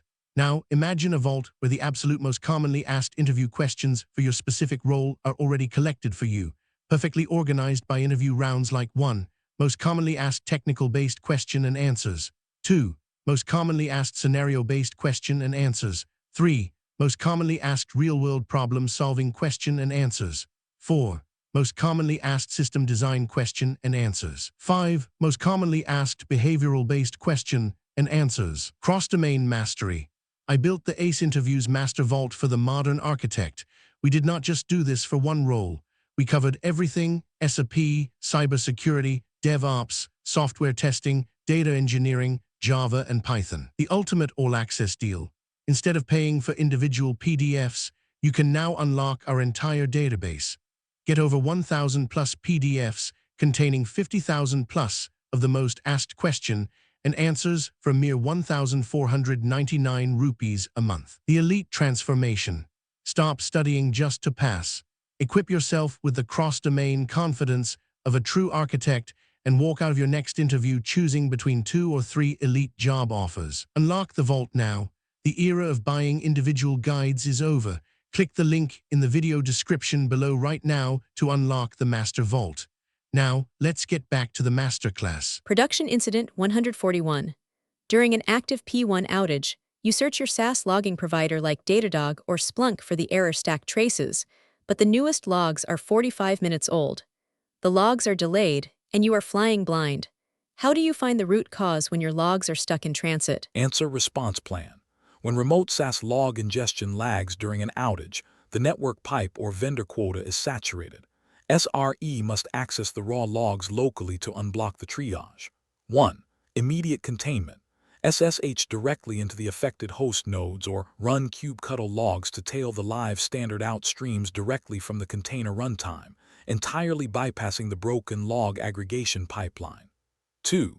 Investigation. Formulate hypotheses. The vendor is experiencing an outage, the local FluentBit agent has lost network connectivity, or the daily ingestion quota has been breached. Inspect the local log agent's internal metrics. 3. Evidence. The local FluentBit daemon logs revealed repeated HTTP 4292 many requests errors when attempting to post to the SaaS logging endpoint, proving the vendor was actively throttling the payloads. 4. Root cause. The application was experiencing a localized error loop that printed millions of verbose stack traces. This massive volume quickly exhausted the enterprise's daily SaaS ingestion quota, forcing the vendor to throttle all incoming logs. 5. Resolution. Restore log ingestion capacity by reducing unnecessary log volume, increasing ingestion capacity where appropriate, and verifying that critical operational logs once again reach the central logging platform in near real time. 6. Long-term prevention. Deploy an intermediate log routing tier like Vector or Logstash to mathematically sample, aggregate, and drop low-value logs before they are transmitted over the WAN to expensive SaaS indexers. Pro tip: if your application crashes in a loop, it will generate thousands of identical stack traces per second. This will instantly blow out your SaaS logging quota, blinding you exactly when you need logs the most. Always configure your log agents to deduplicate or rate limit identical stack traces at the edge before sending them. Production Incident 142. Prometheus restarts continuously. Your monitoring dashboards take 60 seconds to load or time out completely. Engineers complain they cannot access operational data. You suspect a high cardinality metric explosion. How do you identify the offending metric and restore Prometheus? Answer response plan. A high cardinality explosion bloats the time series database TSDB index, crushing query performance. SRE must identify the bloated label and drop it. 1. Immediate containment. Temporarily disable the scrape configurations for recently deployed microservices to stop the influx of new metrics and allow the TSDB to stabilize in memory. 2. Investigation. Formulate hypotheses. A developer added a dynamic variable as a label. An external scraper is injecting garbage, or histogram buckets are misconfigured. Run a cardinality analysis query using PromQL. 3. Evidence. Running top K with 10, count by underscore underscore name underscore underscore underscore underscore name underscore underscore equals tilde. Plus, via the PromQL interface, revealed that the metric HTTP underscore requests underscore total had surged to 5 million active time series, confirming massive cardinality. 4. Root cause. A developer updated an application library and mistakenly added client underscore IP as a label, on the HTTP request total metric. Because every IP address is unique, it generated a brand new time series for every single visitor, crashing the index. 5. Resolution.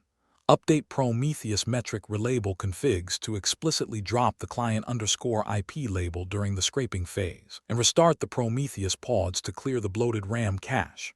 6. Long-term prevention. Enforce static analysis checks like Pint in your CI and CD pipelines to block the merging of code that introduces highly dynamic labels like user ID, session ID, or IP address to metric payloads. Pro tip: metrics and logs are fundamentally different. Logs can contain unique IDs, metrics cannot. If you add a session_ID or client_IP as a label to a Prometheus metric, you create an infinite cardinality explosion that will instantly destroy your monitoring cluster. Keep metric labels bounded to finite enums like HTTP status codes. Production Incident 143. The Executive Platform Health Dashboard shows a 99.9% success rate and green across the board. However, the public-facing Edge gateway is completely down and 0 customers can log in. The dashboard is actively lying to the business. How do you expose the failure and fix the math? Answer response plan.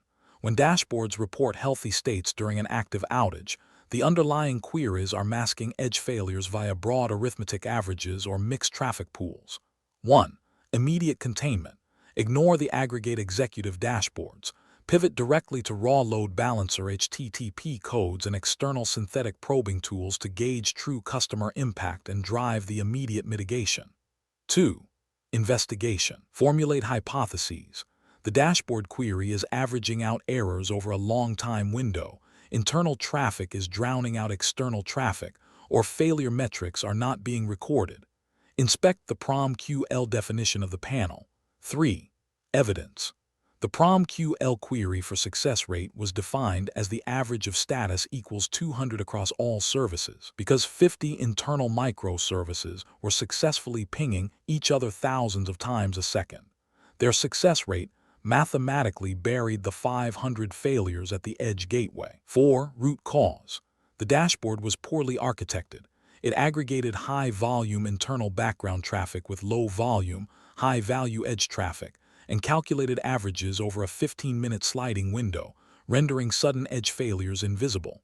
5. Resolution.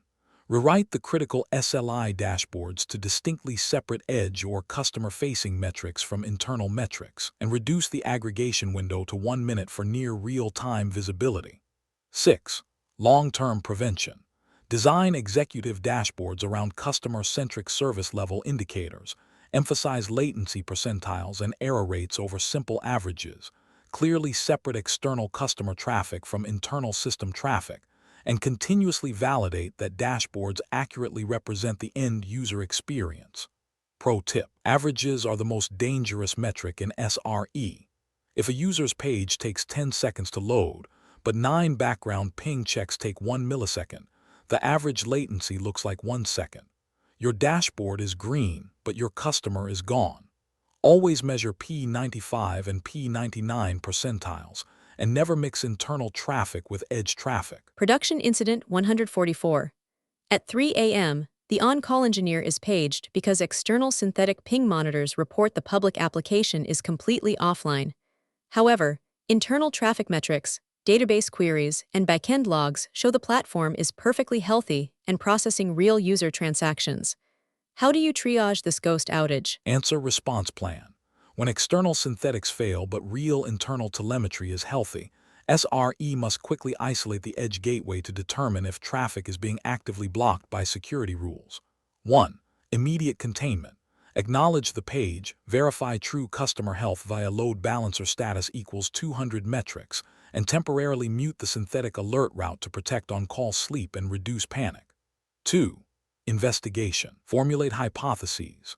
The DNS registrar failed in the synthetic testing provider's region, the edge CDN blocked the bot IP, or the synthetic test script broke. Check web application firewall WAF logs. 3. Evidence. Cloud WAF logs confirmed a massive spike in action. Block events matching the exact IP address ranges of the synthetic testing provider, triggered by a newly updated bot control managed rule set. 4. Root cause. A security update applied aggressive machine learning bot protection at the edge.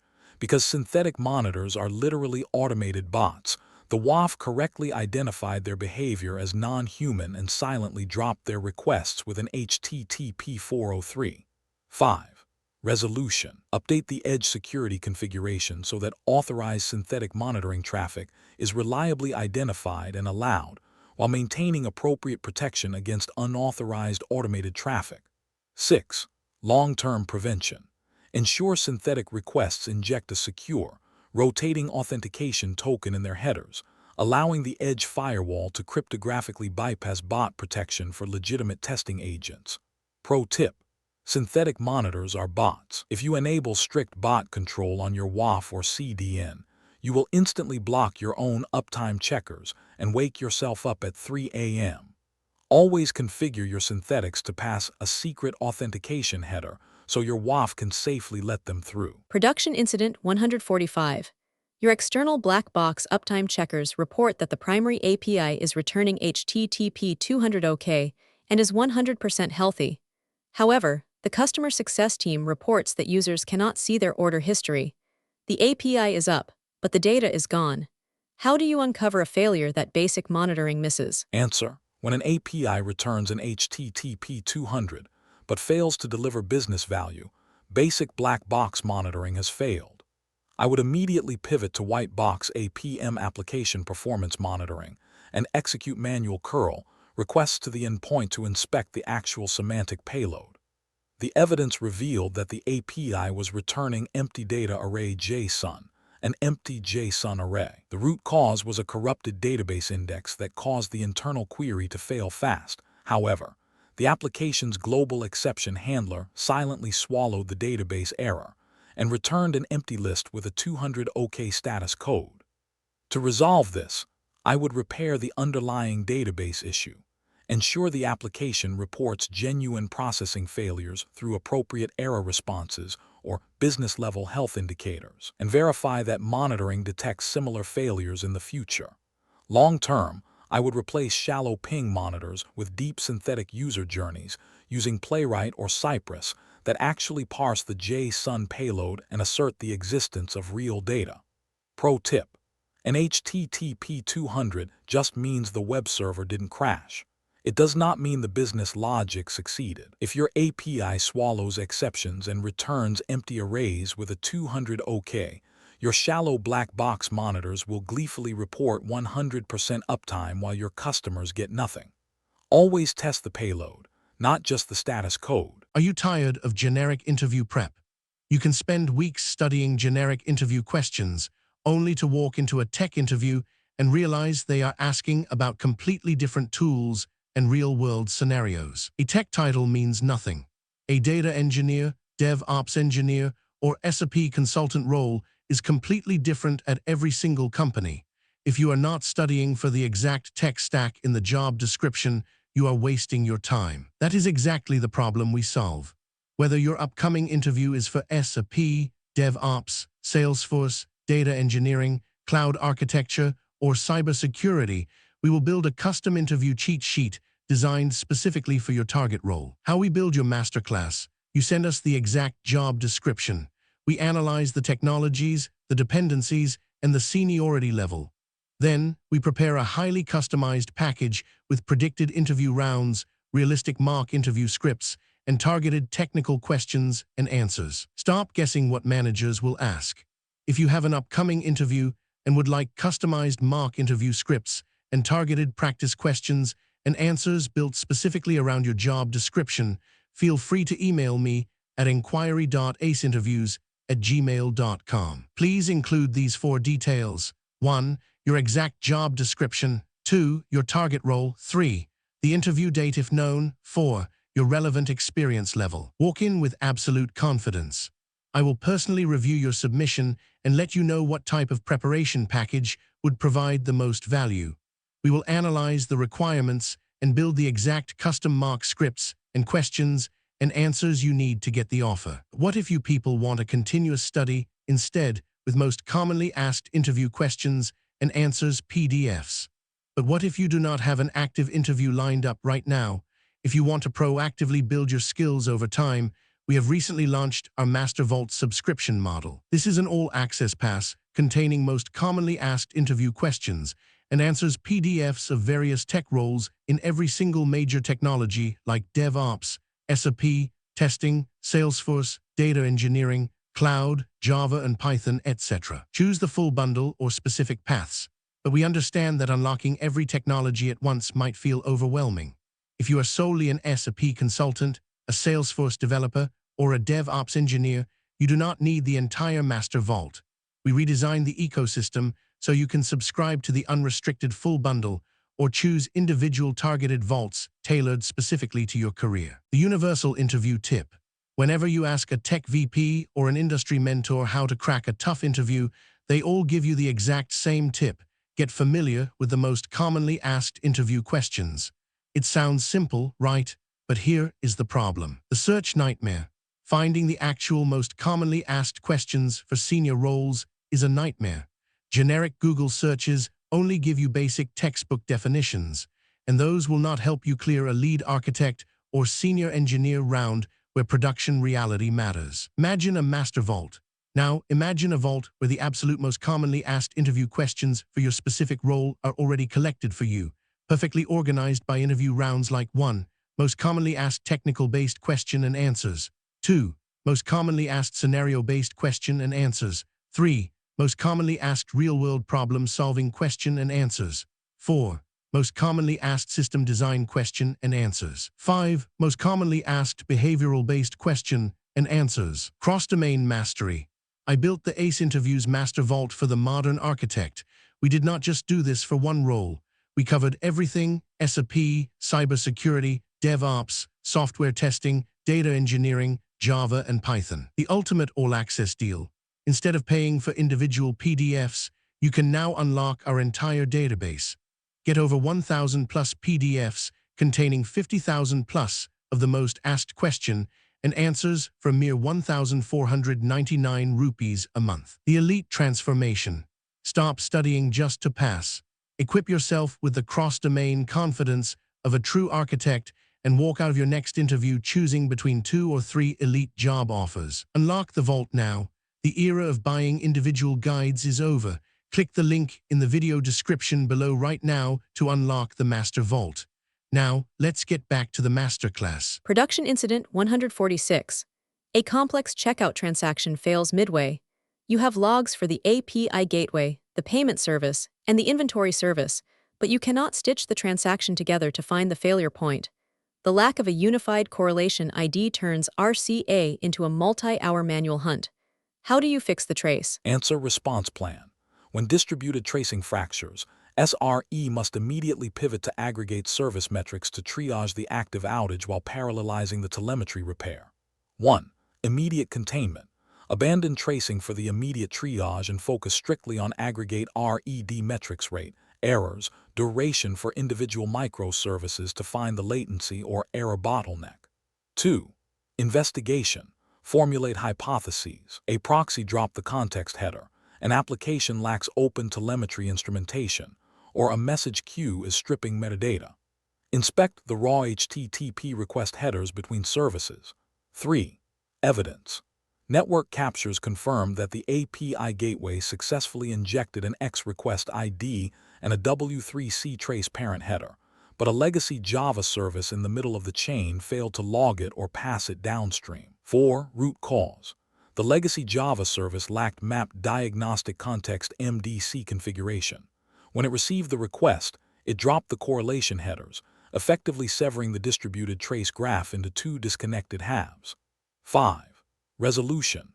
Update the affected service to correctly propagate distributed tracing context across all outbound requests and asynchronous messaging paths. Verify end-to-end trace continuity, and confirm complete transaction visibility throughout the request lifecycle. 6. Long-term prevention. Standardize on open telemetry across all runtimes and configure service mesh egress proxies to automatically reject internal service-to-service calls that lack a valid tracing header. Pro tip: distributed tracing is a chain that is only as strong as its weakest link. If one legacy service in the middle drops the trace parent header, the trace breaks, rendering your observability useless. Never rely on developers to manually pass headers. Handle trace propagation automatically in your service mesh or centralized interceptors. Production Incident 147. A subtle security breach is discovered on a Friday afternoon. When security engineers begin their investigation on Monday morning, they discover that all application logs from Thursday have already been permanently purged from the Elasticsearch cluster. How do you recover forensic data when retention fails? Answer response plan. When critical logs expire during an investigation, SRE must immediately halt further deletions and orchestrate a cold storage recovery. 1. Immediate containment. Instantly pause all index lifecycle management ILM or cron-based index deletion jobs on the logging cluster to preserve any remaining peripheral data from Friday. 2. Investigation. Formulate hypotheses. The storage volume filled up, triggering early eviction. The retention policy was misconfigured, or the cluster indices are corrupted. Review the ILM policy configurations. 3. Evidence. ILM configuration audits revealed that the delete phase for the application log indices was hard-coded to execute after 72 hours min-age, 3 days, aggressively wiping critical data to save disk space. 4. Root cause. To save on expensive SSD storage costs, the observability team aggressively reduced the hot tier log retention window to 3 days without configuring a rollover path to cheaper cold object storage. 5. Resolution. Recover the required forensic data from the most appropriate available backup or archival source, validate its integrity, and continue the investigation while preserving evidentiary integrity. 6. Long-term prevention. Implement a multi-tier logging architecture. Keep 7 days of logs in hot SSDs for immediate triage, and configure ILM to automatically archive 1 year of logs into cheap, immutable object storage like AWS S3 Glacier for compliance. Pro tip: logs are heavily utilized in the first 24 hours for debugging, but they are absolutely critical 6 months later for security forensics. Never permanently delete logs to save money on hot SSDs. Use index lifecycle policies to automatically migrate aged logs to ultra-cheap cold storage like S3 Glacier. Production Incident 148. Shortly after deploying a new eBPF observability agent globally, application nodes experience a 40% spike in CPU usage. Production workloads begin to throttle, and the monitoring tool itself is causing the latency it was meant to measure. How do you stabilize the host nodes? Answer response plan. When a telemetry agent begins consuming critical host resources, SRE must immediately throttle the agent to return CPU cycles back to the business workloads. 1. Immediate containment. Downgrade, suspend, or apply strict kernel-level CPU throttling to the offending observability daemon set globally to immediately release compute cycles back to the application. 2. Investigation. Formulate hypotheses. The agent is trapped in an infinite loop. It is intercepting too many system calls, or it was deployed without resource limits. SSH into a degraded node and profile the agent using PID stat. 3. Evidence. Node profiling confirmed that the eBPF agent process was consuming 2 full CPU cores continuously, attempting to trace every single packet traversing a highly active internal database interface. 4. Root cause. The eBPF agent was deployed with full payload packet tracing enabled on a high-throughput database subnet, causing it to expend massive compute resources copying gigabytes of packet data to user space for inspection. 5. Resolution. Reconfigure the agent to only capture network flow metadata TCP headers and connection stats rather than full packet payloads, and redeploy the daemon set with strict resource caps. 6. Long-term prevention. Apply appropriate resource governance to observability agents, continuously validate their production overhead, and establish deployment guardrails so monitoring workloads cannot compromise business-critical applications. Pro tip: monitoring is never free. Agents that perform deep packet inspection or full eBPF tracing on high-throughput database nodes can quickly consume more CPU than the database itself. Always set hard CPU limits on your daemon sets so the monitor never kills the host. Production Incident 149. A single centralized cache cluster goes down. The on-call engineer's phone rings 400 times in 2 minutes because every single microservice that relies on the cache fires an independent connection failed alert. The incident response is completely derailed by notification chaos. How do you consolidate the alert storm? Answer response plan. When a cascading failure triggers an alert storm, SRE must immediately silence downstream noise and reconfigure the alert router to aggregate topological failures. 1. Immediate containment. Acknowledge the core cache failure. Apply a blanket maintenance mute on all application-level connection alerts in PagerDuty and focus entirely on restoring the central cache. 2. Investigation. Formulate hypotheses. Alert manager lacks grouping rules, dependencies are unmapped, or routing keys are too granular. Review the Prometheus Alert Manager configuration routes. 3. Evidence. Alert Manager configurations showed that the group by parameter was set to instance and pod, meaning a cluster-wide failure generated a distinct, ungrouped page for every single pod that disconnected. 4. Root cause. The alerting pipeline lacked topological grouping. When the shared cache crashed, 400 dependent pods failed their checks, and Alert Manager dispatched 400 distinct notifications because it lacked a unified service-level grouping key. 5. Resolution. Reconfigure alert grouping and dependency-aware routing so that a single infrastructure failure generates a consolidated incident instead of hundreds of redundant downstream notifications, while preserving sufficient diagnostic context. 6. Long-term prevention. Implement symptom-based alerting SLOs. Instead of alerting on individual pod connection failures, alert exclusively on the global checkout success rate dropping, ensuring only one high-fidelity page is triggered per business impact. Pro tip: if one failure generates more than one page, your alert manager configuration is broken. Use broad group by parameters to roll up cascading failures into a single notification. You want one phone call, not 400. Production incident 150. A critical issue occurs in production, but the specific dashboard you used to debug the exact same issue in staging is missing. Staging has verbose metrics, but production only has basic host metrics due to severe configuration drift. How do you rapidly synchronize observability? Answer response plan. When telemetry environments drift, SRE must immediately backport missing configurations from staging to unblock triage, and then eliminate manual UI overrides. 1. Immediate containment. Manually export the missing staging dashboard JSON and import it directly into the production Grafana instance to unblock immediate incident triage. 2. Investigation. Formulate hypotheses. Deployments are missing dashboard payloads, engineers are making manual edits, or environments use different provisioning tools. Audit the Grafana provisioning logs. 3. Evidence. Auditing revealed that the staging dashboards were frequently updated via manual UI edits by developers, leaving production completely out of sync because the changes were never committed to the code repository. 4. Root cause. The observability stack lacked infrastructure as code IAC enforcement. Engineers were allowed to create and modify dashboards manually in the Grafana UI, bypassing the version control lifecycle. 5. Resolution. Synchronize the required observability configuration through the organization's approved configuration management process, verify consistency across environments, and confirm that production monitoring provides the required operational visibility. 6. Long-term prevention. Lock the Grafana production UI to viewer permissions only.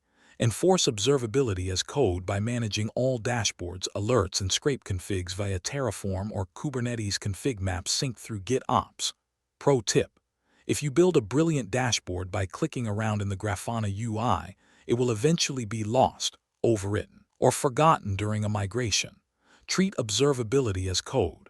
Build it in code, version it in Git, and deploy it via automated pipelines so your staging and production views are mathematically identical. Category 9 Conclusion. Mastering observability. A system you cannot observe is a system you cannot operate. As demonstrated across these 15 incidents, from silent alerting failures and metric cardinality explosions to fragmented traces and log expiration, telemetry pipelines are complex, highly fragile distributed systems in their own right. Mastery in SRE observability requires moving beyond naive averages and 100% trace sampling. By implementing RED metrics, tail-based sampling, intelligent alert grouping, and observability as code, SREs ensure that when production inevitably breaks, the telemetry control tower provides immediate, actionable truth rather than overwhelming noise. Are you tired of generic interview prep? You can spend weeks studying generic interview questions, only to walk into a tech interview and realize they are asking about completely different tools and real-world scenarios. A tech title means nothing. A data engineer, DevOps engineer, or SRE consultant role is completely different at every single company. If you are not studying for the exact tech stack in the job description, you are wasting your time. That is exactly the problem we solve. Whether your upcoming interview is for SRE, DevOps, Salesforce, data engineering, cloud architecture, or cybersecurity, we will build a custom interview cheat sheet designed specifically for your target role. How we build your masterclass: you send us the exact job description. We analyze the technologies, the dependencies, and the seniority level. Then, we prepare a highly customized package with predicted interview rounds, realistic mock interview scripts, and targeted technical questions and answers. Stop guessing what managers will ask. If you have an upcoming interview and would like customized mock interview scripts and targeted practice questions and answers built specifically around your job description, feel free to email me at inquiry.aceinterviews@gmail.com. Please include these 4 details. 1. Your exact job description. 2. Your target role. 3. The interview date if known. 4. Your relevant experience level. Walk in with absolute confidence. I will personally review your submission and let you know what type of preparation package would provide the most value. We will analyze the requirements and build the exact custom mock scripts and questions and answers you need to get the offer. What if you people want a continuous study instead, with most commonly asked interview questions and answers PDFs? But what if you do not have an active interview lined up right now? If you want to proactively build your skills over time, we have recently launched our Master Vault subscription model. This is an all-access pass containing most commonly asked interview questions and answers PDFs of various tech roles in every single major technology like DevOps, SRE, testing, Salesforce, data engineering, cloud, Java and Python, etc. Choose the full bundle or specific paths, but we understand that unlocking every technology at once might feel overwhelming. If you are solely an SRE consultant, a Salesforce developer, or a DevOps engineer, you do not need the entire Master Vault. We redesigned the ecosystem so you can subscribe to the unrestricted full bundle or choose individual targeted vaults tailored specifically to your career. The universal interview tip. Whenever you ask a tech VP or an industry mentor how to crack a tough interview, they all give you the exact same tip: get familiar with the most commonly asked interview questions. It sounds simple, right? But here is the problem. The search nightmare. Finding the actual most commonly asked questions for senior roles is a nightmare. Generic Google searches only give you basic textbook definitions, and those will not help you clear a lead architect or senior engineer round where production reality matters. Imagine a master vault.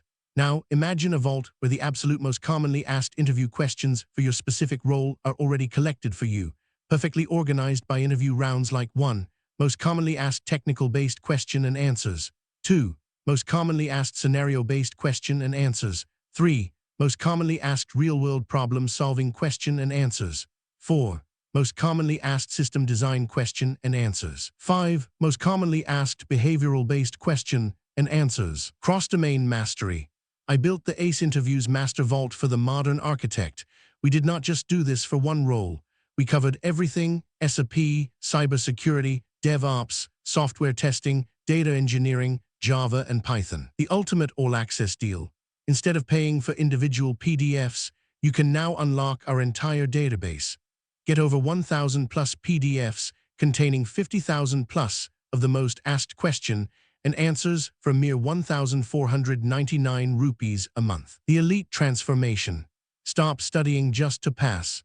Equip yourself with the cross-domain confidence of a true architect and walk out of your next interview choosing between 2 or 3 elite job offers. Unlock the vault now. The era of buying individual guides is over. Click the link in the video description below right now to unlock the Master Vault.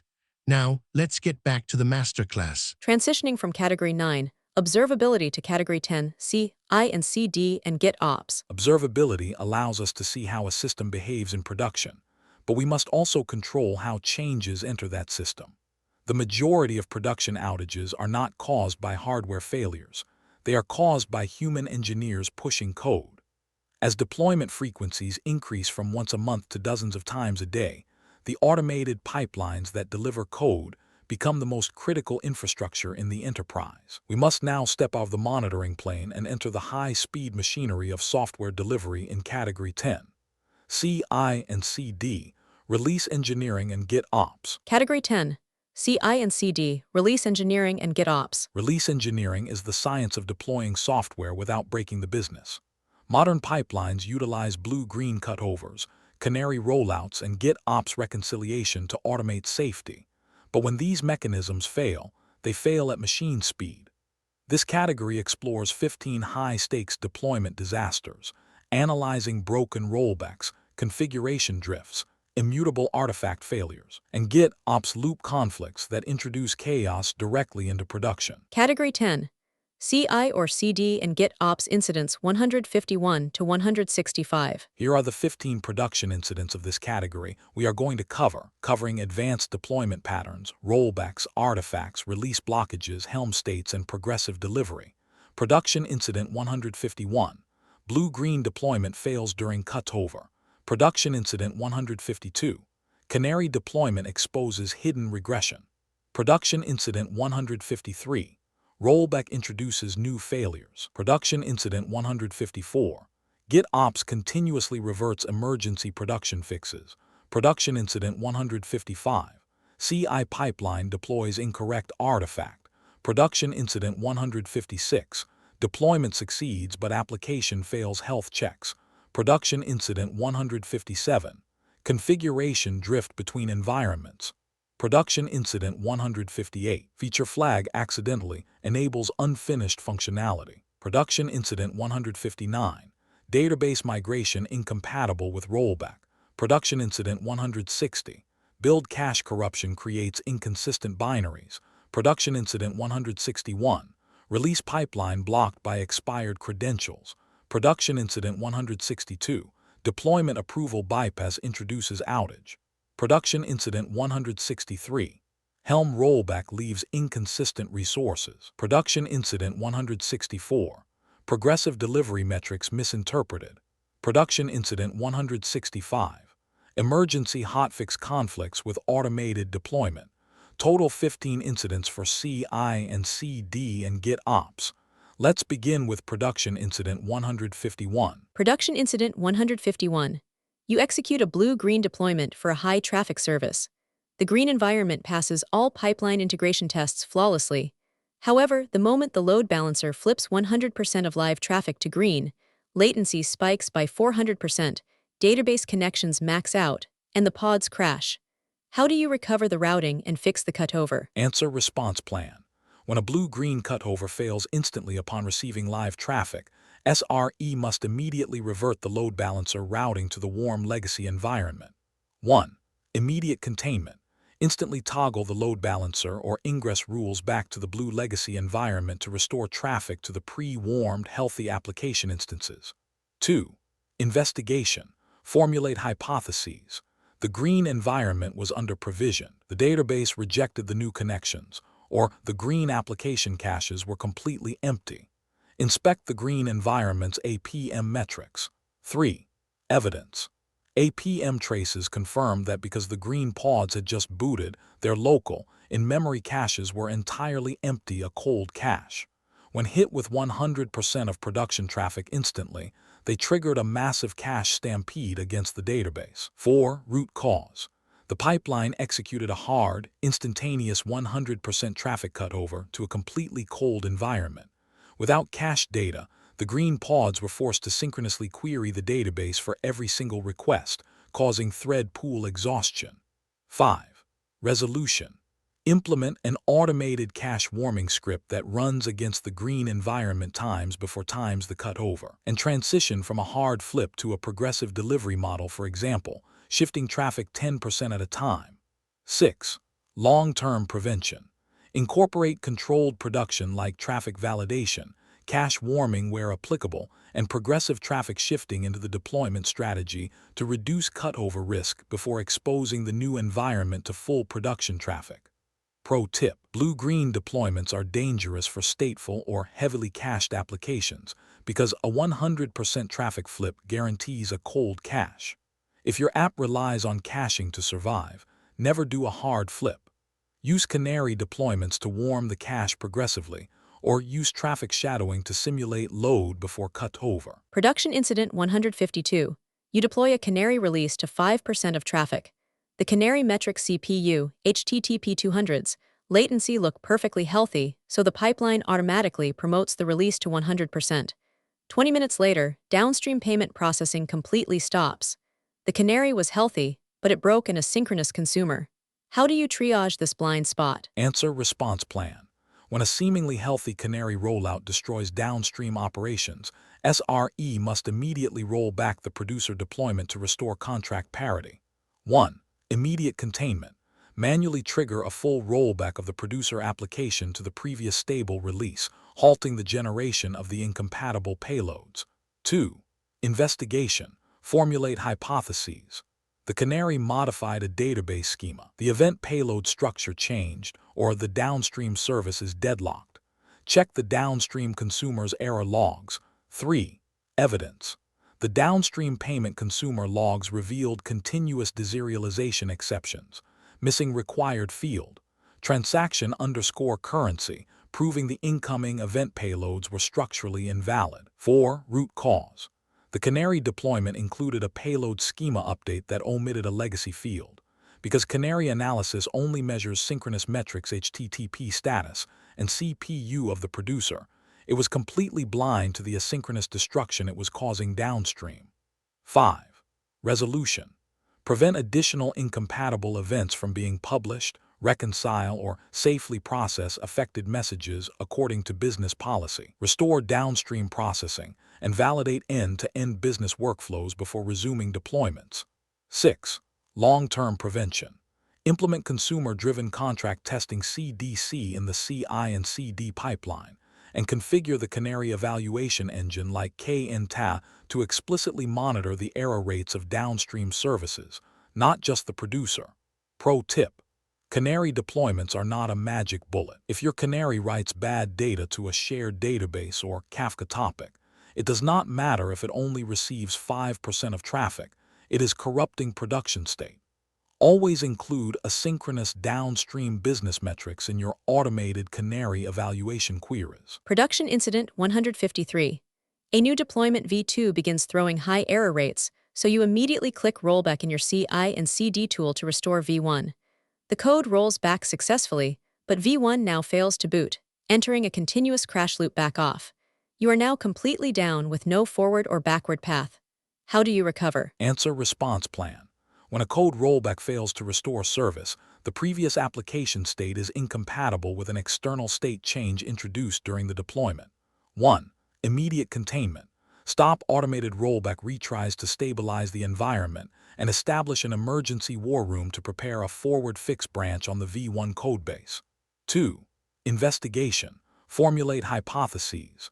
A database migration was destructive. External API keys were rotated, or the V2 deployment dropped a required table column. Inspect the V1 pod startup logs. 3. Evidence. The V1 startup logs showed a fatal ORM validation exception. Unknown column user_preferences in field list, confirming the database schema had drifted from V1's expectations. 4. Root cause. The V2 deployment included a database migration that renamed a critical column. While the pipeline rolled back the stateless application code to V1, it did not and safely cannot roll back the stateful database schema, breaking V1 startup checks. 5. Resolution. Rapidly deploy an emergency forward fix of the V1 codebase that maps to the new column name, or manually reverse the specific SQL column rename if data loss risks are 0. 6. Long-term prevention. Strictly enforce the expand and contract database migration pattern. Schema changes must be fully backward compatible, adding columns, never renaming or dropping to ensure older application versions can safely boot during a rollback. Pro tip: there is no such thing as an automated database rollback in high-volume production. Code rolls back, data does not. If you rename or drop a column during a deployment, you physically destroy your ability to click the rollback button. Always make schema changes backward compatible. Production Incident 154. During a severe Black Friday outage, an SRE pushes a critical hotfix image directly to the production cluster via an imperative Helm upgrade. It stabilizes the system instantly. 3 minutes later, the cluster abruptly deletes the hotfix and reinstalls the broken version, crashing the site again. How do you secure your hotfix? Answer response plan. When a GitOps controller aggressively overwrites manual emergency fixes, SRE must immediately suspend the controller's automated synchronization engine. 1. Immediate containment. Manually pause the synchronization loop on the GitOps controller, for example, clicking Disable Auto Sync in Argo CD or suspending the customization in Flux to freeze the cluster state. 2. Investigation. Formulate hypotheses. An older CI pipeline is retrying, a cron job is reverting state, or GitOps reconciliation is fighting the manual drift. Audit the cluster deployment logs. 3. Evidence. Argo CD sync logs confirm the reversion. State out of sync. Image tag differs from Git. Synchronizing to match repository state, proving the GitOps engine performed its exact intended function. 4. Root cause. The Git repository is the absolute source of truth in GitOps. Because the hotfix was pushed imperatively to the cluster and not committed to the declarative repository, the controller viewed the hotfix as hostile drift and pruned it. 5. Resolution. Preserve the emergency production fix through the approved GitOps workflow, update the declarative source of truth accordingly, verify successful reconciliation, and safely restore automated synchronization. 6. Long-term prevention. Establish a dedicated emergency hotfix Git branch workflow that bypasses slow testing suites but maintains declarative truth, and drill the team on using ignore differences parameters during crisis operations. Pro tip: GitOps controllers do not know you are in an incident. They only know that the cluster does not match Git. If you use kubectl edit or manual Helm commands in a GitOps environment, you are fighting a robot that will delete your work in 3 minutes. Always commit to Git, or explicitly pause the auto sync. Production Incident 155. A production deployment triggers automatically. The CI and CD pipeline shows green, but the production website suddenly displays staging database data and development feature flags. You have deployed the wrong codebase to production, causing a massive data security incident. How do you trace and revert the bad artifact? Answer response plan. When an incorrect codebase reaches production despite a green pipeline, SRE must immediately roll back to a known safe container image while auditing the artifact registry. 1. Immediate containment. Manually override the deployment manifest to point directly to the previous day's exact container image SHA digest, bypassing the generic tag to instantly restore the production codebase. 2. Investigation. Formulate hypotheses. The staging database connection string leaked, the pipeline pulled from the wrong branch, or the container image tags were overwritten. Inspect the image registry. 3. Evidence. Container registry logs confirm that both the staging pipeline and the production pipeline were pushing images using the exact same :latest tag, causing a massive race condition. 4. Root cause. The deployment pipeline was configured to pull the myapp::latest tag. Because a developer merged a staging build simultaneously, the latest tag was overwritten with the staging binary just seconds before the production pipeline pulled it. 5. Resolution. Roll back the production cluster using a deterministic SHA-256 image hash and purge the corrupted staging data from the production views. 6. Long-term prevention. Strictly ban the use of mutable tags like latest, dev, or prod. Enforce semantic versioning or git commit SHAs, for example, my app:v1.2.4-A1B2C3D for all container images, guaranteeing absolute artifact immutability. Pro tip: using the latest tag in production is a ticking time bomb. It guarantees that you have absolutely no idea what binary is actually running in your cluster, and it breaks rollback capabilities because latest constantly changes.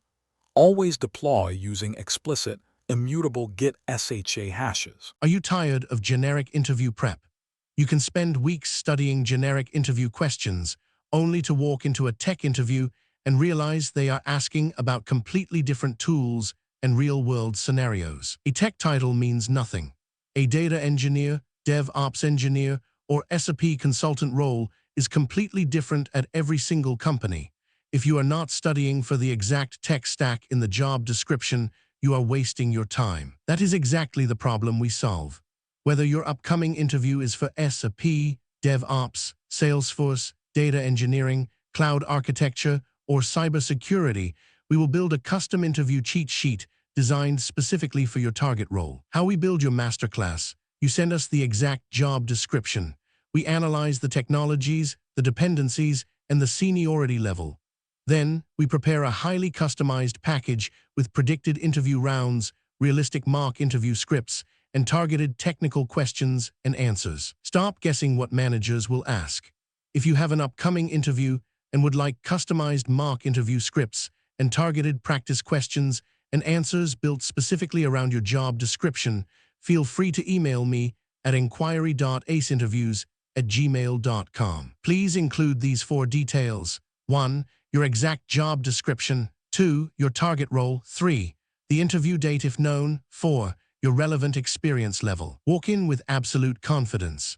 I will personally review your submission and let you know what type of preparation package would provide the most value.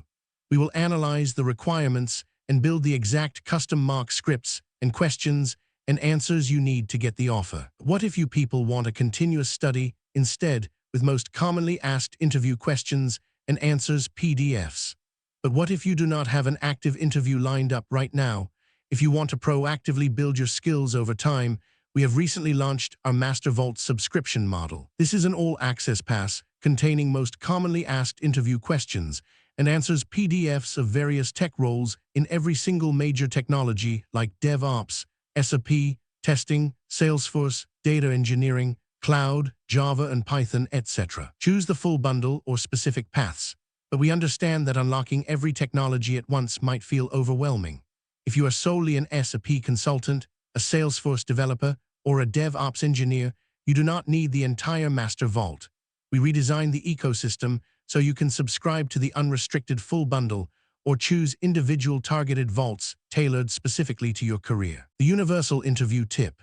Whenever you ask a tech VP or an industry mentor how to crack a tough interview, they all give you the exact same tip: get familiar with the most commonly asked interview questions.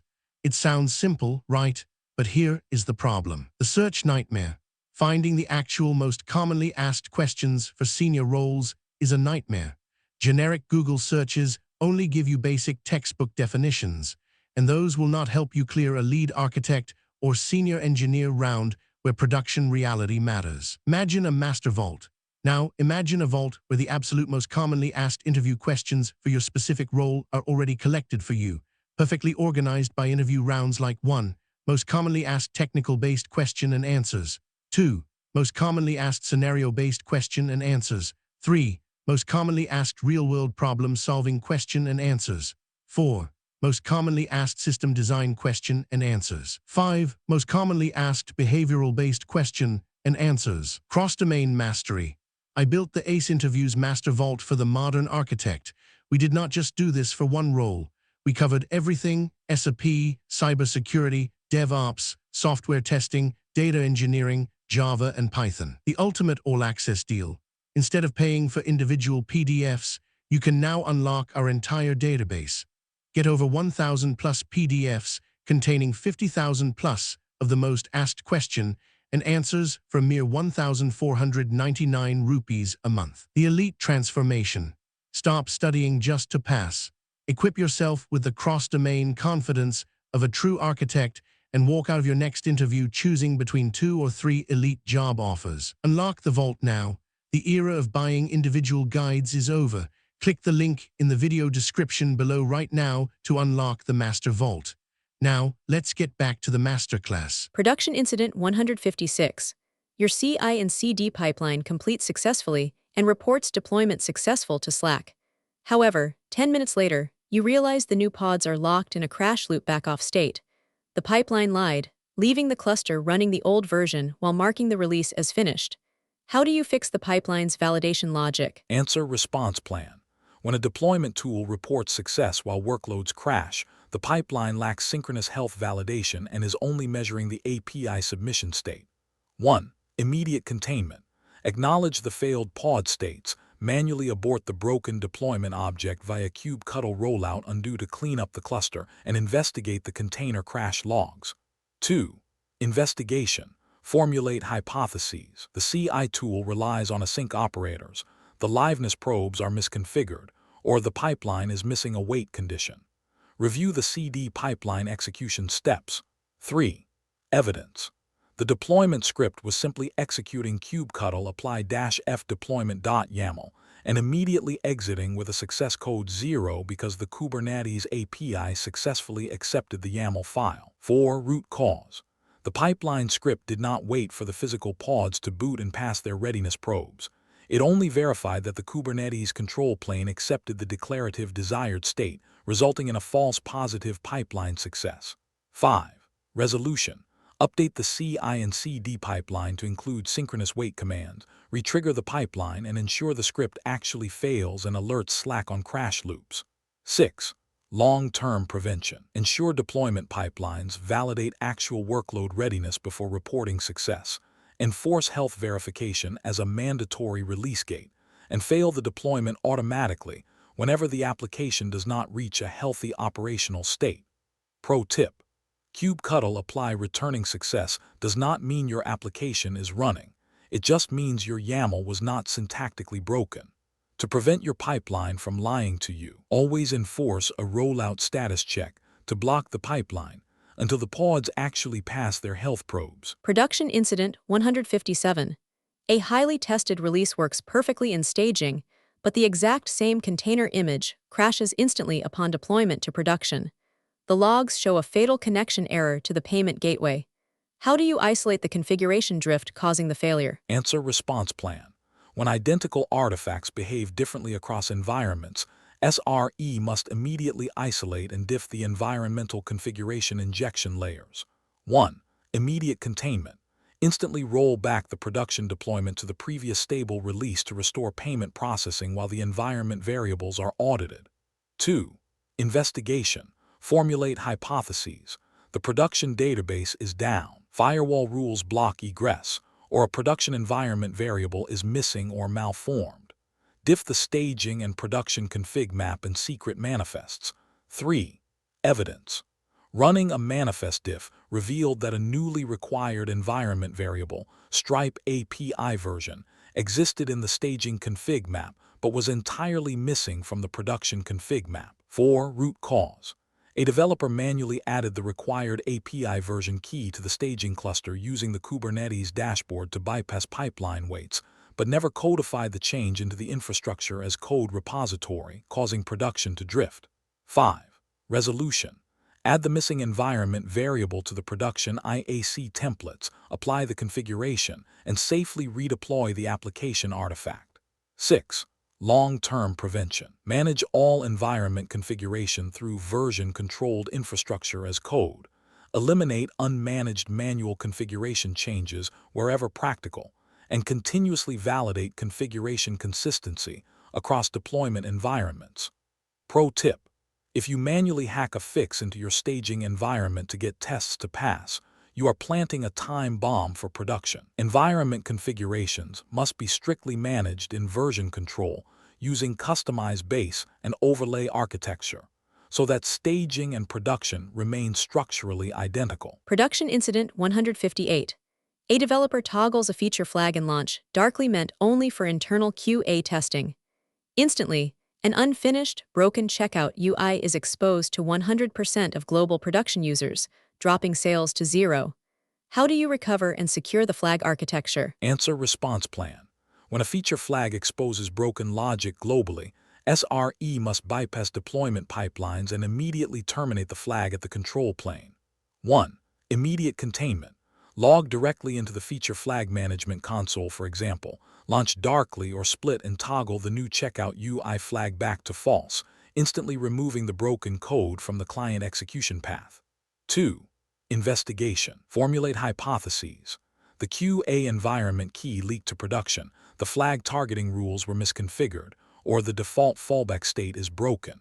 Review the flag audit logs. 3. Evidence. Feature flag audit logs confirm the targeting rules were completely empty. Instead of targeting a specific internal QA email domain at enterprise.com, the developer flipped the global Boolean to true. 4. Root cause.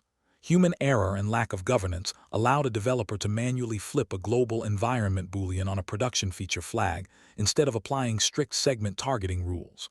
5. Resolution. Restore the intended feature targeting configuration. Verify that the feature is exposed only to the approved audience. Confirm normal customer experience has been restored, and monitor production metrics for any remaining impact. 6. Long-term prevention. Govern feature flag changes using the same change management, approval, audit, and access control standards applied to production code deployments, ensuring that high-impact flag changes receive appropriate operational oversight.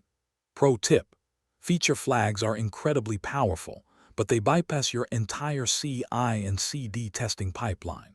Flipping a toggle is literally deploying code directly to users. You must enforce the exact same strict RBAC, peer review, and change management rules on your feature flag dashboard as you do on your Git repository. Production Incident 159. A release includes a database migration that splits a full name column into first name and last name, deleting the original column. The application code fails in production due to a hidden bug. You trigger a rollback to the previous version, but the legacy code crashes because the full name column no longer exists. You are trapped in a failed state. How do you recover? Answer response plan. When a destructive data transformation breaks a rollback path, SRE must abandon the code rollback and execute an immediate forward fix or data restoration. 1. Immediate containment. Halt all automated pipeline retries, freeze the application state, and route user traffic to a static maintenance page to prevent data corruption during triage. 2. Investigation. Formulate hypotheses. The code rollback failed, the database schema is incompatible, or the ORM is caching old mappings. Check the legacy application's crash logs. 3. Evidence. The legacy application logs showed fatal SQL exceptions. Column full _ name not found, proving that the stateful database changes had permanently broken the stateless code's ability to boot. 4. Root cause. The database migration was destructive, dropping a column and was deployed synchronously with the code. When the code was rolled back, the database remained in the future state, breaking the backward compatibility contract. 5. Resolution. Recover application compatibility using the safest recovery strategy appropriate for the business impact, such as a forward fix, selective schema restoration, or database recovery where appropriate, and verify data consistency before restoring normal service. 6. Long-term prevention. Enforce the expand and contract database pattern. Never drop or rename columns. Add new columns, deploy code to dual write, and only delete the old columns weeks later in a completely separate, isolated deployment. Pro tip: the rollback button in your CI and CD tool only rolls back code, it does not roll back data. If your deployment drops a column, you physically destroy your rollback path. Always separate schema expansions from schema deletions, ensuring every version of your code can safely boot against the database. Production Incident 160. A critical bug fix is merged into the main branch. The CI and CD pipeline builds the container, pushes it, and deploys successfully. However, the bug is still happening in production. You check the cluster, and the pod is running the brand new image hash, but the application is acting exactly like the old code. How do you resolve this artifact paradox? Answer response plan. When a newly built image executes stale logic, the CI pipeline's build caching layer has poisoned the immutable artifact. 1. Immediate containment. Manually trigger a fresh pipeline execution with all build caching completely disabled -- no cache to force a clean compilation and deploy the resulting uncorrupted image. 2. Investigation. Formulate hypotheses. The deployment manifest didn't update the tag. The cluster pulled the wrong image, or the Docker build reused a stale cached layer. Inspect the CI runner build output. 3. Evidence. The CI build logs revealed cached markers on the specific Docker file layer responsible for compiling the application binary, proving the runner skipped recompilation and packaged an old binary. 4. Root cause. The copy instructions in the Docker file were ordered incorrectly, because the source code files were copied after the dependency layer without invalidating the cache.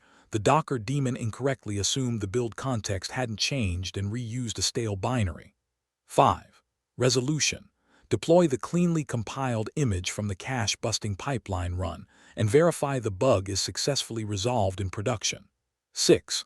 Long-term prevention. Design build pipelines to produce deterministic, reproducible artifacts by using well-defined cache invalidation strategies, validating build outputs, and ensuring that source changes reliably trigger fresh compilation when required.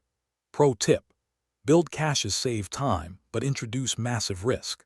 If your Docker file is poorly ordered, your CI pipeline will happily package yesterday's code into today's container image. Always inject dynamic build arguments like the git-sha to force the cache to break when source code changes. Are you tired of generic interview prep?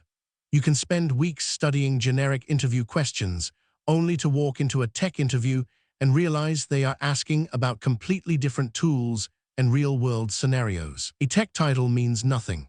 A data engineer, DevOps engineer, or SRE consultant role is completely different at every single company. If you are not studying for the exact tech stack in the job description, you are wasting your time. That is exactly the problem we solve.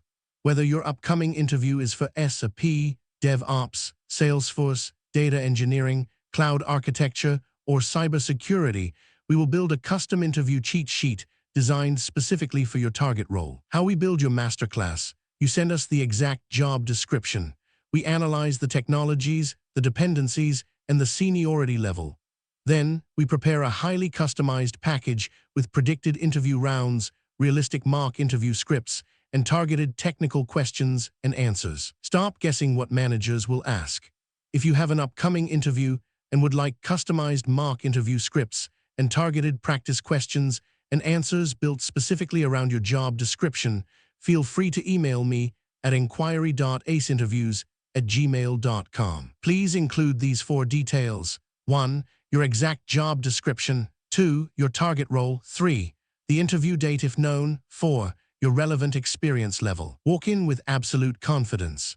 I will personally review your submission and let you know what type of preparation package would provide the most value. We will analyze the requirements and build the exact custom mock scripts and questions and answers you need to get the offer. What if you people want a continuous study instead, with most commonly asked interview questions and answers PDFs? But what if you do not have an active interview lined up right now? If you want to proactively build your skills over time, we have recently launched our Master Vault subscription model. This is an all-access pass containing most commonly asked interview questions and answers PDFs of various tech roles in every single major technology like DevOps, SRE, testing, Salesforce, data engineering, cloud, Java and Python, etc. Choose the full bundle or specific paths, but we understand that unlocking every technology at once might feel overwhelming. If you are solely an SRE consultant, a Salesforce developer, or a DevOps engineer, you do not need the entire Master Vault. We redesigned the ecosystem so you can subscribe to the unrestricted full bundle or choose individual targeted vaults tailored specifically to your career. The universal interview tip. Whenever you ask a tech VP or an industry mentor how to crack a tough interview, they all give you the exact same tip: get familiar with the most commonly asked interview questions. It sounds simple, right? But here is the problem. The search nightmare. Finding the actual most commonly asked questions for senior roles is a nightmare.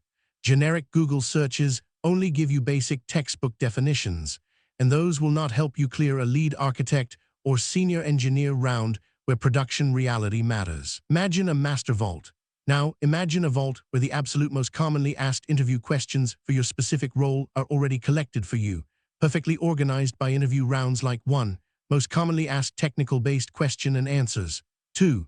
Most commonly asked scenario-based question and answers. 3. Most commonly asked real-world problem-solving question and answers. 4. Most commonly asked system design question and answers. 5. Most commonly asked behavioral-based question and answers. Cross-domain mastery.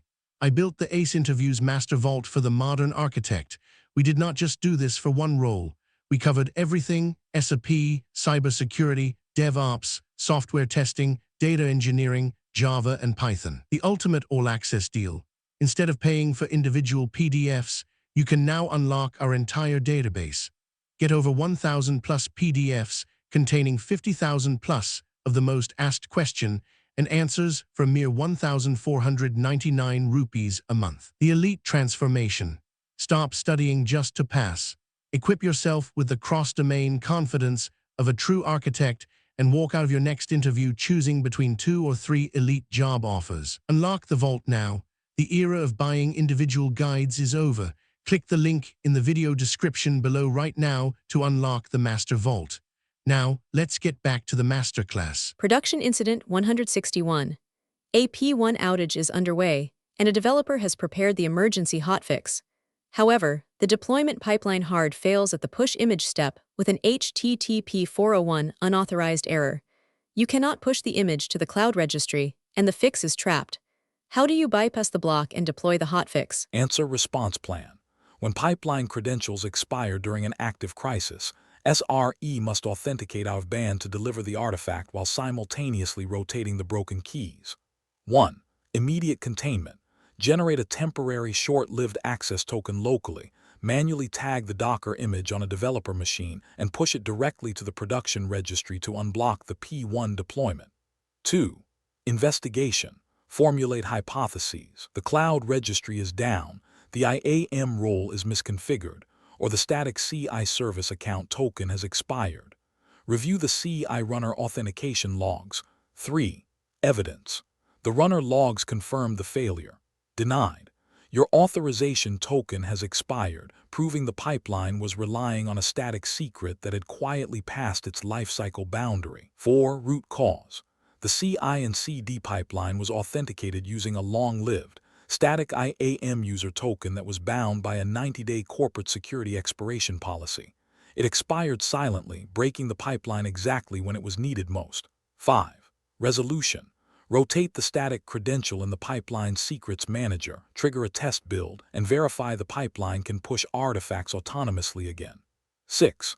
Long-term prevention. Eradicate all static credentials from CI and CD pipelines. Implement OpenID Connect OIDC federation between your CI provider and your cloud environment to dynamically generate short-lived, credential-less access tokens. Pro tip. Static credentials in pipelines are ticking time bombs.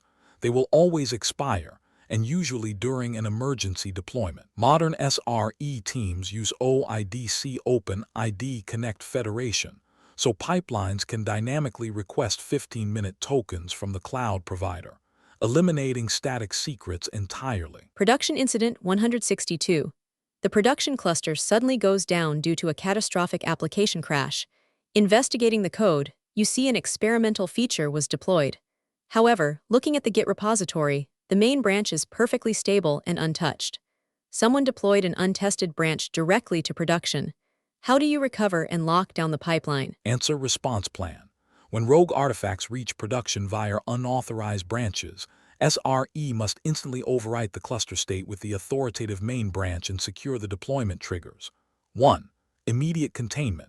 Execute a forceful GitOps synchronization or manual pipeline run targeting the verified main branch to instantly flush the experimental code out of the production cluster. 2. Investigation. Formulate hypotheses. The developer bypassed branch protection. The pipeline lacks environment variables, or manual cluster access was abused.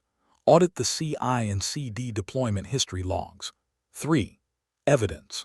Audit logs showed a developer manually triggered the deploy to production workflow via the CI tool's user interface, explicitly selecting their experimental feature/chaos branch instead of main. 4. Root cause.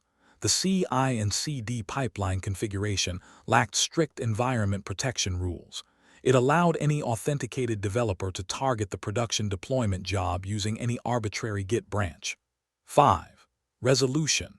Restore the production environment to the approved release, strengthen deployment authorization controls, and ensure that future production deployments can originate only from approved release workflows and protected source revisions. 6. Long-term prevention. Treat feature flags as production code.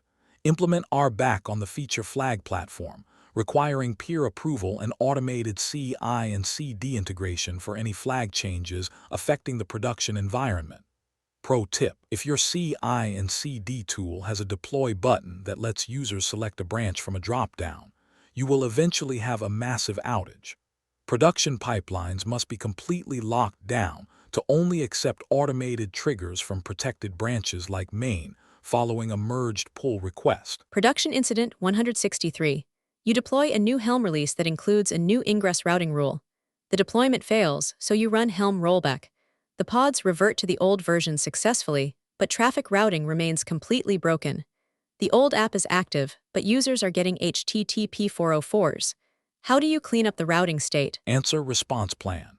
When a rollback restores pods but breaks routing, the deployment tool has left orphaned declarative resources in the cluster that are conflicting with the legacy state. 1. Immediate containment. Manually inspect and delete the orphaned Kubernetes ingress resource using kubectl delete ingress bad ingress to instantly clear the routing conflict and restore traffic to the legacy endpoint. 2. Investigation. Formulate hypotheses. The load balancer crashed, Helm failed to track resource metadata, or the old release lacked an ingress object. Run Helm get manifest and compare it to active cluster objects. 3. Evidence. Cluster inspection revealed that while Helm rollback restored the older pods, the new ingress object created by the failed release was still active in the cluster, hijacking the traffic routes into a dead end. 4. Root cause. Helm's rollback mechanism is not a true state reconciler. It merely reapplies the manifests from the previous revision. Because the new ingress resource did not exist in the old revision, Helm simply ignored it, leaving it orphaned and active in the cluster. 5. Resolution. Remove or reconcile orphaned deployment resources, restore routing consistency, and verify that the deployed application state matches the intended release configuration before returning the service to normal operation. 6. Long-term prevention. Transition from imperative Helm CLI deployments to declarative GitOps controllers like Argo CD or Flux, which natively detect and strictly prune any cluster resource that does not exist in the target Git manifest. Pro tip: Helm rollback is not a magic undo button. If your failed deployment created a brand new config map, secret, or ingress, rolling back will leave those new resources orphaned in your cluster, often causing silent conflicts. Use GitOps Argo CD with automatic pruning, enabled to guarantee absolute state consistency. Production Incident 164. A progressive canary rollout automatically shifts 20% of traffic to the new version. The analysis engine claims the canary is healthy because HTTP 200 rates are perfect. However, revenue drops instantly. The canary is completely broken, but the pipeline didn't catch it and is preparing to scale to 100%. How do you halt the release? Answer: response plan. When progressive delivery tooling misinterprets a broken release as healthy, SRE must immediately abort the pipeline to protect the remaining traffic pool. 1. Immediate containment. Manually abort the canary rollout via the deployment controller. For example, kubectl Argo rollouts abort to instantly force all traffic routing back to the 100% stable primary replicas. 2. Investigation. Formulate hypotheses. The metrics server is delayed, the application is failing silently, or the canary evaluation query is measuring the wrong KPI. Inspect the application response payloads. 3. Evidence. Manual curl tests against the canary pods confirmed they were returning status equals 200 OK, but the JSON payload was an empty array empty brackets due to a broken database query. The application was hiding its failure behind a healthy network code. 4. Root cause. The automated Canary evaluation was configured to exclusively measure shallow infrastructure metrics CPU memory and HTTP 200s. Because the application swallowed its errors, the analysis engine was mathematically tricked into approving a broken release. 5. Resolution. Abort the rollout, delete the broken Canary pods, and roll back the codebase to investigate the database query failure. 6. Long-term prevention. Engineer deep, business logic KPIs into your Canary analysis. Flagger or Argo rollouts should evaluate custom PromQL queries, for example, checkout_completed_total rather than raw HTTP status codes, ensuring releases are judged on business value. Pro tip: automated Canary analysis is extremely dangerous if your metrics are shallow. If your app crashes but returns an HTTP 200, the Canary will happily promote the outage to 100% of your users. Always base your progressive delivery evaluations on custom business metrics like orders processed or items added to cart. Production Incident 165. A critical P1 bug is discovered. SRE applies an emergency hotfix by pushing a new commit directly to the production Git branch, deploying it successfully. 30 minutes later, a scheduled daily automated pipeline runs, silently overriding the hotfix and re-triggering the P1 outage. How do you resolve the Git flow regression? Answer response plan. When a scheduled deployment overwrites a hotfix, the pipeline is pulling from a stale source of truth that lacks the emergency commits. 1. Immediate containment. Immediately pause all automated CI and CD schedules and GitOps reconciliation loops globally to prevent further overwrites, and manually reapply the hotfix to the cluster. 2. Investigation. Formulate hypotheses. The scheduled pipeline used an old commit SHA, the Git tags were overwritten, or the hotfix was never backported to the development branch. Audit the pipeline's Git checkout logs. 3. Evidence. Pipeline logs confirm that the scheduled daily sync executed a build and deploy originating from the development branch, which lacked the critical emergency commits applied to the production branch. 4. Root cause. The emergency hotfix was applied exclusively to the production environment to save time, but was never backported to the lower environments. When the automated promotion pipeline ran, it deployed the stale development code, erasing the hotfix. 5. Resolution. Merge the emergency fix into the organization's authoritative release branches or repositories. Verify that all deployment sources are synchronized, and safely resume automated deployment workflows after confirming version consistency. 6. Long-term prevention. Establish a formal emergency release process that ensures all hotfixes are propagated to every authoritative source repository or release branch, preventing future deployments from unintentionally reintroducing previously resolved production defects. Pro tip: the most dangerous time for a system is the 24 hours after an emergency hotfix. If you patch production but forget to patch your staging and development branches, your next automated pipeline run will silently overwrite your fix and bring the outage back. Always backport your hotfixes immediately. Category 10 Conclusion. Mastering Release Engineering. Release engineering is the ultimate operational bottleneck. If you cannot safely deploy code, you cannot fix outages. As we saw across these 15 incidents, from blue-green cache misses and destructive database rollbacks to GitOps reconciliation loops and expired pipeline credentials, the delivery pipeline is a highly volatile, stateful environment. Mastering modern CI and CD means eliminating human intervention, rejecting mutable image tags, enforcing strict GitOps synchronization, and mathematically guaranteeing that a rollback never breaks your database schema. Are you tired of generic interview prep? You can spend weeks studying generic interview questions, only to walk into a tech interview and realize they are asking about completely different tools and real-world scenarios. A tech title means nothing. A data engineer, DevOps engineer, or SRE consultant role is completely different at every single company. If you are not studying for the exact tech stack in the job description, you are wasting your time. That is exactly the problem we solve. Whether your upcoming interview is for SRE, DevOps, Salesforce, data engineering, cloud architecture, or cybersecurity, we will build a custom interview cheat sheet designed specifically for your target role. How we build your masterclass. You send us the exact job description. We analyze the technologies, the dependencies, and the seniority level. Then, we prepare a highly customized package with predicted interview rounds, realistic mock interview scripts, and targeted technical questions and answers. Stop guessing what managers will ask. If you have an upcoming interview and would like customized mock interview scripts and targeted practice questions and answers built specifically around your job description, feel free to email me at inquiry.aceinterviews@gmail.com. Please include these 4 details. 1. Your exact job description. 2. Your target role. 3. The interview date if known. 4. Your relevant experience level. Walk in with absolute confidence. I will personally review your submission and let you know what type of preparation package would provide the most value.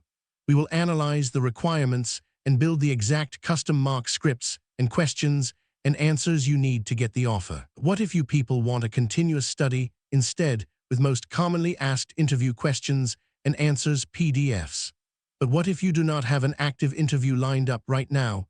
If you want to proactively build your skills over time, we have recently launched our Master Vault subscription model. This is an all-access pass containing most commonly asked interview questions and answers PDFs of various tech roles in every single major technology like DevOps, SRE, testing, Salesforce, data engineering, cloud, Java and Python, etc. Choose the full bundle or specific paths, but we understand that unlocking every technology at once might feel overwhelming. If you are solely an SRE consultant, a Salesforce developer, or a DevOps engineer, you do not need the entire Master Vault. We redesigned the ecosystem so you can subscribe to the unrestricted full bundle or choose individual targeted vaults tailored specifically to your career. The universal interview tip. Whenever you ask a tech VP or an industry mentor how to crack a tough interview, they all give you the exact same tip. Get familiar with the most commonly asked interview questions. It sounds simple, right?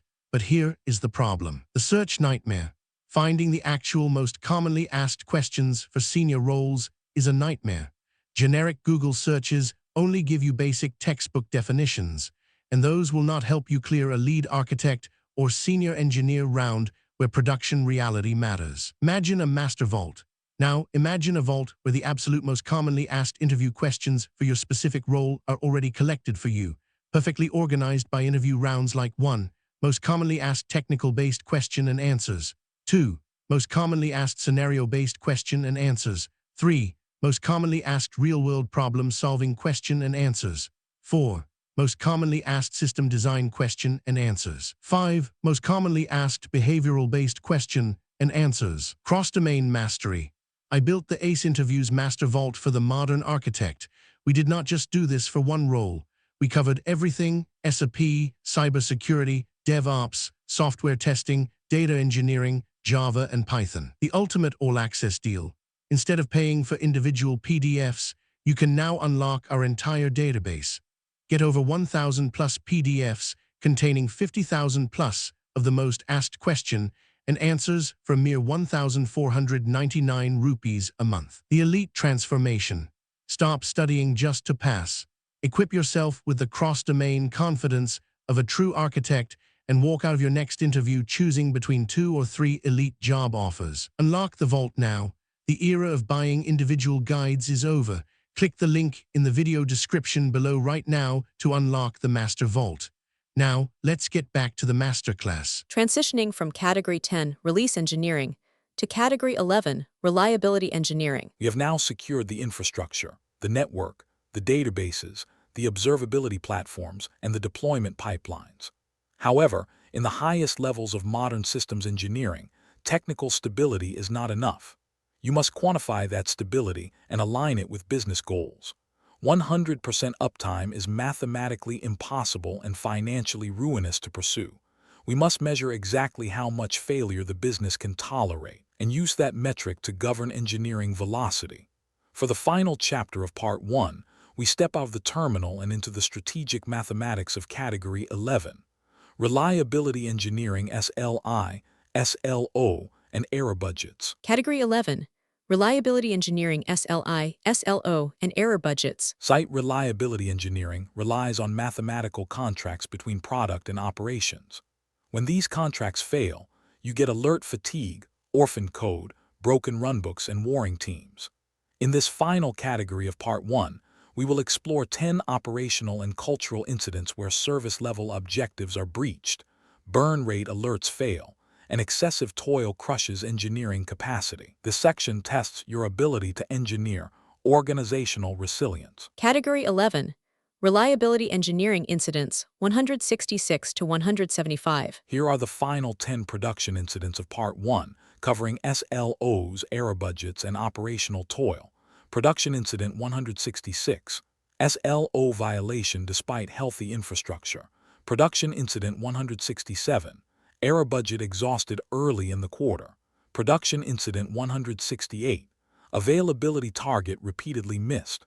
Production Incident 169. Latency SLI degrades without outages.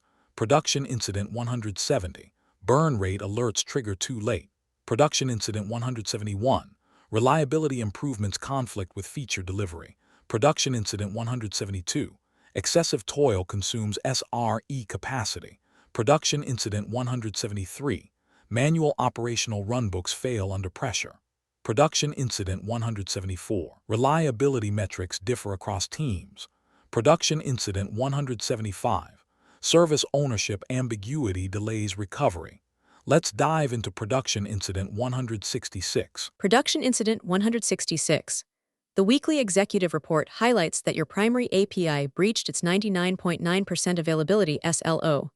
However, the SRE team reviews all internal metrics, CPU, memory, Kubernetes health, and database IOPS, and everything was perfectly green all week. How do you resolve a mathematically failing SLO on healthy infrastructure? Answer response plan. When an SLO breaches despite healthy internal infrastructure, SRE must shift focus to the outermost edge layer to find failures the backend is blind to. 1. Immediate containment. Acknowledge the SLO breach and temporarily disable automated error budget deployment freezes until the discrepancy between infrastructure health and client experience is diagnosed. 2. Investigation.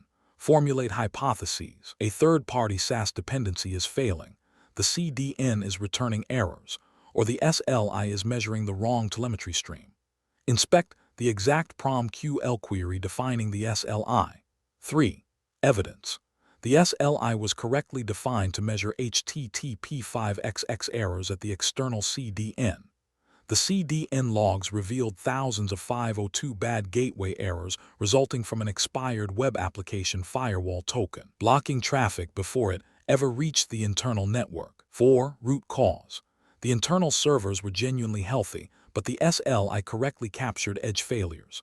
Because the SRE team exclusively monitored internal Kubernetes metrics rather than edge user experience, they were completely blind to the outage. 5. Resolution. Renew the expired WAF token to restore traffic and formally validate that the 99.9% SLO breach was accurate and must be mathematically accepted. 6. Long-term prevention. Align alerting with the SLI.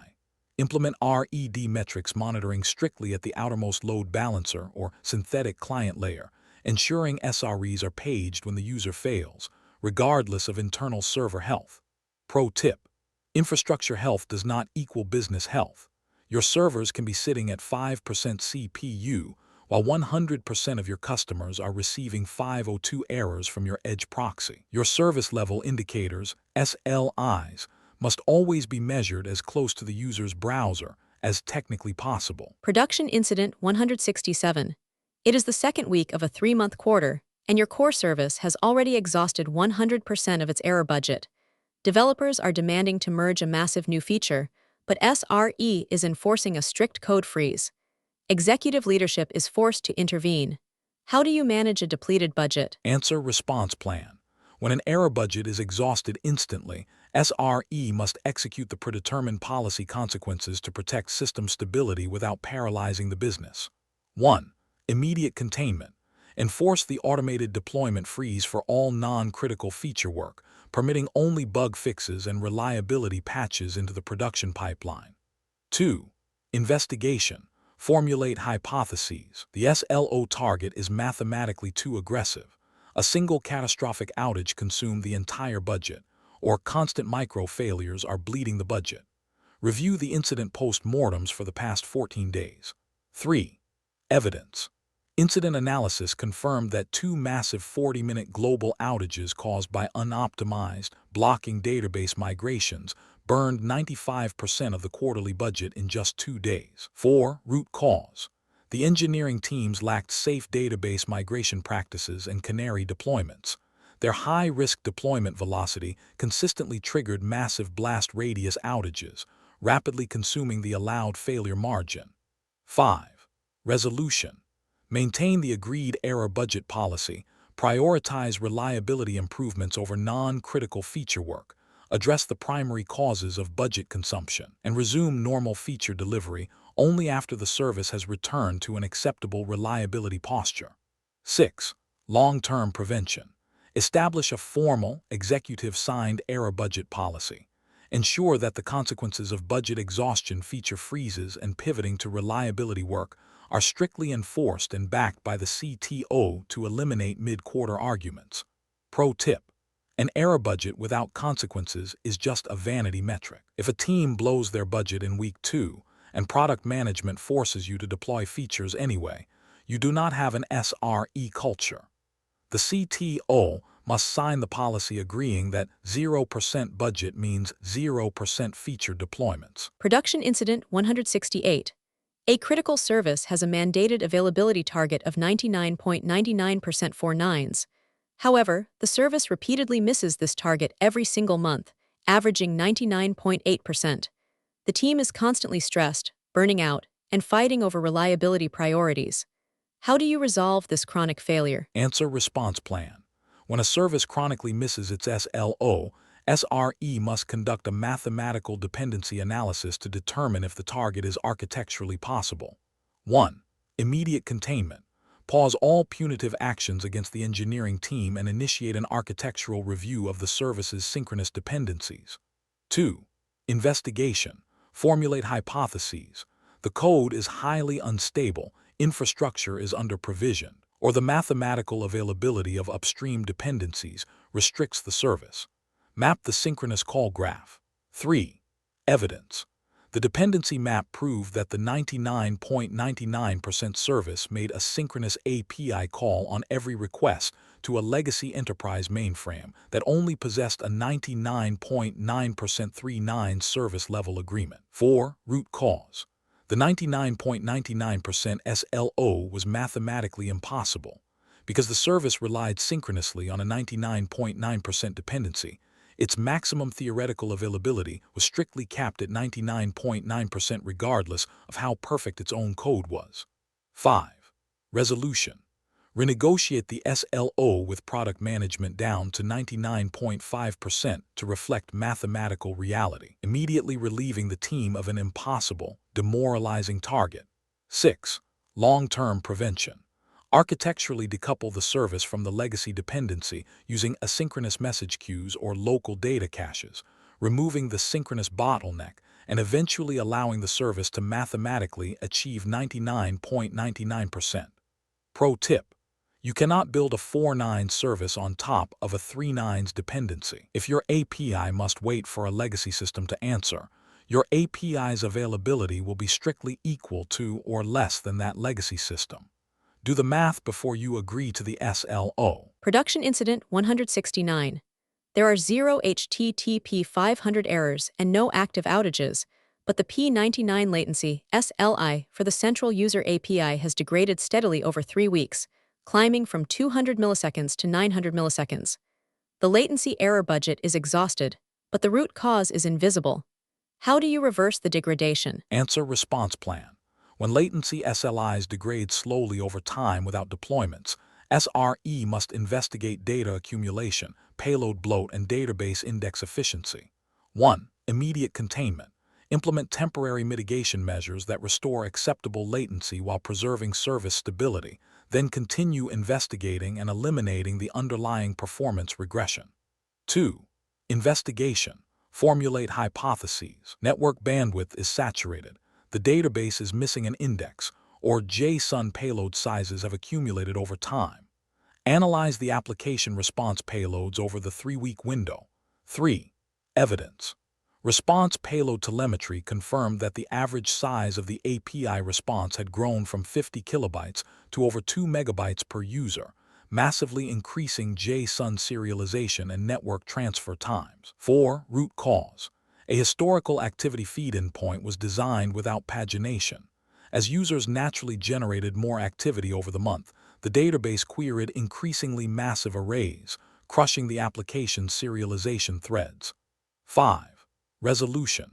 Deploy a hotfix enforcing strict cursor-based pagination, for example, maximum 50 items per page on the API, instantly reducing the payload size and returning latency to the 200 millisecond baseline. 6. Long-term prevention. Enforce maximum payload size limits at the API gateway layer and utilize production-sized database clones during CI and CD load testing to catch data accumulation latency before it reaches production. Pro tip: code does not slow down, data grows. If your latency degrades slowly over a month with no code changes, you are experiencing data accumulation. Always enforce pagination on every single array returning API endpoint from day one. Unbounded queries will eventually crush your JSON parsers. Production Incident 170. A total catastrophic network failure occurs, dropping 100% of customer traffic. However, the SRE on call is not paged until 45 minutes later. By the time they log in, millions of dollars are lost. The monitoring system was online, so why did the alert take 45 minutes to fire? Answer: response plan. When critical alerts fire too late during a total outage, the alerting logic is incorrectly utilizing flat evaluation windows instead of multi-burn rate alerting. 1. Immediate containment. Manually declare a P1 incident, bypass the automated alerting pipeline, and execute the emergency network failover to restore the site. 2. Investigation. Formulate hypotheses. The metrics pipeline was lagging. The alert manager was queuing notifications, or the PromQL evaluation window was statically misconfigured. Inspect the alerting rule definitions. 3. Evidence. The alerting rule was defined as error_rate greater than 1% with a strict for 45 minutes validation clause, meaning the system mathematically refused to page anyone until the outage had been sustained for exactly 45 minutes. 4. Root cause. The team used a static, single-window alerting strategy designed to prevent false positives from transient blips. However, this same 45-minute buffer applied to 100% catastrophic failures, effectively guaranteeing a 45-minute delay on every major outage. 5. Resolution. Rewrite the PromQL alerting rules to utilize multi-burn rate alerting, instantly pushing the new configuration to the Prometheus Alert Manager. 6. Long-term prevention. Adopt multi-window, multi-burn rate alerting so that severe reliability degradation triggers rapid response, while slower budget consumption produces lower priority notifications appropriate to the operational impact.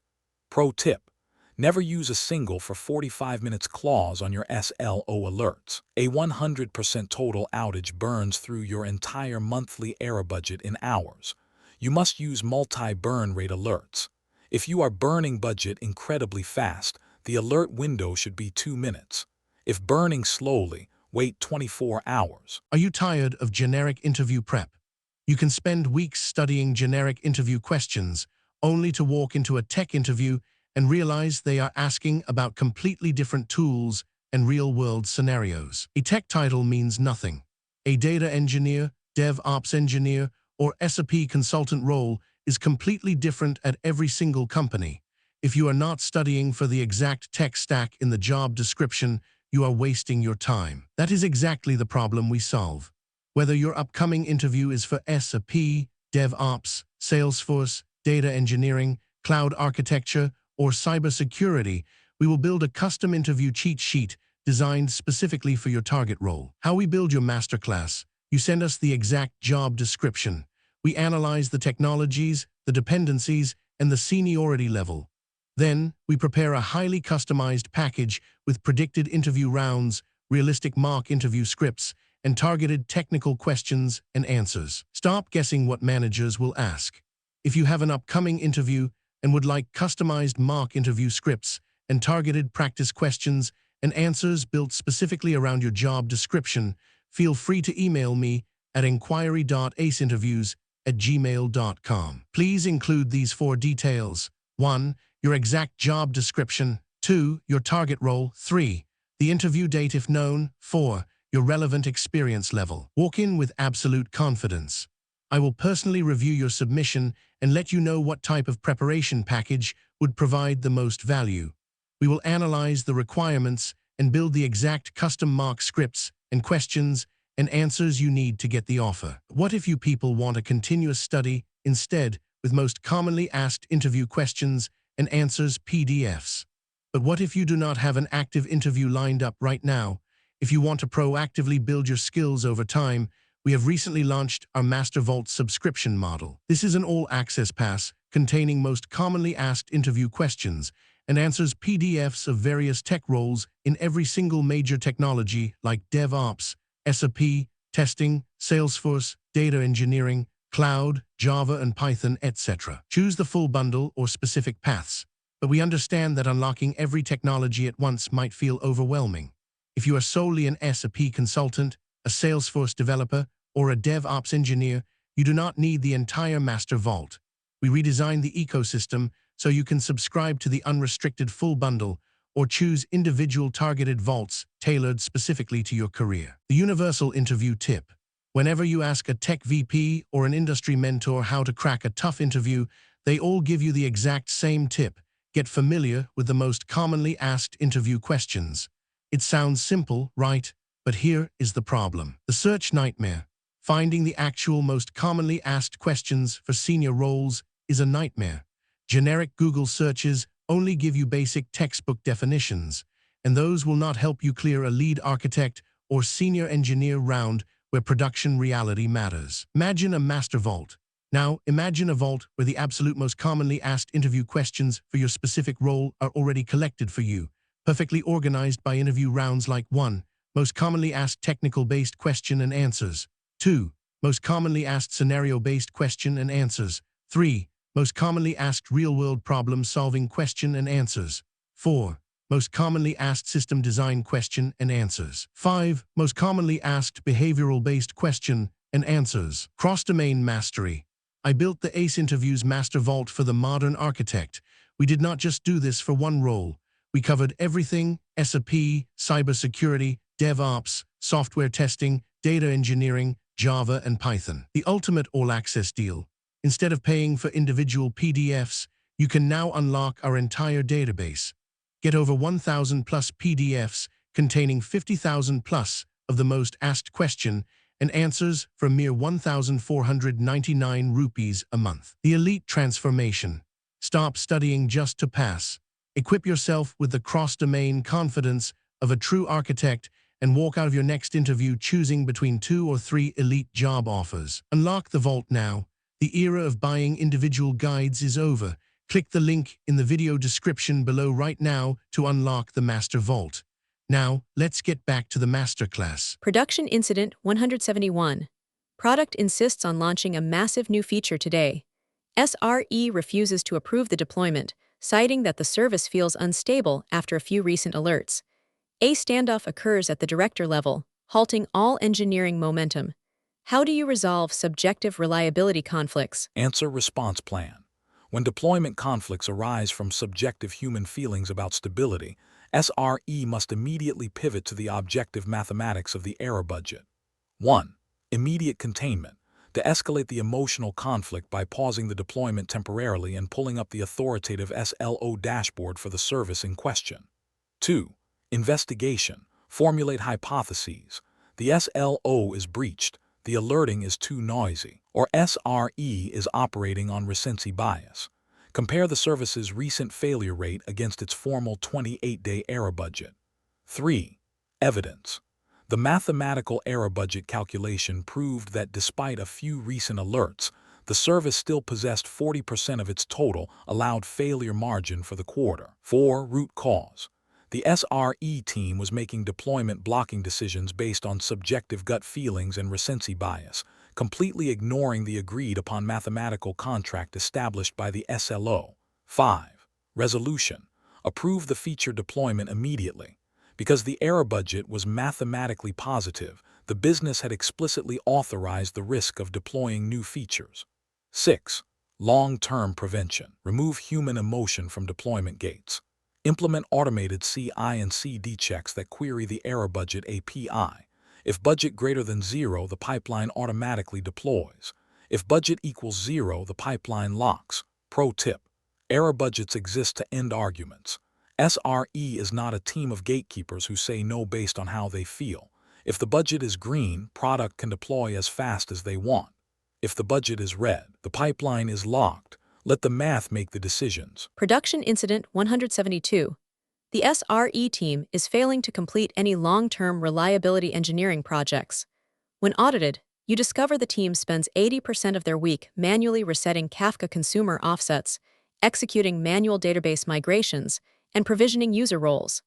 How do you recover engineering capacity? Answer: response plan. When operational toil exceeds capacity, SRE is acting as a traditional sysadmin team. You must instantly redirect manual tasks back to developers while building self-service automation. 1. Immediate containment. Implement a strict pushback policy.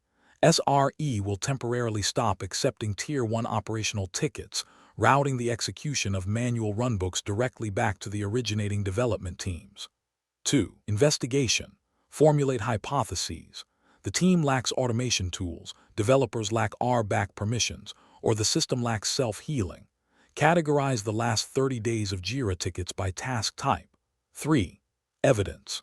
Ticket analytics confirmed that 80% of SRE time was consumed executing highly deterministic, repeatable commands simply because developers did not have the production access required to run them. 4. Root cause.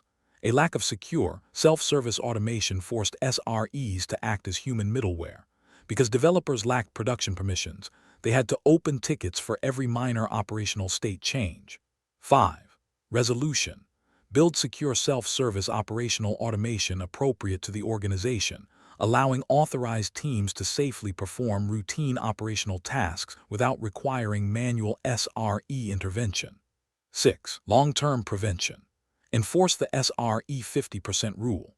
If an SRE team spends more than 50% of its time on manual operational toil, the overflow work is automatically routed back to the development team until the automation is built. Pro tip: if your SREs spend their day copying and pasting CLI commands from a wiki into a terminal on behalf of developers, they are not engineers, they are biological shell scripts. Always build self-service automation like a Slack bot, so developers can safely execute operational tasks without you. Production Incident 173. During a massive P1 outage, an SRE attempts to failover the database by following the official Confluence wiki runbook. The CLI commands in the wiki fail with syntax errors, required directory paths are missing, and the outage is extended by 2 hours as the engineer manually reverse engineers the system. How do you fix incident response execution? Answer: response plan. When documented procedures fail during an incident, static documentation has severely drifted from actual infrastructure state, requiring immediate architectural escalation. 1. Immediate containment. Abandon the broken wiki runbook immediately and escalate the incident to the senior platform architects to execute the failover using direct, raw infrastructure comprehension. 2. Investigation. Formulate hypotheses. The database was upgraded, the CLI tool syntax changed, or the runbook was never tested. Inspect the version history of the runbook against the active cluster. 3. Evidence. Version control revealed that the runbook was written 18 months ago for Kubernetes v1.22, but the cluster had been upgraded to v1.28 last week, changing the required API endpoints and invalidating the CLI commands. 4. Root cause. Operational knowledge was stored as static text in a wiki rather than being treated as code. As the infrastructure evolved through CI and CD, the human documentation was entirely left behind and rotted. 5. Resolution. Execute the manual failover successfully, restore the database, and immediately purge the broken static commands from the wiki. 6. Long-term prevention. Transition from static wikis to executable runbooks, such as Jupyter notebooks for operations or Ansible playbooks. Executable runbooks treat operations as code, Ensuring commands are tested against live APIs during routine automated disaster recovery drills. Pro tip: a static wiki runbook is guaranteed to be obsolete the day after you write it. During a P1 outage, the worst thing an engineer can do is blindly copy-paste commands from a 2-year-old document. Treat runbooks as code. Use executable playbooks and test your disaster recovery automation continuously. Production Incident 174. Following an outage, SRE claims the system is operating at 99.5% availability failing. Product claims the system is operating at 99.99% availability passing. A massive argument ensues over whether the team should freeze code or deploy new features. How do you resolve metric discrepancies? Answer: response plan. When teams argue over system health, the service level indicator SLI is mathematically ambiguous, and SRE must immediately standardize the query across the organization. 1. Immediate containment. Pause all deployment authorization arguments and convene an immediate joint working group to standardize the immediate operational dataset. 2. Investigation. Formulate hypotheses. The teams are querying different load balancers. One team is including synthetic bot traffic, or the time windows differ. Compare the SRE PromQL query against the product analytics query. 3. Evidence. The investigation revealed SRE was measuring raw HTTP 500 errors at the ingress, including unauthenticated bot scanners and scrapers, while product was only measuring successful checkout completion events. 4. Root cause. The enterprise lacked a formal written SLI contract. Because availability was never explicitly defined in math, both teams invented their own queries, creating vastly different realities of system health. 5. Resolution. Standardize the SLI measurement on the true user journey, for example, valid authenticated checkout success rate, recalculate the budget, and confirm if a code freeze is truly necessary. 6. Long-term prevention. These documents must explicitly define the exact measurement methodology, data sources, and calculation used for each SLI so that every team evaluates service reliability using the same objective standard. Pro tip: an SLO is useless if the underlying SLI query is debated. When defining an SLO, do not just say 99.9% uptime. You must write down the exact mathematical formula, sum of HTTP 200s on the checkout API, or total valid requests. If the math is not agreed upon, you will argue forever. Production Incident 175. A critical internal authentication API goes down at 2 a.m. The SRE pages the platform team, who rejects the page. They page the security team, who also rejects it. Recovery is delayed by 3 hours as engineers argue over who owns the code. How do you recover and eliminate ownership ambiguity? Answer: response plan. When a service fails without a defined owner, SRE must assume emergency incident command to restore the system while identifying the orphan infrastructure. 1. Immediate containment. The SRE team assumes emergency break glass ownership, applying a temporary configuration patch to bypass the failing authorization check and restore system operations. 2. Investigation. Formulate hypotheses. The service catalog is out of date, the team was reorged, or the code was deployed manually without tags. Review the microservice repository and PagerDuty routing rules. 3. Evidence. Auditing the repository revealed no code owner's file, and the internal service catalog listed an engineering manager who had left the company 6 months ago. 4. Root cause. The microservice was an orphan piece of legacy infrastructure. Because it hadn't failed in 2 years, it survived multiple organizational restructures without ever being formally assigned to a new on-call rotation. 5. Resolution. Mandate a formal executive-backed emergency handover of the legacy service to the core platform team until a permanent development owner can be identified and trained. 6. Long-term prevention. Implement an internal developer portal like Backstage with a strict no-orphan code policy. Configure CI and CD pipelines to automatically block deployments for any service lacking a valid PagerDuty routing key and a committed code owner's file. Pro tip: if a microservice does not have an explicitly defined owner and an active on-call rotation, it should not exist in production. Use your CI and CD pipeline as a governance gate. If the repository does not have a valid code owner's file tied to a PagerDuty team, the build fails instantly. Category 11 Conclusion. The mathematics of reliability. Reliability engineering is the ultimate bridge between technical operations and business reality. As we saw in these final 10 incidents, if you do not define your service level objectives with strict mathematics, you will drown in alert fatigue, orphan microservices, and subjective deployment arguments. An elite SRE team uses error budgets not as a weapon to say no to developers, but as an automated, mathematical governor that guarantees the system can survive the sheer velocity of the business. Part 1 Conclusion. The core infrastructure blueprint. That concludes part 1 of the modern SRE and platform engineering masterclass. We have successfully navigated 175 catastrophic production incidents, traveling from the raw physical constraints of Linux CPU schedulers and kernel panics, up through Kubernetes cluster state, cloud infrastructure quotas, database transaction locks, CI and CD artifact corruption, and finally into observability pipelines. If you can internalize these core domains, you possess the operational blueprint to stabilize any enterprise infrastructure on the planet. What to expect in Part 2. The modern edge. But the landscape of high-scale engineering is evolving rapidly.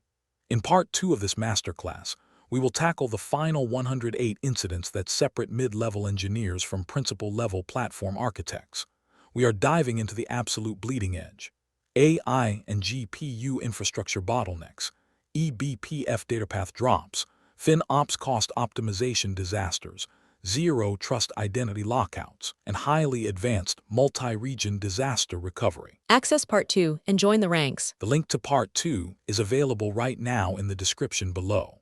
If you want to survive the highest pressure technical interviews and learn how to build mathematically bulletproof production environments, hit the subscribe button, turn on notifications, and leave a comment below with the most brutal production incident you have ever personally fought.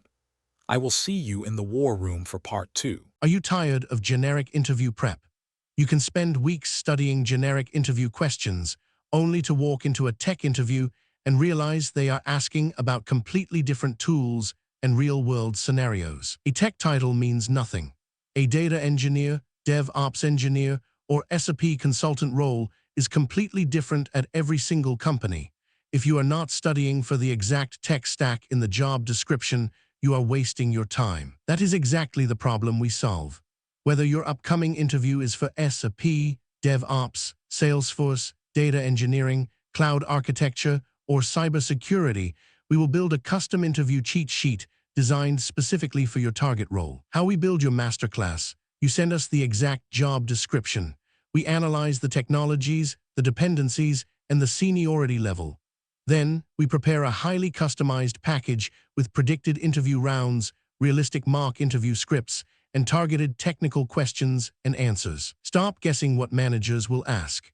If you have an upcoming interview and would like customized mock interview scripts and targeted practice questions and answers built specifically around your job description, feel free to email me at inquiry.aceinterviews@gmail.com. Please include these 4 details. 1. Your exact job description. 2. Your target role. 3.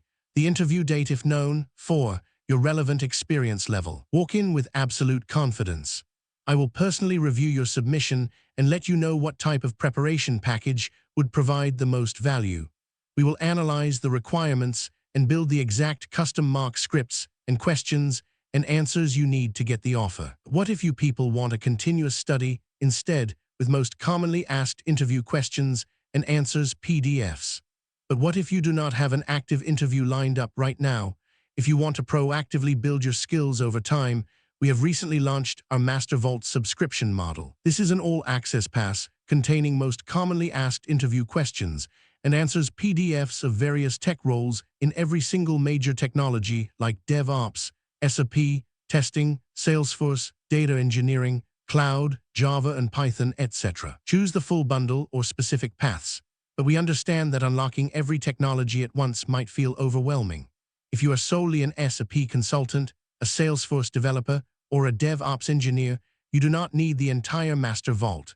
We redesigned the ecosystem so you can subscribe to the unrestricted full bundle or choose individual targeted vaults tailored specifically to your career. The universal interview tip.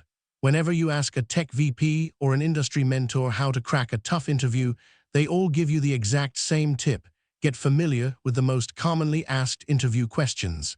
It sounds simple, right? But here is the problem. The search nightmare. Finding the actual most commonly asked questions for senior roles is a nightmare. Generic Google searches only give you basic textbook definitions, and those will not help you clear a lead architect or senior engineer round where production reality matters. Imagine a master vault. Now, imagine a vault where the absolute most commonly asked interview questions for your specific role are already collected for you, perfectly organized by interview rounds like 1. Most commonly asked technical-based question and answers. 2. Most commonly asked scenario-based question and answers. 3. Most commonly asked real-world problem-solving question and answers. 4. Most commonly asked system design question and answers. 5. Most commonly asked behavioral-based question and answers. Cross-domain mastery. I built the ACE Interviews Master Vault for the modern architect. We did not just do this for one role. We covered everything: SAP, cybersecurity, DevOps, software testing, data engineering, Java, and Python. The ultimate all-access deal.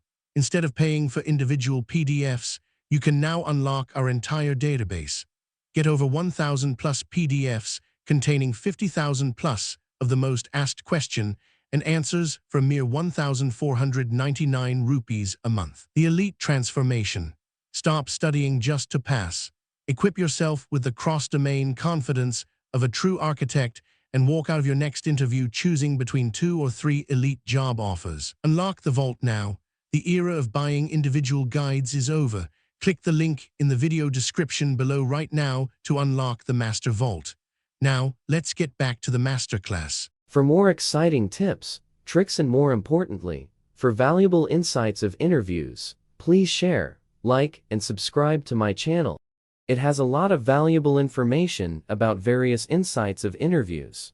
It has a wide range of real-world portfolio projects of various technologies for interviews, and it has wide range of most asked interview questions and answers of various technologies like data science, SAP, AWS, DevOps, and full-stack web development, and more. That will be useful during interviews.